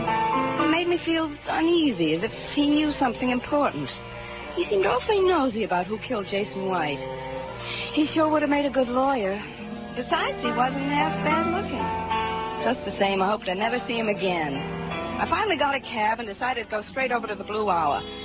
Come to think of it, they didn't have anyone meet me at the airport. They've got some nerve treating their star attraction that way. I'd tell them a thing or two. I couldn't believe my eyes when I took a gander at the Blue Hour. It was the most beautiful place I ever saw. Extremely chic. The walls and ceilings were covered with real satin, and the floors were so clean they glistened. There were enough mirrors around to powder 4,000 noses at the same time. And there was an honest-to-goodness band, 10 pieces. They were rehearsing as I entered. Oh, anybody would look good on that stage with that music. And I wasn't going to be the exception. I was in such a daze I didn't see him come alongside of me. But somehow he had the knack of making you feel his presence. Miss LaPaul? Oh, yeah. How did you know? You're quite famous these days. I'm Anthony Licata. Pleased to meet you, Mr. Licata. I love your joint. Place. Extremely chic. I know I'm going to like working here. I hope so. Follow me, Miss LaPaul. Oh, that band is certainly out of this world. I'm glad you like it. This way, Miss LaPaul. I've never seen anything like it. Won't you sit down? Thanks. I could use a seat. Those reporters gave me a good going over this morning. What'd you tell them? Oh, the usual stuff, like how many offers I had, and I picked your club because it was the best in town, and I gave them a couple of good shots. Did you tell them anything about Jason White? Well, they were the usual questions. What usual question? Like, did I love him? Do I miss him? Do I have any idea who killed him? Do you? Look, Mr. Licata, I want to be a dancer, not an information, please. I'm sorry, Miss LaPaul, but I'm very interested in crime. Unsolved crimes. Oh. Just a hobby. Cigarette? Oh, thank you. When do I start working, Mr. Licata? You're on salary already. Oh, gee, thank you. I could start rehearsing right away. I'd be ready by tomorrow night. Well, you must be very tired from the ordeal of everything that happened in Chicago. If you take a 2-week rest, then we're going to see. 2 weeks? Well, I'll be deader than a mackerel by then. Mr. Licata, I'm hot as a firecracker now. How long do you think this publicity can last? I'm sorry, Miss LaPaul. I don't think it's possible. You don't think it's possible? Well, I like that. I've waited 6 years for this kind of a chance, and I'm not going to I'm not going to just sit and watch it fizzle out. Well, unfortunately, Miss LaPaul, you must be satisfied with the arrangement. Satisfied my foot. I'll get a job somewhere else. You're forgetting one small detail, Miss LaPaul. You're under contract to me. I'm going to see that you stay there. Well, I don't get it. You chased me around in Chicago as if I was studded with diamonds. Well, you are very valuable. What's the game, Licata?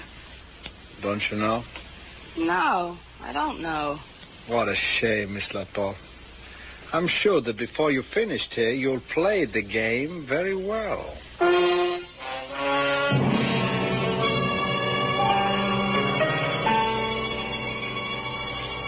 I didn't like it. I didn't like it at all. Because it didn't take a Sam Spade to figure out that the game he was playing had something to do with a guy I knew called Jason White. And Jason White was murdered.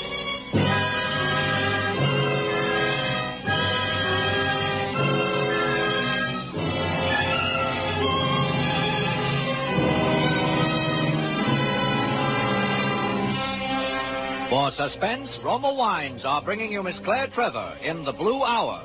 Roma Wines' presentation tonight in radio's outstanding theater of thrills, Suspense.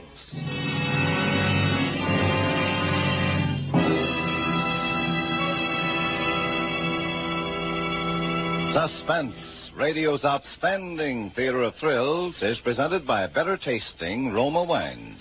That's R-O-M-A. Roma Wines, America's favorite wines. Have you discovered how much Roma California wines can heighten your enjoyment of everyday meals? Soaring food costs make this especially important today. Yes, delicate pale gold Roma Sauterne or robust Roma Burgundy can make all the difference between just eating and delightful dining. This weekend, discover how a glassful of better tasting Roma Sauterne adds to your enjoyment of chicken or seafood. Or enjoy the taste harmony of Roma Burgundy with roast beef, steak, or cheese dishes. To make your meals more enticing, serve better tasting Roma wines. Remember, always insist on Roma wines. That's R-O-M-A. Roma Wines, America's largest selling wines.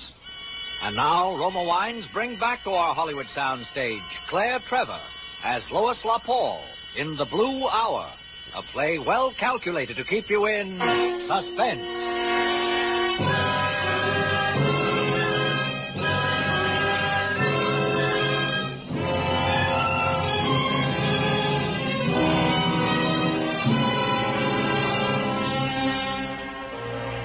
I may have felt uneasy when I left Mahoney, but I was downright scared when I left Anthony Licata's office. I must be a real square. Everybody seems to be talking riddles. I know there's something cooking that just concerns me, but I'll be darned if I know what. Mr. Licata had an apartment for me. In fact, he had me driven there. I wasn't blind enough to miss the stoogie planted outside my door. I was in a fine fix.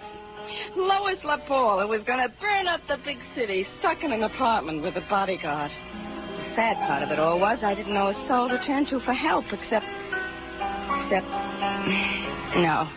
No, it wasn't possible. He wouldn't help me. So, there was nothing for me to do but sit there and eat.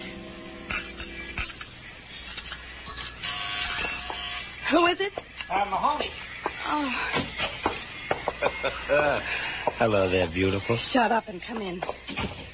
Well, I'm honored, Miss LaPaul. Tell me, is this to be a social visit or... I'm scared. I need help.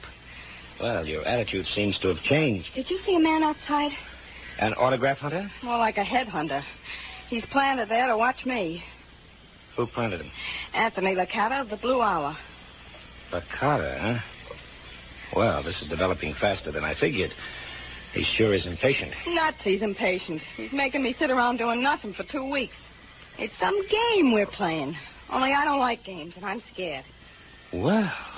Well, you do have human instincts. Oh, Mahoney, well, what's going on? Why am I involved? Close the faucet on those crocodile tears, honey. Why don't you believe me? Because you're not playing square with me. What do you want from me, Mahoney? The truth. Oh, I... You were in Jason White's apartment the night he was killed. Weren't you?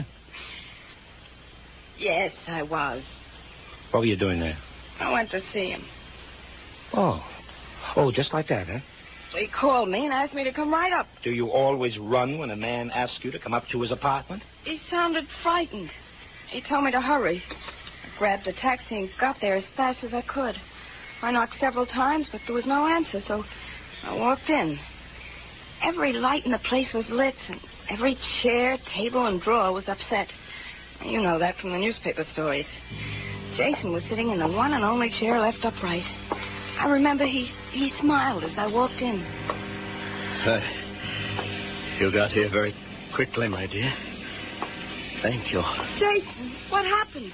What's been going on here? Oh, forget about that. Come over here beside me. I don't understand this. Never mind, my dear. It's unimportant. Listen to me carefully. You sound sick. What's the matter? Nothing, my dear. Don't worry. Here, take this. It's a bottle of perfume. Yes. I've had it for you for a long time. But like most men, I forgot to give it to you. take it now. You mean you had me rush all the way up here for this? What's the gag? Jason, you're bleeding. You've been hurt. I'll call a doctor. No, Lois, please don't do that. I'd rather have it this way. Who did it, Jason? I don't know. Now, Lois, promise me one thing. Don't open that bottle of perfume until they catch and convict whoever attacked me. If you do, your life will be in danger. I promise, Jason. You'd better go now. Forget that you were ever here tonight. God bless you, my dear. And thank you. Thank you for everything. Jason!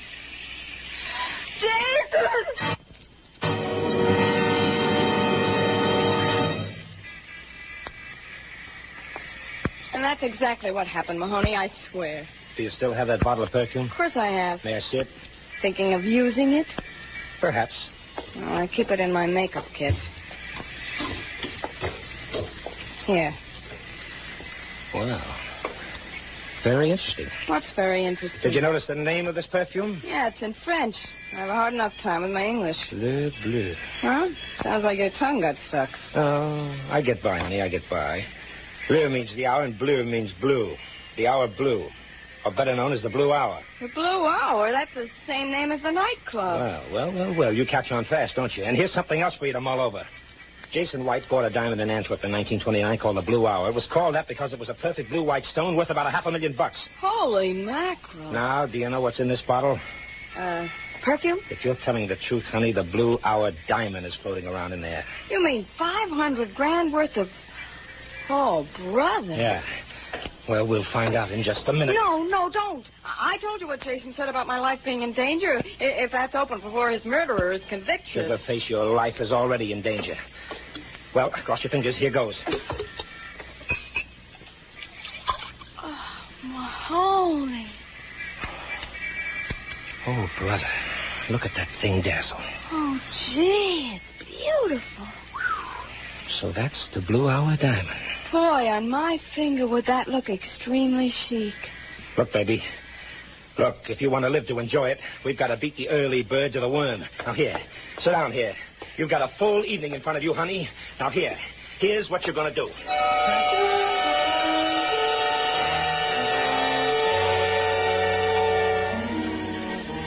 Alec wasn't kidding when he said we had a full evening in front of us.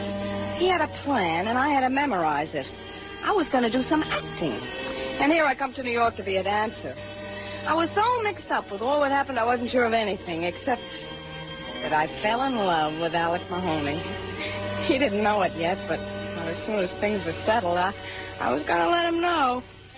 Meanwhile, I felt that Mahoney was staging a play, and I was his leading lady. He said things, had me repeat them till I thought I'd scream, but he assured me one mistake would be fatal.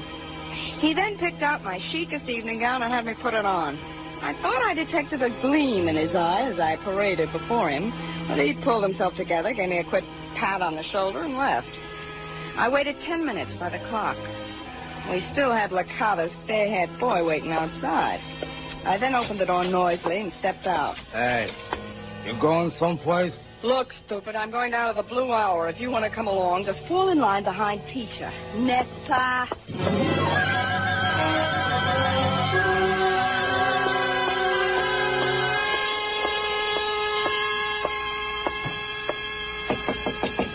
Coming. Good evening, Mr. Licata. What are you doing here? I came to see you. Was there something you didn't understand this afternoon? On the contrary, it was all too clear. Aren't you going to ask me to sit down, Tony? Sit down. Don't call me Tony. My name's Anthony. I'm sorry, Anthony. You look pretty good for a second-rater. Gee, I'm flattered. I still don't know why you're here. I came to play the game. I see.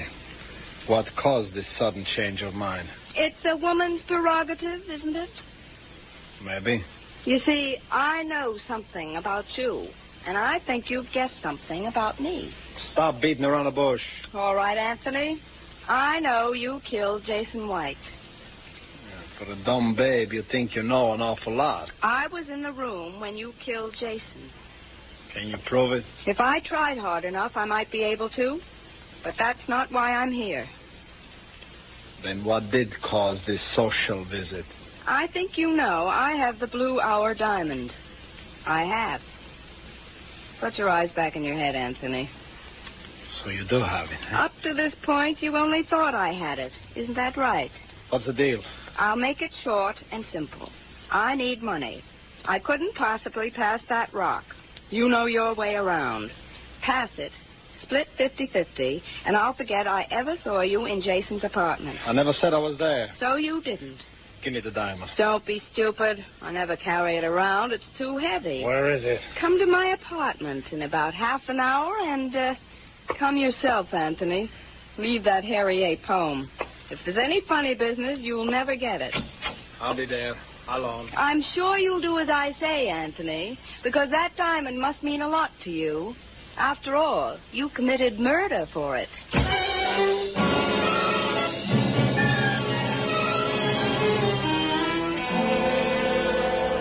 I left Makata's office, the taxi back to my apartment felt like a Turkish bath. Whew. But so far, everything went exactly as Mahoney said it would. He would have been proud of me. I didn't muff a line. Now, the worst that could happen to me was getting killed. The prospect of this didn't appeal at all. And besides, it took me 25 years to find a guy like Mahoney. I wanted to stay around and enjoy him. Once I got back to my apartment, I had nothing to do but wait for Licata. That's like waiting for poison to take effect. I turned on every light and the radio. I figured the soft music would help my nerves relax. It didn't. I smoked 16 cigarettes. I know, I counted them. I was sitting there trying to keep my mind, such as it is, off of unpleasant things, and then I heard it. It was the window opening, very softly in my bedroom. Somebody had come up the fire escape into my room. I should have known that Licata wouldn't take a chance and come to see me alone like I told him. He had one of his gorillas in my other room to make sure that I'd be in his power. This apparently had not occurred to Mahoney, who thought he was so smart. I got up from the couch and stood there listening. The guy in there was coming closer because I heard him knock my sewing basket over. I looked around for an effective weapon. Then I spotted it. Just the thing. My big makeup case. I picked it up, hefted it, and I quietly kicked off my shoes and stole over to the bedroom doorway. I leaned back against the wall out of sight as the door started to open. I could see that big gorilla standing there with a gun in the dark with his hat pulled down over his face. Then he started to push his face out into the room. Now, look. Fell back into the bedroom, and I shut the door and stood there. Oh, Mahoney, wherever you are, don't fail me now. Who is it? Licata. Oh, come in, Anthony. I'm glad to see you're prompt. It's a sign of good upbringing. You've got to play that radio? Oh, I'm sorry. Shouldn't keep such late hours, Anthony. It's making you nervous. Where's the diamond? Gee, you're in a hurry. Got a date? I got to get back to the club. All right, Anthony, but remember, I don't care what you do with the diamond. I just want $250,000. My share, is that clear? You'll get your share. Good. Here's the diamond. Had it in my handbag all evening. Oh, the Blue Hour. I saw it only once, but I knew then that someday I'd have to have that. You saw it in Antwerp in 1929. Is meant right, Anthony. How do you know? I have a crystal ball. You know too much. Not any more than you do now, Anthony. What was that reporter Mahoney doing here this evening? Mahoney? I don't recall. My man told me he was here. Oh, yeah. He came for an exclusive interview of my life. Did he tell you it was going to end tonight? No. You think for 1 minute I was going to let you run loose, knowing what you do about me? I still don't know how you could have been in that apartment when I had to kill Jason. So you did kill him. Mahoney was right. Oh, Mahoney, eh? I thought so. Only don't count on him, sister, because my boys are out looking for him now. Anthony, let's talk this over, huh? You can keep the diamond. It's yours. You should have stuck to those clip joints back in Chicago. That's where you belong. No. Say your prayers. Lois, are you all right? It's me, Mahoney. Mahoney. Are you all right, beautiful? Are you all right? I'm alive. Oh, good. Well, what did you have to hit me on the head for, you big dope? Was that you? Ooh. You know, I almost didn't make it. Well, I never would have spoken to you again, Mahoney. In fact, I never would have spoken to anybody again, would I?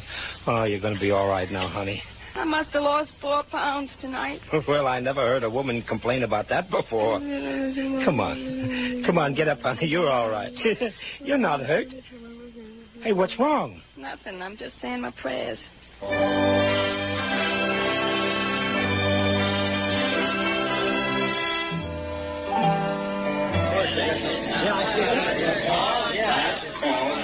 Okay, Miss LaPaul, would you mind facing the sun just a little more so we can see the sparkle? Yeah. That's it. Hey, you going to collect the reward for turning up White's killer? Yeah, Mr. Paul, what about that? Well, I didn't turn him up. Somebody else did. Yeah, not the way I heard it. Well, why are you going back to Chicago all of a sudden? Oh, that's all, boys. I'm sorry. Well, goodbye, Miss LaPaul. Bye. Bye. Well, now you're really famous, aren't you? Mahoney, I thought when I didn't hear from you, I thought... Well, I'd been busy. You didn't think I was going to let you run out on me, did you? Oh, that. Well, I never really thought about it one way or the other. No? No, I'm still extremely angry with you, as you may well imagine. You haven't even bothered to explain. Well, honey, it was this way. Licata was with Jason White on his trip to Antwerp, and he saw Jason buy the Blue Hour diamond. He offered him all sorts of dough for it, but he wouldn't sell. And Licata never got over it. Holy mackerel. Well, he's over it now. There's just one thing I want to know from you, Mahoney. Hmm? How did you know Licata killed Jason White? Oh, I didn't. You made everything I did, risking my life, playing games with a maniac, was all because you had a hunch? That's right, baby. Never go wrong, Mahoney. Oh. Well, what are you going to do now, beautiful? You're a rich woman now, you know. How do you figure? Well, the diamond legally belongs to you. I think it would hold up in court. Well, I know one thing for sure. I'm giving up the ballet. And for 2 things, I think I'll get married. Oh. Society, I suppose. Holy mackerel, you're a big dope, Mahoney. It takes a lot of courage for a girl to do what I'm about to do. Will you marry me? Oh, I suppose so.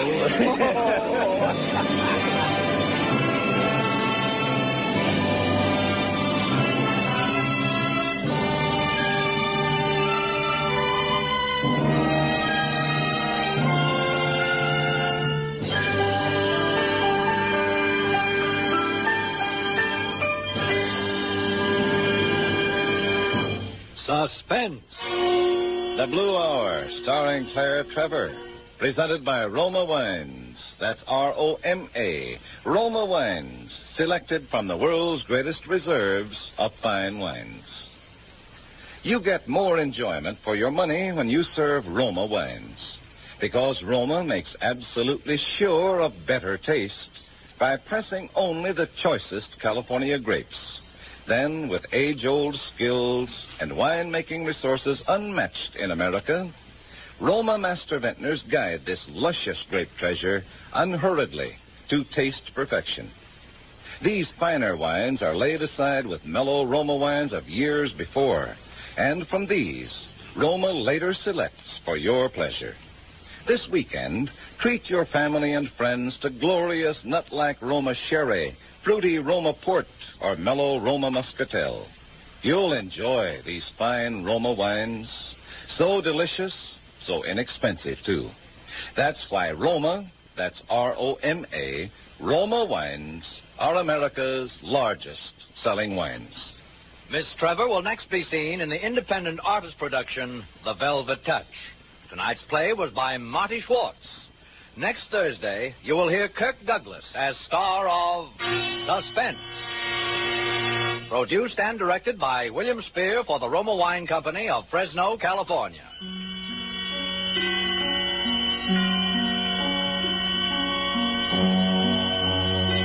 Daylight saving time ends in certain areas September the 28th. This may change the time at which Suspense is heard in your community. Please check your local newspaper for the time at which this program will be heard next Thursday and each Thursday thereafter.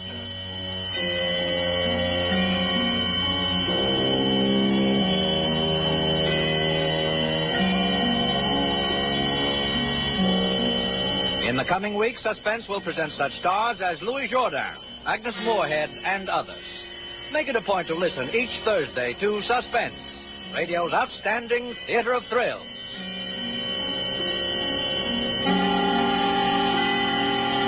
This is CBS, the Columbia Broadcasting System.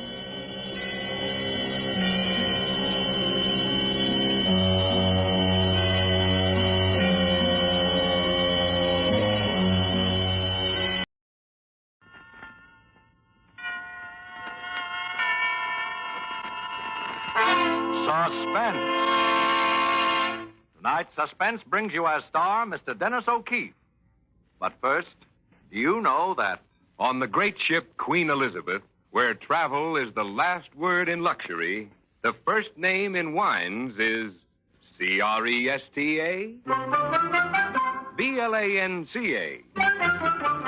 Cresta? Blanca. Cresta Blanca. Cresta Blanca. Yes, the best serve Cresta Blanca California wines from the finest of the vines. And whatever the occasion, there's a magnificent Cresta Blanca selection to bring rare pleasure to the most discriminating taste. So, distinguish your diners.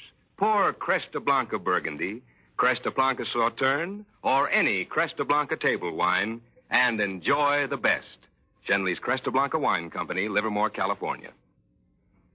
And now, Shenley brings you radio's outstanding theater of thrills, Suspense. Presented by Roma Wines. That's R-O-M-A. Roma Wines of Fresno, California. And starring Dennis O'Keefe in The X-Ray Camera, a suspense play produced, edited, and directed for Shenley by William Spear.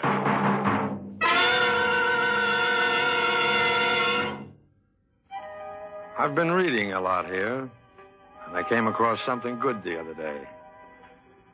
There is a shadowy borderland between hate and love, and there are men who dwell in this land of mixed emotions, loving deeply and fiercely, and yet, at the same time, hating venomously and murderously. I guess I both loved and hated my wife. I was crazy for her, lonely and desperate without her. At the same time, I wish she'd be killed or die somehow so I wouldn't keep depending on her for the affection I'm always so hungry for.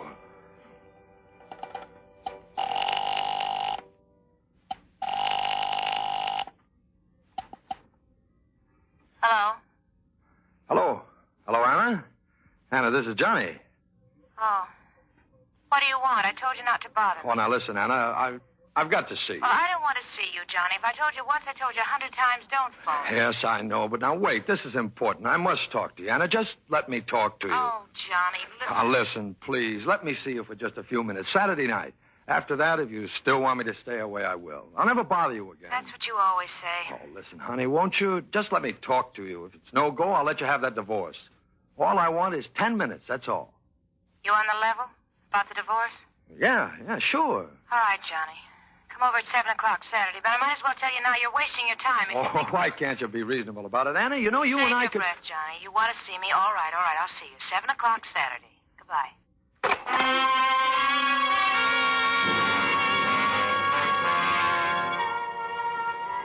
It didn't look good. I could feel that all the things I'd saved up to say to her wouldn't work. She hated me, and she'd never have me back again. There's a stubborn streak in me that wouldn't let me give it up. I figured I'd play it as I'd planned it. Then if she wouldn't change her mind, I'd go through with it to the end.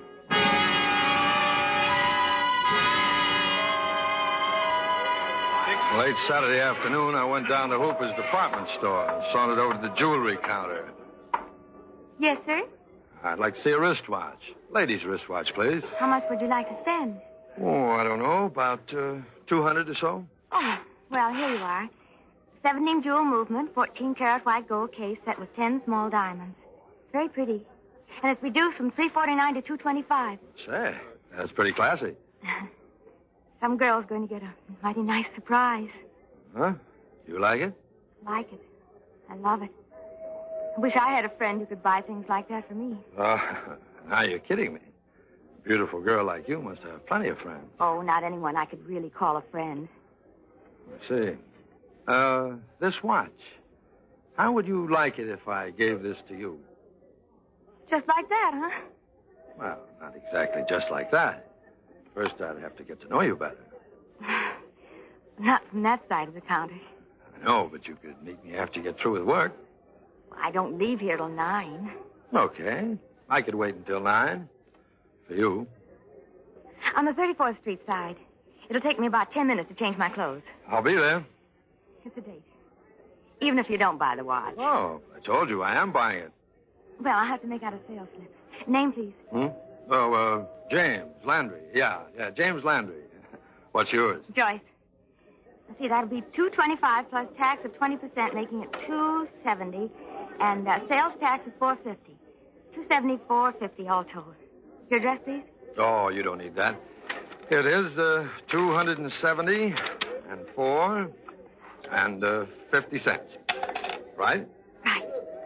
Shall I wrap it? I don't know, just like that. 10 after 9, baby, huh? I'll be there.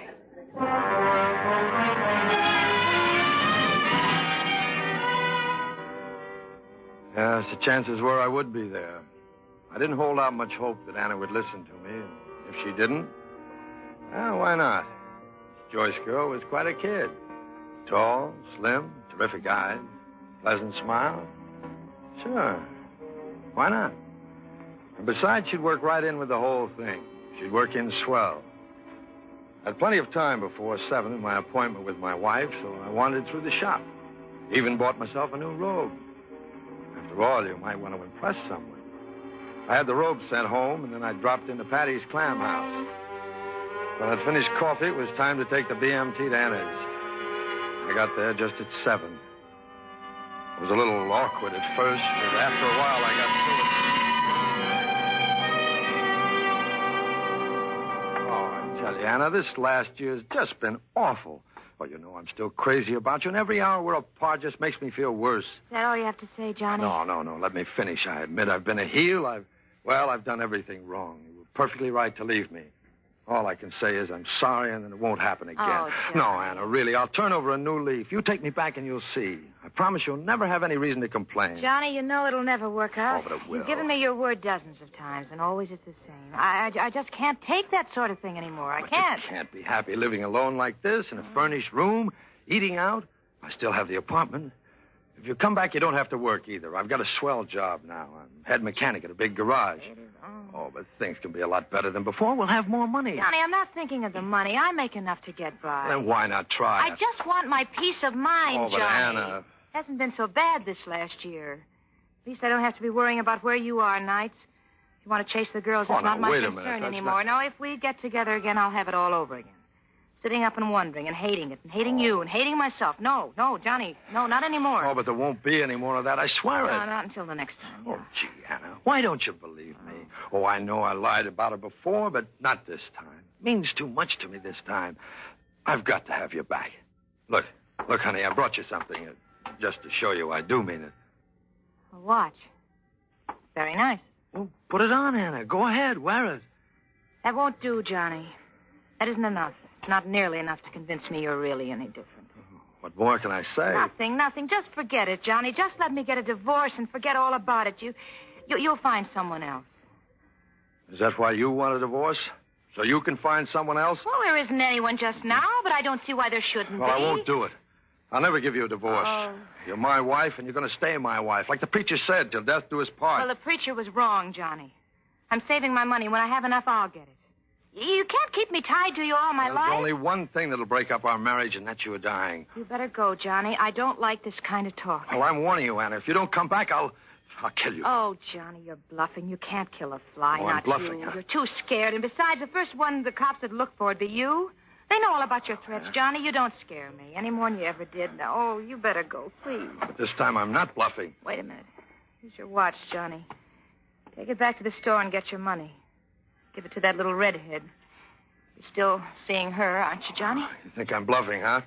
Well, you'll see. You'll see if I'm bluffing or not.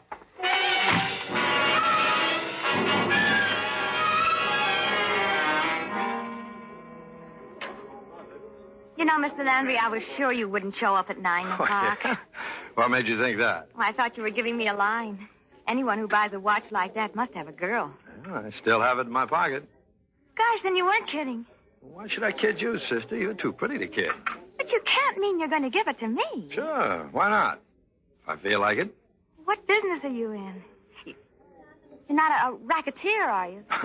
Matter of fact, I'm on the other side of the fence. What do you mean? I'm a private eye. A private eye? Oh, gosh, this is thrilling. Imagine me knowing a real detective. Well, just keep it under your hat. It doesn't do for people to know my business, you know. Makes it harder to tail a crook. Oh, you must have so many exciting things happening to you. No, it's all in the day's work. Are you working on a case now? Are you trying to solve a murder?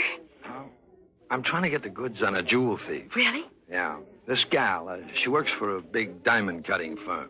The firm hired me. And she's been stealing diamonds? We think so. Well, then why don't you arrest her? My goodness, if someone is stealing diamonds... You can't just haul her in. You've got to get the goods on her first. Well, I should think that would be easy. To search her. We arrest her and find nothing, and we can get sued for false arrest. Even if she's a crook? Sure. You got to have the proof first. And I'm out to get it. How? Can I trust you not to talk? Why, Mr. Landry, you know you can. Jim. Oh, sure, Jim. But tell me about it. Well, you see, there are a lot of things in detective work that crooks don't know about. Mm-hmm. For example, and this is a secret, remember, we have an X-ray camera. An X-ray camera? What for? Well, suppose we want to see if someone has something hidden in his clothes, you know, a gun or something. Oh, my goodness. Take a picture with this X-ray camera, we know. And then you can use that camera to tell if this woman has the stolen diamonds on her, huh? Sure, only I can't do it. Why not? I can't get close enough to her. She knows me. Every time she sees me, she ducks. Oh. You see, you got to stand real close with that camera, else it doesn't register. Well, then why don't you hire someone to take the picture?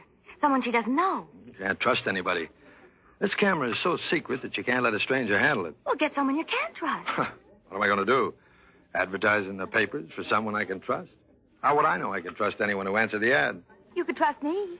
I could do it for you. Oh, yes, but I wouldn't ask you to. It's dangerous work.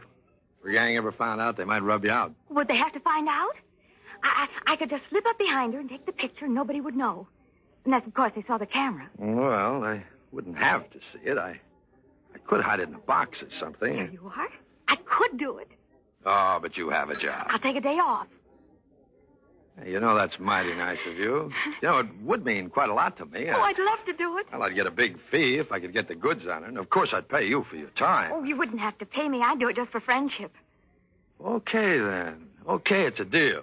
And just to show you how I feel about it, here, wrap this around your wrist. The watch? Oh, Jimmy, you don't have to give it to me. Take it, honey. I want you to. Well, anything you say, Jimmy. You're the boss.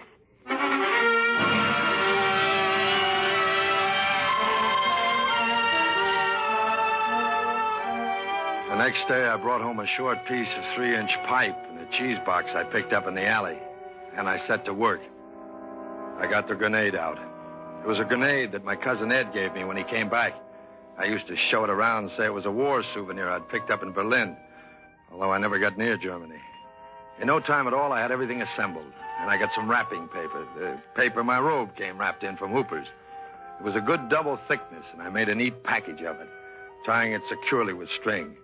Through a tiny hole in one end, I left the cord attached to the firing pin stick out of the box. It'll be kind of tough on Joyce. When that cord was pulled, something was going to happen.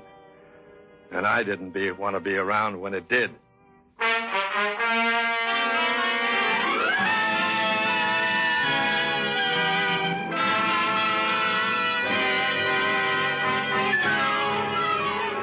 For Suspense, Roma Wines are bringing you Mr. Dennis O'Keefe in The X-Ray Camera.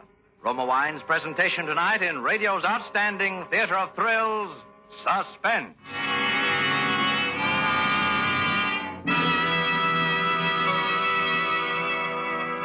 Suspense, radio's outstanding theater of thrills, presented by Roma Wines. That's R-O-M-A, better tasting Roma wines from the world's greatest reserves of fine wines.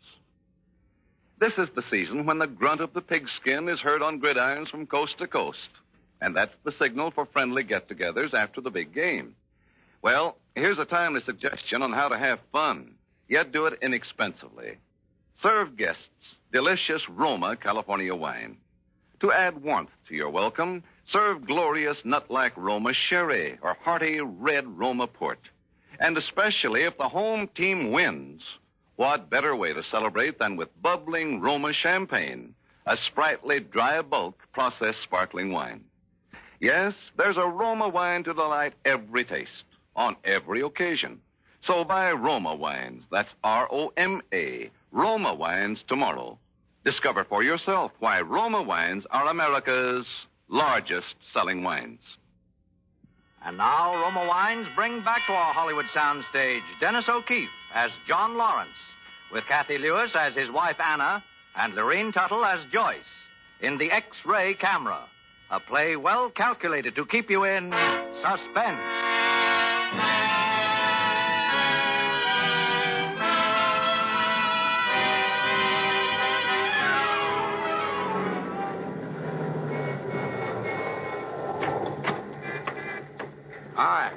Hi, hop in, Joyce. Hello, Jimmy. Oh, I'm so excited. Did you bring the camera? No, not this time, kid. We don't work that fast. But I took the afternoon off especially. Yes, I know you did. But first, we have to do some groundwork. Oh. Later, when we take the picture, you'll have to take another afternoon off. All right, I can do that. What do we do today? Well, I'm going to park the car on the street near this diamond cutting firm. It's down here on Fulton Street. We'll sit in the car until she comes out. Oh, then you'll put the finger on her. That's one way of saying it. You see, I don't want her to see us together. Give her ideas. Oh, I know that. She walks up the street to the BMT. You follow her. You mean I tailor? That sounds more professional. Uh-huh, yeah. You tailor. Stick close by just as if you had the camera. Here, take this dummy package I made up for you. What's in this? Nothing. It's just a box wrapped in paper. The camera's real heavy, but this is just for practice. I see. When you get into the subway, you stand right next to her. Well, suppose she gets a seat. Not at 5 o'clock, she won't. You just make sure you're right behind her. Oh, I'll stick to her all right. Don't you worry about that. And then you hold the camera like this, the long way, see? Try to hold it steady and pull on this cord I have attached to the inside. What's that for? Well, it trips the shutter on the camera in the box. You see, the camera's all wrapped up, so in order to get at the shutter, I had to tie a cord to it. Oh, I see. Will the camera take a picture from inside the box? It's an X-ray camera, isn't it? Oh, yes, of course. I forgot. And it'll take about 15 seconds for the exposure to be made. You better wait till you're going through the tunnel to Brooklyn before you take the picture. That way, you'll be sure people won't be shoving you, getting in and out of the train. I understand. Then I'll meet you in Brooklyn. You get off at Court Street, and I'll meet you in the St. George Hotel lobby. It's very simple. All you got to remember is to hold the camera still during the 15 seconds it takes to expose the film. Oh, of course. I'll hold it right between us. That's a girl. You're real smart. What time is it? It's just 5 after 5 now by my very favorite watch, which a beau of mine gave me. And there she comes out of that door. You see her? She's walking up the street. The girl in the blue hat. Oh, I see her. Go on. Get on her tail. I'll see you in Brooklyn later. Well, leave it to me, Jim. This rehearsal is going to go just perfect. Goodbye. Yeah. Goodbye, honey.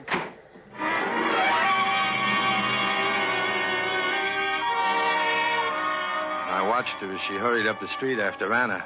I almost regretted that I hadn't given her the real package. But it was better this way. If there were any chinks in the plan, this rehearsal would show them up. I drove over to the bridge and across the river to Brooklyn. She was waiting in the St. George lobby.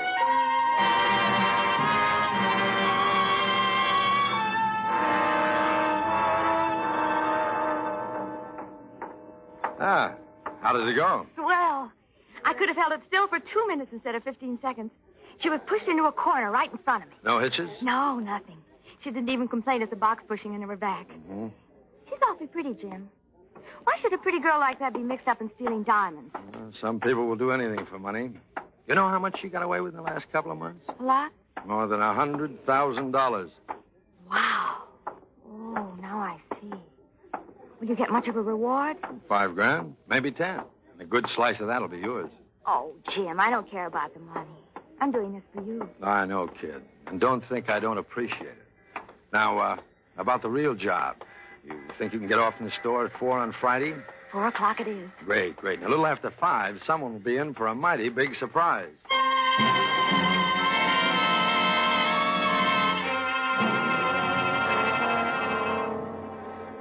So Friday, I picked her up in front of the store, and we drove over to the subway.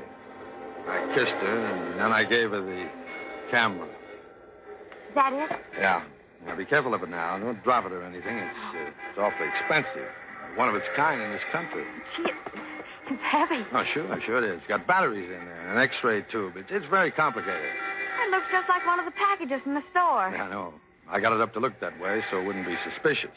She mustn't know you're carrying a camera. Oh, don't you worry. Nobody would know that. Is this the cord I pulled? Hey, be careful. Don't fool around with that. Well, I wasn't going to pull it now. Well, I just don't want the plate exposed, but when you do pull it all the way. Hard. Give it a real yank. Why do that? You leave it to me. And remember, the cord is at the back, and you point the front right at her middle. She carries the diamonds around her waist. I'm sure of that. I get it. All right. It's up to you. So long, and good luck, kid. Sure. I'll see you later.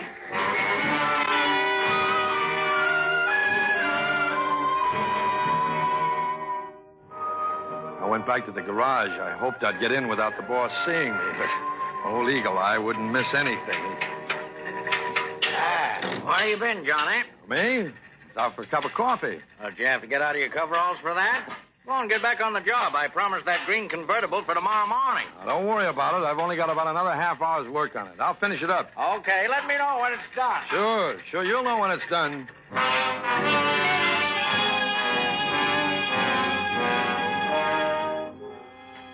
5 o'clock. 5 after 5. 10 after 5. 15 after 5. Finally, 5:30. It was done. Everything was done by now. Go home and wait. I have my alibi. I was under a convertible in the garage when it happened. All I had to do was make sure the boss saw me leave and what time.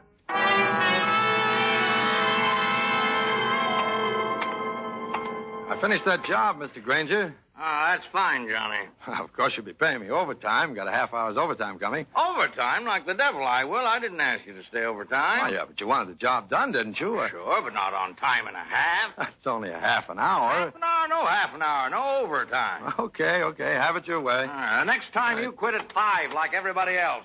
So long, Johnny.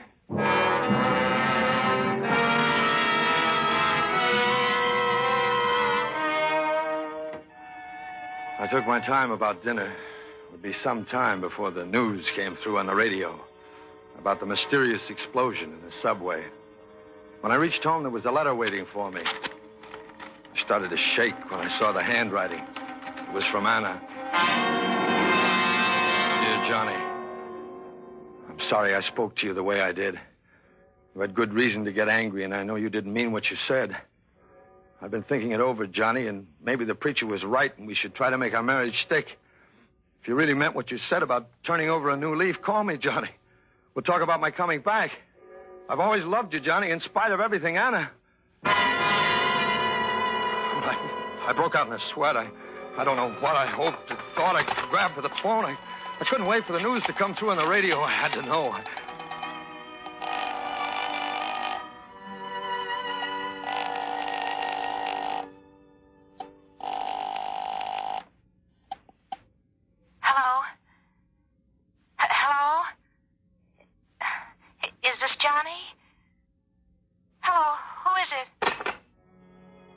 She was alive. She hadn't been killed. But Joyce, what happened to her? Maybe... Why hadn't it gone off? I had to know that, too, so I phoned her home. Hello? Hello. Is this Joyce? Jim? Oh, Jim, I was wondering when you'd call. I waited for you at the St. George and you didn't come. Oh, what happened? Oh, I don't know what to say to you, Jim. I don't know what you'll think of me. Never mind about that. What happened? I was so stupid. It was all my fault. Now you'll be angry. What happened? Well, I had some meet her, and I had the camera right beside me. And a man sat down next to me, and just as the train was about to leave... Oh, Jim, I should have known. Joyce, what happened? He stole the camera. He picked it up and ran into the train before I could open my mouth. Oh. I didn't know whether to go to the police or not, but I waited for you at the hotel, and you didn't come, so I came home. I knew you'd call. You didn't tell anyone about it, did you? Oh, no. I thought you'd want to take care of it. Okay, forget it. I'll take care of it. Just forget it. You aren't angry, are you, Jimmy? No, I'm not angry.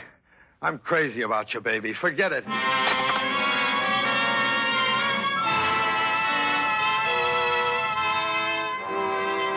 Oh, for once, luck was with me. I could thank my lucky stars that there was one chink in the plan. Something I never could have foreseen. All I thought about now was Anna. To call Anna, to arrange to meet her, and start my life all over again. I felt like somebody must feel when he gets an 11th hour reprieve. Took a shower and was sitting there in my new robe, smoking a cigarette and feeling like $1 million.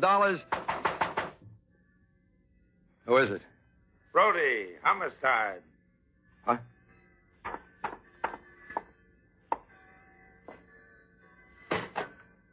What did you say? I said Brody, homicide. What do you want? About a guy who was killed today, a pickpocket and sneak thief named Mickey Rafferty. You know him? How should I know him? Yeah, something in that. How should you know him? I guess you didn't want to kill him, did you? I didn't want to kill anybody. I don't know what you're talking about. Where were you at 5 o'clock? Working. I was at the Nemo garage. Why? I see. Who were you trying to kill, punk? Come on, talk. Why did you make that nice little bomb? I didn't make any bomb. I don't know a thing about any bomb. Okay, maybe this will refresh your memory. What is it? Well, look at it. It's a sales slip. Sold to John Lawrence, 185 East 45th Street, one robe, $19.50. Deliver. I guess it's that pretty one you're wearing now, huh? Where did you get that sales ticket? It was between 2 sheets of wrapping paper on that homemade bomb you fixed up. Made it very easy for us, Bud. All we had to do was to deliver the package again. And this time it's got a new suit for you, Johnny. A nice suit with stripes.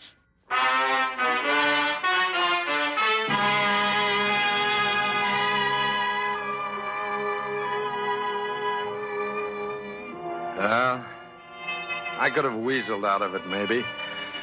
But Joyce testified against me. She was sore when she heard about what that X-ray camera really was that she'd been carrying around. Anna's mad, too. I guess that's natural. That's the way people are. Oh, it certainly is lonely here without dames. You'd think one of them would forget her grudge and come up and see a guy that's only got a few more weeks.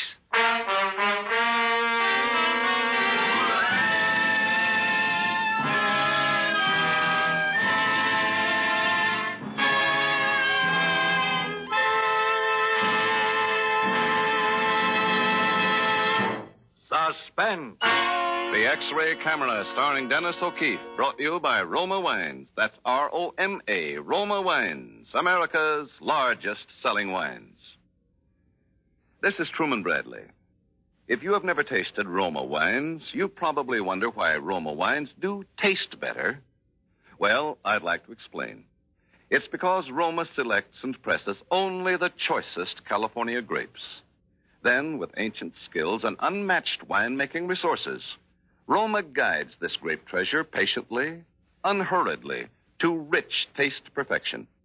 These fine Roma wines are placed with other mellow Roma wines to await later selection from the world's greatest reserves of fine wines for your enjoyment. These October stay-at-home nights are just perfect for enjoying the better taste of a mellow Roma California wine, such as flame-bright Roma Tokay or mellow Roma Muscatel with family and drop-in friends. Roma is so inexpensive, too, you'll want to serve Roma often. So keep Roma on hand and be sure to insist on Roma. That's R-O-M-A, Roma Wines, America's favorite wines. Dennis O'Keefe may soon be seen in the Seymour Nebenzahl production, Atlantis. Tonight's suspense play was by George and Gertrude Fass.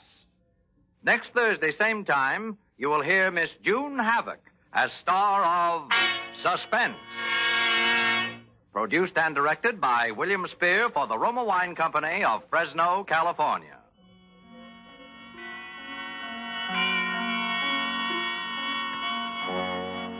In the coming weeks, Suspense will present radio's Henry Morgan, Lucille Ball, and others. Make it a point to listen each Thursday to Suspense, radio's outstanding theater of thrills. This is CBS, the Columbia Broadcasting System.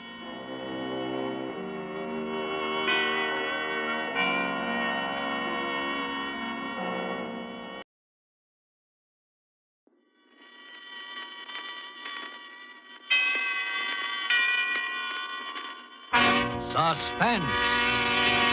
Tonight, Suspense brings you Miss June Havoc as star. But first, may we remind you that in America's smartest homes and clubs, where fine wines are truly appreciated and enjoyed regularly, the choice is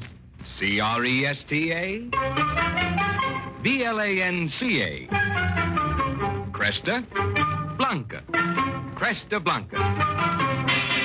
From the finest of the vines come Cresta Blanca California wines, patiently created to please the knowing tongue. Let the proudest name in wine, Cresta Blanca, enrich your daily living. Add luster to your hospitality. Pour Cresta Blanca souvenir sherry or port, or any Cresta Blanca wine. There's one for every occasion, for every taste. Shenley's Cresta Blanca Wine Company, Livermore, California. And now, Shenley brings you radio's outstanding theater of thrills, Suspense. Presented by Roma Wines. That's R-O-M-A. Roma Wines of Fresno, California. And starring June Havoc in Subway, a suspense play produced, edited, and directed for Shenley by William Spear.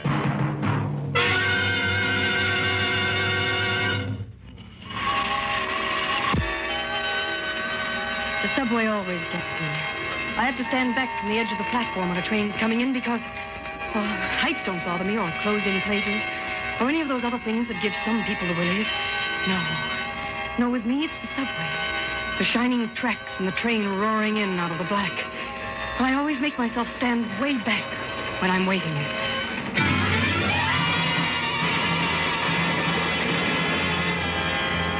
That's how it started that night. I instinctively drew back when I saw the gleaming white headlight appear in the tunnel, rushing toward me out of the dark. I made myself draw back. But what I really wanted to do was to throw myself in front of that train. The lights on the shining rails hypnotized me like the gleaming eyes of a snake.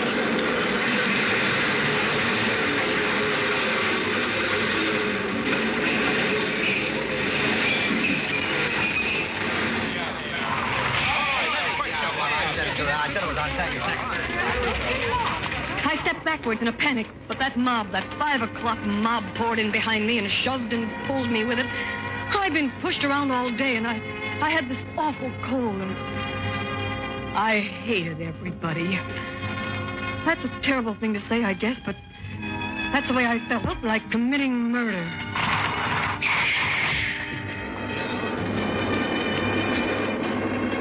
Oh, I was so tired, so worn out, my feet felt glued to my shoes. And of all the people in the world I didn't want to see, wouldn't that just have to be the night I was shoved right next to Ruth Carney? Paula Stevens! Where have you been keeping yourself? I haven't seen you since the academy. Hello, Ruth. My favorite actress. What are you doing these days? Oh, nothing. I worked in a drugstore for a while. Drugstore?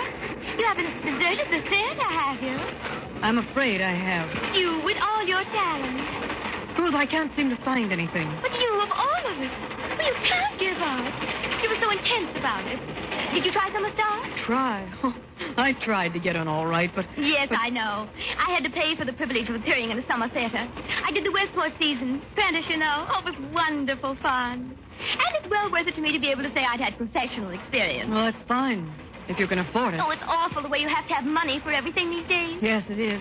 Oh, don't get too close to me, Ruth. I have the most awful sore throat. And if you don't have money, you have to have pull, don't you? Oh, and speaking of pull, have you heard about me? No, I haven't. I'm general understudy for Night Laughter.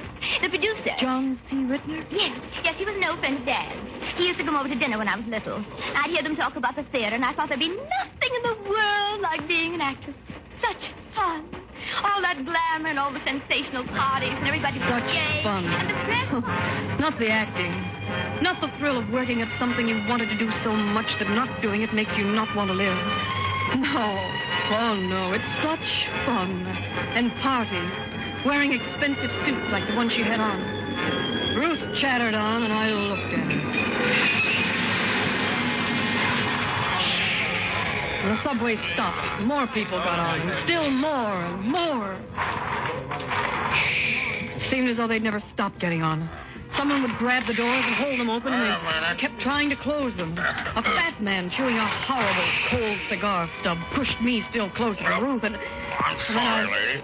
I jumped as something sharp stuck into my side. I was puzzled for a moment, and then I remembered the scissors Mother had asked me to get for her. They were very sharp, and they'd ruined my purse. But it didn't make any difference. It was old, like everything else I had. I closed my hand over the scissors, and I held them tightly so they wouldn't do any more damage. And then, I don't know why, I found myself staring at Ruth's hat. It was so smart, so expensive, so everything that mine wasn't. I found myself hating Ruth's hat. Well, as I was saying, after Dad died, Mr. Rittner stopped coming over so often. So when I got bored with the academy, I hopped right down to his office and I said, Mr. Rittner, do you remember Henry Carney? Well, I'm his daughter, Ruth. I want to be an actress. Of course, I don't expect big parts right away, but maybe if I could get a walk-on or something. Oh, imagine my nerve, Paula. Saying that to a big producer like John C. Rittner. But anyway, that's what I did. And you know what he said to me? No, what did he say to you? He said, Ruth, I admire your spunk. And if you're half as good an actress as your father was a set designer, you'll be all right. And he hired me, just like that. And you're general understudy. That's me. But no one's ever been sick. Confidentially, I'm glad. You're glad? Oh, yes. You see, I've never gotten up in any of the parts like I'm supposed to. If I ever had to go on, actually go on, oh, I tell you, I get away with murder. Murder? I couldn't look at her face. I didn't even want to look at any of the passengers' faces. And when I raised my eyes, I saw still more faces simpering down at me from advertisements overhead. I hated everybody and everything.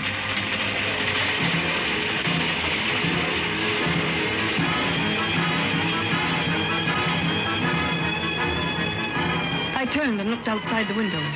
The wet, slimy darkness was roaring past like black death. One faulty switch, one obstruction on the tracks could bring it crashing in on all of us. And who would be the losers? Not Ruth with her silly chatter. Not these other passengers with their tired, blank faces. And not me. Oh, certainly not me. My own tired, blank face was reflected in the window pane, gray and thin. And it didn't seem out of place shimmering in that air of black death just outside. He's a wonderful man, really, Paula. You should meet him. Matter of fact, well, I hadn't meant to tell you this. I didn't want to build your hopes up, but I told him about you. About me? Yes. You know, I always did think you had loads of talent. So I told him one day, Mr. Rittner, if anything ever happens to me, should you decide to give me a real part in your new show, don't worry about who'll general understudy Night Laughter. I know just the girl, Paula Stevens. Ruth, you told him that? Yes. And if the time ever comes and I have to leave, well, he knows your name and everything. But don't build up your hopes, honey. He hasn't a part for me in the new show. Oh. And as far as anything happening to make me quit, well, there isn't the slightest chance.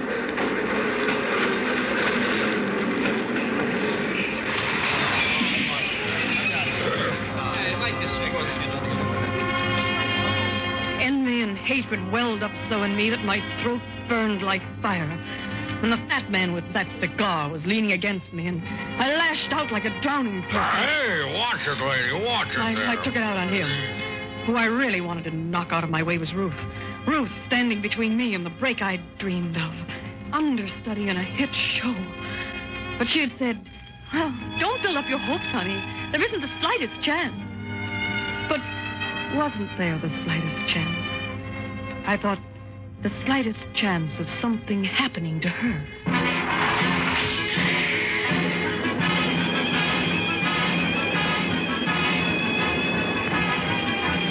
The train started up again. Jolted me so that I was thrown sickeningly against Ruth. My fingers were testing the points of the scissors in my bag. No one could see me. We were packed in too solidly. The scissors were sharp and cold and long. Yes, they seemed long enough.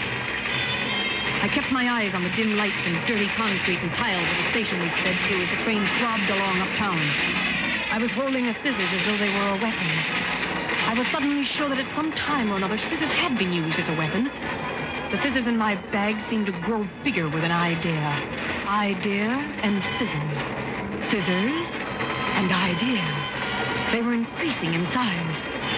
The ache in my throat had gone up into my ears, too, throbbing, keeping time with the throbbing of the subway. I looked away from the blackness outside and stared up at the white light of the ceiling. The electric fan overhead was suspended like a spider. Suspended like a spider. Like the spider that was spinning. No, not spinning as a spider should spin, but whirling. Yes, that was it, whirling. Like my brain was whirling.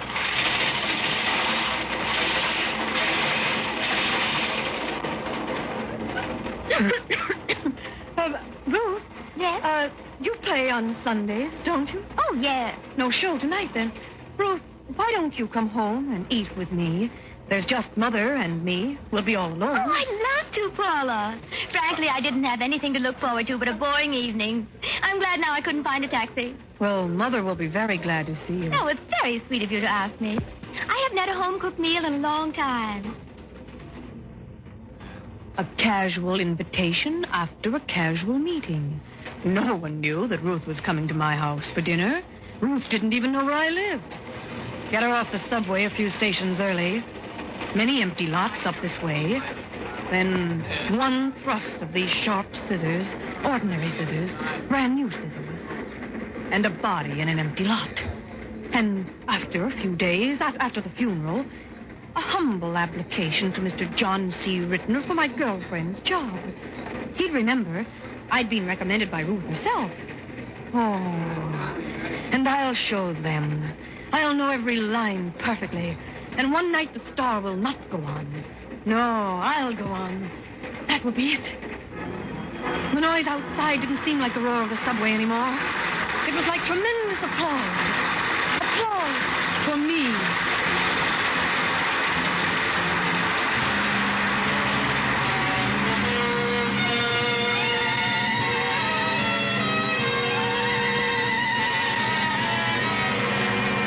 For Suspense, Roma Wines are bringing you June Havoc in Subway. Roma Wines' presentation tonight in radio's outstanding theater of thrills, Suspense.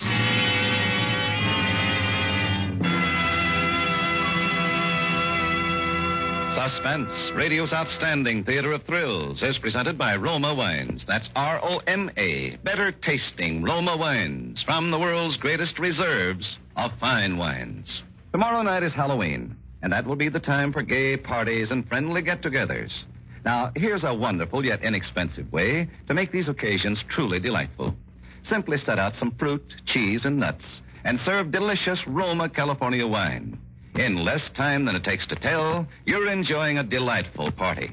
Yes, any occasion takes on a gala note when better tasting Roma wines are served. So brighten your party with tempting nut-like Roma sherry, fruity, full-bodied Roma port, or smooth, mellow Roma muscatel or Tokay. As you savor the mellow perfection of these fine Roma wines, you'll understand why more Americans enjoy Roma than any other wines. So for smart, low-cost hospitality, or for an everyday family treat, serve better-tasting Roma wines. That's R-O-M-A, Roma Wines, America's largest-selling wines.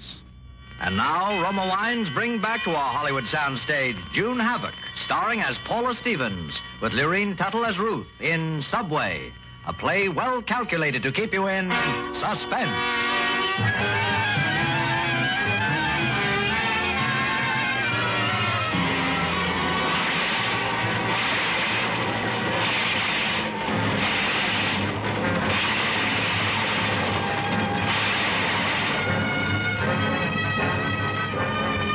past some station, 116th Street, I guess it was. I remember I studied Ruth with new, cold interest. I was certainly stronger than she. She wouldn't be expecting anything. Besides, she wouldn't know how to struggle. Things had always come easily to her. She was so wrapped up in her own affairs, she just chattered away. Oh, it's been the most fun getting those checks every week and never having to lift a finger to earn them. If they ever catch up with me... The breaks go to girls like Ruth, who think that being an actress is great fun. And others who really, truly love the theater, they never get a chance. There's no way for them to make their own breaks, not very often anyway. But I had a way in my purse that night. I could get Ruth's job. It belonged to an actress, not her. It belonged to me. To me. Where do we change, Paula? Oh, we get the local here. We're coming in now.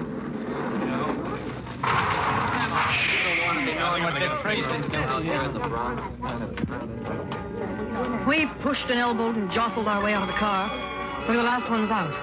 So we had to turn around and face the tracks with a solid mob at our back.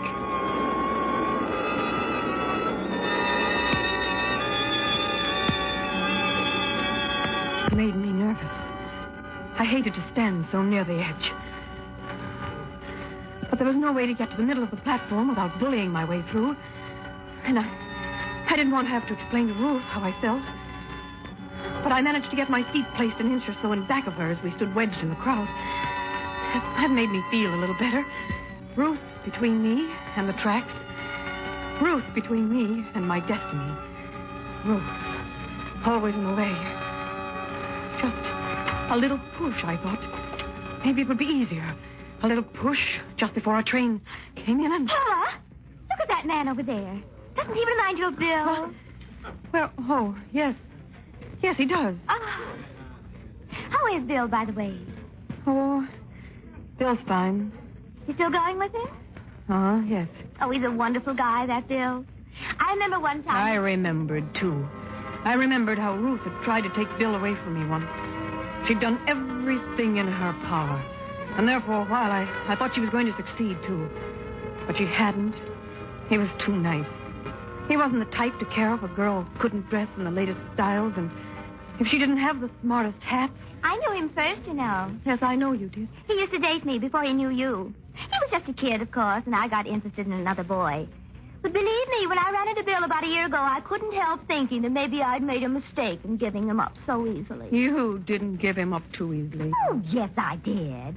Much easier than I would now if I had it to do all over again. You're very serious about him, aren't you?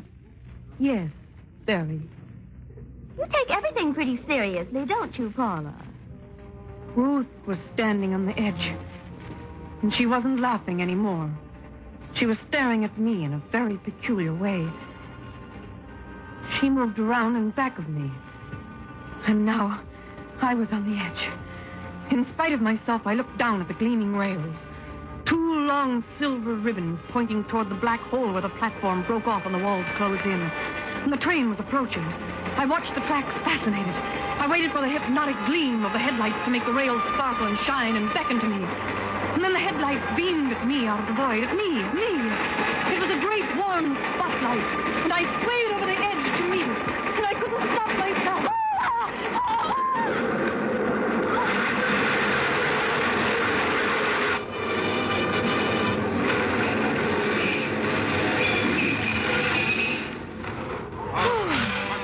The train was in and I was shaking. Ruth's arms were around me, holding me tight. She pulled me back just before I should have jumped. What's the matter, Paula? You nearly fell right in front of that train. Are you ill now?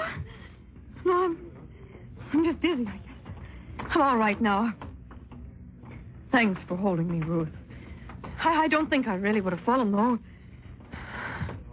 Come on, let's get in the car. You look like you were weak or something. You could do with some food. I'll bet you didn't have lunch. No, I didn't. I forgot. But we'll be home soon. I'm starved myself. I'll certainly be glad to get to your place. Oh, I hated her worse than ever. What right did she have to pull me back if I wanted to jump? What business is of hers how I felt?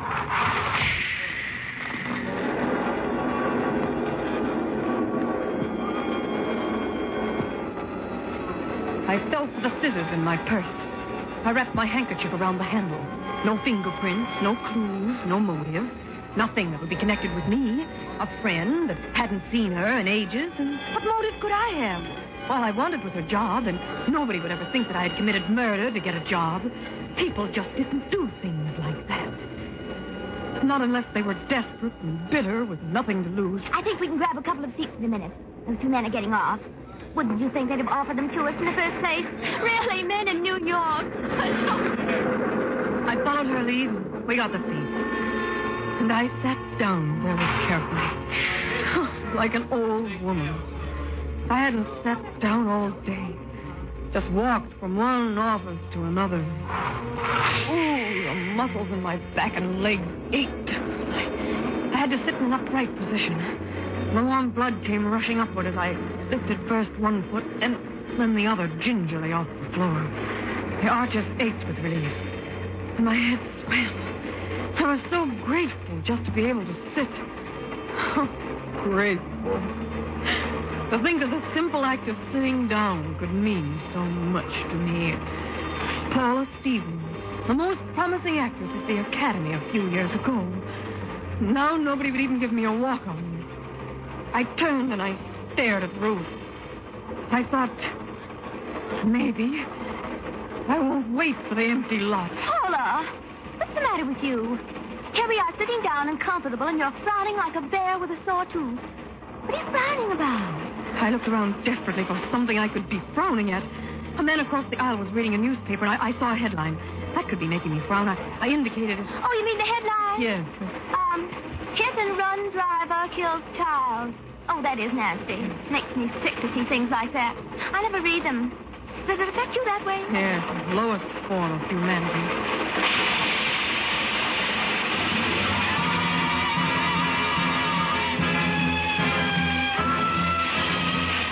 And suddenly the train shot out of the underground onto the trestle, out of darkness into the twilight of a tenement street.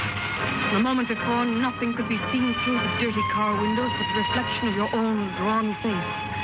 But then the ramshackle apartment buildings flashed by outside, showing intimate glimpses of bare kitchens and dim bedrooms, gray wash and cheap living rooms, families going through the functions of living, poor families, tragic living.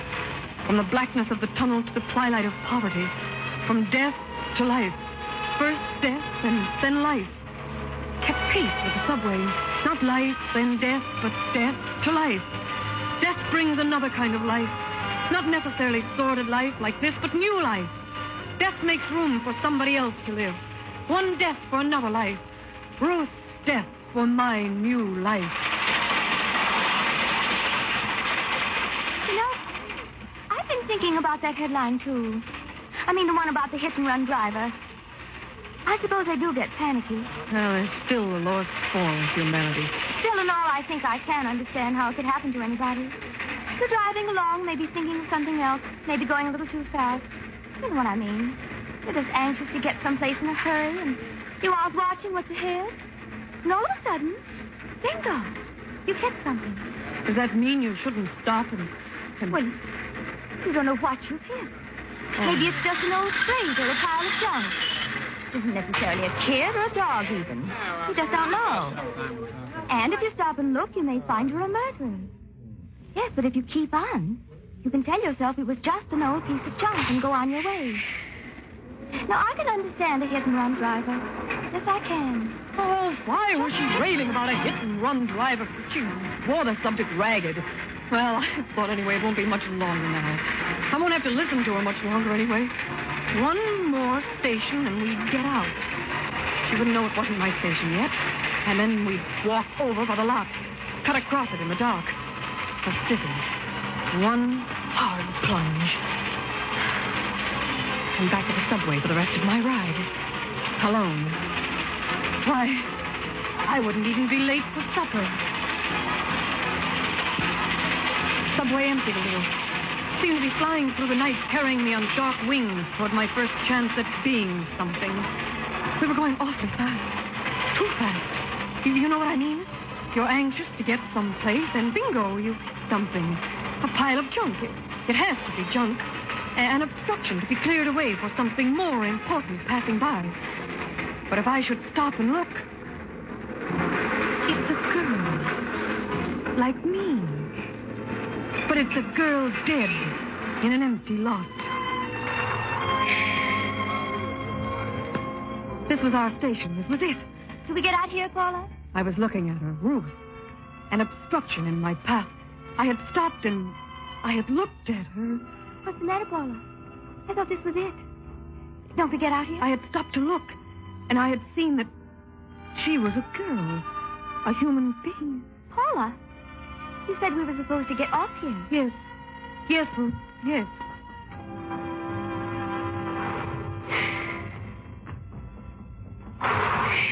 The train started away without us. Somehow it seemed to run more smoothly, as though its wings were light instead of dark. And I was strangely rested.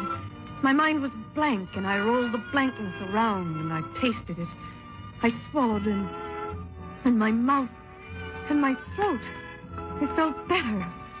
Balls of yesterday's newspapers scurried off the platform and flattened themselves in the corners, and... I'll be glad to get there. Oh, yes. I'm starved. Ruth was a girl. She was a human being.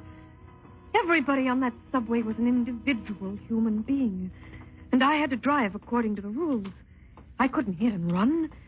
How could I have ever thought that I could? If I had to get there the hard way, well, I could take it. This way, Paula? Yes. Yes, this way, Ruth. Into the light. I climbed the ramp to the street exit with a new bounce in my feet.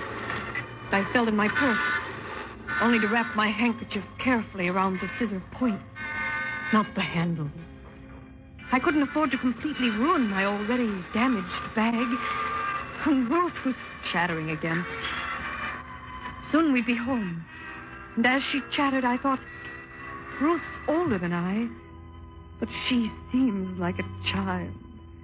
She'll probably never grow up. But I did. That night, arm in arm with Ruth, we walked past an empty lot. And I never even thought of looking back.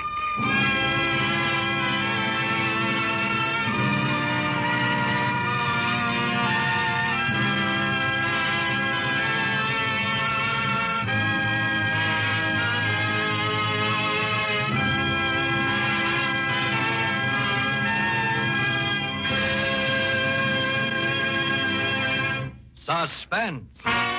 Subway, starring June Havoc, presented by Roma Wines. That's R-O-M-A, Roma Wines. Those better tasting wines enjoyed by more Americans than any other wines. This is Truman Bradley, reminding you that when you enjoy Roma California wines, you enjoy the goodness of natural juices, pressed from choice, full-ripe California grapes. Then, with ancient skills and the world's greatest winemaking resources, Roma master vintners guide this grape treasure unhurriedly to tempting taste perfection. These better tasting Roma wines are placed with other mellow Roma wines. And from these reserves, the world's greatest reserves of fine wines, Roma later selects for your enjoyment. With another weekend of football and fun coming up, it's a good idea to lay in an assortment of better tasting Roma wines, such as golden amber Roma sherry, ruby red Roma port, or flame bright Roma muscatel. Then you'll be sure of pleasing friends and neighbors who drop in, as well as your family. Because these delicious Roma wines, that's R-O-M-A, Roma wines, are America's favorite wines. Tonight's suspense play was by Eileen Douglas Walzer and Mel Donnelly. Next Thursday, same time, you will hear radio's inimitable Henry Morgan as star of Suspense. Produced and directed by William Spear for the Roma Wine Company of Fresno, California.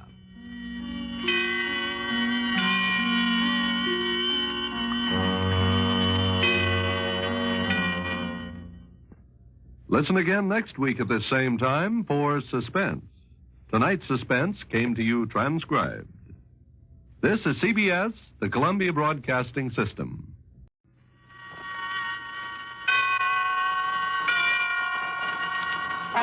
Suspense. Tonight's Suspense brings you as star Mr. Henry Morgan. Each week you hear Mr. Morgan as prime comedian on his own radio show. Tonight he appears in a role different from any he's ever played before. But first, we'd like to remind you that wherever entertaining is the last word in gracious hospitality, the first name in wines is Cresta Blanca. Cresta Blanca. Cresta Blanca. That's Cresta Blanca wines. And for the knowing tongue, Cresta Blanca has created two rare California sherries. Dry Watch, a delightfully pale dry sherry that's the perfect prelude to dining. And Triple Cream, the magnificently mellow sherry that won the gold medal at the California State Fair. Yes, when you pour Cresta Blanca, Dry Watch, and Triple Cream, you and your guests enjoy the best. Shenley's Cresta Blanca Wine Company, Livermore, California. And now, Shenley brings you radio's outstanding theater of thrills, Suspense. Presented by Roma Wines. That's R-O-M-A. Roma Wines of Fresno, California. And starring Henry Morgan in Dream Song, a suspense play produced, edited, and directed for Shenley by William Spear.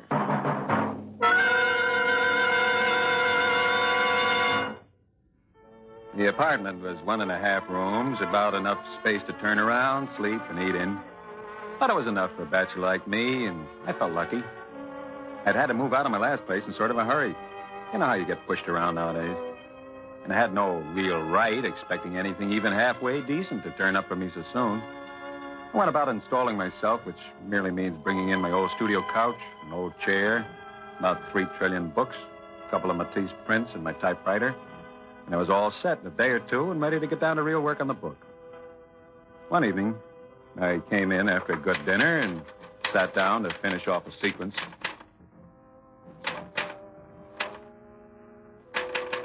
It wasn't writing easy. I felt that I was getting off on a tangent. I was going 1,000,000 miles away from what I wanted to say, and it annoyed me.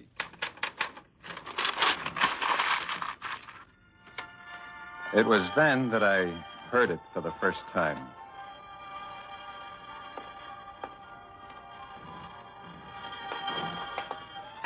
It was coming from the next apartment, and coupled with my bad writing, it was very annoying. I tried to ignore it, but that couldn't be done. I got up and walked around the room a few times. That didn't help any. So I sat down and tried to write again. But I was tough, and the right words came like water from a closed faucet, and then the music stopped. It was suddenly very peaceful. I felt my mind settle down. I started once more. There, it was going along pretty well now. I was thinking clearly. The phrases were right. The mood was good. The dialogue. And things started up again. I yanked the paper out of the machine and tossed it into the wastebasket. I was through for the night.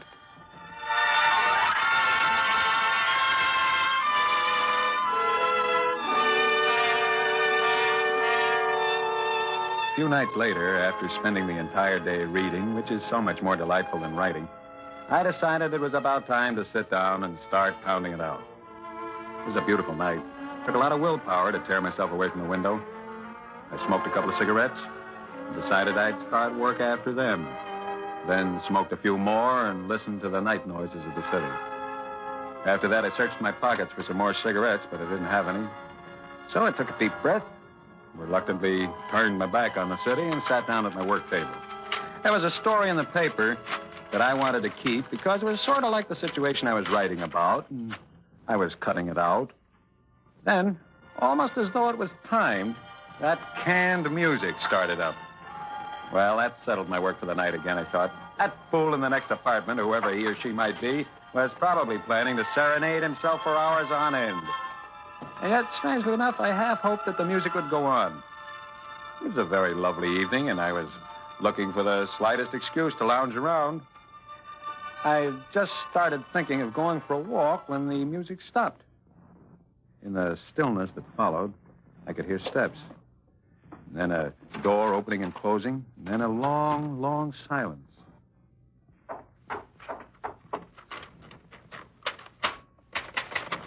Then I was back at my typewriter, and everything was fine.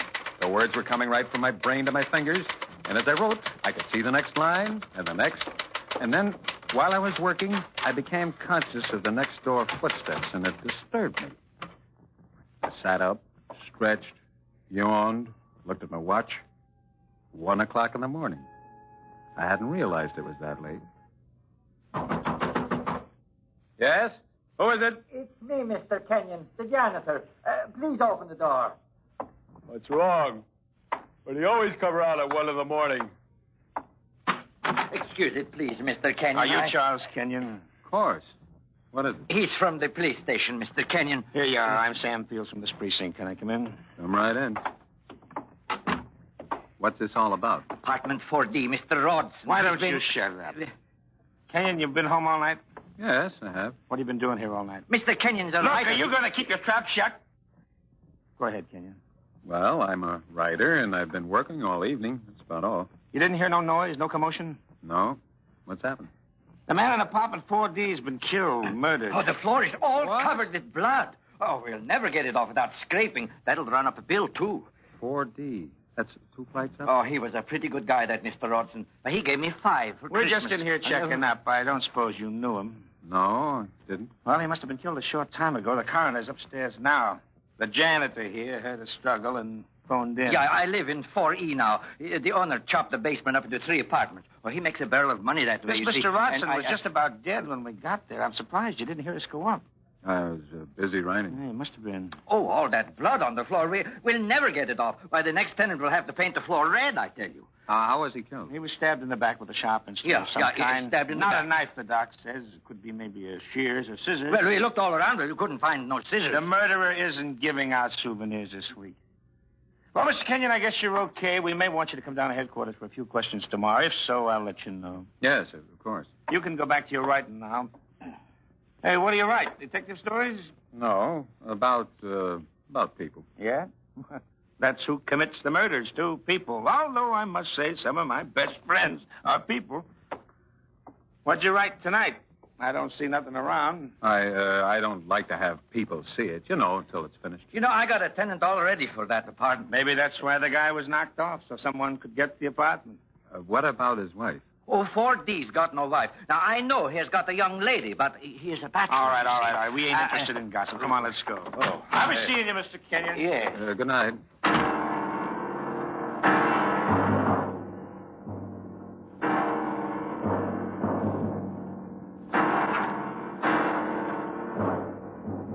One night, a week after that, I was lying in bed trying to sleep. I don't know why I couldn't sleep. I'd been working hard all day. I was dead tired. My legs felt heavy, but my brain, instead of feeling dull, was sharp and alert.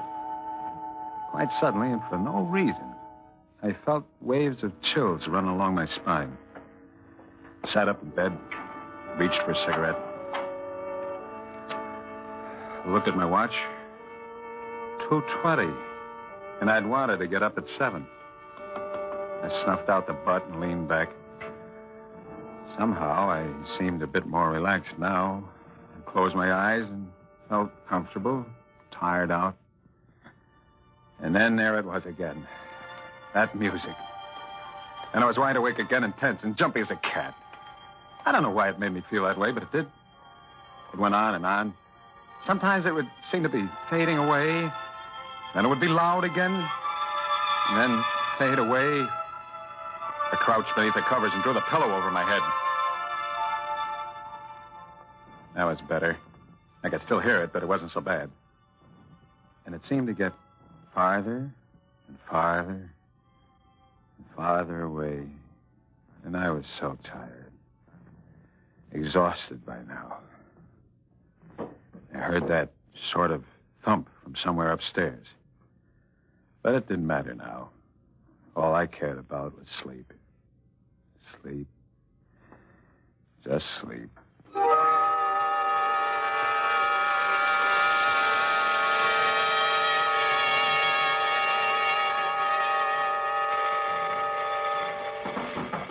Mr. Kenyon.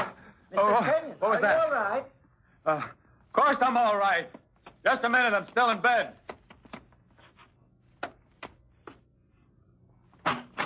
Can a man sleep around here without I didn't know you were sleeping. You always sleep this late, Kenyon? Oh, Inspector, I didn't recognize you. I guess I'm still a little bleary-eyed. Come on in. I ask if you always sleep this late. 12? Guess it is late. No, I don't usually, but I couldn't get to sleep last night. Last night. Shut up. Kenyon, do you know the guy who lives upstairs? That was Mr. Blackwell, the lawyer. I'm sorry, I don't. I don't know anyone around here. I do my work, that's all I know. Look, you asked me these questions the last time you were here. Yeah, I know, and I'm asking them again. Mr. Blackwell, he's been killed. Killed? Upstairs? Yep, killed the same way. Floor just filled with blood, just like 4D. Well, last night I did hear something. Hmm? I didn't think it was anything then. It was just a sound, like a table or something falling over from upstairs. There was no table falling. What time do you think you heard it? A little while after I went to bed. A little after 2 a.m. Mr. Blackwell divorced his wife 5 months ago. She was such a nice woman. Coroner says death took place around that time. You didn't hear anything else, did you? What? I said, did you hear anything else? Anything else? Anything else? That music. But I couldn't tell him about that. I couldn't tell it to a detective. Or that terrible feeling I had when I heard it. It would sound silly, crazy. Yes. Did you hear anything else? No, I didn't hear anything else. I went to sleep right after that, and I didn't wake up until you rang the bell just now. Mr. Blackwell gave me a 10 for Christmas, but he never smiled. He was a very sad man. We've been checking up to see if everyone else is all right. Has anyone else? No. Just this guy above you. I guess we got some sort of maniac operating in this area. Well, he tries to get me. He's going to get a big surprise. I got a license to carry a gun. I got a good gun, too. My son brought it to me from Germany. Well, now, don't go shooting the tenants just because they don't pay the rent. Everybody pays the rent here. Oh, did you ever see a guy with no sense of humor? Well, this whole thing doesn't seem particularly funny. Well, don't you worry about it, Mr. Kenyon. You've got the whole police force protecting you, so don't worry about it at all. Well, I'll probably be seeing you. Yes. So long. So long. Goodbye, Mr. Kenyon. Oh, Mr. Torsten, will you stay a moment? I'd like you to do something for me. Why, sure. Mr. Torsten, you seem to know a good deal about everyone in the building. I don't snoop around. Oh, I'm the janitor. I just see them when other people don't see them. I know. I didn't mean it that way. I just want to ask you a question or two. This Mr. Blackwell who was killed, he was living alone, wasn't he? Yeah, like I told you, he was married, but his wife moved out. Do you know it's harder to take blood off the floor than it is from the walls? You can paint the walls, but the floor it has to be scraped and sanded. What about my neighbor to the left, next door? Oh, 2E? Well, I don't know too much about him. I just seen him once. He never bothers me. His name is Williams. Has he got a phonograph? Oh, yeah. Got lots of records for the phonograph, too. I seen them when they put the telephone in. That was the only time I was ever in his place. I see. Well, thanks a lot, Mr. Torsten. Oh, that's it. Well, say, thank you, Mr. Kenyon. And if there's ever any time you ever want anything, don't be afraid to ask. No, I won't be afraid. No, I won't be afraid.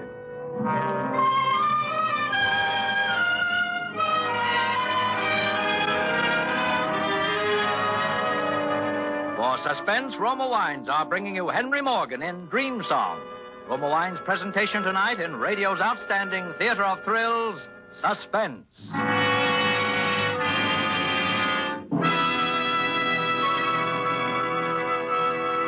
Suspense, radio's outstanding theater of thrills, is presented by Roma Wines. That's R-O-M-A, Roma Wines, from the world's greatest reserves of fine wines. This is the season when the air is clear and sharp, the kind of weather to whet appetites to razor keenness. Well, here's an easy, inexpensive way to make the plainest food taste like a chef's masterpiece.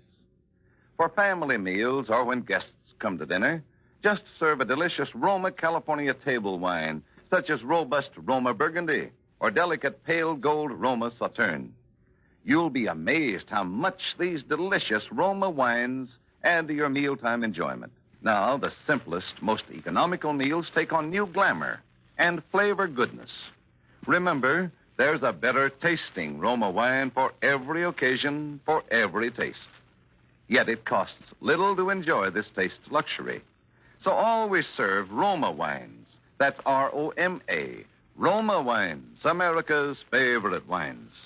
And now, Roma Wines bring back to our Hollywood soundstage Henry Morgan, starring as Charles Kenyon, with Wally Mayer as the inspector and Joseph Kearns as Torsten in Dream Song, a play well calculated to keep you in suspense.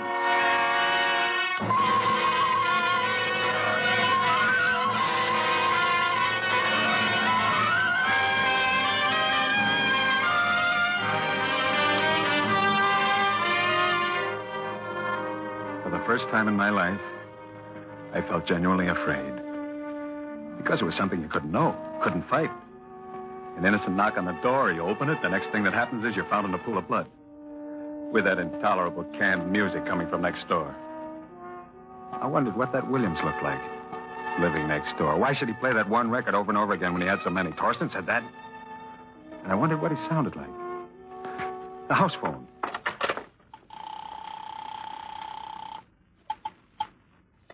Yes, Mr. Kenyon? Give me Mr. Williams' apartment 2E. The music started. That meant he was in. And I could find out what he sounds like.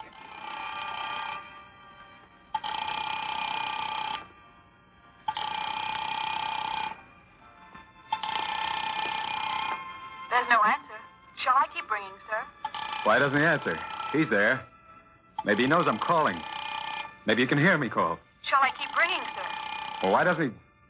Oh, no. Never mind, operator, never mind.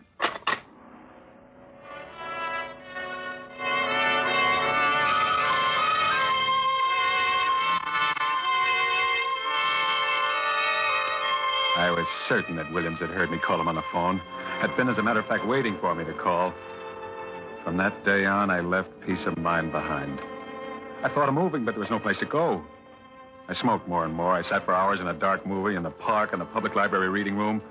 And still that record revolved in my ears.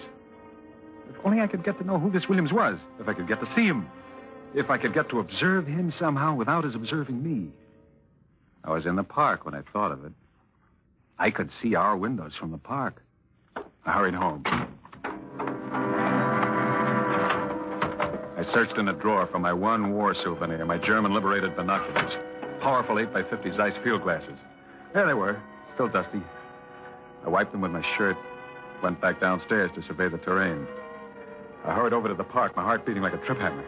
Leaned against the body of an old auto. Tried to look at ease. I looked up at Williams' window. The Venetian blinds were raised. I looked around. No one in sight. Quickly, I unslung my binoculars, held them up to my eyes. What was I focused on? That wasn't Williams' window. That was mine. Where was that window? To the left? Should be just about there. There it was. The window. Just as though I were a few yards from it. Having fun, buddy? No. No, officer, I... See anything good? Look, officer, I Yeah, I know. You're trying to spot planes. Yeah, trying to spot planes. Why don't you try spotting them from the roof? Well, I never spotted anything from the roof. Look, wise guy, I'll give you a tip. I'm easy going. But when headquarters gets on my tail, I gotta play rough. Now, somebody puts in a complaint, and I catch you causing trouble, I'll run you in. You understand? Well, so far, there's been no complaint. Now, let's just leave it that way, huh? So just beat it now before I change my mind.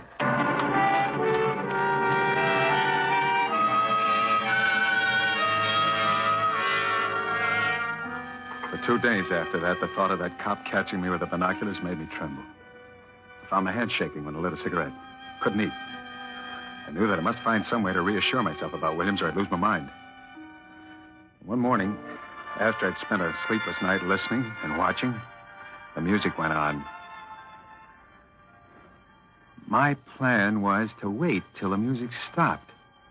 Possibly then Williams would go out. And as soon as he left, I'd slip out and follow him. I waited while that music ground out, that metallic sentiment squeezed out through a loudspeaker.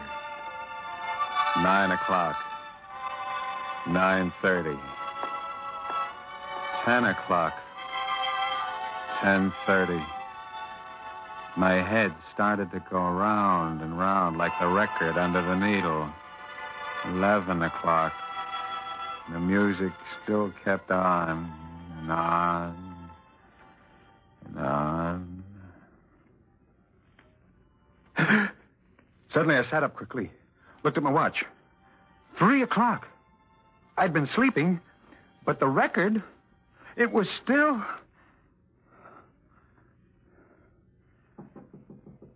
Mr. Williams.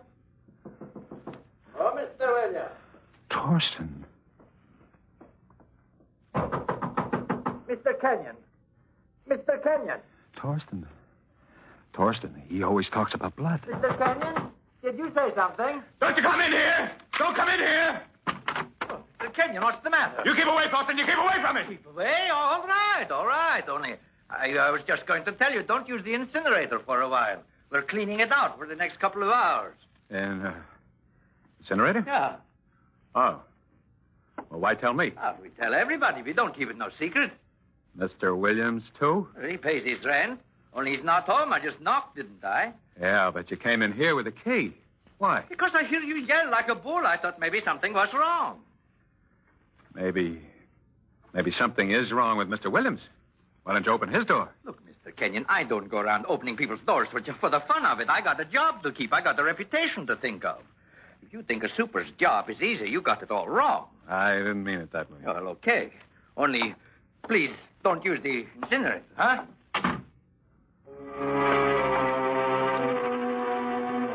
Why did Williams' record stop just before Torsten knocked? Why didn't he answer Torsten's call? He wanted privacy. Privacy to play his record. Every day for the next week, that music played at the strangest hours. It became a personal message to me. I was next. Get ready, Kenyon. You're next to have the floor of your apartment scraped, the walls done over. Many times I thought of calling the police. But what good would that do? No one would believe me just because of a record. No one would believe me without some proof. That was it. Proof, something that would stand up in court before a judge, before a jury. Yeah, but before I could get that, he might creep into this room. Slowly, quietly, while I was asleep, while I was in that bed, helpless as a child. Hour after hour, I walked the streets trying to think, to reason my way out. Yesterday, I sat huddled in a chair all day. The music didn't play at all. About 7 o'clock, I went out for something to eat. In the evening paper, there was an item that could be the basis for a good short story. When I got back, I started to clip it out. And then I got my nerves again. I locked the door. I went to both the windows. I locked one window. Then I went to the other one. Wait a minute. This window was the window with the fire escape. Whose window was that on the other side of the fire escape? It was his window. William's window. I stared at it as though I were hypnotized. The light was on. That meant he was home. Maybe I could crawl out on the platform, peek in through the window. Maybe I could get a look at him. As I was thinking these thoughts, the music sounded. And I started to sweat. Cold, icy sweat.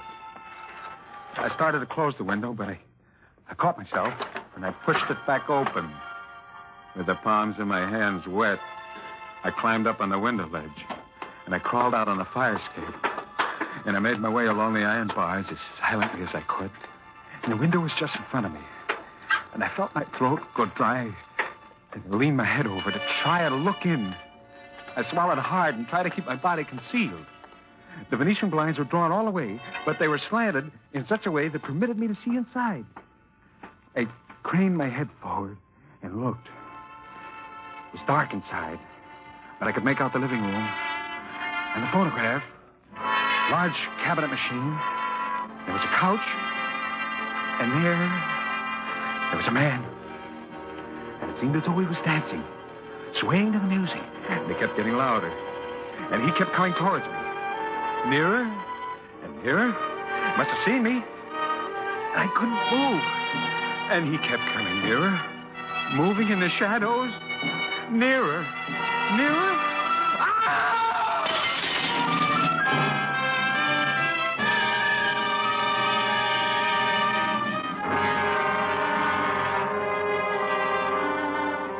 came out of it, I was in my own apartment, lying on my own couch. And Inspector Fields was there and a lot of other people. He'll be okay now. Did you get him? Did you get him? Yeah, they got him. They think. They think? Don't they know? It was Williams. I saw him in his room. He was coming at me. He was going to kill me.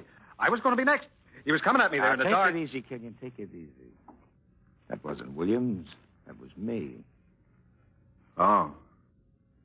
Listen, Inspector. There's something I haven't told you. Something I heard. The other 2 times. Yeah? I thought it would sound crazy, but I heard music. A song. An old record. Yeah? What was it? It was I'll See You in My Dreams. Heard it again tonight in Williams' room. He was playing it. Yeah, I guess you heard it tonight, all right. And I heard it the other 2 times, too. The same way, same song. Maybe you heard it. Maybe you just thought you heard it. How much do you remember? You remember coming at me with those scissors? Scissors? Kenyon, we found your other apartment. The one you moved out of a month ago. My other apartment? Mm-hmm. And we found your wife. I don't have a wife. No, but you did. And that song you were talking about, it was on the phonograph. And your wife, she was dead.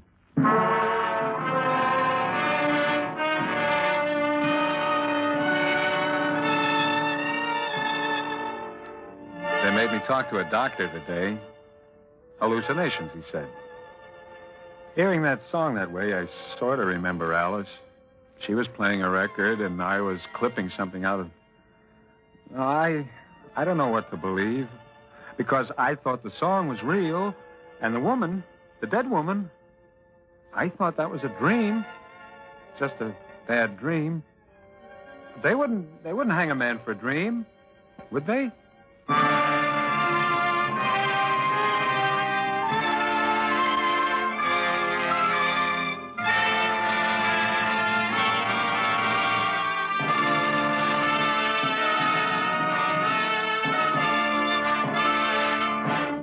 Suspense.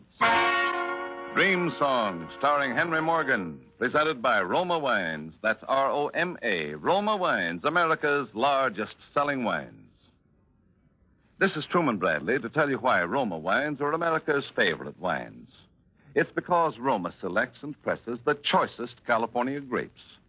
Then, with centuries-old skill and winemaking resources unmatched in America, Roma guides this grape treasure to tempting perfection.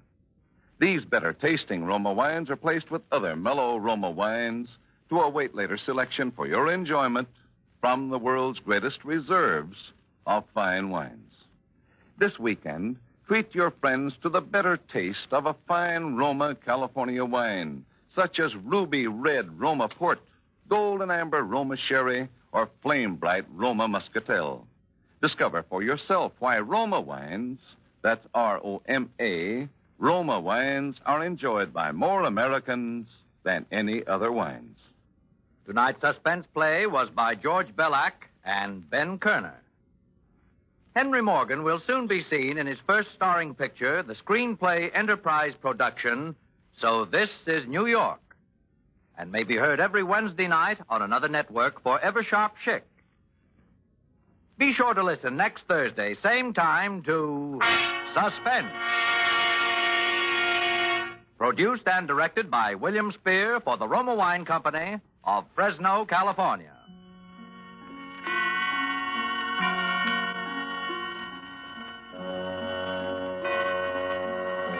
This is CBS, the Columbia Broadcasting System.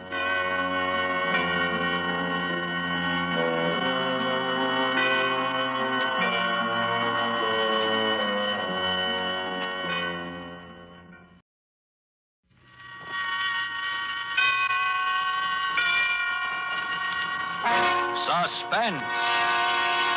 Tonight's Suspense brings you an all-star cast of Hollywood's finest radio players in the premiere of a remarkable story by Ray Bradbury called Ryabushinska.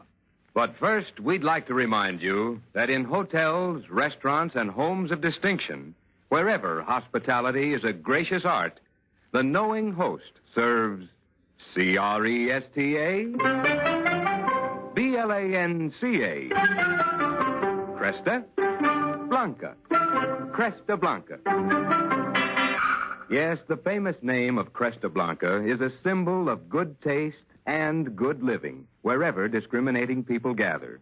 And when you serve proud Cresta Blanca California wines, you pay guests the highest compliment a host can offer.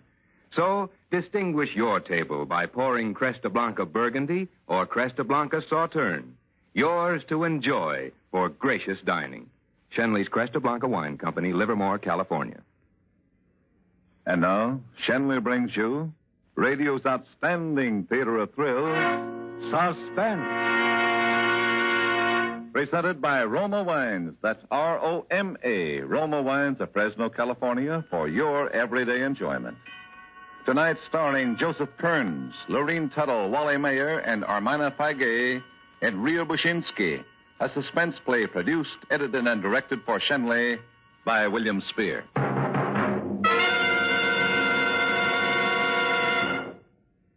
Mr. Ockham had a look about him in death as he had had in life. A general appearance which might prompt one to say, there's a man who will one day be stabbed, or shot, or booted in the head. And although Mr. Ockham had not met his end in any of the aforementioned ways, he had been strangled, and he was dead. Dead on the floor of a theater cellar.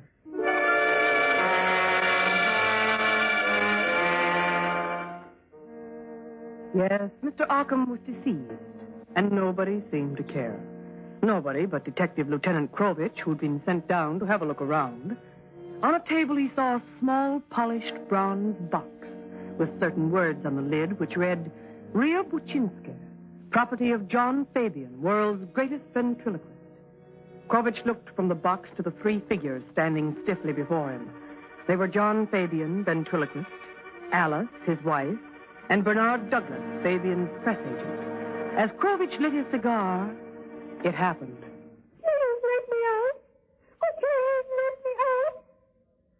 The four people looked with startled eyes at the box on the table. Then Fabian, the ventriloquist, stepped forward and spoke earnestly. No, Ria. This is serious business, darling. You stay where you are. Please don't run.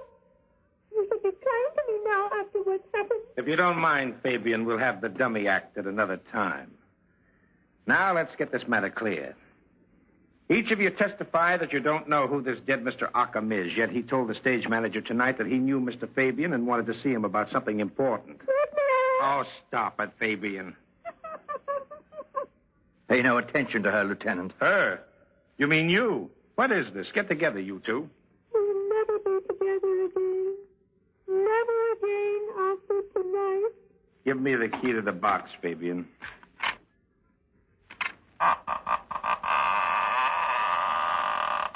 Thank you. Krovich stood motionless, just looking down, seeing Ria Bushinska lying in her box and not believing what he saw. He thought, there were nights in life when you dreamed, and this is what you dreamed. There were women you saw in life, far down the street, walking, fragile, far away, unattainable, and this tiny figure was one of them. There were voices that you heard singing high in a dark church loft, voices that made the candle flames shudder and dance to every cadence. And this was one of those voices. On a summer afternoon, you watched a spider gracefully spinning its cloudy web. And now, that web was Ria Buchinska's evening dress, here and now. You had heard of honesty and intelligence and frankness and unafraidness all your life. And now, it looked straight up at you, fearlessly, shiningly, from a puppet's eyes. She was so beautiful your throat closed and you were sad, because you knew that she was only a puppet. John Fabian tenderly picked up Ria Bushinska. Oh, isn't she beautiful? She's carved from the finest wood, Ria Bushinska is. She's appeared in London, Paris, Rome, New York. Everyone in the world knows her and loves her. Many people question Ria Bushinska's authenticity. They think she's really alive, that she's a midget. People just cannot believe she's constructed of wood. John Fabian's wife, Alice, stood glaring at her husband with a look of pure hatred. But he was aware of no one but the lifelike figure he held in his arms. And speaking to him, it said, Please don't go on about me, John. Alice doesn't like it. Alice has never liked anything about you, Rhea. Not here and not now, John. Tell me, Lieutenant, how did it all happen? I mean, about poor Mr. Arkham. What is this? You'd best return to your box, Rhea Bushinska. But I don't want to. I have as much right to listen and talk. I'm as much a part of this murder as Alice. Or Mr. Douglas is. Don't drag me into this, you little witch. And the manner in which he replied made it obvious that Rhea Bushinska was more than an illusion to him, for he reacted to her as to a real person. It's just that I want the truth to be told. And if I'm locked in my bronze casket, there will be no truth. But John Fabian is a consummate liar, and I must watch him. That's right, isn't it, John?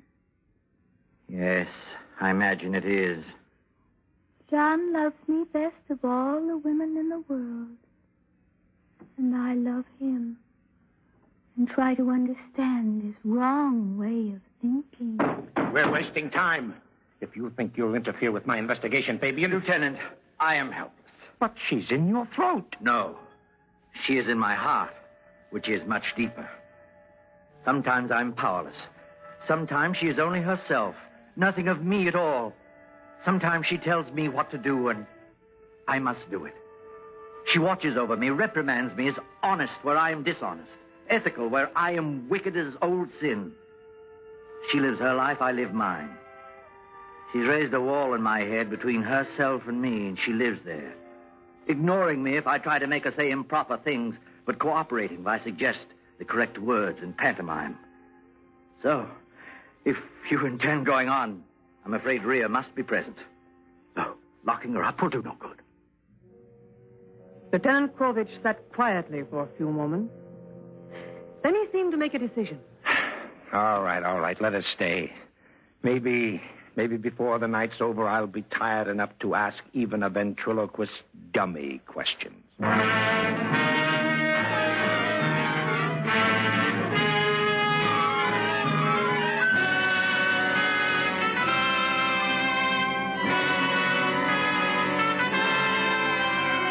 For Suspense, Roma Wines are bringing you Rhea Bushinska.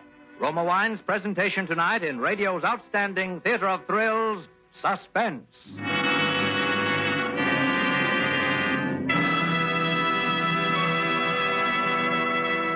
Suspense, radio's outstanding theater of thrills, is presented by Roma Wines. That's R-O-M-A. Roma Wines, selected from the world's greatest reserves of fine wines. Some hosts have a way of making you feel completely welcome whenever you drop in for a visit. Theirs is the kind of hospitality that says, come in and make yourself at home. Well, such is the hospitality of millions of Americans who always keep Roma California wines on hand. For Roma wines lend sparkle and companionship to any occasion. And there's a Roma wine to please every taste. For friendly entertaining, serve nut-like golden amber Roma sherry, rich red Roma port, or mellow flame-bright Roma muscatel. You'll find that these better tasting Roma wines add warmth and charm to any get-together, brighten those restful stay-at-home evenings with your family. Tomorrow, solve your problem of what to serve when friends drop in with Roma wines. That's R-O-M-A. Roma Wines, America's largest selling wines. And now, Roma Wines bring back to our Hollywood soundstage Ermina Feige as narrator, Joseph Kearns as Fabian, the ventriloquist, and Wally Mayer as Detective Krovich in Rhea Bushinska, a play well calculated to keep you in suspense.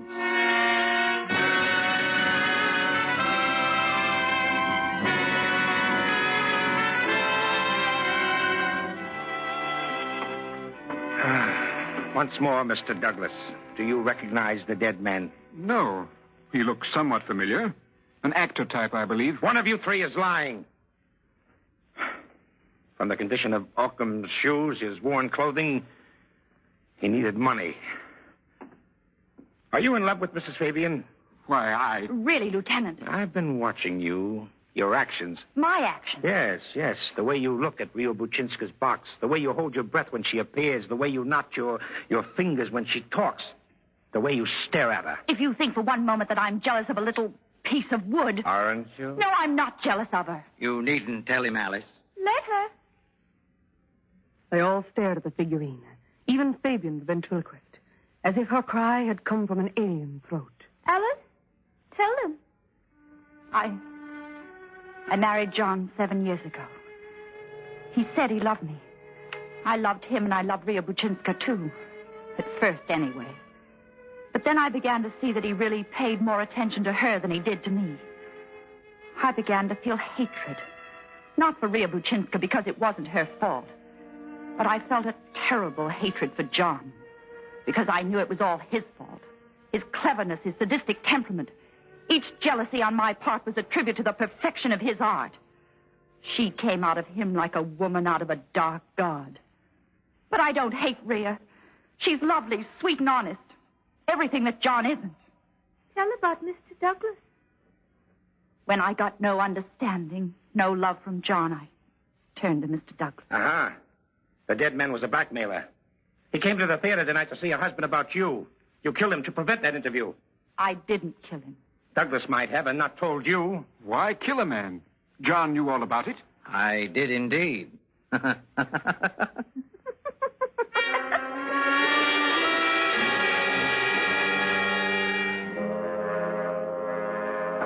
The next day, Lieutenant Krovich was back. Yes, come in. Ah, Fabian, I have something here which might interest you. With a tight grin in his face, Lieutenant Krovich held out the photograph of a woman. Fabian stared at the shiny picture before him, and then he fell back in his chair. He shut his eyes as if with a great ache in his head. Krovich turned the picture over carefully and began to read from the typewritten data on the back. Name, Ilya Ryamansk. Weight 100 pounds, blue eyes, black hair, oval face. Born 1914, New York City. Disappeared 1934. Believed a victim of amnesia, of Russian Slav parentage. Oh, no. You know, Fabian, it was pretty silly to go through the files for a picture of a ventriloquist dummy. They all laughed at headquarters. And yet, here she is, Ria Buchinska. Not papier-mâché, not wood, not a puppet. But a woman who once lived and moved about and disappeared. Take it from there, Fabian. Well, Lieutenant, there's nothing to it. I saw her picture long ago. Liked her looks and copied my puppet after her. Nothing to it, huh? Listen, Fabian, this morning I went through a stack of Billboard magazines that high. In the year 1934, I found an interesting article concerning an act playing the smaller circuits, known as Fabian and Sweet William. Sweet William was a little male dummy. As usual in such acts, there was a girl assistant, Ilya Ryamansk. Look at that picture. The resemblance between the real woman on one hand and Ria Buchinska, the puppet, on the other, is startling. She was my assistant, but that was all. I simply used her as a model. It all starts and ends with Ria Buchinska. Why should you love a puppet so intensely? Because you love the original woman intensely. All right. In 1934, I was billed as Fabian and Sweet William. Sweet William was a small, bulb-nosed little boy dummy I carved years ago. I was playing Los Angeles when this girl, Ilya Ryamansk, appeared at the stage door one night. She wanted a job. I remember. It was autumn.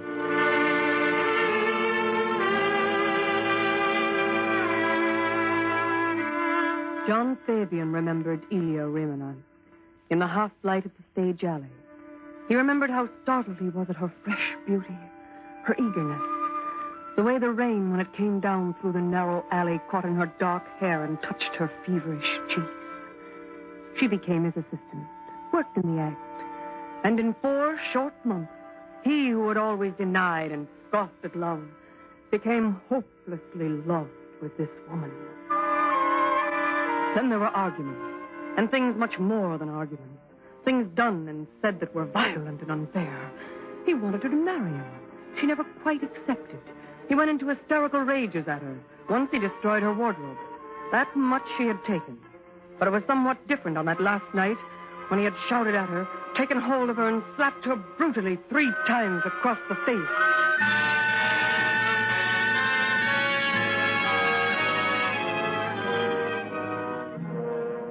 And Ilya Ryamansk vanished that night. Vanished. The police questioned me. There was talk of murder, but she was gone with no trace. A record of her was sent to all the larger cities. That was the end of it for the police. But not for me. The knowledge of her going was too much. She might be dead or just run away, but wherever she was, I knew I needed her. One night I returned home more depressed than usual. I collapsed on a chair. And before I knew it, I found myself speaking to Sweet William in the totally dark room. William. Oh, this is all over and done. I can't go on. Coward, you can get her back if you want. No, I can't. No, I can never get her back. Yes, you can. Think of a way to get her back. Think of a way. Come on, you can do it. Put me away. Start all over. Start all over? Yes. Begin carving. Exactly. And slowly and lovingly. Carving. Make the little arching nostrils just so. And cut her black, thin eyebrows round and high. And make her cheeks in small duplicate hollows. And... No. It's monstrous. I can never do it. Yes, you could. Yes, you could.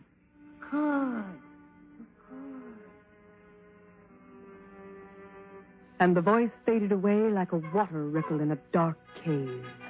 Blackness rushed over Fabian. His head fell forward. He whimpered. And Sweet William sighed. And then they both lay silent and solemnly unconscious.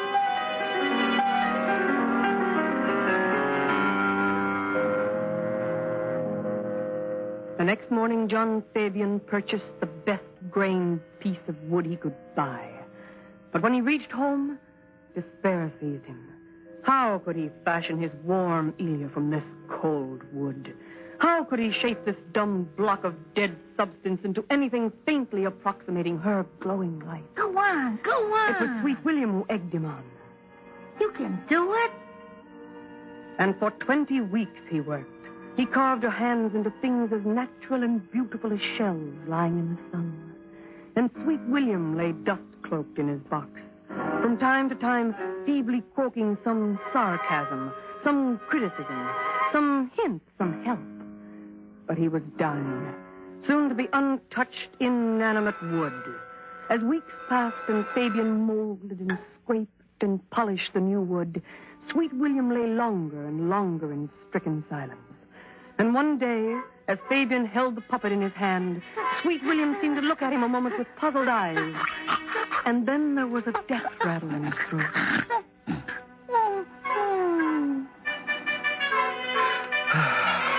And Sweet William was gone.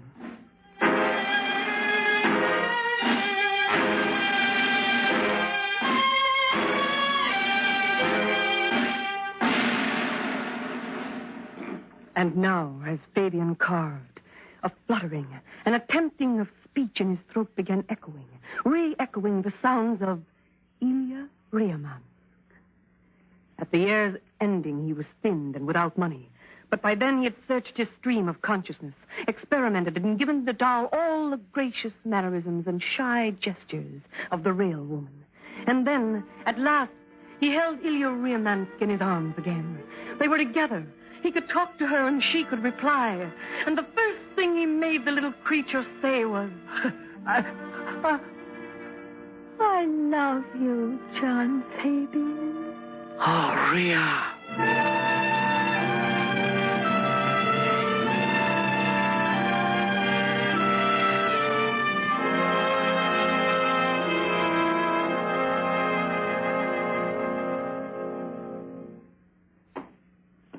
see.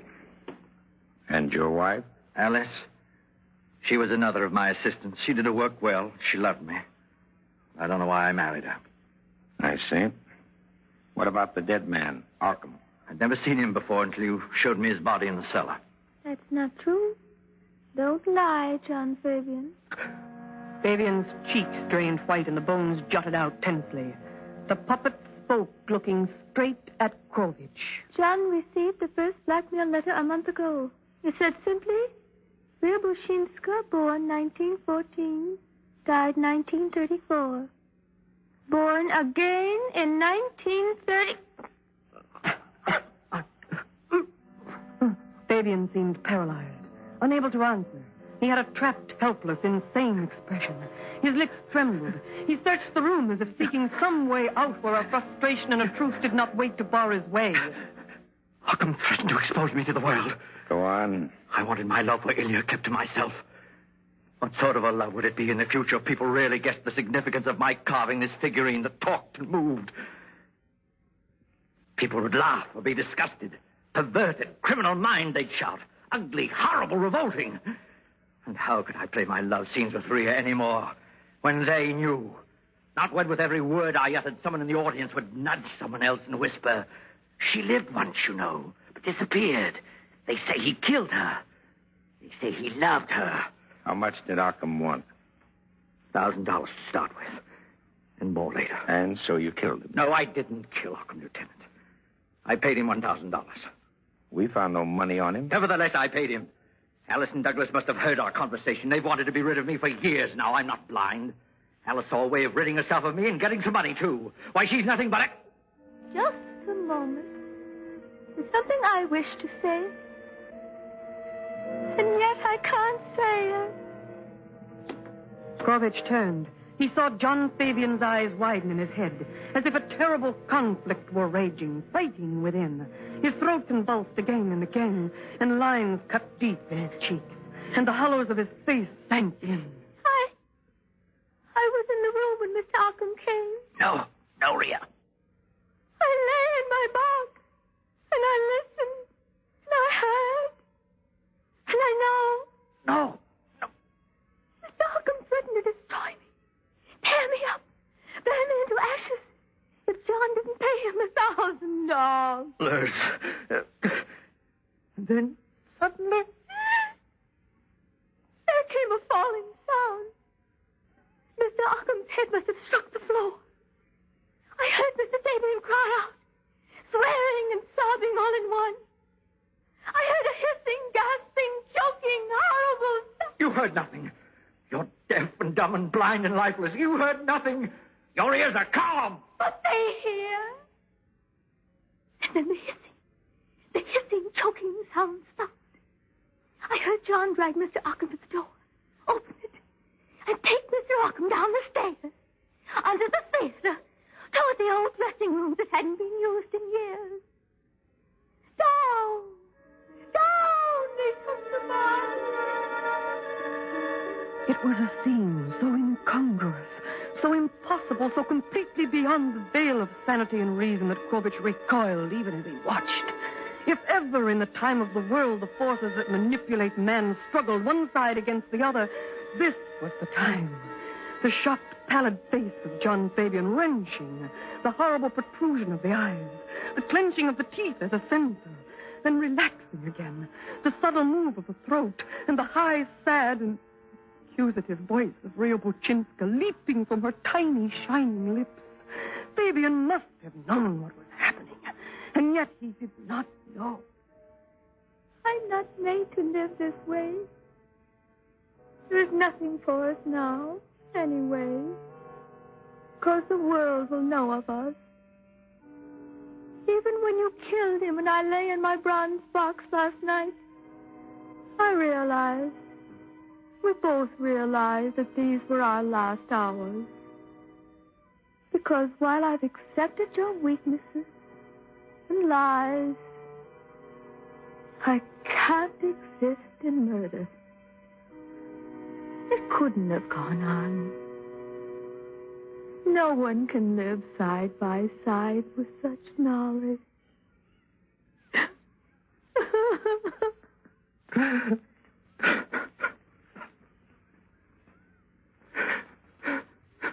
Fabian took her in his arms and held her high into the warm sunlight. She looked down at him with her clear, honest way of seeing him. There were angry, helpless tears in his eyes. His hand shook, and in shaking made her tremble too. Her mouth closed and open, silent, gaping and shutting again and again with no word. Fabian began to sob. He closed his fingers unbelievingly around his own throat. His eyes numbed. He looked like a man trying to remember something beautiful. Her voice, how it sounded, how to make it sound again. How to make her take back all she had said that was the truth. Oh, she's gone. She's gone. And I can't find her. I try, but I can't find her. She's run off behind the dark wall. And so deep down and far away in the night, I'll never be able to find her again. Yes, she's gone. Ryaboshinska slipped bonelessly from his limp hand, folded over and glided noiselessly down to lie upon the cold, dirty floor. Her eyes closed, her mouth gently sealed. Fabian didn't even look at her as Krovich led him away.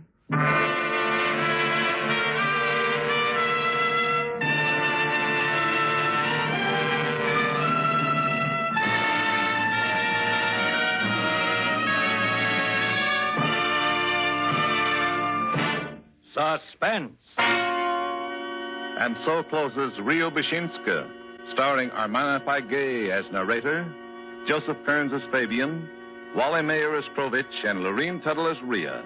Tonight's study in suspense, presented by Roma Wines. That's R-O-M-A. Roma Wines, America's largest selling wines. Yes, more Americans do enjoy Roma wines than any other wines. And this is Truman Bradley to tell you why. It's because Roma wines taste better. You see, Roma selects and presses only the choicest California grapes.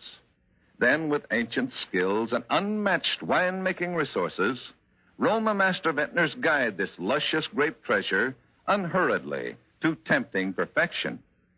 These finer Roma wines are placed with other mellow Roma wines to await later selection for your enjoyment from the world's greatest reserves of fine wines. This weekend, give your family and friends a surprise. Serve delicious Roma California Sherry. Roma Sherry is a glorious gold and amber wine, soft and mellow on the tongue, with a delightful nut-like taste that's a perfect invitation to dining pleasure. And remember to insist on Roma. That's R-O-M-A, Roma Sherry, because more Americans enjoy Roma wines than any other wines. Tonight's suspense radio play was by Mel Donnelly from a short story by Ray Bradbury. Be sure to listen next Thursday, same time, to Suspense. Produced and directed by William Spear for the Roma Wine Company of Fresno, California.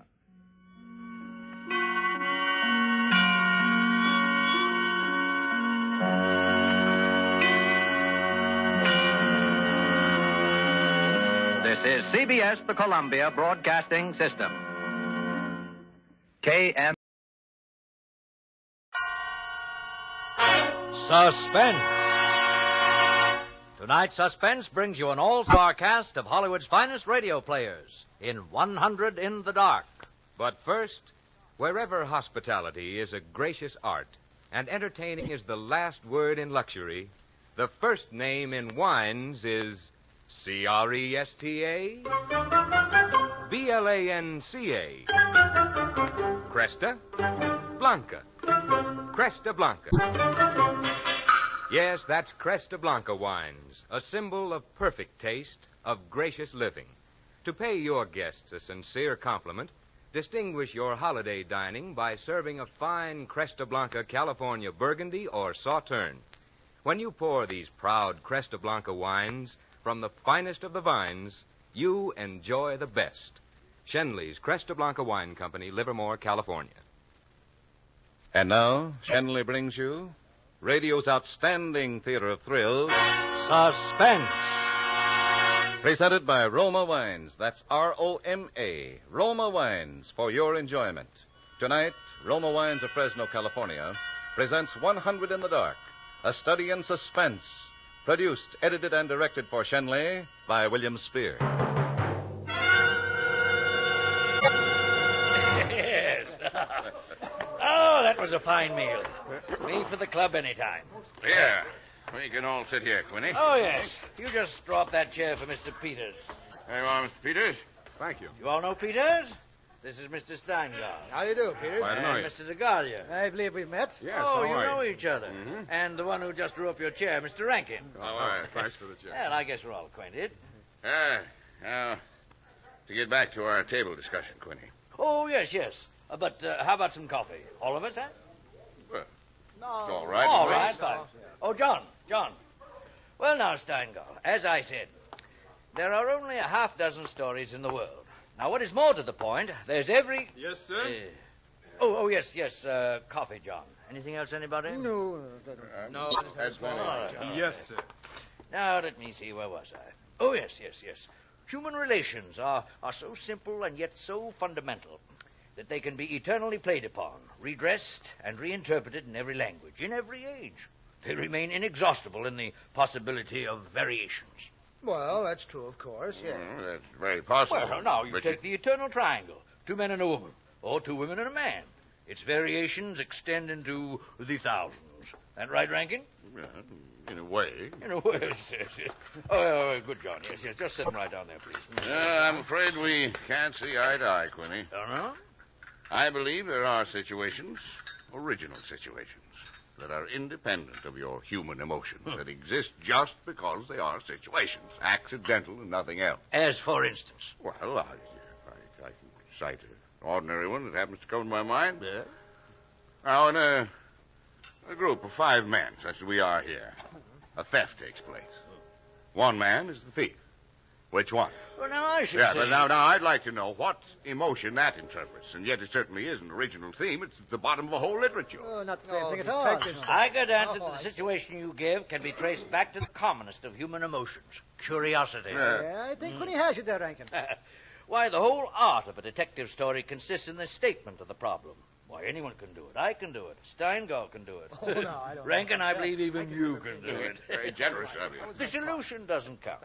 It's usually banal. It should be prohibited. What interests us is, can we guess it? Yes, I suppose that's true. Every crime expresses itself in the terms of the picture puzzle that you feed to your 6-year-old. It's only the variation that's interesting. Well, the well-known instance of the visitor at the club and the rare coin, for example. Of course, you all know that one. No, I don't. think so. Oh, well, it's very well known. Seems a distinguished visitor is brought into a club. A dozen men, say, present at dinner, long table, you know. Mm. Conversation finally veers round to curiosities and relics. One of the members then takes from his pocket what he announces as one of the rarest coins in existence. Uh-huh. Passes it around the table. Well, the coin travels back and forth. Everyone examines it, and the conversation goes to another topic. Oh, say the influence of the automobile on civilian life or some such intellectual club topic, you know. Well, all at once, the owner calls for his coin. Yeah, and it's nowhere to be found. Ah, yes. Everyone looks at everyone else. First, they suspect a joke. Well, then it becomes serious. The coin is immensely valuable now, mind you. Who has taken it? The owner's a gentleman. He does the correct, idiotic thing, of course, and laughs. Says he knows someone's playing a practical joke on him, that the coin will be returned tomorrow. Mm. Well, the others refuse to leave the situation so. One man proposes they all submit to a search. Everyone gives his consent till it comes to the stranger.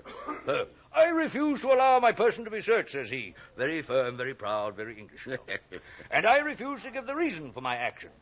Well, there's another silence. The men eye him and then glance at one another. What's to be done? Nothing. There is etiquette. That magnificent inflated balloon. The visitor evidently has the coin, but he's their guest, and etiquette protects him. It's a nice situation, eh? The table's cleared. A waiter removes a dish of fruit. And there, under the ledge of the plate, where it had been pushed, is the coin. Well, that's not the way I heard it. Banal explanation, eh? Yes, of course. Solutions always should be. Well, at once, everyone is profuse with apologies. Whereupon the visitor rises and says, Now, gentlemen, I can give you the reason for my refusal to be searched. There are only 2 known specimens of the coin in existence, and the second happens to be here in my vest pocket. Of course, the story is well invented, but the turn to it's very nice. It's very nice indeed. Yes, well, I knew that story. The ending, though, it's too obvious to be invented. The visitor should have had on him not another coin, but something absolutely different, something, destructive, say, of a woman's reputation. And a great tragedy should have been threatened by the casual misplacing of the coin. Don't you think so? Yes, well, I've heard the same story told in a dozen different ways. Oh, it's happened 100 times. It must be continually happening. I know one extraordinary instance. In fact, the most extraordinary instance of this sort I've ever heard. Why, Peters, you rascal. I see you've quietly been letting us dress the stage for you. It's not a story that will please everybody. Oh, why not? Because you'll all want to know what no one can ever know. Oh, has no conclusion, then? Yes and no.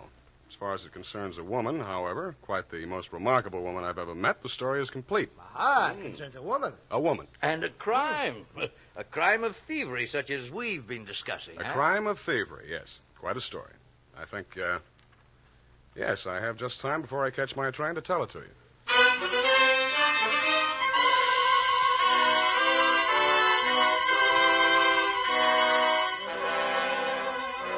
For Suspense, Roma Wines are bringing you 100 in the Dark. Roma Wines' presentation tonight in radio's outstanding theater of thrills, Suspense.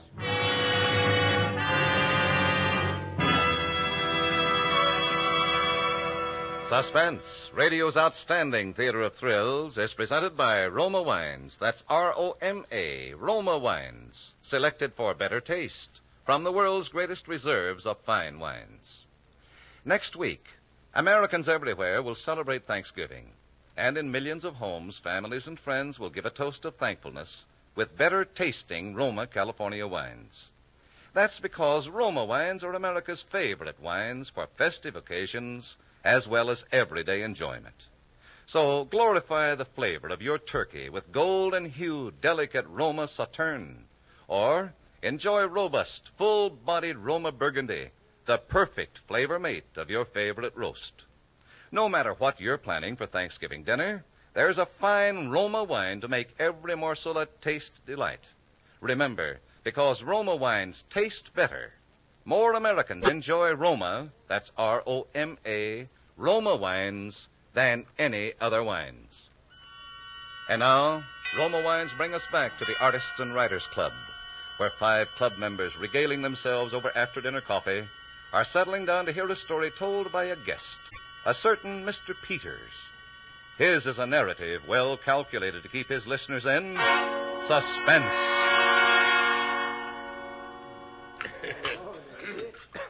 Before I start, I wonder, would you ask the, John, I believe is his name? John, yes.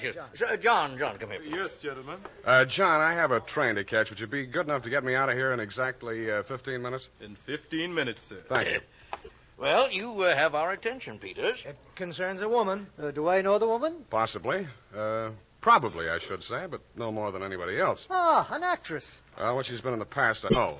Promoter, I suppose, would better describe her. A very feminine woman, and yet, as you shall see, with an unusual, instantaneous, masculine power of decision. Oh, Peters, you're destroying your story. Your preface will bring an anticlimax. Well, you shall be the judge. Of course, it should be particularly interesting to you because I believe most of you are acquainted with the people involved. Oh. The names are, of course, disguises. Oh, yes.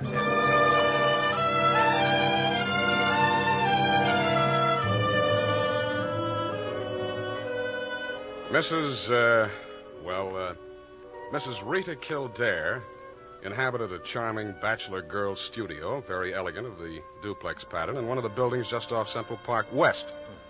She knew pretty nearly everybody in that indescribable society in New York that's drawn from all levels, that imposes but one condition for membership, and that is to be amusing. That's a good phrase, that, Peters. She had a certain amount of money. She knew a certain number of men in Wall Street affairs, and her studio was furnished with taste and even distinction. She was of any age. She might have suffered everything or nothing at all. In this mingled society, her invitations were eagerly sought, her dinners were spontaneous, and the discussions, though gay and usually daring, were invariably under the control of wit and good taste. On the Sunday night of this adventure, she had, according to her invariable custom, sent away her Filipino butler and invited to an informal chafing dish supper 7 of her more congenial friends. At 7 o'clock, having finished dressing, she put in order her bedroom, which formed a sort of free passage between the studio and a small dining room with a kitchen beyond. Then, going into the studio, she struck a match and was about to light the candlesticks which illuminated the room, when the bell rang and a Mr. Flanders, a broker, compact, nervously alive, well-groomed, was waiting as she opened the door. Well, you're early. On the contrary, dear lady, you are late. Well, in any case, hello, and come on inside. Here, let me take your things. Thank you. I'm the first, I suppose. Well, of course. And since you are, you can be a very good boy and help me light these candles. Delighted. Who's to be here tonight? Oh, the Innes Jacksons. Oh, I thought they were separated. Not yet. How interesting. Only you, dear lady, would dream of serving us a couple on the verge. It is interesting, isn't it? Assuredly. Where did you know Jackson? Oh, through the Warings. Jackson's a rather, doubtful person, isn't he? Let's call him a very sharp lawyer. Oh? They tell me, though, he's been gambling pretty much, in deep. And how about yourself? Who, me? I'm a bachelor, and if I lose my shirt, it makes no difference. Is that possible? Probable, even. Who else is coming? Well, Maud Lyle, you know her. I don't think so. Oh, you do, too? You met her here some time ago, a journalist. Oh, yes, I'd forgotten. And Mr. Harris, a clubman, is coming. And the Stanley Cheevers. Stanley Cheevers? Mm-hmm. Are we going to gamble? Well, don't tell me you object. Certainly not. Only the Cheevers, they play quite a game. Well united, and they have an unusual streak of good luck. By the way, it's Jackson, isn't it, who is so attractive to Mrs. Cheevers? Quite right. Oh, what a charming party. And where does Maud Lyle come in? Oh, don't joke. She's in a desperate way. And young Harris? Oh, he's to make the salad and cream the chicken. I see the whole party. I, of course, am to add the element of respectability. Of what? I apologize. Yes, that's better. No one, of course, knows who's coming. No one, of course.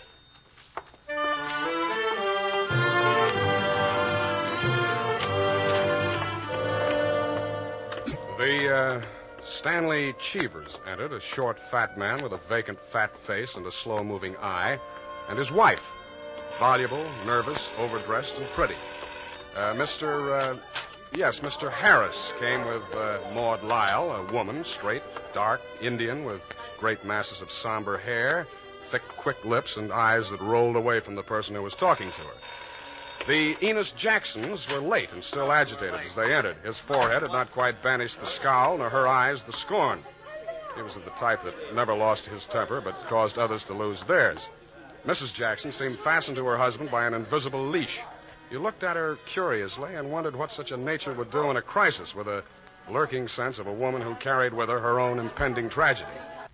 As soon as the company had been completed and the incongruity of the selection had been perceived, a smile of malicious anticipation ran the rounds, which the hostess cut short. Well, now that everyone is here, this is the order of the night. Now, you can quarrel all you want. You can whisper all the gossip you can think of about one about the other. But everyone is to be amusing. And also everyone is to help with the dinner. Nothing formal and nothing serious. We may all be bankrupt tomorrow, divorced, or dead. But tonight we will be gay. That's the invariable rule of this house. All right? And as for me for the cooking apron. Harris, please, you go to the kitchen and bring in the hors d'oeuvres. Right you are. May I be of any help? Oh, thank you, Maud, darling. Of course, Mrs. Cheever. Yes, dear. You might come along, too. Oh, you can be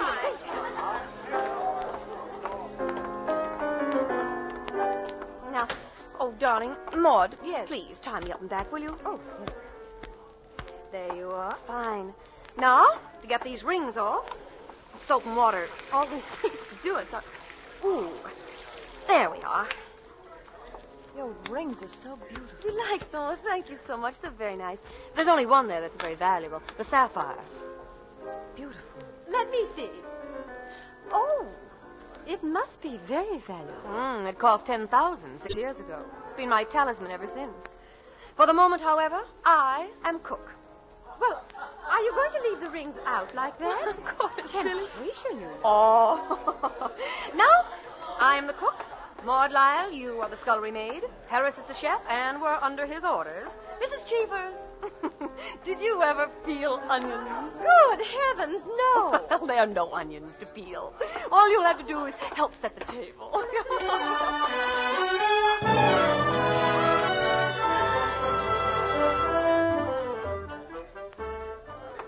Under their hostess's gay guidance, the 7 guests began to circulate busily through the rooms, laying the table, grouping the chairs, arranging the flowers, and preparing the material for the chafing dishes. Mrs. Kildare, in the kitchen, ransacked the icebox and with her own hands shredded the chicken and did the cream. Flanders, now you carry this in carefully, mind you. I'll guard it with my life. Good boy. Oh, Cheevers, stop watching your wife and put that salad bowl on the table. Everything ready, Harris? All set. All right. Everyone now. Everyone sit down. I'll be right in. Just a minute.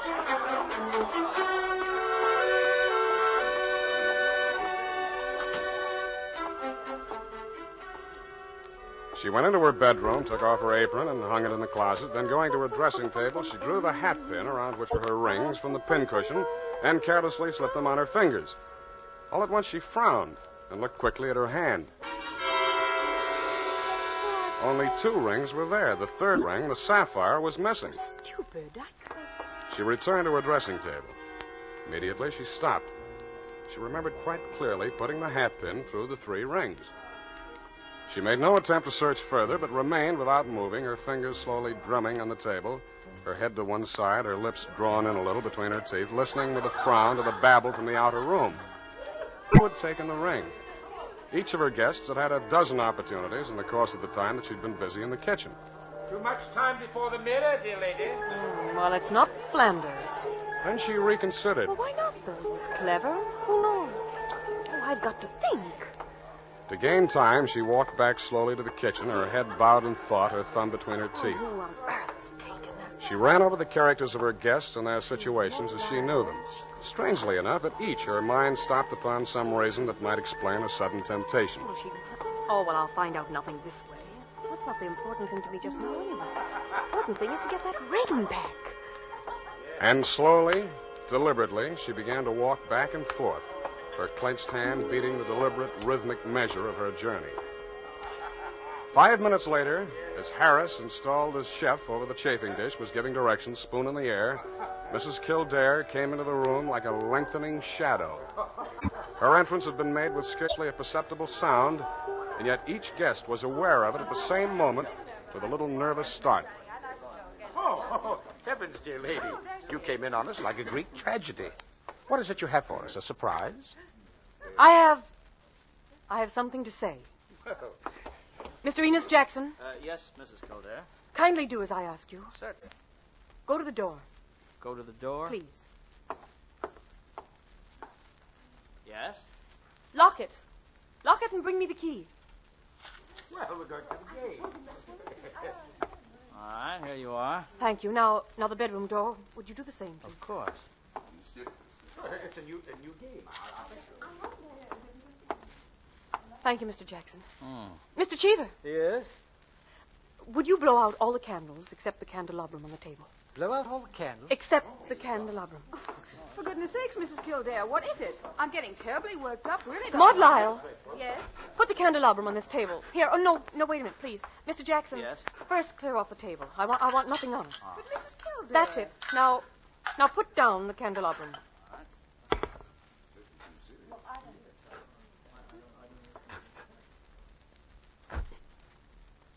That's the last candle. All right.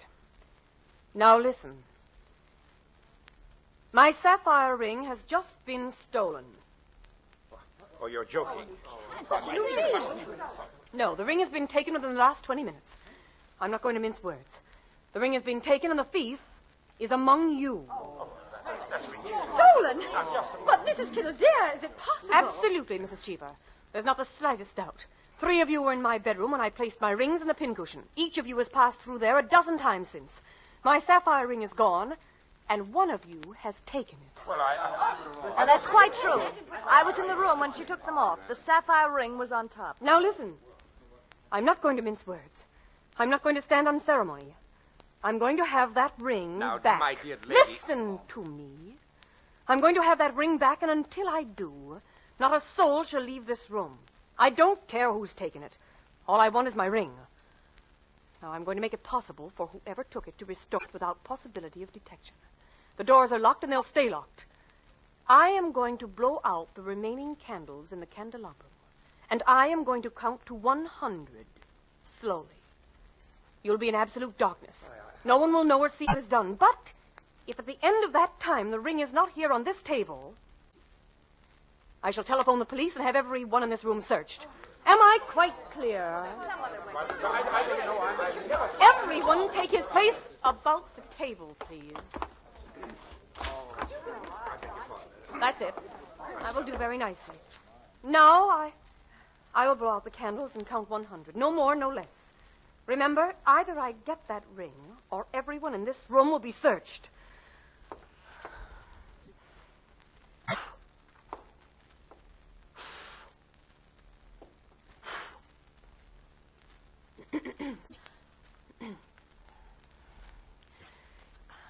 One, 2, 3, 4, 5, 6, 7, 8, 9, 10, 11, 12, 13, 14, 15, 16, 17, 18, 19, 21, 22, 23, 24, 25, 26, 27, 28, 29, 30, 31, 32, 33, 34, 35, 36, 37, 38, 39, 40, 41, 42, 43, 44, 45, 46, 47, 48, 49, 50.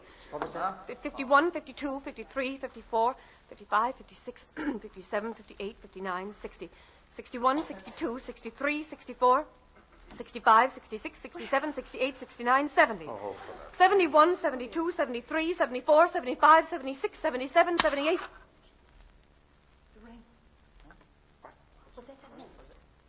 79, 80, 81, 82, 83, 84, 85, 86, 87, 88, 89, 90, 91, 92, 93, 94, 95, 96, 97, 98, 99, 100.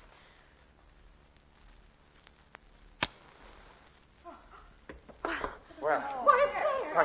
Why, there it Mr. is. Cheever. Mr. Cheever, you may give it to me. Well,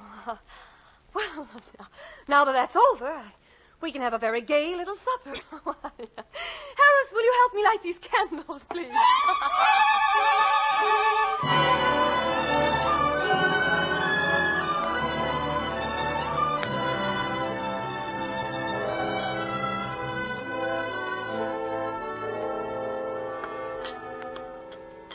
And there you are, gentlemen. Well, I say, Peters, old boy, that's not all. Absolutely. You mean the story ends there? The story ends there. But who took the ring? Uh-huh.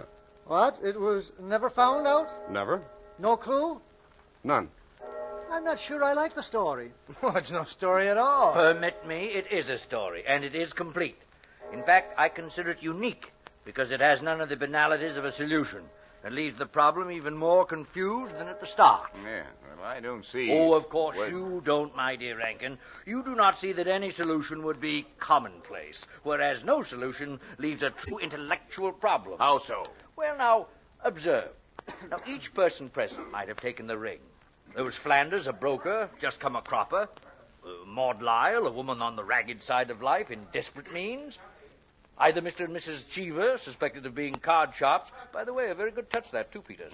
Mr. Innes Jackson, a sharp lawyer, or his wife, about to be divorced. Even Harris, concerning whom, very cleverly, Peters has said absolutely nothing, to make him quite the most suspicious of all. There are, therefore, 7 solutions, all possible and all logical. But beyond this is left a great intellectual problem. How so?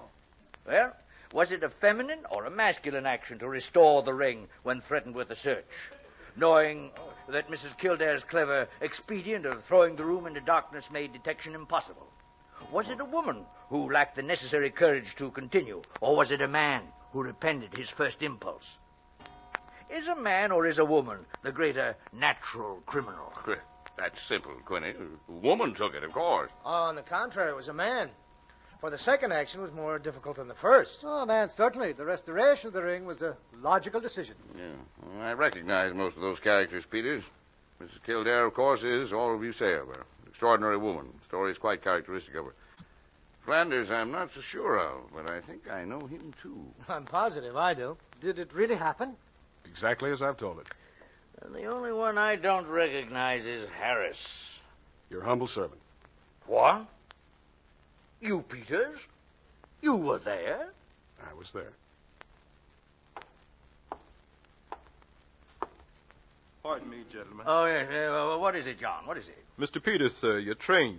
You told me to remind you, sir. Oh, thank you. Thank you. I didn't know it was so late. Well, you gentlemen pardon me? Oh, certainly, Yes, sir. of course. Yes. Well, nice to have met you all.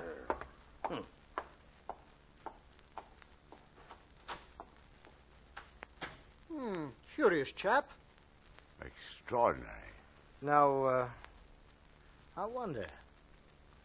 I wonder if we're wondering the same thing, gentlemen.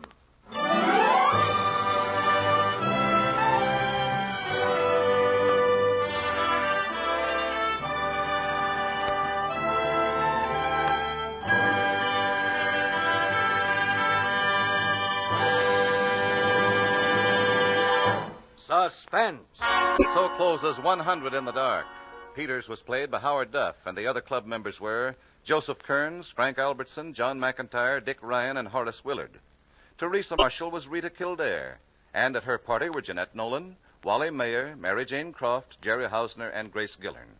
Tonight's study in Suspense, presented by Roma Wines. That's R-O-M-A, Roma Wines, America's favorite wines. If you could see how Roma California wines are grown, you'd understand why they are America's favorite wines. First, you'd see how Roma selects and presses only the choicest grapes. Then how Roma master vintners, with ancient skills and unmatched wine-making resources, guide this luscious grape goodness unhurriedly to tempting perfection. Finally, these better-tasting Roma wines are placed with other mellow Roma wines to await later selection for your enjoyment from the world's greatest reserves of fine wines. This is Truman Bradley with a suggestion for making your Thanksgiving dinner even more enjoyable. Top off the meal with glasses of fruity Roma Port. Roma Port is a truly distinguished entertainment wine, ruby red, full-bodied, clear as a bell. Be sure to ask for Roma, that's R-O-M-A, Roma Wines, America's largest-selling wines. Thank you. Tonight's Suspense radio play was adapted by Jack Fink from a short story by Owen Johnson. Suspense. Produced and directed by William Spear for the Roma Wine Company of Fresno, California.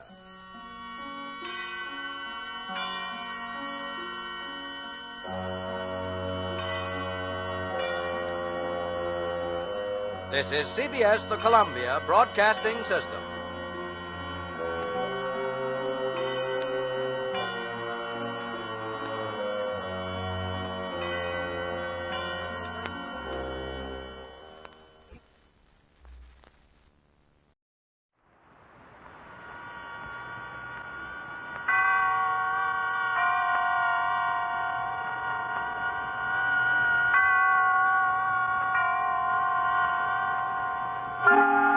Suspense.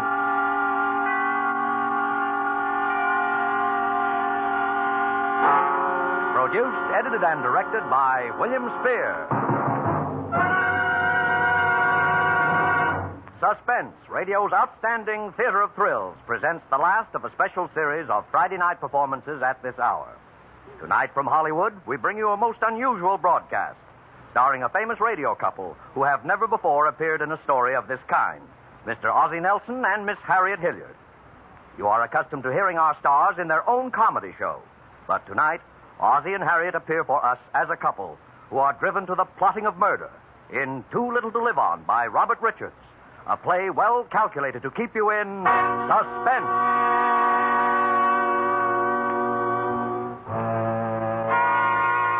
I'll tell you. It doesn't matter now. How do you think anything could matter any more to me now? You should have let me die. That was the best way. That's all that matters to me now is that I want to die. That's all I care about. Being dead.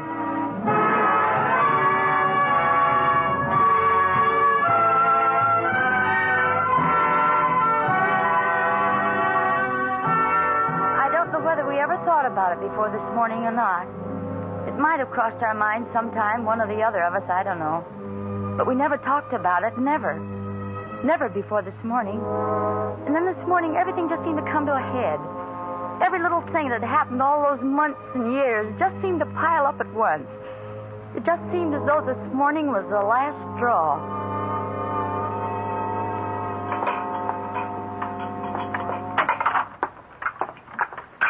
Hi, honey. Hello, darling. Your breakfast is there keeping warm on the back of the stove. I'd get it for you, but I'm already late with his. That's all right. You better hurry, though. No, I'm not going to the office today. You're not? He wants me to stick around. His lawyer's coming over sometime today. His lawyer? Yeah, don't you remember? I guess I forgot. Yeah, his lawyer's coming over, so I have to stick around the house all day. Couldn't you go over to the office and come back? No, that's not the way he wants it. He says the lawyer's coming, but he doesn't know when. At least that's his story. Well, maybe he really doesn't know. Oh, he knows all right. Not that it matters much. I don't have any appointments today anyway. People around here wouldn't have their teeth fixed if you paid them to. Well, they can't help it if they're poor, Dave. I didn't say they could. I just said they can't afford to go to the dentist. And I'm the dentist they can't afford to go to. I know. Oh, darling, if we could only move to another neighborhood, then at least you could start building a decent practice. Sure, how? With what? I know. With Uncle Ed's money when we get it.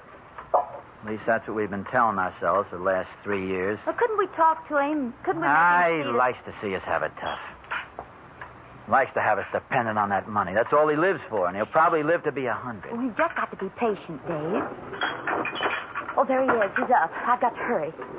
I think at least he'd spend enough dough to have some decent tires put on that wheelchair of his so it wouldn't bump around over our heads like a 10-ton truck day and night. Well, I suppose we ought to be thankful he doesn't spend his money. In a way. Have you seen him this morning? Uh-huh. How's he feeling? About the same, I guess. He made me bring his lemon juice and water down and heat it up again. Said it wasn't hot enough. Willie almost bit me again. That mutt. Well, the dog's getting old. I suppose he can't help it. Any more than Uncle Ed. They could both help it. He wants it that way. He gets a kick out of it. Now it's got so we even have to kowtow to a snarling little mutt. He sits there and laughs. We've just got to be patient, Dave. One thing, when we get that $30,000, we sure will have earned it. Dave. Yeah? What about the lawyer? What about it? I mean, what do you suppose it means? What should it mean? He's always getting that guy over here every 3 or 4 months and going into some kind of a huddle. But why should he want you here? He probably needs us both as witnesses to something.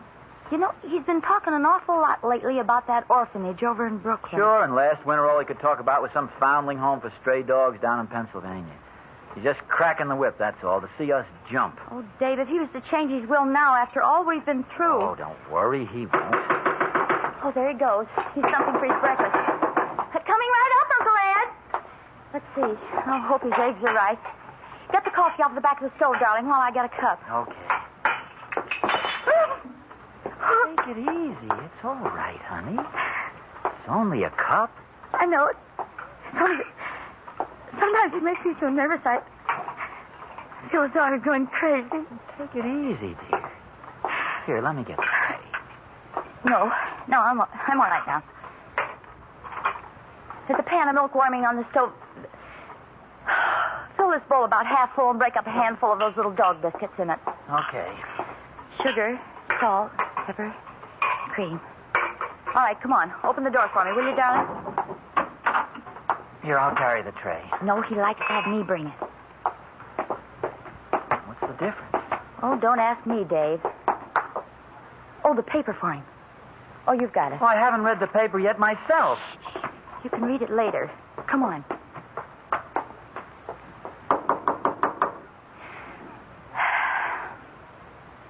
Here's your breakfast, Uncle Ed. All right. I'm sorry I was a little late. Well, set it down. I heard what you said about the paper, David. If it's getting so you even begrudge a little thing like that to a helpless invalid. No, I don't begrudge it, Uncle Ed. Here's your paper. So important for you to read the paper, why don't you subscribe for 2 of them? I'm afraid the budget in this family won't stand for little luxuries like that. When I was your age, I had my first $1,000 in the bank. Well, things were a little different in those days, Uncle Ed. I was a little different. That's what the difference was. All right, set Willie's breakfast down for him, Myra. No, not there. Over by his bed where he can get at it. Yes, Uncle Ed. I'm afraid Willie doesn't like me anymore. Here, I'll give it to him. Hey, stop that! You dare strike that dog, David! I wasn't going to hit him. I just wanted to let go of my sleeve. Poor Willie. Oh. Well, if Meyer would take him out once in a while, he wouldn't feel that way. I take him out any time you ask me to, Uncle Ed. I forget sometimes. You want to do it without my asking. Well, you can go now. I know you don't want to stay any longer than you have to. Oh, Myra, hand me my glasses on the bureau. Glasses? Yes, Uncle Ed. Here. Oh, what, Myra, you fool! Oh, Uncle Ed, I'm so sorry. Maybe I can mend them. Of course you can't mend them. They're broken, you idiot. Don't talk to her like that. What's that? I said don't talk to her like that. Dave, please. Oh, I see. Now you're trying to bully me. A helpless old man in a wheelchair. Well, I won't stand for it. Uncle Ed, he didn't mean anything. I made my bargain with you, David, and I intend to keep it, as long as you do. I've never complained about the care you've given me, although heaven knows it's been little enough. But don't think for a minute I'll stand for anything like this. I'm sorry, Uncle Ed. I'm afraid that's scarcely enough. Well, it won't happen again. Look, I'll get the glasses fixed. I know a guy that can do it right away. Probably take a week, and in the meantime, I'll be as blind as a bat. And don't expect me to pay for it. No, don't worry. I'll pay for it. You'll have them back tonight. Oh, this reminds me, David. Be sure that you're here when my lawyer comes today. I'll be here. That's why I stayed home from the office. Well, that's all for now. Oh, and I suppose neither of you's taken the trouble lately to find out which of my prescriptions need refilling. Oh, yeah, I was thinking of that yesterday. Oh, were you? Well, let's do it now. Bismuth's entirely gone. Look, entirely gone. You better get another bottle of iron tonic. Let's see, the drops. Yeah, that's all right for now. And the thiocyanate. You better get that refilled, too, while you're at it. Take the bottle of the bismuth, too. Yeah, I'll go right away, Uncle Ed. Yes, you do, and you come right back. You know that I must have my bismuth not later than 20 minutes after each meal. Yes, I know. Come on, Myra.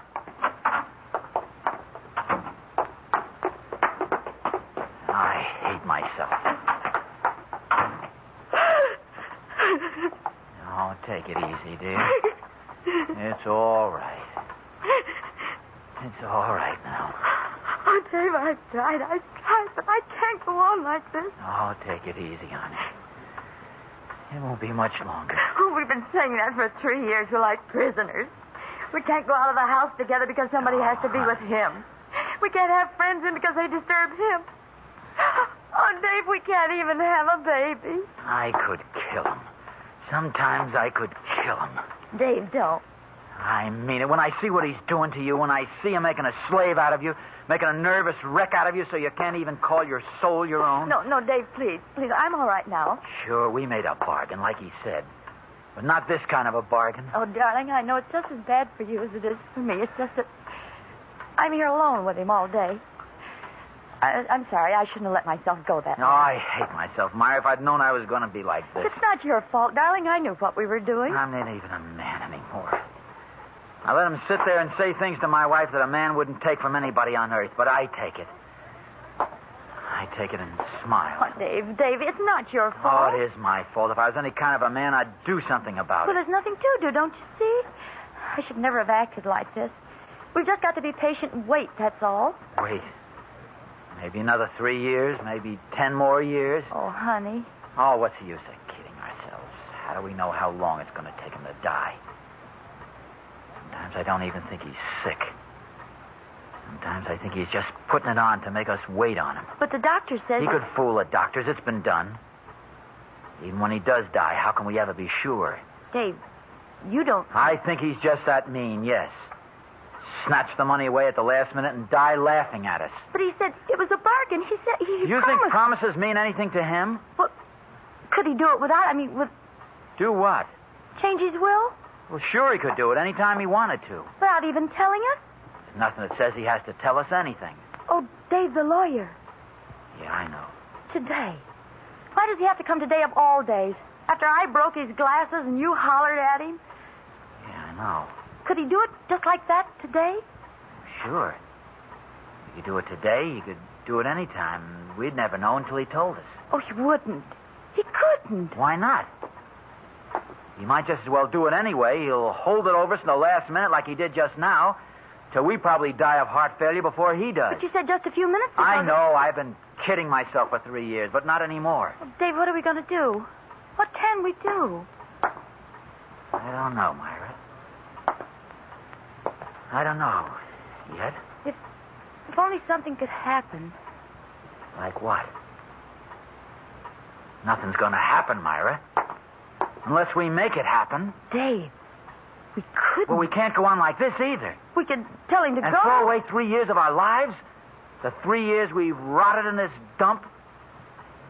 We've earned that money. $10,000 a year isn't half enough for what we've gone through. Dave, I don't care about Well, the money. I do. If there's anybody but him, I'd feel different. I don't have any more feeling about him than I do that dog up there. Dave, you don't really mean... I don't know what I mean. Listen, I've got to go over to the drugstore and get his medicine. All right. Hurry back. I'll only be a minute. It's just across the street. Dave, Yeah? what about the lawyer? What about him? What if he should come now? Yeah, well, keep an eye out for him. But what if he comes? I don't know. I've got to think. Stall him off. Tell him something. What should I tell him? Tell him the old man's sick. He can't see him. Sick?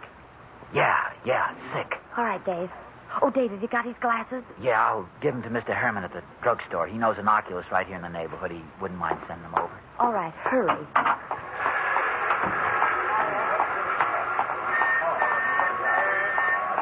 Well, good morning, Dr. O'Connor. Oh, good morning, Clancy. Taking the day off today? Yeah, that's right. Taking it easy. Say, how's the old gentleman this morning? Oh, he's all right. Well, I'm glad to hear it. He's a fine old man. Hello, Mr. Herman. Well, Dr. O'Connor, you come for your regular batch of medicines, I suppose. Yeah, that's right. How is Mr. O'Connor? Better, I hope. Well, I'm afraid he's been having a little pain lately. Oh, that's too bad. He's such a courageous old man, so Yes. cheerful. Yes. Every time I go by and he's sitting up there by his window, he waves. And always he sends his little remembrance at Christmas. Yes, your uncle is a real gentleman. Yeah, that's right. Well, what will it be today? Oh, the iron tonic, bismuth, 100 tablets, and refill the thiocyanate prescription. Here, I brought the bottles. All right, I'll get it for you right away. You got a prescription for the thiocyanate, a new one? No, but I'll sign it. Oh, sure, that's right. You can sign it. You know how it is, Doctor. We got to be careful of these things. You better give me the big tablets this time. Sure thing. You reach just over the counter there. You'll find the prescription blank. Just below there. You got it? Oh, yeah, thanks. There we are. But don't bother wrapping. All right. Let's see. That's $4.87. $4.87. Here, I got it even. Oh, and say, Mr. Herman, I wonder if you could do me a little favor. Why, surely anything, Doctor. My uncle broke his glasses this morning. Oh, say, that's too bad. Yeah, he's almost helpless without them. Yes, that's right. I know he is. Yeah, I wonder if you could send him around to a good oculist in the neighborhood. Why, sure I could. No trouble at all. I'd go myself, but, well, he's not feeling too well this morning, and I ought to get right back. Whatever the bill is, you know I'm good for it. Don't you worry about that. Why, sure, I'll do that right away for you, Dr. O'Connor. Yeah, well, thanks. Thank you, Dr. O'Connor. Give the old gentleman my best, Doctor. Sure, I will. Dave? Yeah, the lawyer come? No, did you get the glasses? Yeah, I gave them to Mr. Herman. Come on in the kitchen. I got the medicine, Myra. Oh. Myra, do you know what these things are that he's been taking? No, not exactly. Well, this is bismuth. The stuff he takes after each meal, 3 or 4 of them. The stuff he's due to take right now. Dave. No, wait a minute. These are thiocyanate. He only takes these once in a while for his heart. Just one of them. Less that one because I got bigger tablets this time. Dave, what are you trying to say? I'm trying to say, if he took 3 or 4 of these instead of his bismuth, by mistake, it would kill him. Dave, no. By mistake, I say. It couldn't be. Yes, it could. Look at the tablets. Can you tell them apart? Hardly. If they were in the wrong bottle. Afterwards, they know they're in the wrong bottle, they'd know that somebody... No, he'd think it was all right from the shape. But afterwards, we'd put him back in the right bottle. Well, then they'd know it couldn't be a mistake. They'd know he could read right on the bottle from the label. No, they wouldn't. They'd know he couldn't read the label. They'd know he couldn't read anything. His glasses. That's right, his glasses. And the oculist would have to swear to it. Dave, are you sure... Are you sure he can't see? He's blind as a bat without him. That much I know is real. Oh, Dave. Don't you see? It's the only way, Myra. It's a chance of a lifetime. No tampering with anything. No changing labels so they could analyze glue if they got suspicious. None of that. I know, but... And don't forget his lawyer's coming today. Well, couldn't we just tell him to go? What about the money? Oh, Dave, I can't think. The front door. That must be the lawyer now. Yeah, it is. I can see him standing outside. What should we do? Get rid of him. Well, hurry before he rings again. He might hear it. What'll I tell him? Well, what you told me to tell him, that he's had a bad turn. We're calling the doctor. And then if he asks any questions any time, we could say it was... Yeah, all right. Well, good morning, Mr. Eldridge. Well, how do you do, Dr. O'Connor? I'm sorry you had to come way out here, but my uncle has had sort of a bad turn. Oh, I'm so sorry. Nothing serious. No, we're calling the doctor. I don't think it's anything serious, Mr. Eldridge. I don't see how it could be. Why, no. But he was wondering if you could come back some other day. Oh, I see. Well, it's just a matter of his signature on a document. Yeah, well, I'm really afraid he isn't up to it, Mr. Eldridge. I see. Well, perhaps I could phone him later in the day. I could phone him. There'd be no objection to that, would there? No. But if there's any message, I could give it to him later. Yes, well, you might say that I've made the changes that he requested. He'll know what I mean. All right, I'll do that, and thank you, Mr. Eldridge. Thank you, Doctor, and good day, sir. Goodbye.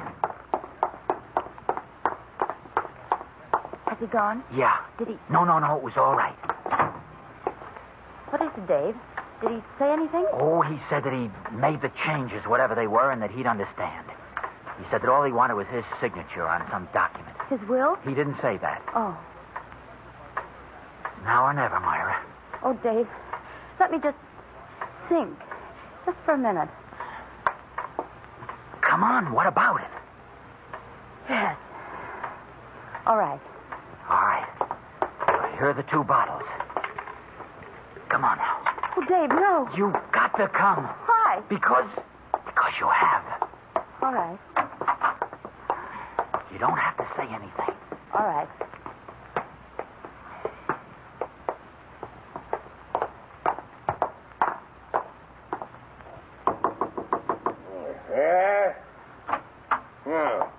Did I hear someone at the front door? No, there hasn't been anyone here. Has there, Myra? No. Oh, I thought it might have been Mr. Eldridge. Here, I got your medicine. Well, you took long enough about it. I'll put it over here by the bed where you can get it. Well, what do you want, Myra? I just came to get your tray. Oh. Didn't Willie like his breakfast? Oh, it was too hot, of course. I'm going to give it to him now. Have you got water for your pills? Yes. Well, what about my glasses? Oh, they'll be ready this evening. Oh, all right. And you show Mr. Eldridge up here the minute he arrives. Yes, I will, Uncle Ed. Yes. Want me to take the tray? No. I got it.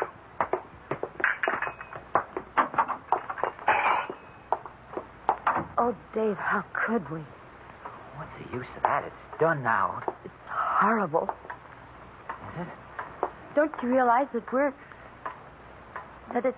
Murder? All right, it is, and I'm glad. Dave, don't say that. What's the difference what you call it? It was the only thing to do. It's even better for him this way. David, I'm afraid. There's nothing to be afraid of.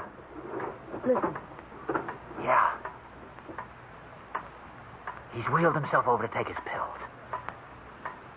Dave, will it take long? At his age, and if his heart is anything like what the doctor says it is, no.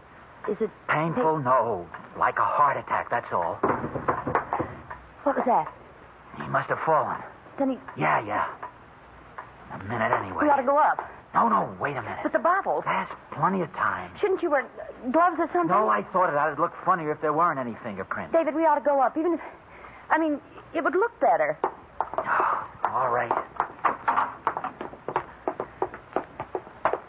We'll have to call the doctor. We'll have to anyway, either way. I suppose. Don't worry. It won't be like that. The wheelchair's empty. He's not here. Quick, look in the closet. No. Under the bed. Dave. Look, Willie. He's dead. The dog is dead, Myra. But how? There's a note on the chair. Oh. What? Dave, what is it? It's from him.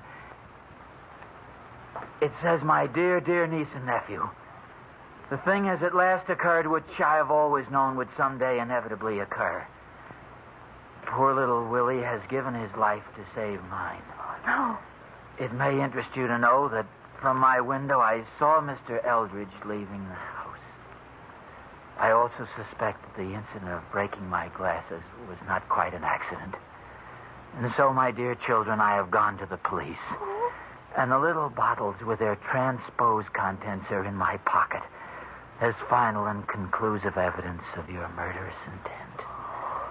Fortunately, I have never been quite as helpless as I allowed you to believe, and have in fact conserved my strength for precisely such an emergency, a circumstance to which it now appears I owe my life.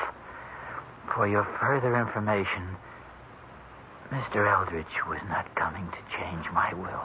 Dave? And now my would-be heirs and assigns, a fond farewell. I will see you in court. Your loving Uncle Ed. P.S. Did you hear my body fall? I thought you would like that.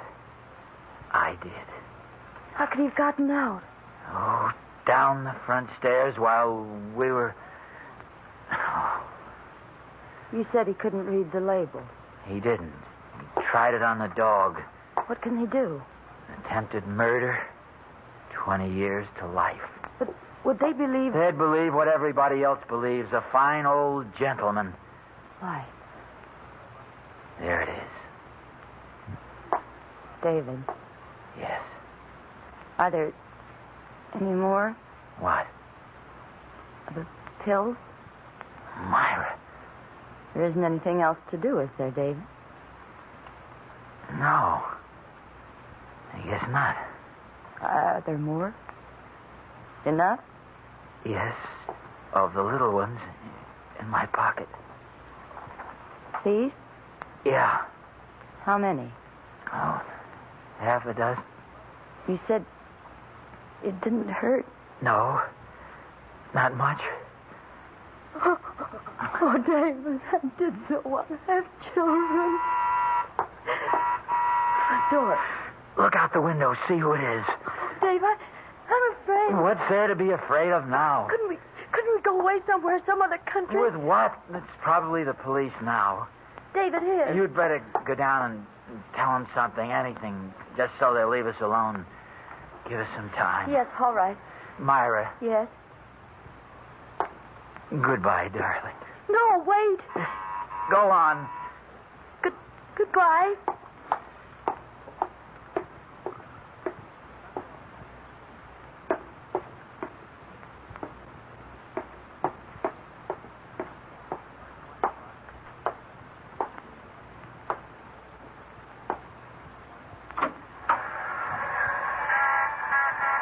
Yes, officer?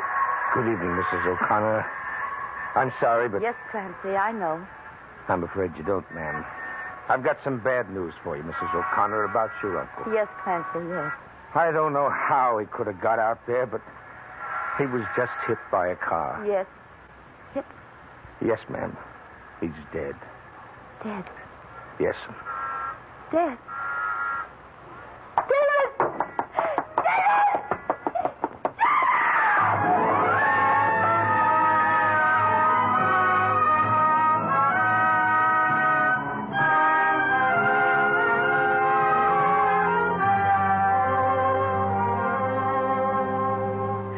That's all. I tried, but they stopped me. David had died before I got there.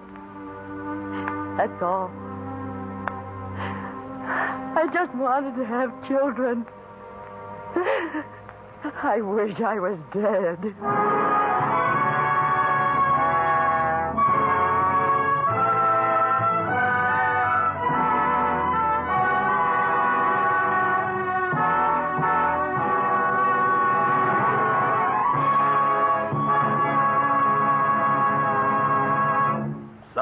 Suspense. Produced, edited, and directed by William Spear. Tonight you heard Ozzie Nelson and Harriet Hilliard as stars of Too Little to Live On. Now, Mr. Spear joins our stars at the microphone. Ozzie and Harriet, may I tell you sincerely that you are great. Well, thank you indeed, Bill. You really mean it? I certainly do. Well, thanks. It's been a real experience to do a show of this kind, Bill. I don't know about Ozzie there, but I never plotted a murder before. And we had such a fine accomplice in the control booth, too. I'm blushing attractively. Incidentally, I'm told that you inherit this broadcast time next week. Yeah, that's right, Bill. Next Friday night at the same time, Harriet and I will be acting like ourselves again in our own show. The Adventures of Ozzie, that's me, and Harriet, that's her. This is our last Sunday coming up. Uh-huh. How about Suspense, Bill? You're changing time, too, aren't you? We are, and we have some pretty exciting things planned. Beginning a week from tomorrow, that's Saturday, January 3rd, Suspense will be broadcast as a full-hour series every Saturday from 8 to 9 o'clock Eastern Time. Oh, a full hour. That's wonderful. Tell more. Well, with us every Saturday during the series, as the man who'll lay down the welcome mat and play host to our listeners, will be a very, very distinguished star. I'm very happy and very honored to have him with us. I'll give you another hint. He's an actor-director. I guess you're going to make us wait for his name, huh? Just creating suspense, Harriet. The gentleman's name is Mr. Robert Montgomery. Oh, that's really something. Oh, Bob is great, Bill. Ought to be a wonderful series. Well, shall we wish each other some kind of good luck or something? Fine. I'm sure you've had a Merry Christmas, so let's put in a plug for a Happy New Year to you, and a Happy Friday from now on, too. And a happy Saturday to you, Bill. Ozzie and Harriet appeared through the courtesy of International Silver Company, creators of International Sterling and 1847 Rogers Brothers Silver Plate. Tonight's suspense play, Too Little to Live On, was written by Robert Richards. Appearing in it were Joseph Kearns, who played Uncle Ed, Wally Mayer, Frank Albertson, and Jerry Hausner. Music composed by Lucien Morawek was conducted by Lud Gluskin. Next week at the same time, listen to the adventures of Ozzie and Harriet. Next Saturday night at 8 o'clock Eastern Time, listen to Mr. Robert Montgomery in Suspense.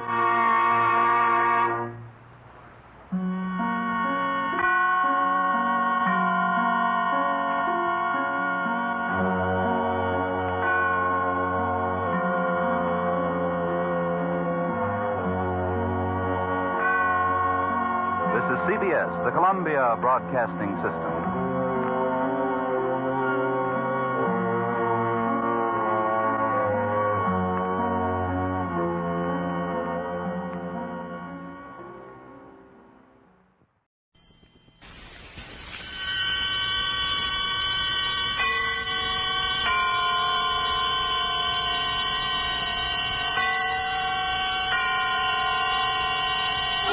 Suspense.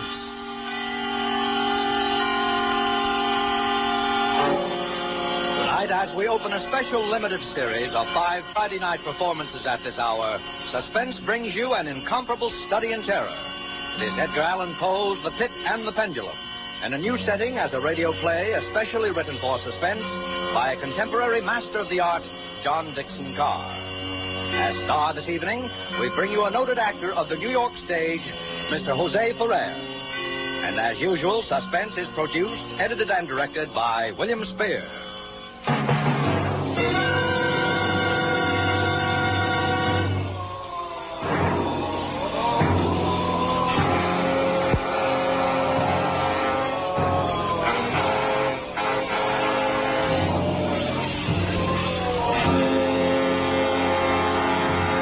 I was sick unto death with that long agony. And when at length they unbound me and I was permitted to sit, I felt my senses were leaving me. The sound of the inquisitorial voices seemed merged into one dreamy, indeterminate hum. Yet, for a while I saw, but with how terrible an exaggeration, I saw the soft and nearly imperceptible waving of the sable draperies on the walls of the room. I saw the flames of the 7 tall candles which burned on the table. I saw the lips of the black-robed judges, and these lips appeared to me white as paper, white as horror. I saw them writhe with a deadly locution. I saw them fashion the syllables of my name.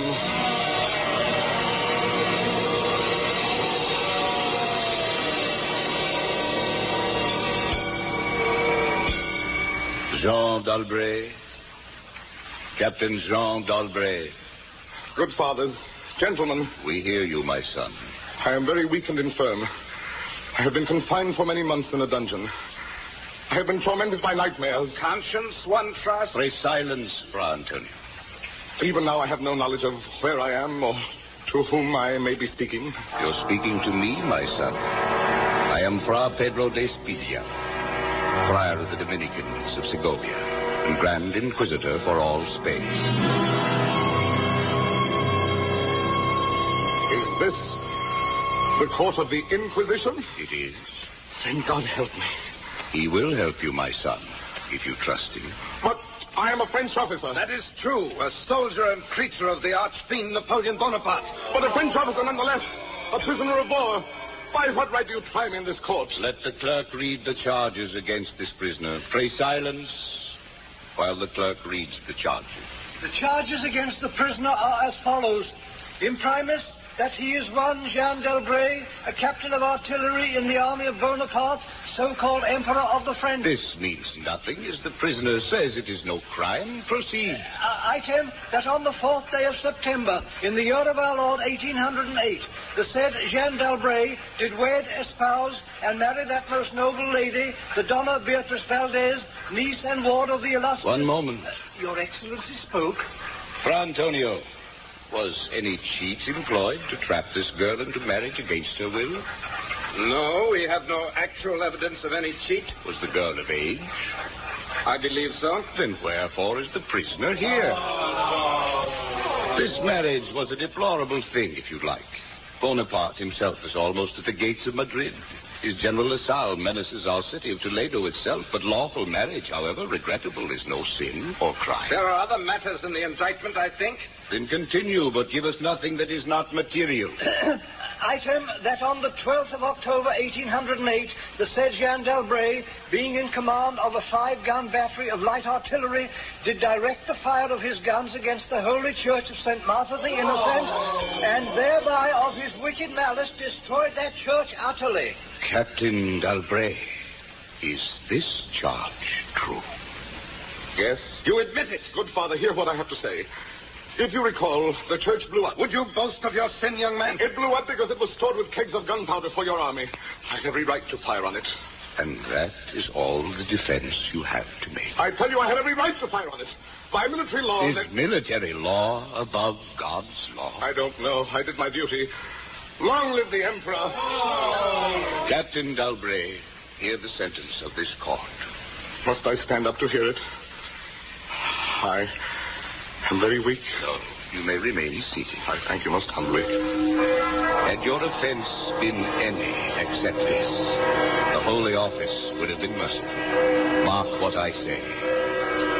No man, however great his heresy, is ever condemned to be burnt in the fire. Fire! Fire! Fire! Fire! If he first recant and acknowledge the error of his ways.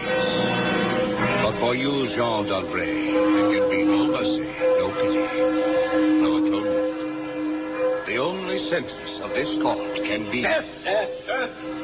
The secular government arm to which we must release you has devised 2 ways of punishment in cases such as yours. You hear the tolling of bells? I hear them. It is the procession of the condemned going to the Autolite. Soon the yellow light of the flames will stream through the windows and flicker on floor and ceiling.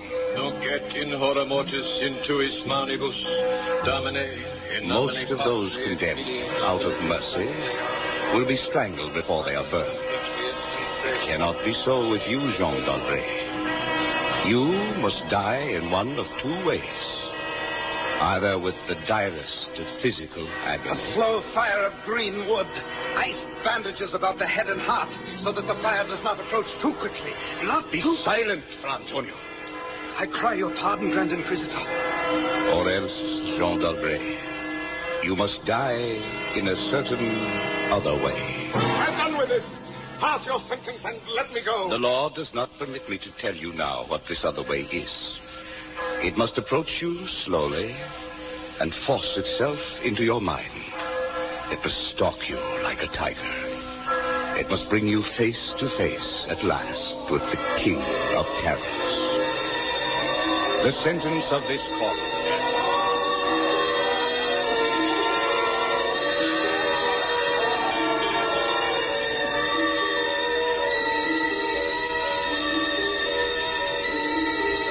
had swooned. Yet still I will not say that all of consciousness was lost. There are shadows of memory which tell me indistinctly of tall figures that lifted me and bore me in silence down,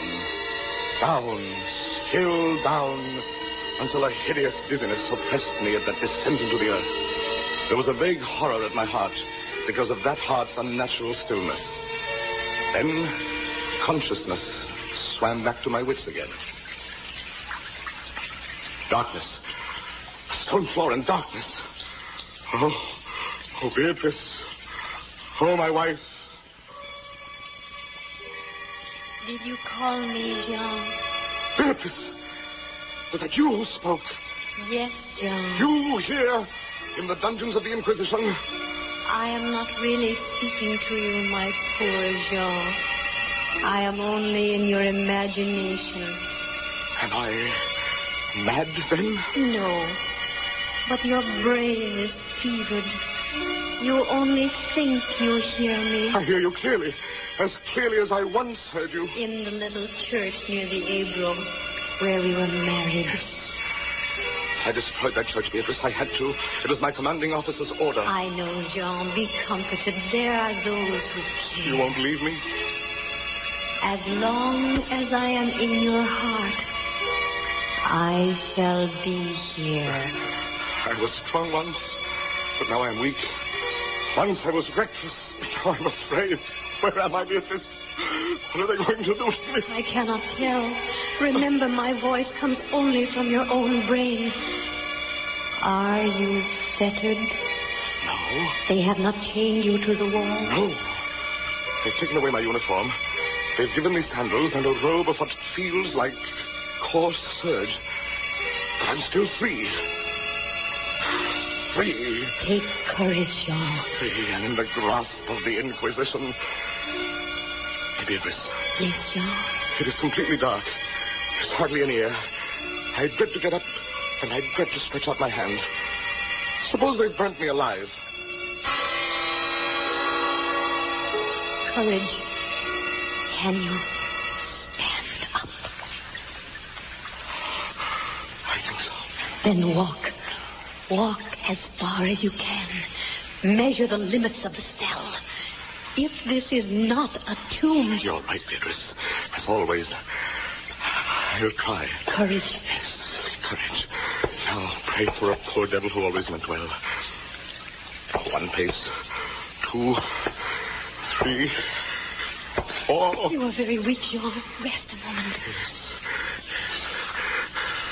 Where are you now, Beatrice? In the flesh, I mean. You know that, Jean. In the old house by the olive grove. Scorned of my people. Yes, I know it. Each morning, I climb to the hilltop and watch. Go on. Sometimes I think I hear gun fields rumble in the hills and long moving columns with the red dust rising about them. Go on. First come the heavy cavalry in plume-crested helmets, on their flanks wheeling like hawks, light hussars in blue and scarlet, and behind them in a glitter of bayonets as vast as light points on the sea, rank upon rank. The long gray coats and tall bearskin caps of... The Old Guard and the Grand Army.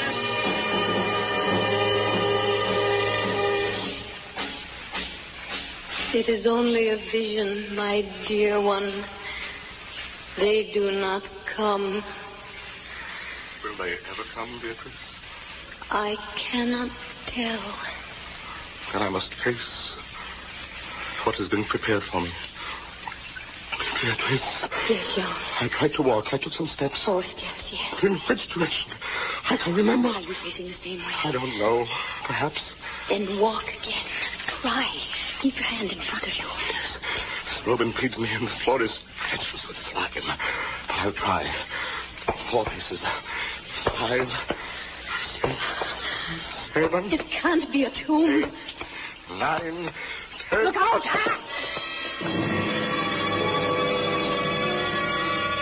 I'm all right. I felt the rope grip me. But what is it? My hand is in front of me, lower than my face. But I feel nothing. Nothing, Jean? It's a pit, a circular pit. And I fell on the very edge of it. It would have made you walk into it. There's a loose fragment of rock just inside the edge. See if I can dislodge it. Listen.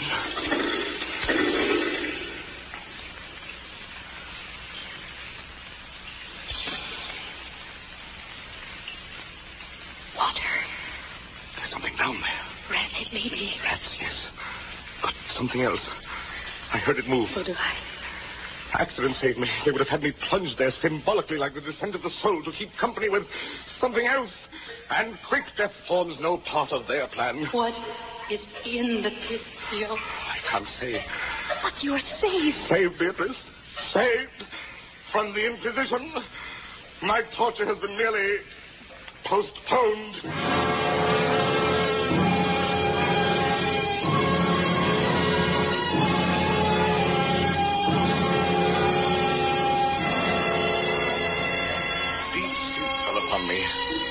Sleep like that of death. How long it lasted, I know not. But when I opened my eyes once again, I could see. Yes, see.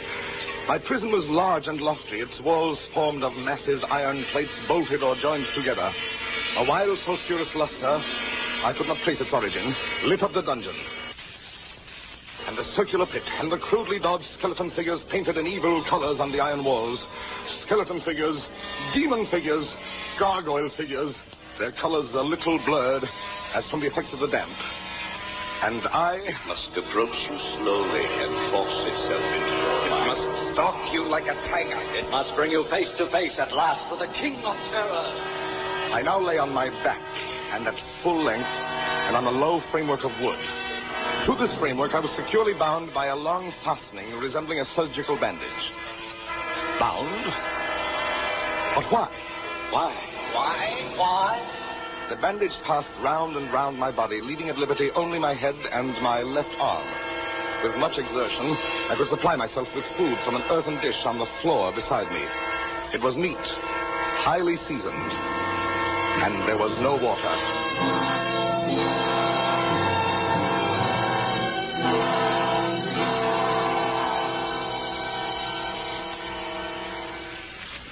Beatrice, where are you? I am here, Jean, as always.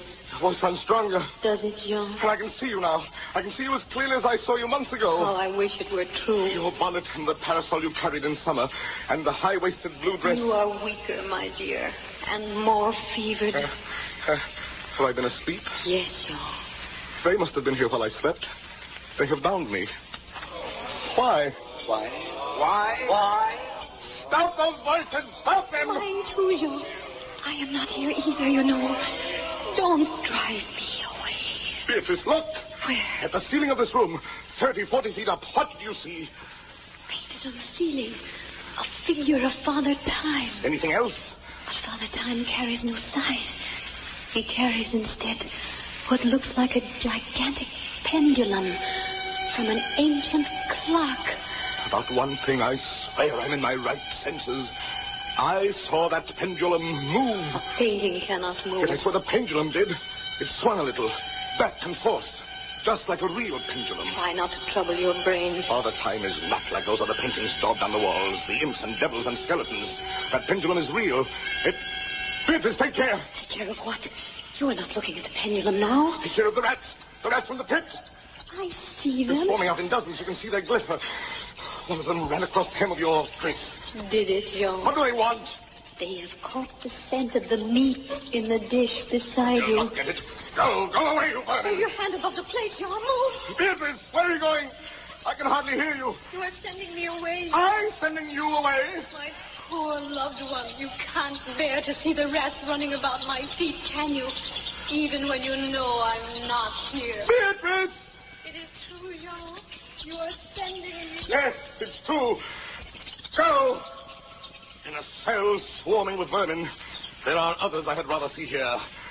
I had rather see...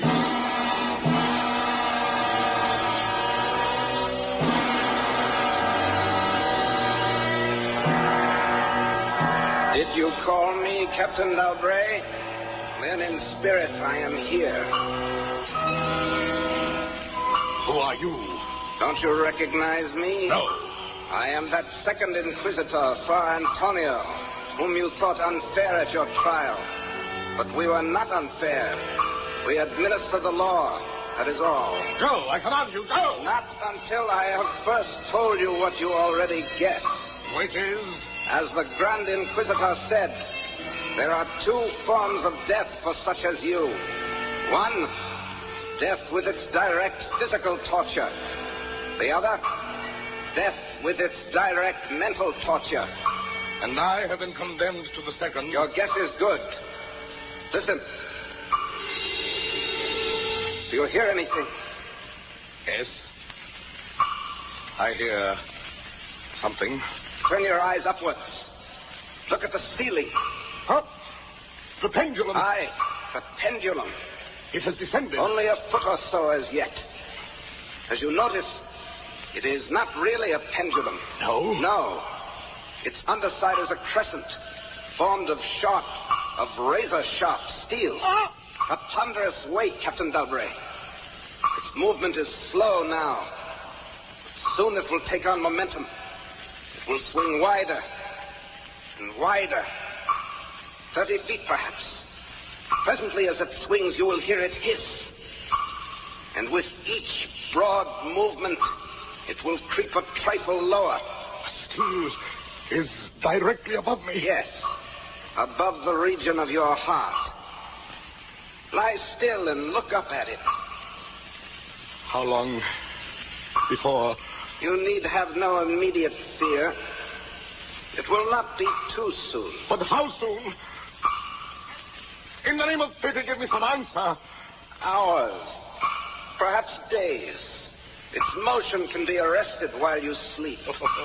And now, Captain Dalbray, still in spirit, I leave you to your meditation.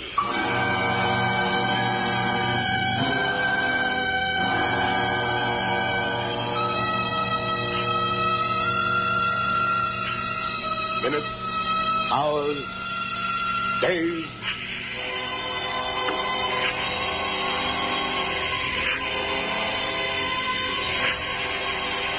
Down, steadily down it crept. Days passed, it might have been many days, before it swept so closely as to fan me with its acrid breath. The odor of the sharp steel forced itself into my nostrils. To the right, to the left, far, wide. The shriek of a damned spirit. Through my heart with the stealthy pace of a tiger. Down, certainly relentlessly down. I prayed. I wearied heaven with my prayer for its more speedy descent. I grew frantically mad and struggled to force myself up against that swinging, glittering death. No avail. Down, still unceasingly down, still inevitably down. The sharp steel flashed past within 3 inches of my chest. And then, only then...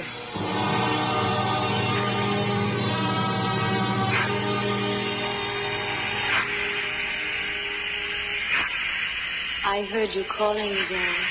I am here. It is a strange thing, Beatrice. I am quite calm. You are resigned, then? No, that is the strange thing. Even now, I am not resigned. Is there a way out? How can there be? 10, 12 more vibrations and it will fray the serge of my robe. One slightly as a razor in a delicate hand. There will be many sweeps before it bites deep. I can't escape it. And yet... I could only use my wits. You kept me away from you, Jean. You locked me out of your thoughts. If I am here only in your thoughts, why should I fear the rats? The rats? Rats? Do they still swarm here? Across the floor and over the meat platter, they have taken nearly all your food. Yes, they're rats. And they have sharp teeth. Well... The meat is oily and spiced. If I take what remains of it, scatter you, Vernon, and rub that meat on the bandages that hold me here. Try it, Jean, try. It may be too late. If I move my body a fraction of an inch up... Try it, I tell you, try. Look, they scatter as soon as I do try. But they are watching you. I can see their eyes glitter. They are creeping back. And I stand as that crawling across me, and the flesh there. One of them has leaped on the wooden framework. Another follows. They are gnawing at the bandage. Heaven, 8 more sweeps of the pendulum. Does the bandage give way? And a little. Lie still, Lord, lie still. Heaven, doesn't that snarl? Is death, I wonder, worse than this? A dozen sharp knives would do no better. The bandage is loosened to ribbons. If you move sideways, carefully, and drop to the floor. Beatrice, I can't. I haven't the strength. If you're afraid you're over, a minute more will be too late. Try. And with all the power that is in me, and the hatred that I bear my enemies.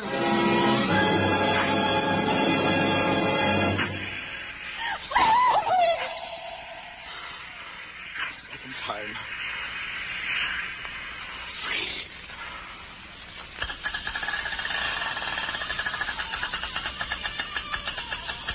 Theo, the pendulum stopped. They are drawing it back up through the roof. Each move I make is watched. You never doubted that. No. Yet with all they could do to you, they have failed twice. They will not fail a third time, my dear. There must be no more dallying with the king of terrors. What else can I can't say. See how the rats gnaw and silence the bandit. To what food, I wonder, have they been accustomed in the pit? But you escaped the pit. I escaped it once. Listen. What do you hear? Groaning, a grinding as of metal. It's only the cogwheels of the pendulum knife. I think not, Beatrice. Why not? It seemed to come from behind these iron-plated walls. It seemed to shake the dungeon as a mill wheel might shake it. Stand up, my Couillon. Get up off your knees. I can't, Beatrice. I can't endure any more. The paintings on the wall of this dungeon. The skeletons and imps and devils. They seem different. They are different. The colors sharpen, grow bright. The demon's eyes glare. The skeleton hands outstretched. Don't you catch even yet the odor of heated iron? Heated iron? Have you been much humbled? But I won't have you see me in tears. I order you to go. Jean, in the name of heaven. Yes, in the name of heaven. Go.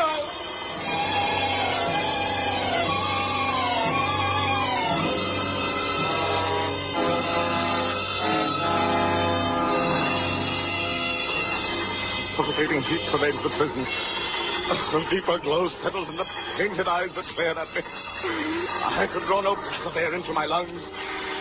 Against the loom of that fiery destruction, the thought of the pit and its coolness came like balm. I stagger to the edge of the pit. I look into it. The enkindled walls and roof lighted to its depths. Yet for one wild moment, even then, I refuse to believe the meaning of what I see. Does the pit please you, Captain Dalbray? You again. Do you find its contents pleasing? Not the pit. Merciful God, anything but the pit. And how shall you avoid it? Look! This dungeon has changed its shape. That is true. The walls are closing in. It was formerly a square, and now... Flattening slowly towards the center. To force me into the pit? Of course. It will force you along with me. And apparently you must be told, Captain Dalbray, that you are speaking only to your own sick fancy. No. We are not here at all. No. Farewell. No. And now, flatter and flatter through the red-burning walls, with a swiftness that left me no time for thought, I shrank back as the closing walls pressed me resistlessly onward. At length, for my seared and writhing body, there was no longer an inch of foothold. I screamed once. I tottered on the edge of the pit. I averted my eyes. There was a discordant hum of human voices. There was a loud blast as of many trumpets.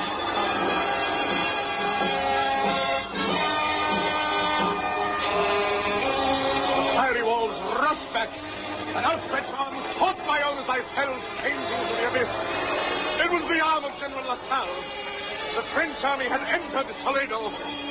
The Inquisition was in the hands of its enemies.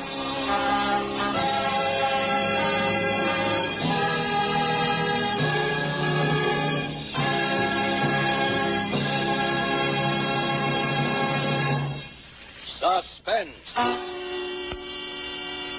Produced, edited, and directed by William Spear. Tonight you heard Mr. Jose Ferrer as star of The Pit and the Pendulum. First in a limited series of 5 Friday night performances at this hour which will present radio's outstanding theater of thrills, Suspense. Tonight's radio play was adapted by John Dixon Carr from the famous short story by Edgar Allan Poe. Jose Ferrer will soon be seen with Ingrid Bergman in Joan of Lorraine.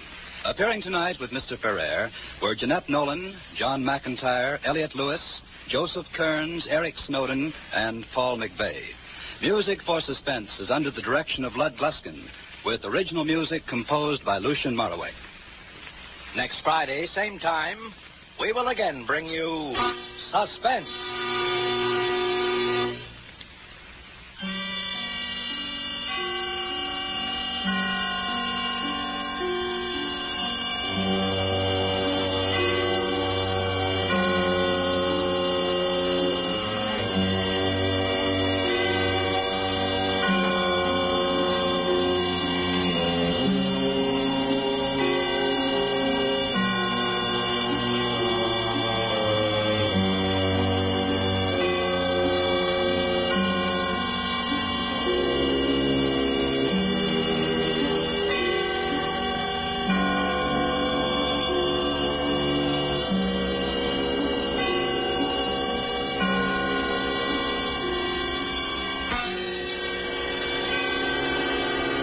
This is CBS, the Columbia Broadcasting System.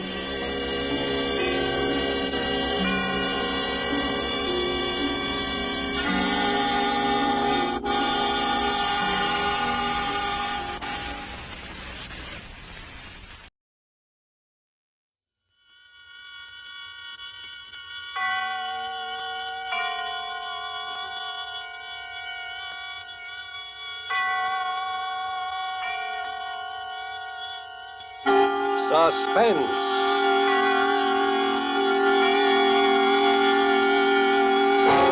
Produced, edited, and directed by William Spear. This is the second in a special limited series of 5 Friday night performances of Suspense at this hour. Suspense is compounded of mystery and suspicion and dangerous adventure. In this series are stories calculated to intrigue you, to stir your nerves, to offer you a precarious situation, and then withhold the solution until the last possible moment. Tonight from Hollywood, we bring you Mr. Jackie Cooper as star in The Clock and the Rope, a radio play by Lewis Pollock. We trust that with this tale, we shall once again keep you in suspense. Would you like to hear the old story about the innocent man facing execution and his last-minute attempts to get a pardon? And how it feels when he doesn't get it? Well, I can tell you all about it, because that's my story. There's a couple of different twists to it, of course. There always are. For one thing, it happened to me. Now I keep away from people. I keep away from cities and buildings. Buildings with the cells they call rooms and the doors that don't always open. I never button my collar. You'll find out why. I earn my living as a guide for hunting parties. Me, who couldn't find my way across a city park. I never sleep indoors. And I can't stand clocks. Most of all, I can't stand clocks. It happened so fast. I told them it wasn't murder. It was self-defense. Involuntary self-defense, like putting up your arm to protect yourself. But it didn't work out that way in court. That's the other different twist I told you about. They convicted me. They sentenced me to be hanged. And they hanged me.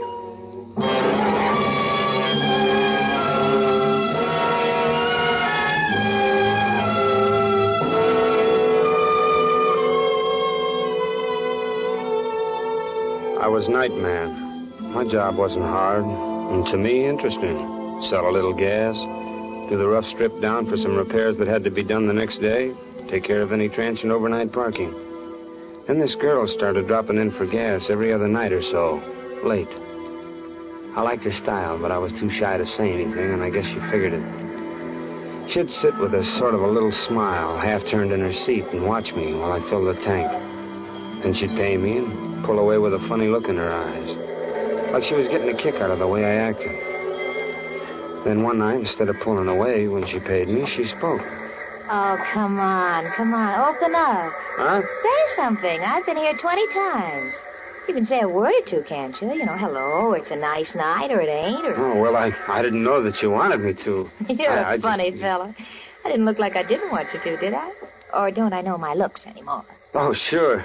Oh, well, can I get your windshield here? Tell me, did I hear somebody call you Hank the other night? I guess you did. My name's Henry. Henry Guilford. Did your girl call you Hank? Haven't you got a girl? No steady girl. Is that what you mean? I don't mean anything. Anyway, what would you be doing with a steady girl working here every night? Well, I get one night off. Go to a dance or something. Oh, you get a night off. Oh, sure. Hey, say, you like to dance? I have danced. Well, I'm off tomorrow night. You ever go to the Arcadia? They got a good band there.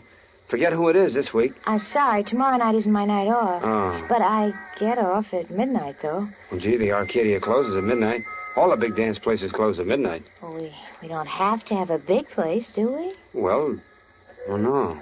No. There's the Owl Inn out on Trapscott Avenue. They run late, have a pretty good little band and booths and everything. That'll be fine. I'll pick you up at your job. No, I'm way at the other end of town. I have to drive my car back anyway. Suppose I meet you at the Owl. I'll be there a little after midnight. I'll be there. Okay. Okay, see you. Yeah, see you. Oh, say, hey, what's your name? Tomorrow night, bye.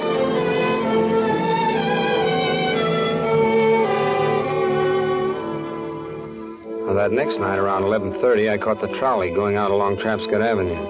The motorman was old Steve Hoffman. He'd known me since I was a kid. And he ribbed me about my new gray suit, and especially about wanting to get off at the Owl Inn. Said I was stepping out in fast company. Well, we got there in about 20 minutes, and I started up the driveway, kind of thrilled at the idea of a midnight date. I was just starting up the steps to the inn when I heard voices coming from a grove of trees to one side. Seemed to be a quarrel, so I instinctively glanced that way and saw a man and a girl talking. The girl was my girl. She was saying something. Nobody, I tell Don't you. give me that stuff. I followed you all the way out here. Who are you meeting? Nobody. Who are you meeting? Oh, Joe, I told you nobody. Don't lie to me. Who are you meeting? Hey, come back here. Hey, what is this? Get out of my way, will you? Look, this is... What's you, Hank? Well, here, I'll help you up. I'm sorry I got in your way, but I... There. So this is the guy, huh? Swell. Hey, now, what's going on? Anybody, huh? Hey. What did you hit him for? Joe, he's got nothing to do with you. Get up, Hank, and run. This guy is just crazy. Crazy? Well, go call somebody. Now, wait a minute, fellow. Look, I don't know what this is. Oh, Hank, will you get out of here? Run. You want more, huh? Well, I got it right here for you. Hank, it's a blackjack. Will you run, please? No, wait a minute. No, listen, fella, you're drunk. Here, put that away. Now, somebody's going to get... Let go. Let go of that. You don't grab Let that. go. You got him. You got him, Hank. Hit him. Hit him again. Hit him. I did it, I guess. Hey, who is he? Oh, he would have done worse to you. We used to go together. Oh, I didn't know you had a steady fella. I thought we made our date. You didn't ask me. Besides, we were breaking up. He had no right to interfere. Well, what do we do now? I mean, about him. You better go. I'll take care of him. No. You mean leave him here with you? Please go, will you? There'll be more trouble if you two of you... Go ahead, will you, Hank? Well... I'm going to leave right away, too. He'll be all right, honest. Well, okay, I guess. He'll be all right. Joe. Joe?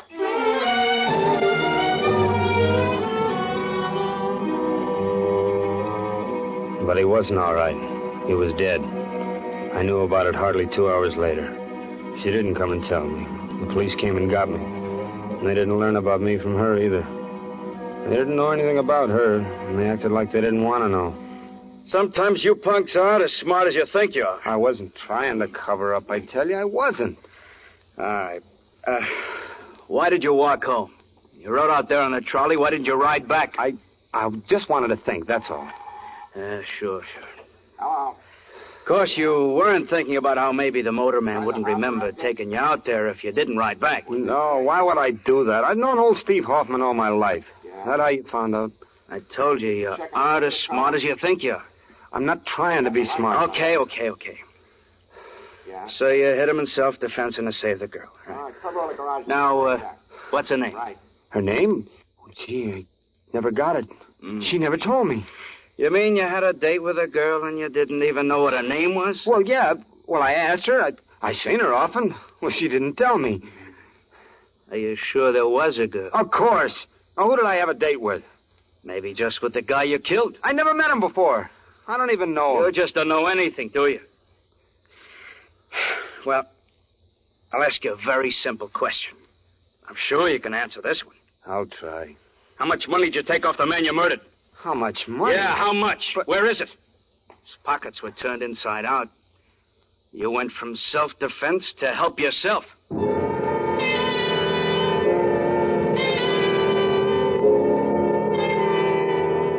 They pushed me around some after that. They'd take me to court and then back to my cell. Half the time I didn't know what was going on. They gave me a lawyer, Mr. Hall, Bailey Hall. He'd do the talking. He kept asking for things like reduced bail, time for further investigation, continuances to find witnesses. Just sort of stalling all the time. I don't know why. I told him I didn't have any money for any bail. And witnesses. There was only one I wanted, that girl. But he kept on, always trying to hold up things. And one day he told me I'd been indicted. I knew what that meant, all right. Then I had to go on trial for murder. That's bad, boy. I've done all I could to delay indictment and trial and hope that something would turn up, but we're in for it now.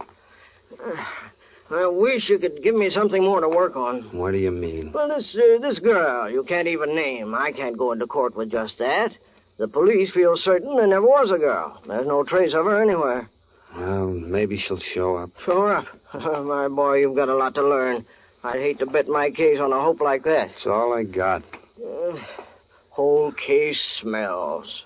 A man is killed and his pockets emptied. You admit hitting him. You talk about a girl who saw you hit in self-defense. You don't know her name. She doesn't show up. The police can't find her. It's a great case for the state. Mr. Hall, that's all I know. I can't help it. Why, George, if you'd never mentioned the girl and just claimed self-defense or a fight, I'd like it 10 times better. It's the girl thing that's so bad. It makes your whole defense phony. Good Lord, boy, if you made up a girl, why didn't you make up a name? I've been all through that with the police. If you're going to talk that way, too, maybe we better forget the whole thing. Maybe you'll give me another attorney. You're none for all I care. Easy, boy. Sorry I piped off. It isn't a new attorney you need. It's a new story. Well, I'll do my best.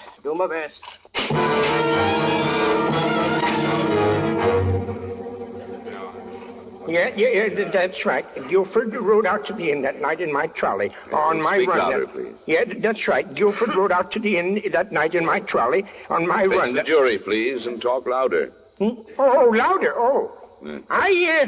I said I took Guilford to the inn that night. It was about 12:10.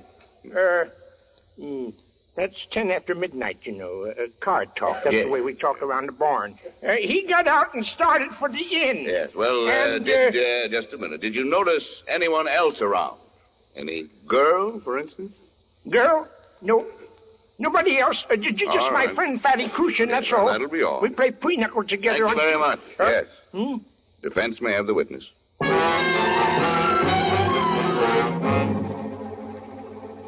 As soon as we started to talk to Guilford, he confessed to striking the blows. He talked about doing it in self-defense and about a girl he had a date with a witness to fight. Yeah. Well, now, Lieutenant, has your department been able to trace this girl whose existence is claimed by the defendant? No.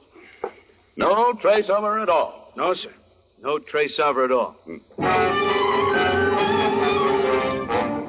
Beyond the shadow of any reasonable doubt. Now, then, we come to the actual evidence, ladies and gentlemen of the jury.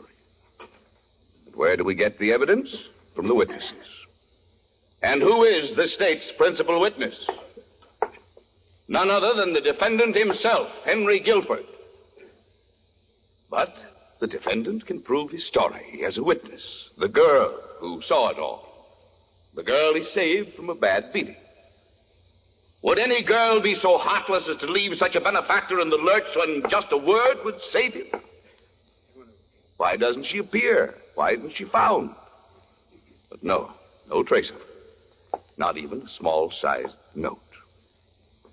In other words, she is behaving exactly as you would expect of someone who is not real, but just the figment of a desperate man's imagination.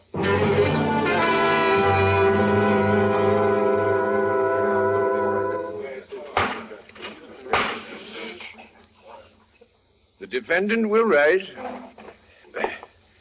Gentlemen of the jury, have you reached a verdict? We have, Your Honor. What is your verdict?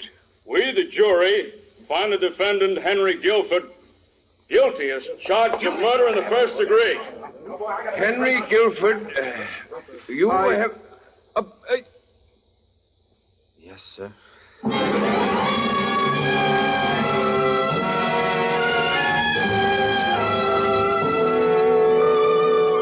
It was crazy. Sometimes I thought it must be just a crazy nightmare. Like when you're going to wake up and everything's going to be all right. I was innocent. And they were going to hang me for murder. Because they couldn't find a girl. One girl who knew I hadn't done it. And you imagine how that feels? My boss at the garage and the fellows who worked there days chipped in some money. I had an uncle in West Virginia who sent Mr. Hall $50 in cash, a promissory note for another $50. And I guess Mr. Hall put up some money himself for expenses. Anyway, he kept appealing the case all the way up to the state Supreme Court. But it didn't do any good. Kept coming back with the original decision sustained, Mr. Hall said. I asked him if he was going to take the case to the United States Supreme Court, but he said he couldn't. He had nothing to justify a hearing. Guess he meant everything was cut and dried. All this time, the courts had kept changing the date. The date I was supposed to be hanged. Now, all of a sudden, I knew there weren't going to be any more changes. The last date set was it. How do you suppose that feels? I think I started to suffocate right then. There was something growing in my throat that wouldn't let me breathe. Evening of the next day, McGill, the deputy warden, came into my cell with a couple of guards. Told me I was moving. I knew where. It was down on the main floor, a row of only 3 cells. These were larger cells, more light, more convenience. This was the last stop. Death row.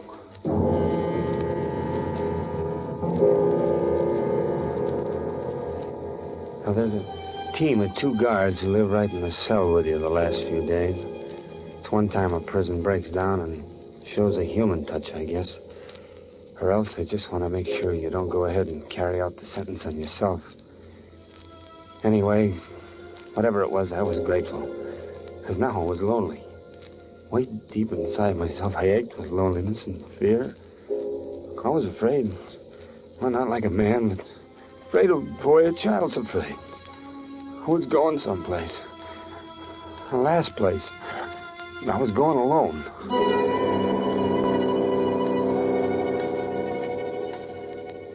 The thing you feel most the last hours is the time. The clock. Remembering how often you wished it would hurry so you could get off work or go out of school or see your girl or go fishing. Or you remember 100 hours like that when 6 hours is all you got left. Outside, you know, they're watching the clock, too.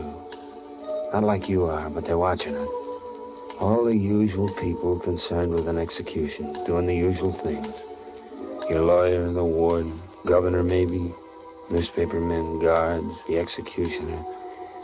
I know what every one of them was doing as they watched the clock that night. They told me afterwards. Now I'll never forget it. Clocks all over the state, ticking away my life.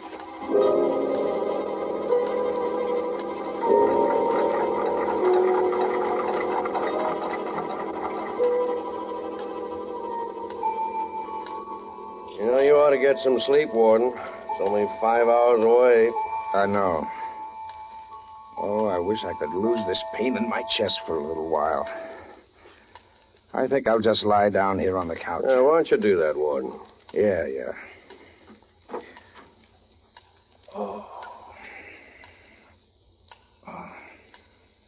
What time is it?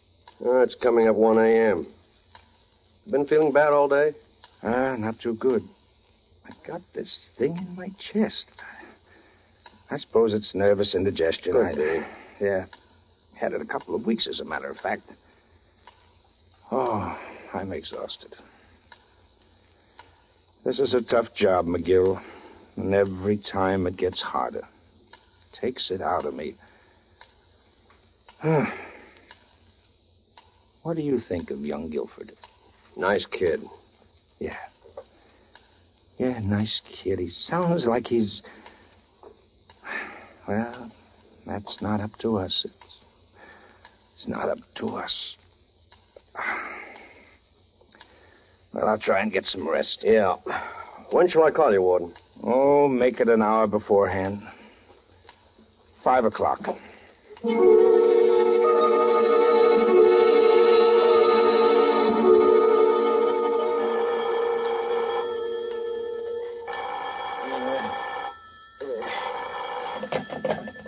Hello. This is Bailey Hall. Yes, I'm Guilford's attorney. Look, it's 4 o'clock in the morning. I need... You're who? Well, where have you been all this time? What? Yeah, now look, you're not just some crank that's after publicity. I know. It's for 6 o'clock. Where are you? Well, wait for me. I'll be right down. We've got about 2 hours.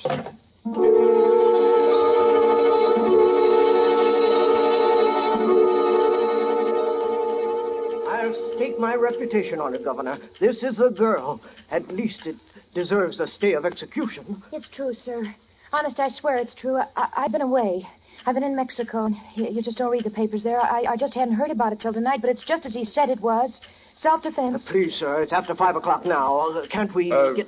What about the money that was taken out of the dead man's I took it. I needed it.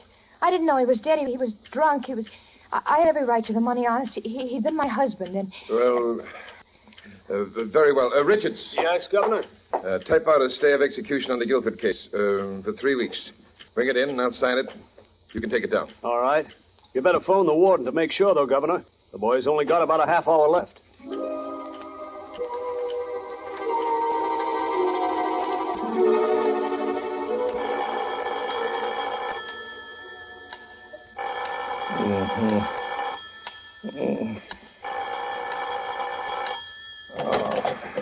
Warden's office. Yes, this is Warden Barnes. What? Well, put him on, of course. Yes, Governor. Young Guilford? Well, oh, you don't say so. Why, that's splendid, Governor. Yes. Yes, I'll let them know right away. Yes. Oh, McGill! Victor!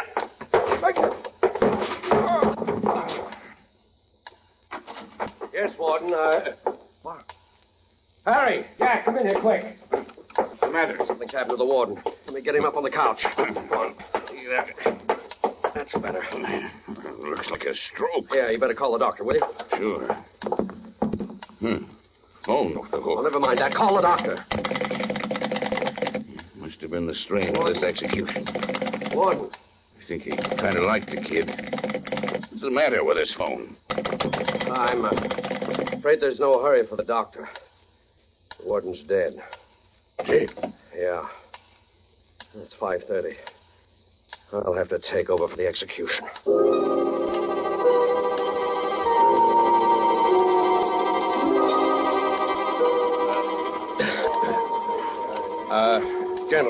Gentlemen, please. It's now 10 minutes to 6, gentlemen. In a few moments, you will be admitted to the ground floor of Blockhouse A, where the scaffold has been erected and where the execution, which you are to witness as newspapermen and members of the medical profession, will take place. You'll find rows of benches. Please take your seats quietly in any of the rows except the first, which has been reserved for members of the medical examining committee. We ask you to cooperate with us in our duties and to respect the solemnity of the occasion by moving quietly and refraining from any loud conversation from the moment you enter until you leave. Thank you. The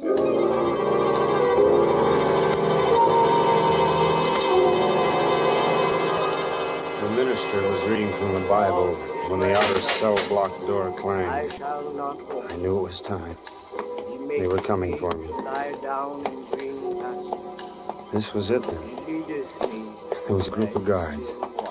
The deputy warden was with them. He opened my cell door. One of the guards came straight up to me. He was carrying a leather strap with a big buckle on it. I stood up. I told him strapping my arms behind me.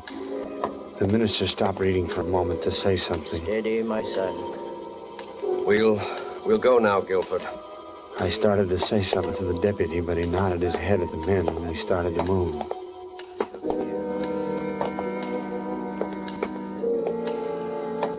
The two guards who'd been with me in the cell stood back. One of them reached over and let his hand fall on my shoulder for a second. I tried to say goodbye. I walked and realized they couldn't breathe very deeply, though I wanted to. Just short breaths were all I could take. The deputy turned around once and looked at me. He seemed nervous. That bothered me. I wished he wasn't so nervous. When we got to a door in the corner. Through that, and another door that was already open. I walked through, and I was in a room full of men. But my eyes went to something else. There were steps just ahead of me. Unpainted wooden steps. They led to a platform, and from above that, I saw the rope. I'll walk up with you, my son. Huh? What?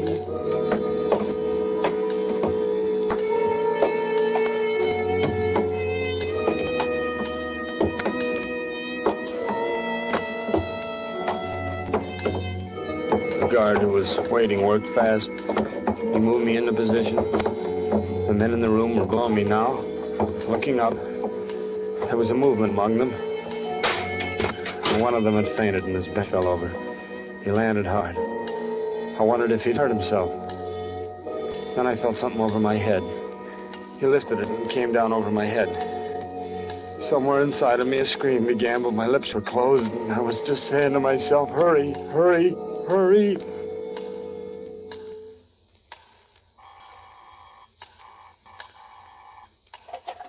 Don't put any calls through here. What, Tom? Don't you know better than to ring the phone now? Guilford's on the scaffold. What? Governor's messenger at the outer gate?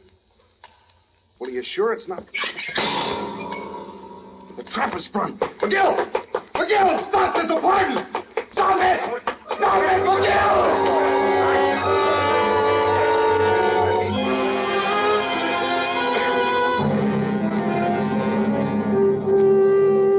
No, a man doesn't always die right away when he's hanged. They talk about the neck being broken and death coming instantly. No, not always. Death doesn't come for a long time. For some men, it's nearly 20 minutes. For others, it may be less, but never under 12 minutes before the heart stops. You can check on that. Me? I was only up a few seconds. They cut me down, and the doctors worked on me right on the wheel stretcher that was waiting to carry my body out. No, I didn't lose consciousness. I sometimes wish I had. I sometimes wish I had gone then instead of being brought back to remember every bit of those last hours. There was a new trial after I was on my feet again, but I don't know what was said. I was free. I saw the girl, Judy. I know her name now, and I thanked her. Neither one of us knew what to say after that, so she just went. Yes, I never sleep indoors. I never button my collar. I don't like buildings, any building. It's got stone and steel and holds you in. I want to be out here where I can see the sky anytime I open my eyes. And I open them often. I think too much when they're closed. I hear the clock. The clock.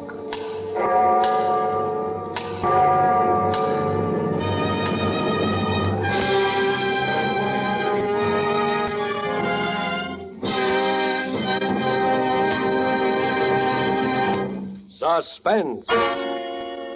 Produced, edited, and directed by William Spear. Tonight you heard Mr. Jackie Cooper as star of The Clock and the Rope. This was the second in a limited series of 5 Friday night performances at this hour, which will present radio's outstanding theater of thrills, Suspense. Jackie Cooper appeared by courtesy of United Artists.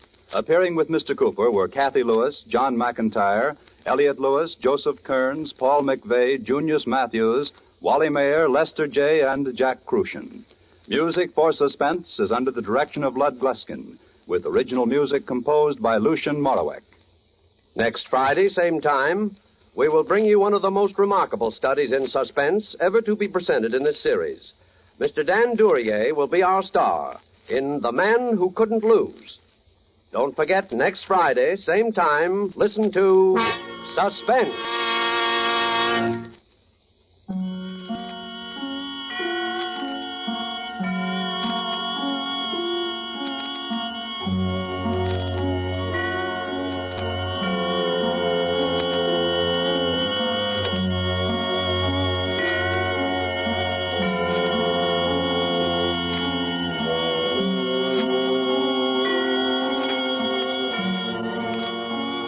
This is CBS, the Columbia Broadcasting System.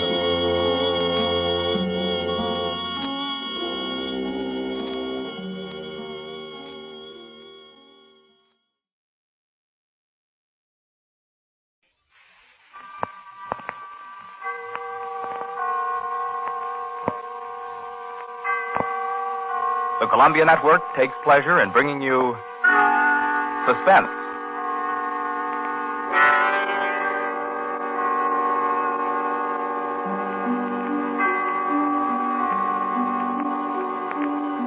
Suspense, a new series of programs with one strict purpose in view, your entertainment.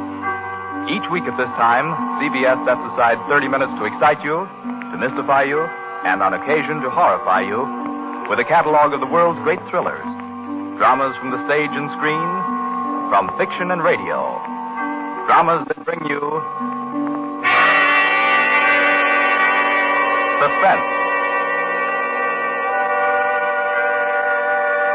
This, the second offering of a new series, is a unique one. Certainly, it is one of the very few pieces of suspense literature that somehow manages to tickle your funny bone while busily engaged in tingling Wet Saturday.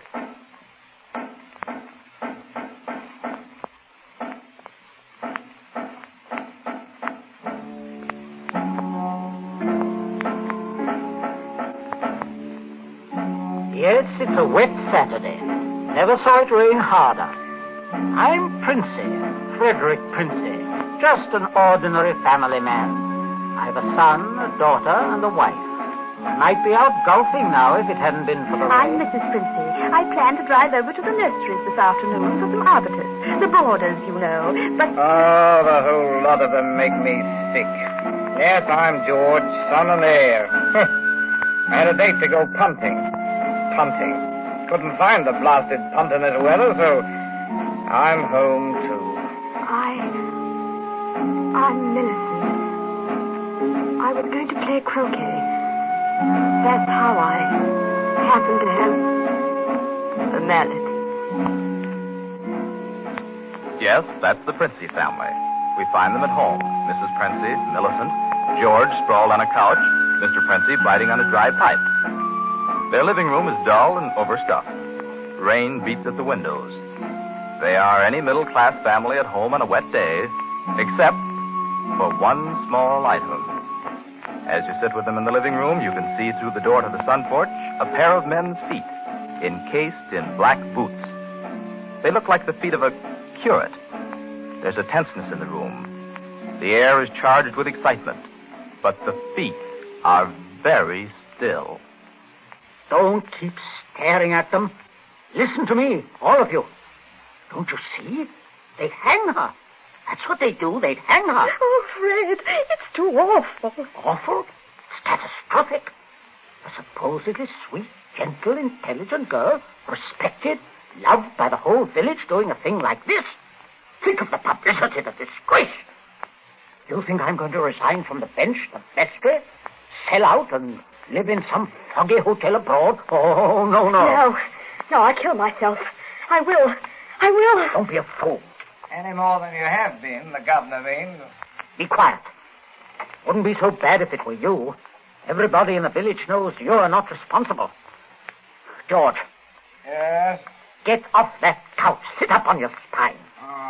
You might be of a little use here if you could think. Listen, Governor, this isn't my funeral. Oh, shut up.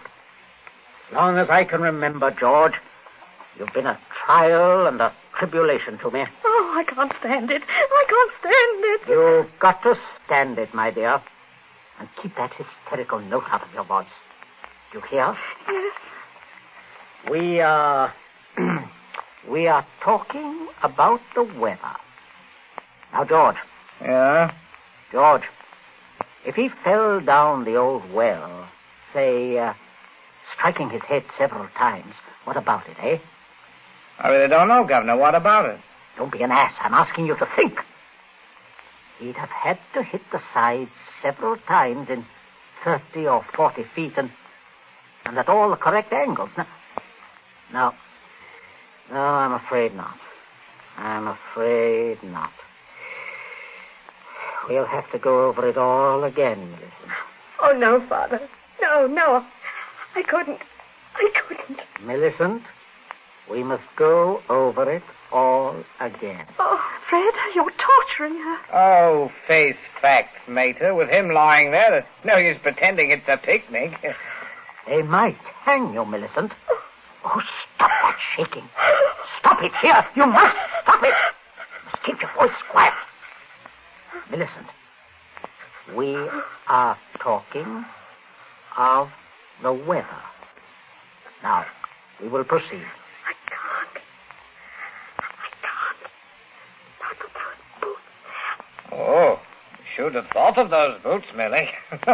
I'm not moving them. Oh, sit up, George. Stop shuffling your feet. Now, Millicent, look at me. Answer me truthfully, you hear? Answer me. You were in the croquet court. Yes. Who knew you were in love with this wretched curate? Oh, the whole village. They've been sniggering about it at the pub for 3 years past. What a filthy mess. Millicent, we continue. You were on the croquet court. Yes. You were putting the croquet set into its box? Yes. It was starting to rain. I was carrying the balls and mallets into the sun porch. The box was there. You heard someone enter the garden gate and come across the yard? Yes. Could you see who it was? No, not at first. I was going into the sun porch. I threw down all the mallets but the red one and turned around. It was Withers? Yes. So you called him? Loudly? Did you call him loudly? Could anyone have heard? No, Father, I'm sure not. I didn't really call him. I just spoke his name. He saw me as I went to the door. He just waved his hand and came over. How can I find out from you whether there was anyone about? Whether he could have been seen? I'm sure not, Father. I'm quite sure. So, you both went into the sun porch? Yes. It was raining hard then. What did he say? He said, "Hello, Millie," and excuse his coming in the back way, but he set out to walk over to Liston. Yes?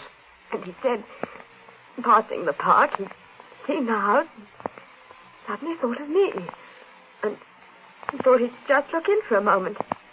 He had something to tell me. Go on. He said he was so happy, he wanted me to share it. He'd heard from the bishop he was to have a vicarage. And it wasn't only that. It meant he could marry. Then he began to stutter and get all confused. And of course, I thought he meant me. Don't tell me what you thought. Tell me exactly what he said, nothing else. Well... Oh, stop crying. It's a luxury you can no longer afford. Tell me what happened. He said, no. He said it wasn't me. It's Ella Bragdon Davis. And he was sorry and all that. Then he went to go. And then? I went mad. He turned his back. I had the red mallet of the croquet set in my hand. I forgot to drop it in the box when he came. Did you shout or scream? I mean, as you hit him? No, I'm sure I didn't. Then? I threw it down. I came straight in here. I went to look for Mother. Oh, poor baby. No! No, leave the child alone, Fred. Not such a child, mater. Millie, I had no idea Keep you had... quiet. I'm thinking. You see, George, he probably told people he was going to Liston. Certainly no one knows he came here, for he didn't decide until he crossed the park.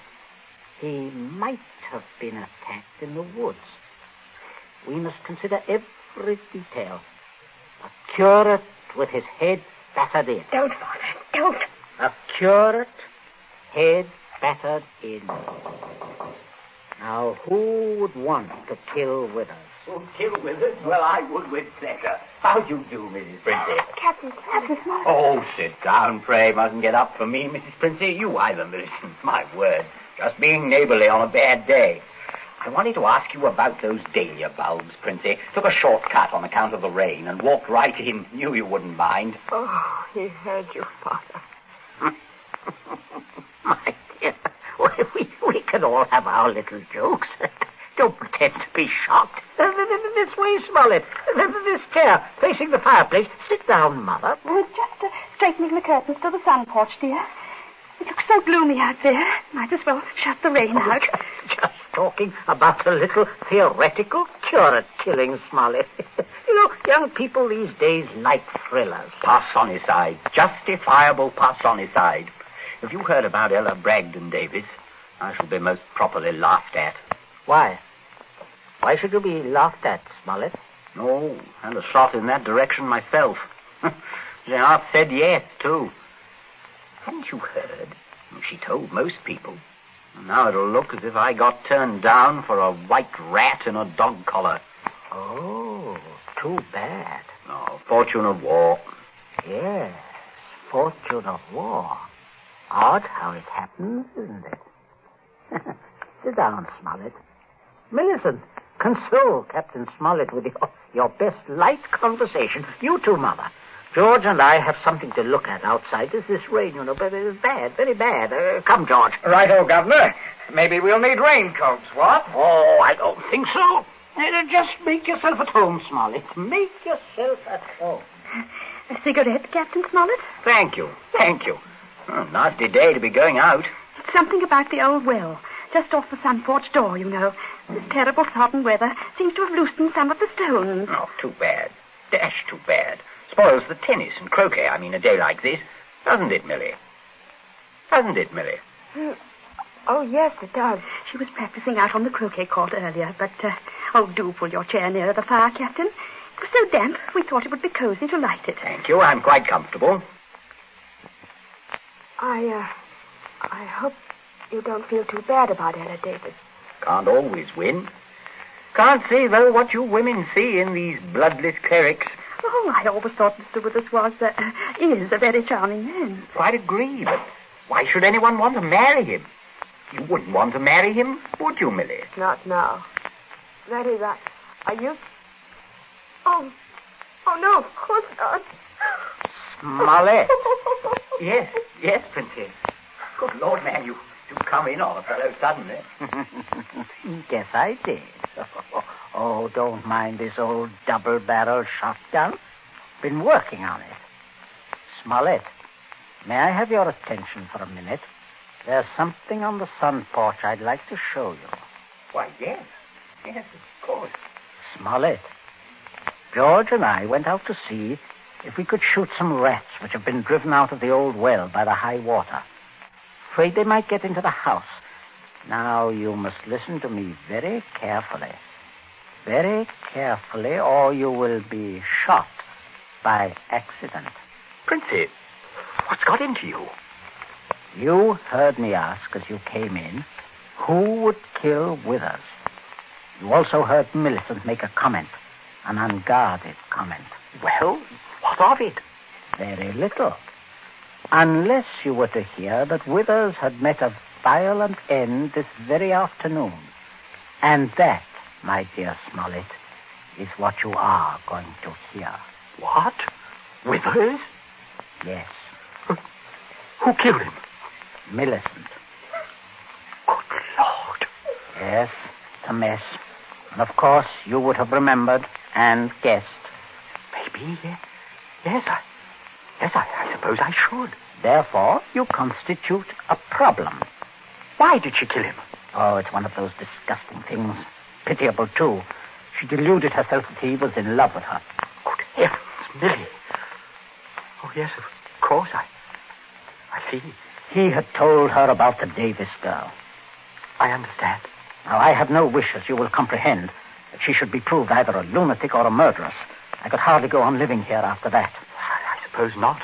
On the other hand, you know about it. Yes, I see. That makes me a problem.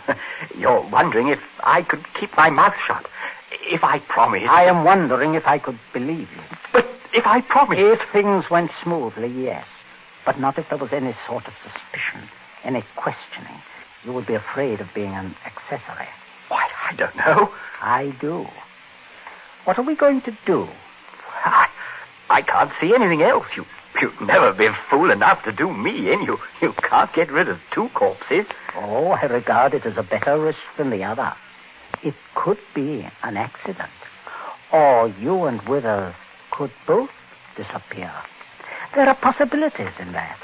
Listen, you can't. I can, but there may be a way out. There is. Smollett, you gave it to me yourself. I did what? You said you would kill Withers. You have a motive. Oh, look here, I was joking. Of course you saw that. You are always joking. Listen, Smollett, I can't trust you. You must trust me. Else I will kill you now in the next minute. I mean that. You can choose between dying and living. Go on. Now, there's the old well just outside the sun porch door. That's where I'm going to put Withers. No one outside knows he has come up here this afternoon. No one will ever look there for him unless you tell them.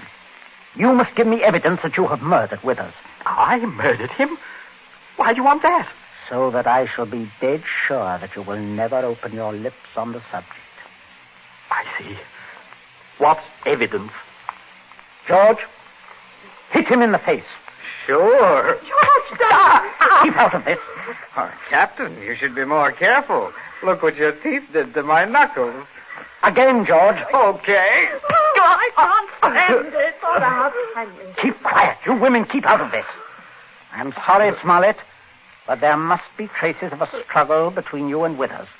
Then it will not be altogether safe for you to go to the police. But can't you take my word, man? I will when we are finished. George? Yes? Get the croquet mallet. Right, Governor. Take your handkerchief to it. In there, on the sun porch floor. Yes. Yes. I got it, Governor. There, Captain. There's the weapon. As I told you, Smollett. Now, you'll just grasp the end that mashed Withers' head. I shall shoot you if you don't. But good Lord, you can't. All right. There. That's it. Now deposit it out by the side of the house. Out of the rain, of course. No. Wait, George. First, you'd better pull a few hairs out of his head and put them under the nails of Withers' right hand. Princey, have you gone mad? You know what you're doing? With this gun, yes. Go ahead, George. Sorry to muss your hair up, Captain. Shut up, Smollett. There. That's all we need. Now for Withers, and we'll fix it right up. Be right with you, Governor. Smollett, you may turn around. Withers is just there in the sun porch. Draw back the curtain. Good Lord, Princey. Yes, messy. But we'll get him fixed up. Now you, Smollett, you've just got to drag him through the door and dump him in the old well. Just beyond the door, Captain. I won't touch him. I won't. All right. Stand aside. Out of range, George. Right. Only one place I want this bullet to go. Father. Keep quiet. My aim's none too good. Wait a minute. That's better, Smollett. Much better. Go on now. In here. You'll have to take him outside. By the shoulders ought to do it, Captain. Keep quiet, George. Go on, Smollett. Go on. You've seen dead men before. Drag him. Drag him. I'll just hold the gun here to make sure that everything goes all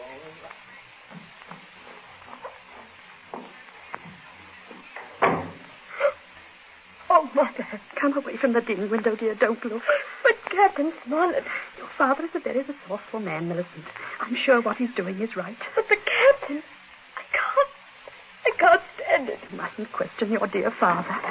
I say, are you two still at it? There's enough trouble around here without blubbering. I'm not blubbering, George Princey. So you see, Smollett, everything is perfectly safe. They'll never look in our well. You see how safe it is? I guess it is. Oh, good heavens, man, you're dripping wet. Why didn't you slip your raincoat on? Tea ready, my dear? In just a minute, dear. I'll ring for Bridget. Exactly what you need, Smollett. Cup of tea. Best thing in the world to ward off a cold. Sit down, won't you? Oh, don't mind getting the chair wet. Cigarette? Help yourself. I stick to my pipe, you know. Funny how... Princey, everything's hot, ma'am. Oh, Bridget, yes. Put the tray in front of me here, on the table. Yes, ma'am. That's it. I say, Captain, you've gone and cut your lip. I just knocked it. Oh, how dreadful. Here, Bridget, give the captain this cup. No, thank you. I rather think I'll be running along now, if you don't mind. Why, Captain Smollett, without any tea? If you don't mind, Mrs. Princey, if I could just have my raincoat. Oh, I'll get it for you, Captain. Oh, this is very distressing, Smollett, very. Oh, I'll be all right presently, I'm sure. Here we are. Now, let me help you. Oh, thank you. Thank you, young man. There. Better go out the front way, Smollett. The walk is dry. Oh, let me hold the door for you, Captain. Don't worry, old fellow. Don't worry at all. No. Good afternoon. Nothing serious, I imagine. Little rest and he'll be as right as rain. By the way, Millicent, you're not looking any too well. No, not well at all. I'm sure it was that croak he caught. Being outdoors in weather like this is simply foolhardy. The mater's right, Millie. You saw what happened to Captain Smollett. Oh, come along, dear. I shall give you a hot foot bath and put you to bed. And a couple of days in bed, and you'll be fine again. Get plenty of rest, Millicent, and don't worry about a thing. That's the best cure. Well, I guess I'll have a little rest too, Governor. It's a fine afternoon for a nap. Indeed it is, son. Well, enjoy yourself. I'll see you later. I'll see you all later.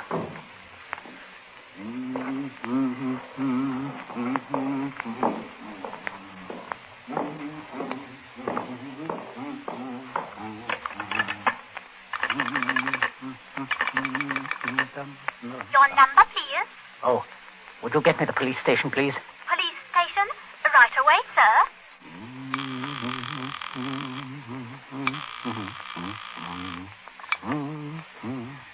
Police headquarters, Sergeant Yancey speaking. Oh, hello, Sergeant. This is Princey of Abbott's Road. I believe you know me. Oh, indeed I do, Mr. Princey. Sergeant, a horrible thing has just happened. Quite extraordinary. Murder, in fact. Murder? I'm afraid it looks rather bad for a close friend of ours, unfortunately. We saw him do it. I think you'd better send someone over right away. Well, our man should be there right about now, Mr. Princey. I beg your pardon? I say, our man should be there now. Constable Martin has his post right below your house there. Just rang in. Seems Captain Smollett was with him. Captain Smollett? He reported some rather queer goings-on at your place, but I certainly didn't understand it was murder. Just don't touch anything, Mr. Princey, and don't worry. Don't worry at all. No. I won't, Sergeant. Thank you. Governor, where are you? I'm right here. Stop shouting. We have some visitors, Governor. Oh, yes. Yes, I can see that. Well, Constable, good afternoon. Good afternoon, Mr. Princey. And Smollett, I say what a remarkable fellow you are, coming back like this.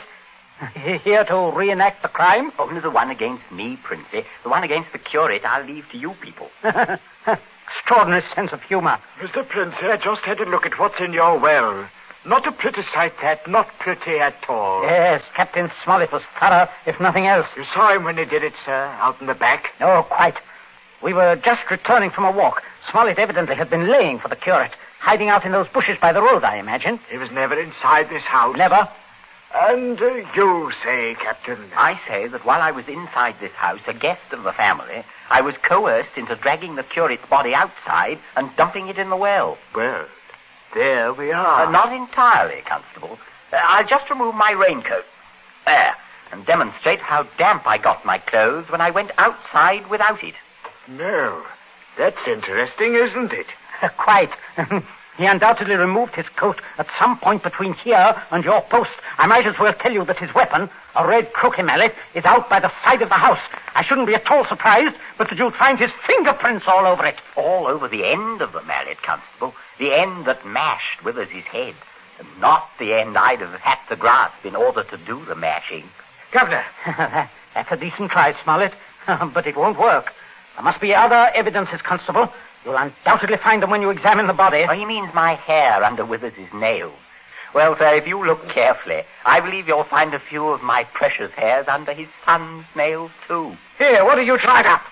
Constable, this is an utter waste of time. So far as the violent struggle between Smollett and Withers is concerned, Smollett's face speaks for itself. Quite eloquently, I believe. Oh, but no more eloquently than your son's knuckles. As you see, Constable, a fresh abrasion. He did that on my teeth. Or did he? What? I say, or did he? He might have done that on Withers' teeth. Oh, I see. I see what you mean. But I didn't. Governor, he said I... Oh, keep still, you nitwit. Let me think. As a matter of fact, George, the more I think of it, the more I'm convinced it was your voice I heard. Quite a vigorous quarrel. Something about the curate jilting your sister. Oh, don't be ridiculous, Smollett. Very well, Princey. If your son didn't do it, who did? That's what I'd like to know. How about it, Mr. Princey? Well, that is a sticker, all right. George, my boy, it looks like you're elected. Elected? What do you mean? I didn't do it. Why, I had nothing to do. Keep your mouth shut, will you? I won't. I'm not going to take the blame for her. Millie did it. She did it with that mallet. I saw her. You could prove that? Prove it? Yes. Her fingerprints on the mallet. The handle. Why, George, don't you remember when you made me touch the mallet? When you picked it up with your handkerchief? No, George, I'm sure you wiped that handle clean. Oh, well, I could hardly expect you to remember that if you can't even remember killing the curate. Governor, I told you to keep still. But, Governor, you're not going to tell me, As long as I can remember, George, you've been a trial and a tribulation to me. Governor, You shouldn't have done it, son. You really shouldn't. No, George, that was definitely wrong. I say, Princey, I think I'll have that cup of tea after all. Nothing like it in weather like this.